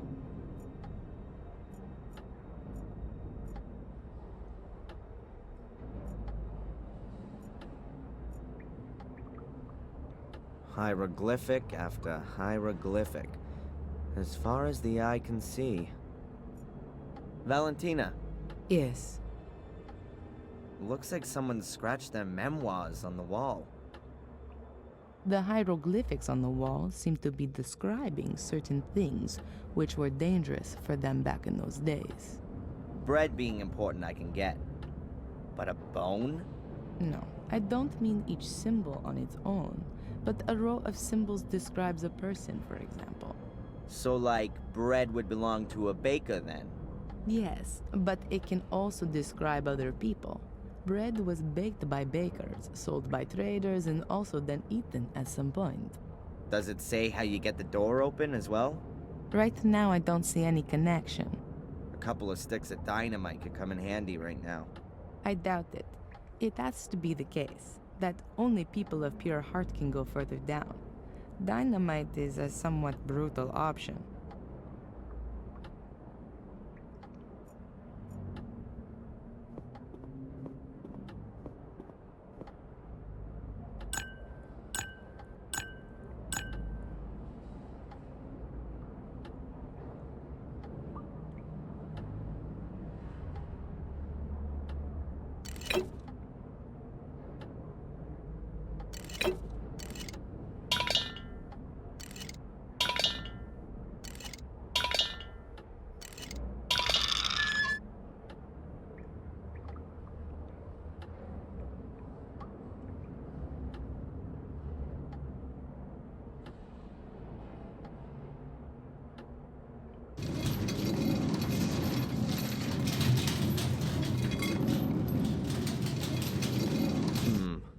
No idea how that works. Looks like some kind of a scale, and it's connected to these chains. Now, what should I weigh?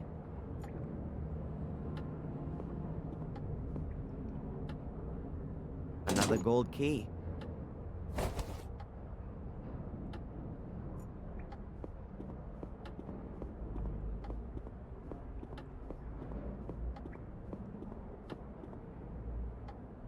Now that's what I call a door. Solid stone with iron bands and 6 locks. Now that's what I call a door. I'll try it in all the locks. Well, the key fits in all the holes, but it won't turn. I'll leave it here. I'll try it in all the locks. Well, the key fits in all the holes, but it won't turn. I'll leave it here.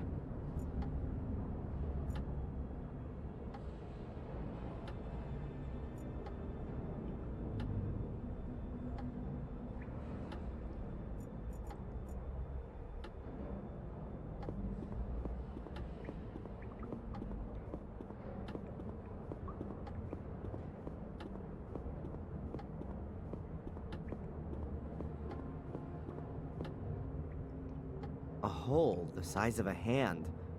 No idea how deep it is.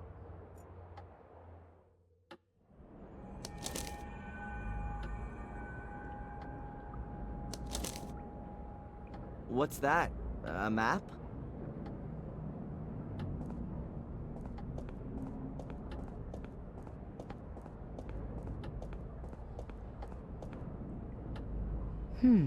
Yes, it could be a map of this place.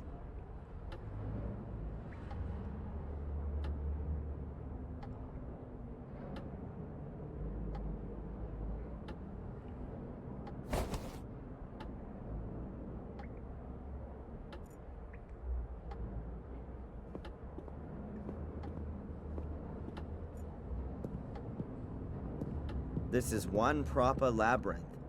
Where now? Straight ahead or to the right? Did you see that? In the room ahead. What is that? No idea, but it's moving. Is that one of those shades? Whatever it is, we shouldn't get too close to it. Be a good idea to close the door.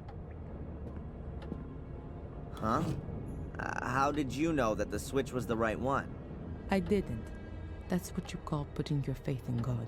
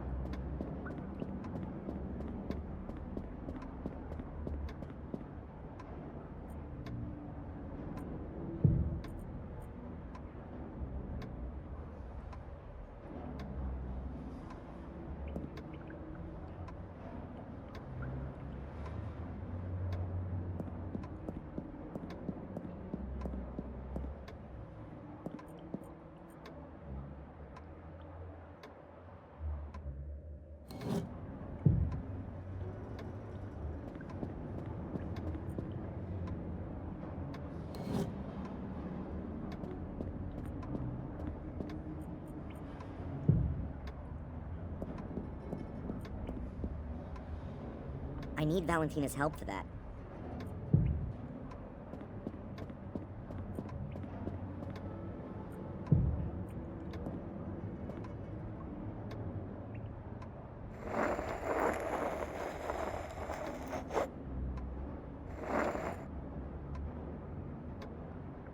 Dust, bones, and a crown. That has to be a king's grave.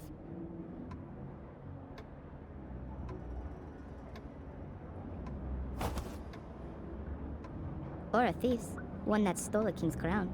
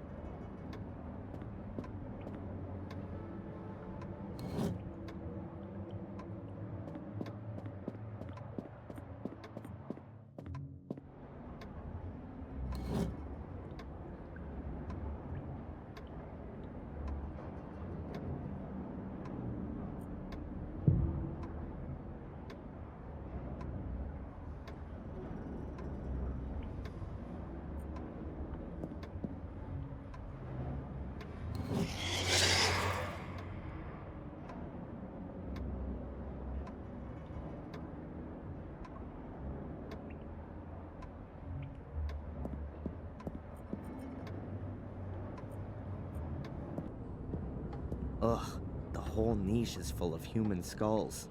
Well, not quite. Here's a bowl, rather nicely decorated.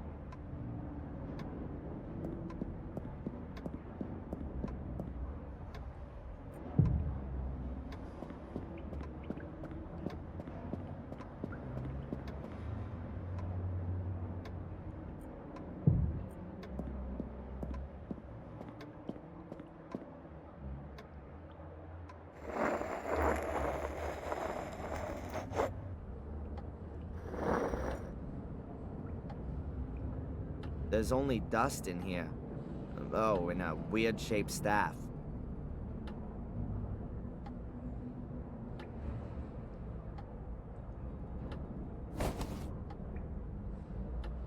Looks like it could be like the ones that the bishops carry.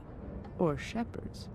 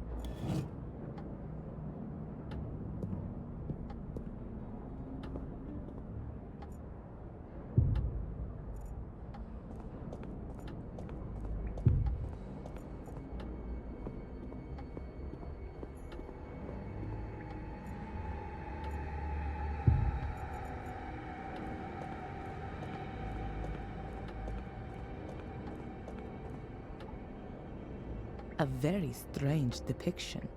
What can it mean? I don't know all the symbols, but they seem to be describing something. At least it looks like they've been divided into 7 groups. Perhaps each of the symbol sequences describes one of the people on the upper half.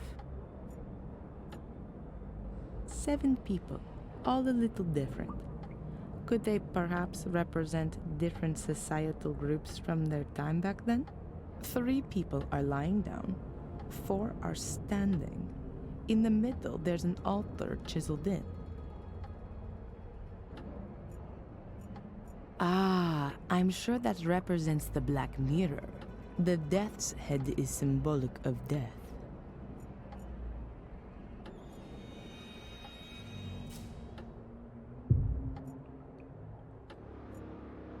A whole load of symbols. Fish, crown, no idea, bones, and so on. 7 people standing around the place. Oh no, 3 of them are lying down. Are they sleeping or are they dead?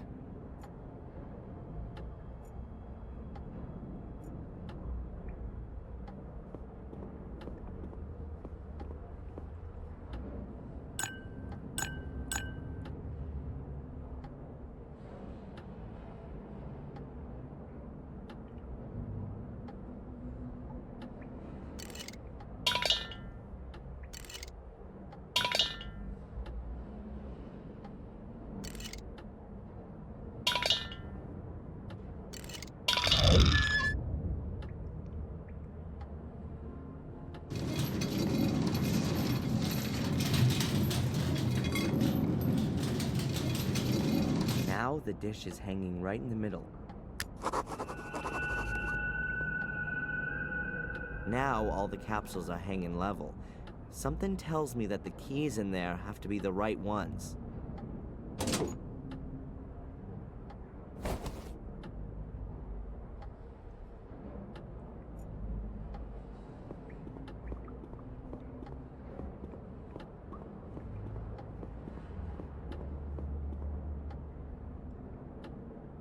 The locks are all undone. We ought to be able to open the door now.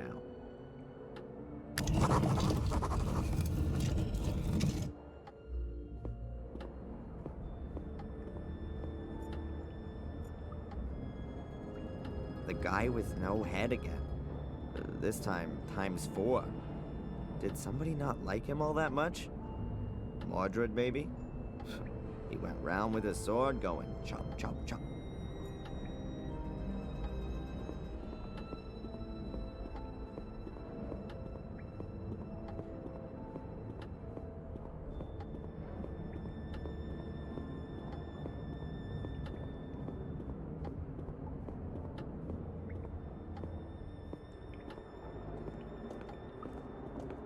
I think we've reached the chapel.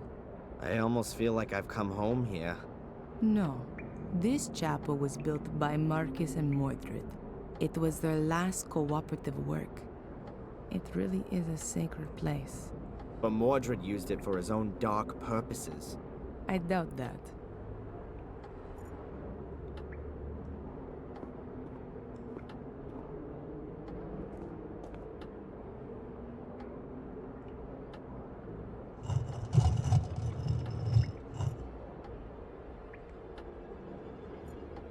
A skeleton. Those are Maria's remains, Mordred's wife. How do you know that? That's a female skeleton. And you can see the sword tip in her ribcage. It broke off when Mordred murdered his wife. You're right.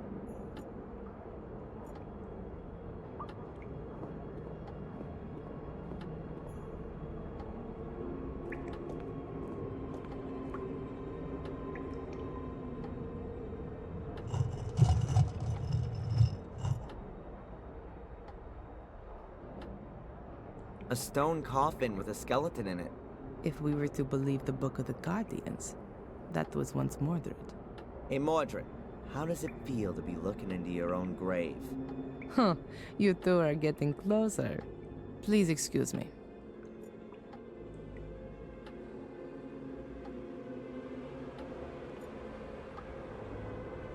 Mordred's grave.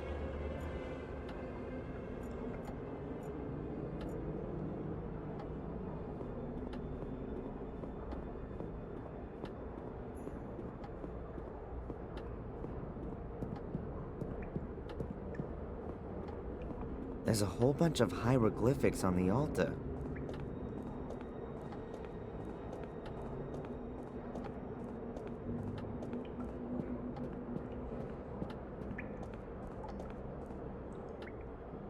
There's a sentence in Latin chiseled here. It means, at sunrise, the king sent his warriors into battle against the darkness. Unusual for an altar engraving. Is that any use to us? I don't know. Perhaps.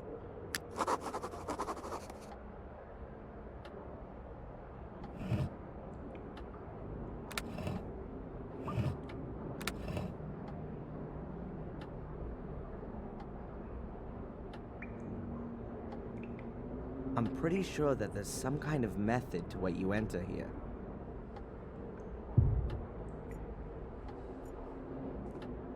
It says here, at sunrise, the king sent his warriors into battle against the darkness. Didn't we see a crown earlier? And a round shield. The symbols are the same as those in the first chamber.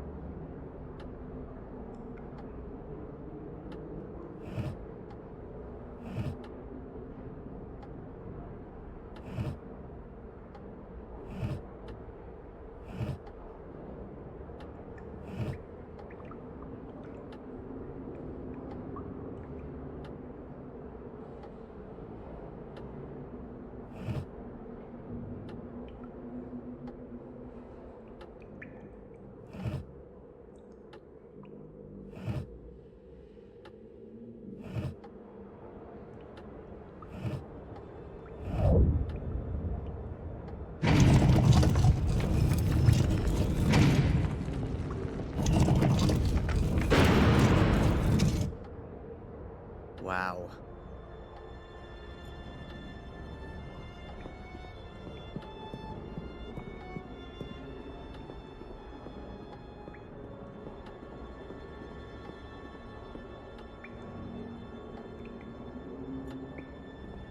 We're definitely not in the catacombs anymore. This looks more like an alchemy laboratory. I've been here before. Mordred? No, as a child. I've got a kind of faint memory of it. Have a look around. Perhaps it'll come back to you more strongly. Yeah.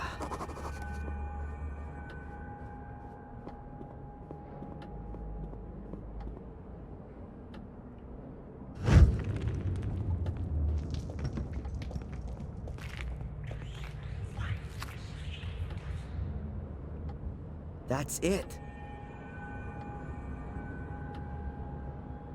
That's the hole that Angelina fell into as a child. I climbed in after her, but it's blocked up now. No wonder I couldn't find it up on the surface. And how did you two get back out of there? Through the catacombs? No. Bates. Oh, it was him. He got us out and then filled in the hole. But before that, we were at the portal. We were standing right in front of it. It's behind this door. Had Angelina opened it? I'm not sure anymore.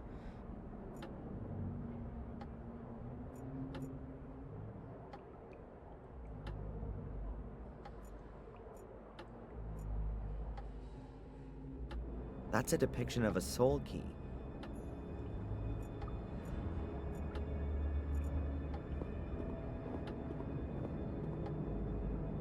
There are water basins everywhere here. Mordred must have been a bit of a clean freak. Whoa, a real witch's kitchen. Mordred would definitely have ended up being burned at the stake sooner or later. Great. Even more tea kettles.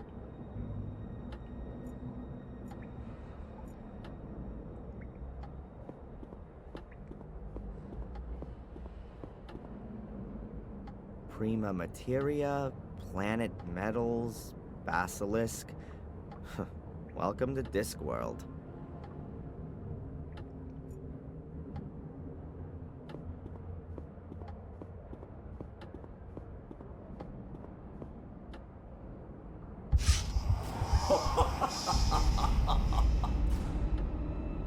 These are the best blades in the land, forged by the most skillful of smiths.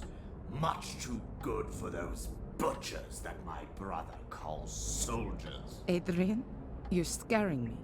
Please, put that away. And yet, they're nothing compared to my sword. Adrian, stop it! Huh? What? It's all right. Everything's okay. Just put the sword down and then everything will be fine. From now on, we'll have to watch out you don't pick up a sword again, okay? You're not going to go near a sword again, Adrian. Do you understand? We don't want you having an accident or anything, do we? Okay, Sister Valentina. Is there a reason you're talking to me like some kind of wacko? None. Apart from the fact that you look like one and are behaving like one. Your eyes have turned black again, and you're fiddling about with a sword, and you're speaking like Mordred. Now then, please do us both a favor and keep your fingers away from sharp-edged weapons.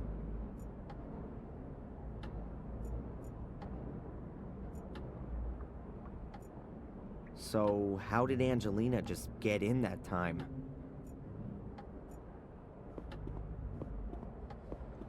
Valentina. Yes.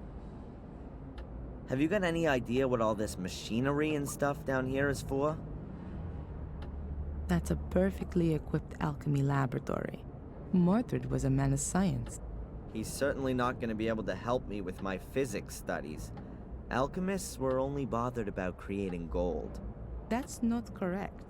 There were definitely alchemists who worked on other things too. Oh yeah, opening demon gates. I'd forgotten. They also tried to concoct healing potions, or the opposites, poisons. They were definitely more successful at the latter. Are you gonna let me take a look at your dagger? What? No, definitely not. I think I know how to open the door. It's quite simple. All right then. I hope you know what you're doing. What are you doing there? There was a door in the academy. It could only be opened with the blood of a Gordon. My blood. When I wanted to help Angelina as a child back then, I'd cut myself. That's why I was able to open the door. Gordon blood. One further reason why only you can be the Guardian. Let me go first. Why? I don't know what might happen when Mordred sees his beloved mirror again. Think about that thing with the swords. Okay.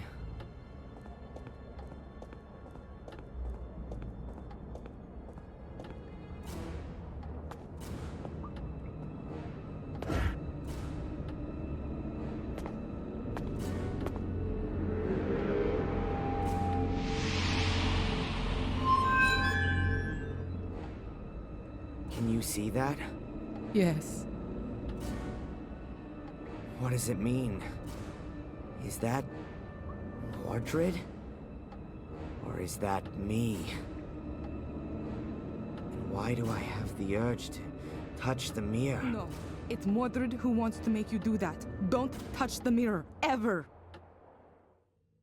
Okay. The reflection shows your soul, and the part of Mordred that's within you. Mordred? Why does he look like one of these shades? Mordred's soul is still trapped behind the mirror. What you have in you is the shade of Mordred's soul.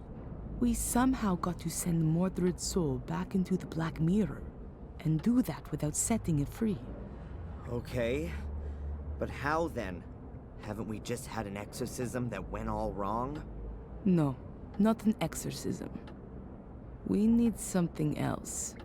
Are you sure there's nothing in Mordred's book you've overlooked? Yeah, absolutely. I can show it to you if you want. These pages. There's some writing appearing. That must be Mordred's notes. But how come there's something there all of a sudden?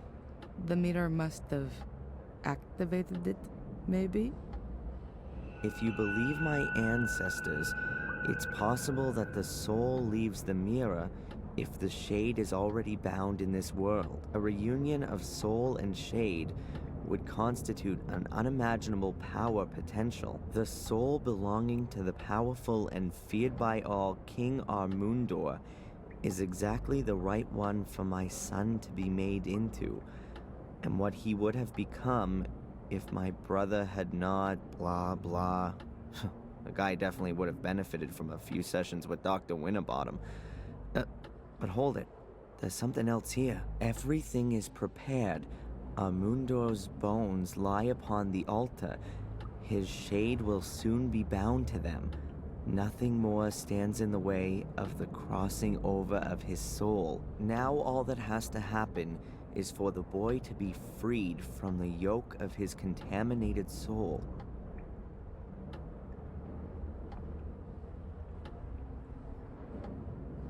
Soul transfer.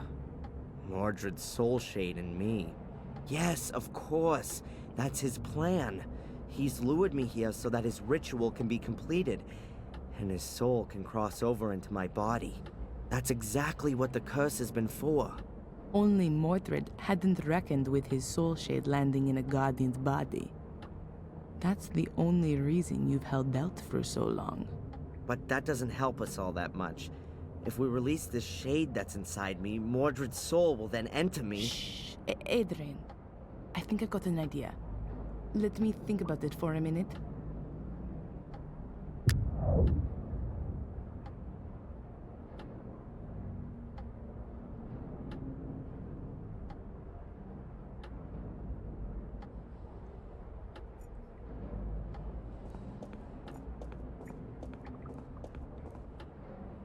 I don't know who or what they're supposed to represent. They're really imposing.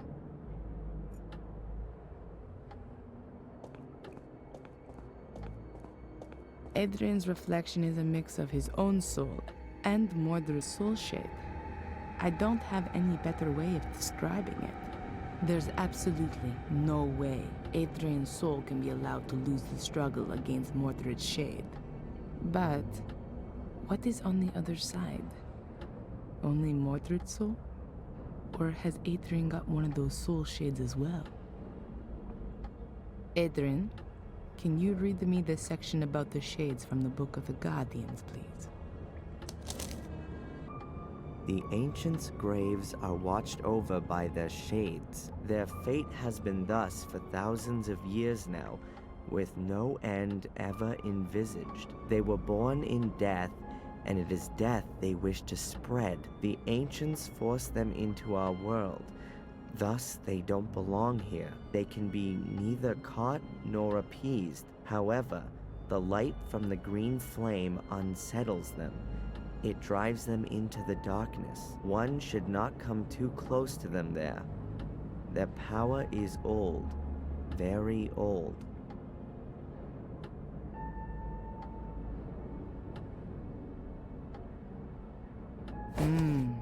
A shade is created in every case when somebody dies. But not in this world, but behind the mirror.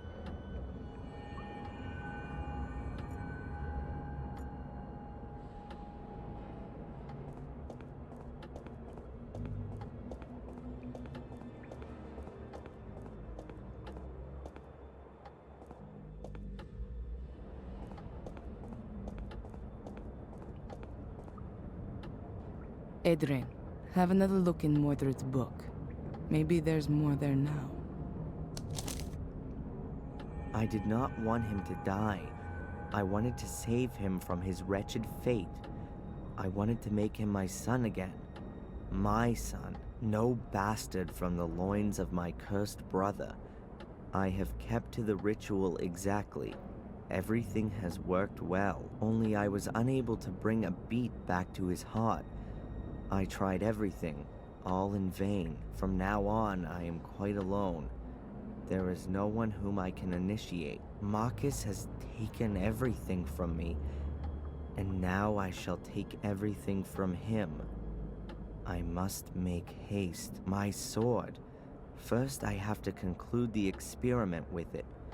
It appears that I have created a shade for it. That could mean that I can use it on the other side.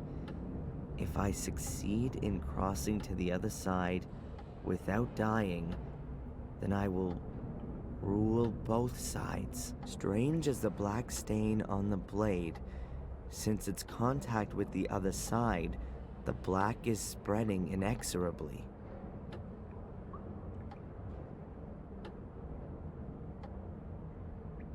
Rituals, experiments with a sword. What the hell was Mordred doing here? It sounds like he was trying out an ancient druidic soul transfer ritual on his own son. A soul transfer? He simply murdered him. Does it give the procedure for the ritual in the book by any chance?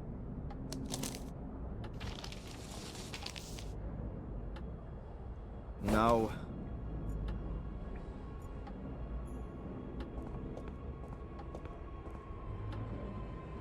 The book is open at the homunculus chapter. Is that a coincidence, or was Mordred busy creating an artificial life? Strange. I could give Adrian something to really slow his heartbeat down, like a poison. Then, that would have to free Mordred's soul from Adrian's body. But then, Adrian's soul would be freed as well. And he'd die. It could be possible to resuscitate him with adrenaline. I will only have to give him a small shot into a vein soon after. At that time, Mordred wasn't in a position to do that. Nobody knew about adrenaline back then. Today, it's possible. It's dangerous for sure, but it's the only possibility I can see right now. I'd better not say anything about it to Adrian, for now. Even more cupels and serpentines. This is where Mordred mixed his recipes.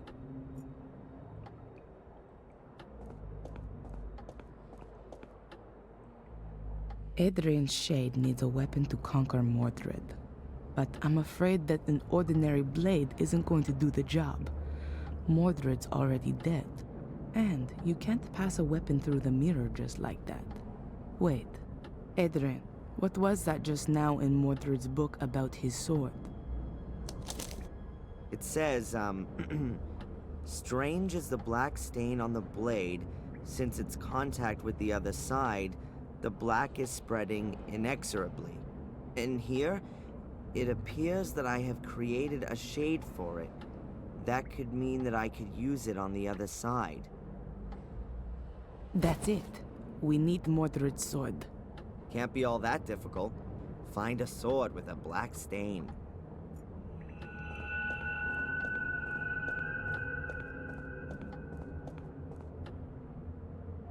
They must have the Tabula Smaragdina here, the fundamental text for alchemy. Iko. Here it is. The Smaragdina tablet, the alchemist's Bible. But I'd better not touch the book. It would fall apart at the smallest touch, like nearly everything here.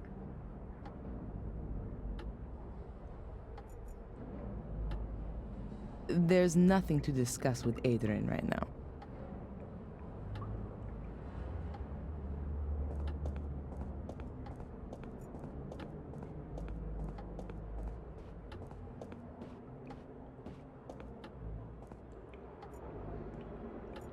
Mordred's remains. According to Mordred, he used the bones of the dead to bring their shades into this world and then keep them here. So, we could lure Mordred's shade out of Adrian by using his bones, just like he once did with that king. Adrian, we need Mordred's bones for the ritual. Can you do that? Yeah? In one piece? Just remember how they all go together, and then lay them on the altar in the same layout. But not yet. Being close to his bones could strengthen his presence inside you. Just let me think my plan through first. As you like. Mordred's remains. According to Adrian. Just As you like.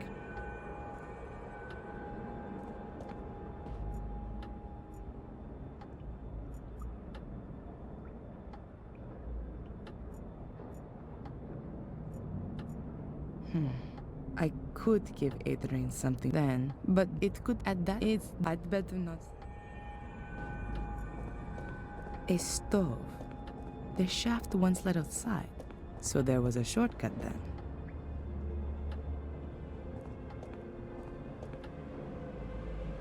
then.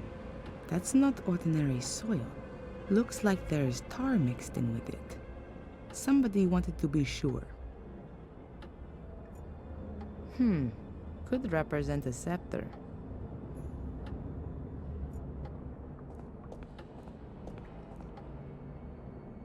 Hacked out the stone wall and filled with groundwater.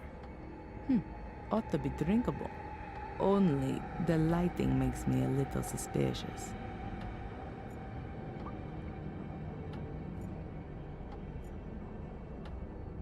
Interesting stonemasonry. The faces are supported by hands. A sublimation vessel for using in Athener, a special alchemist's oven. I've never seen such a good one before. Bellissima.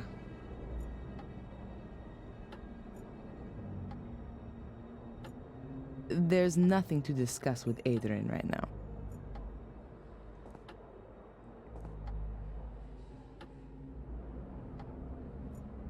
I know from the Vatican files that there were human sacrifices here, in order to see if their souls were good or evil. The same sort of idea as witch burning. Mordred wrote that a soul could leave the mirror if its shade was already bound here, which is exactly the case here now. So, if Adrian were to die here, then Mordred would win. Adrian's soul would have been freed from eternity, and his body would take on Mordred's soul. But we have to get Mordred's soul shade out of Adrian one way or another. We absolutely have to make sure Mordred's actual soul can't leave the mirror. And Adrian's soul has to stay where it is. Sounds right. Okay, I think I know how we're going to do this. I can't wait. Right. The Black Mirror seems to be a portal into another world. A kind of shade world. If a human dies anywhere near the portal, then a shade is born on the other side of the mirror. At the same time, there are two possibilities for that person's soul. If they were of pure heart, their soul shade remains behind the Black Mirror, and their soul flies shade free up to heaven? It's free, yes, but if that person was evil, then their soul is sucked from their shade into the mirror. And then? It's trapped. The souls in the mirror are slaves to the shades. They can become their instruments to be exploited. Oh, that means that the shades are only evil if their soul was too. Marcus was supposed to have battled his way through an army of shades before he killed his brother. Mordred has found out how to bring shades through the portal. Okay, but Mordred's shade is already out. You can see that clearly from my reflection. Correct. Therefore, his soul is more or less defenseless and alone behind the mirror and is just waiting until it can come through. And that might happen if I touch the mirror. Is that it? That, we don't want to find out. Therefore, we can bind Mordred's shade to his mortal remains. Doing that stops the shade from getting in our way, at least. And then your shade, Adrian, can take over Mordred's soul. Or even better, destroy it. My shade? I thought a shade only comes into being when somebody dies. You do have to die. Okay. And why didn't you let me jump from the roof then? That would have been more comfortable. Then you would be irretrievably dead. Adrian, I will resuscitate you. If your body shuts down for a few minutes, your soul will... How can I say this? Be free. I know there are plenty of near-death experience reports, which confirm this. A soul shade will generate simultaneously on the other side of the mirror. Won't that cause some kind of brain damage? Don't worry, Adrian. The human brain can get by for a few minutes without a heartbeat. Your soul will return to your body just as soon as you have a heartbeat again. It's not the first time I've come across this. Near-death experiences are usually what has happened when people believe that God has spoken to them. Okay, and then? Is my soul shade supposed to strangle Mordred? No. We know that Mordred has made the sword usable on the other side. To put it better, the soul-like mirror reflection. You'll take it to the other side and be able to kill Mordred's soul with it. Shades are stronger there than they are here. Have I got this right? Souls are strong here, and the soul shades are weak? Exactly, and the other way around too. Which means that Mordred's soul is very weak on the other side. Well, that sounds like there's some absurd logic to it. And what's the story with Mordred's shade then? We'll keep it outside the mirror using the bones, so that it can't cross over to defend his soul. After that, the same thing ought to happen to the shade that happens to a soul when the body dies. It'll go back into the mirror. But there would still be a problem. Yeah? You need Mordred's sword, and apart from the broken tip. I don't know where that is. In the book, there was something about a blackness that came out from the sword, spreading itself even further. Of course. That's why Greg and Steve had problems with that. The tea room, the fungus... There was a constant problem there with the damage, apparently, coming from the extinguishing water after the fire. Then the sword has to be there. I'll go and get it. Stop. You're not going to lay a hand on any kind of sword, and especially not one of Mordred's. I'll get it. I need to get the book from the library anyway. One about poisons. These down here are somewhat out of date. And what am I supposed to do in the meantime? You could lay out Mordred's skeleton on the altar. See you soon.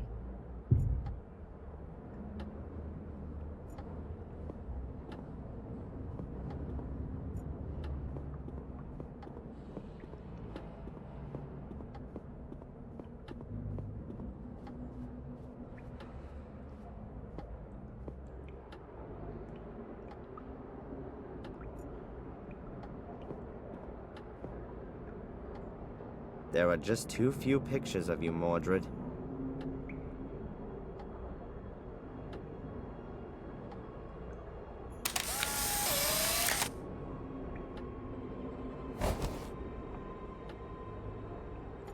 I'll just take the big bones. All the bones from the hands and feet have already turned to dust. I hope that's not gonna upset Mordred's soul shade.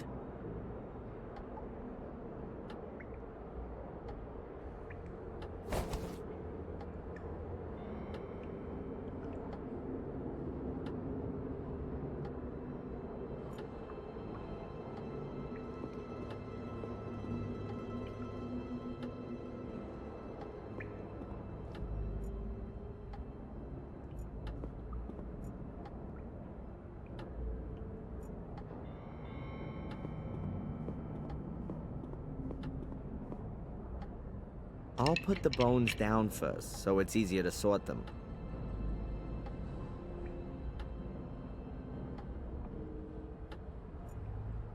Right, so let's see how good my anatomical knowledge is.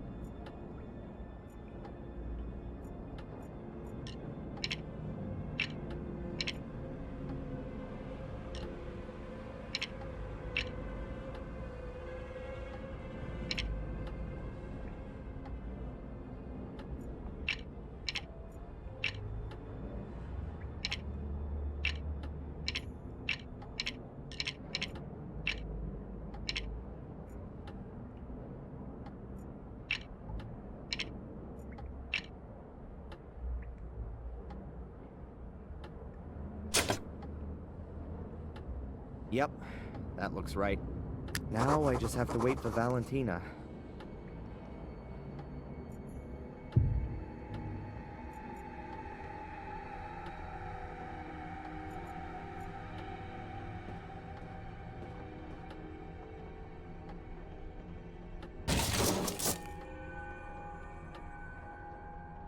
One sword with a broken tip. Mordred's sword.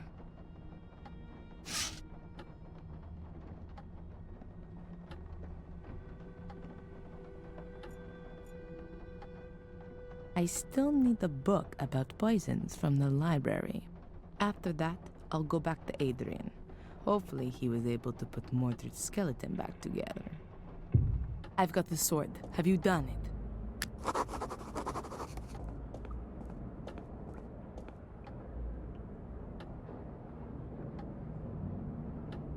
Mordred's skeleton's lying ready on the altar.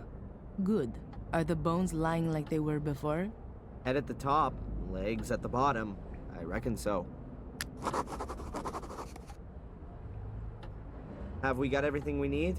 Looks like it. The poison's ready as well. Is it gonna hurt? Probably not. It paralyzes the heart muscle, but don't worry. I've got a syringe full of adrenaline here to bring you back to the land of the living. Sounds like one of Phil's torture experiments, with me taking the Ralph role. It'll be okay, Darren. Put your trust in God. Now, I'm going to get the poison, and then we can get started.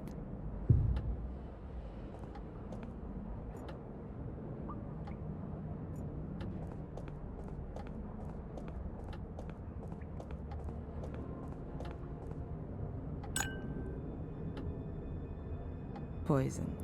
It slows down the circulation and then the heart stops. Pain-free.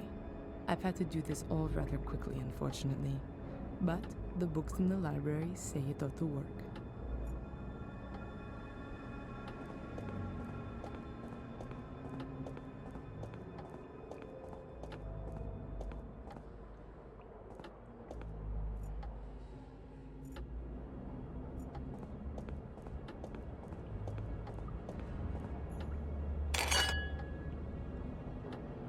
Good.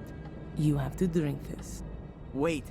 If I don't manage to finish off Mordred, what happens then? You have to win. It's your only chance.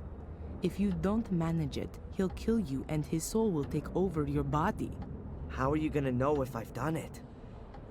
What I mean is, when will you resuscitate me? I'm going to have to give you the adrenaline within 5 minutes at the latest, or else you'll die.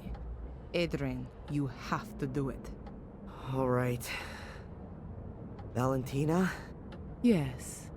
See you later. Yes. See you later, Adrian.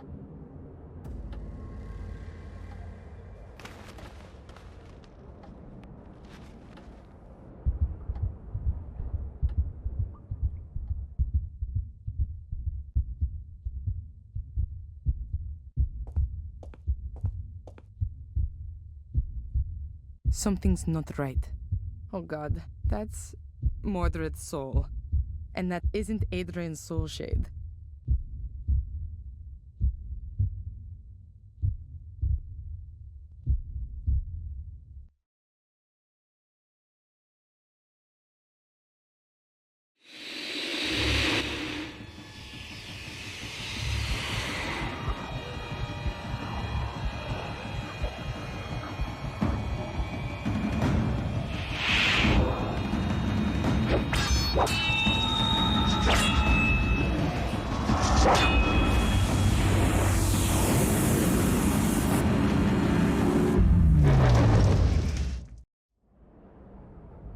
I think he's done it.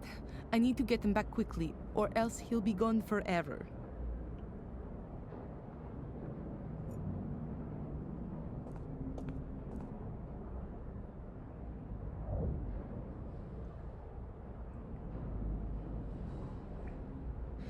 Oh no, it's not working.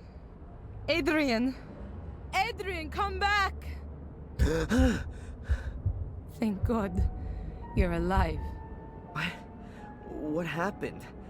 I feel sort of different. You've beaten Mordred, and the curse along with him. You've done it. Really? The curse is finally broken? Yes. The last of the Gordons has done it. Let's get out of this place and never come back.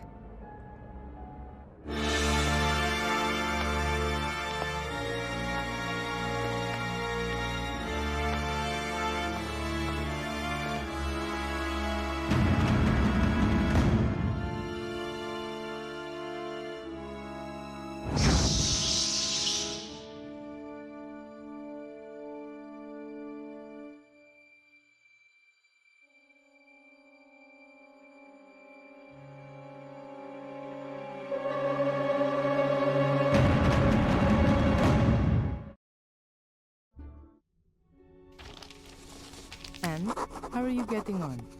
Pretty well, I think. I'm done with the main points. Now I just have to get everything across into the Book of the Guardians. Do you want to have a look for yourself? If I may. Here, I'm not sure about this last point.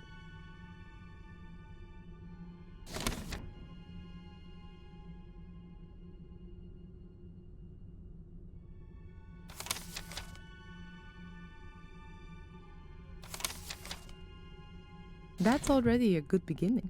When are you going to put it into the Book of the Guardians? Not before I eat.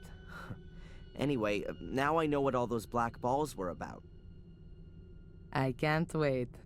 Mordred writes in his book that he had carried out a soul transfer ritual, but instead of all the bones, he had only used the skull and one black ball. The shade didn't go back into the mirror anymore after that, but always stayed close by the ball. Ah, then you can trap souls with these balls as well. To all intents and purposes, they can be thought of as the body, right? It gets better. Here, with the help of the soul trapped in the ball, one can, to a certain extent, control the shade. He writes that he put a ball in his brother's bedchamber, under the bed, in the hope that the shade would rob his soul in the night. But that didn't work. He suggests that Marcus's soul was too pure for the shade. What do you think?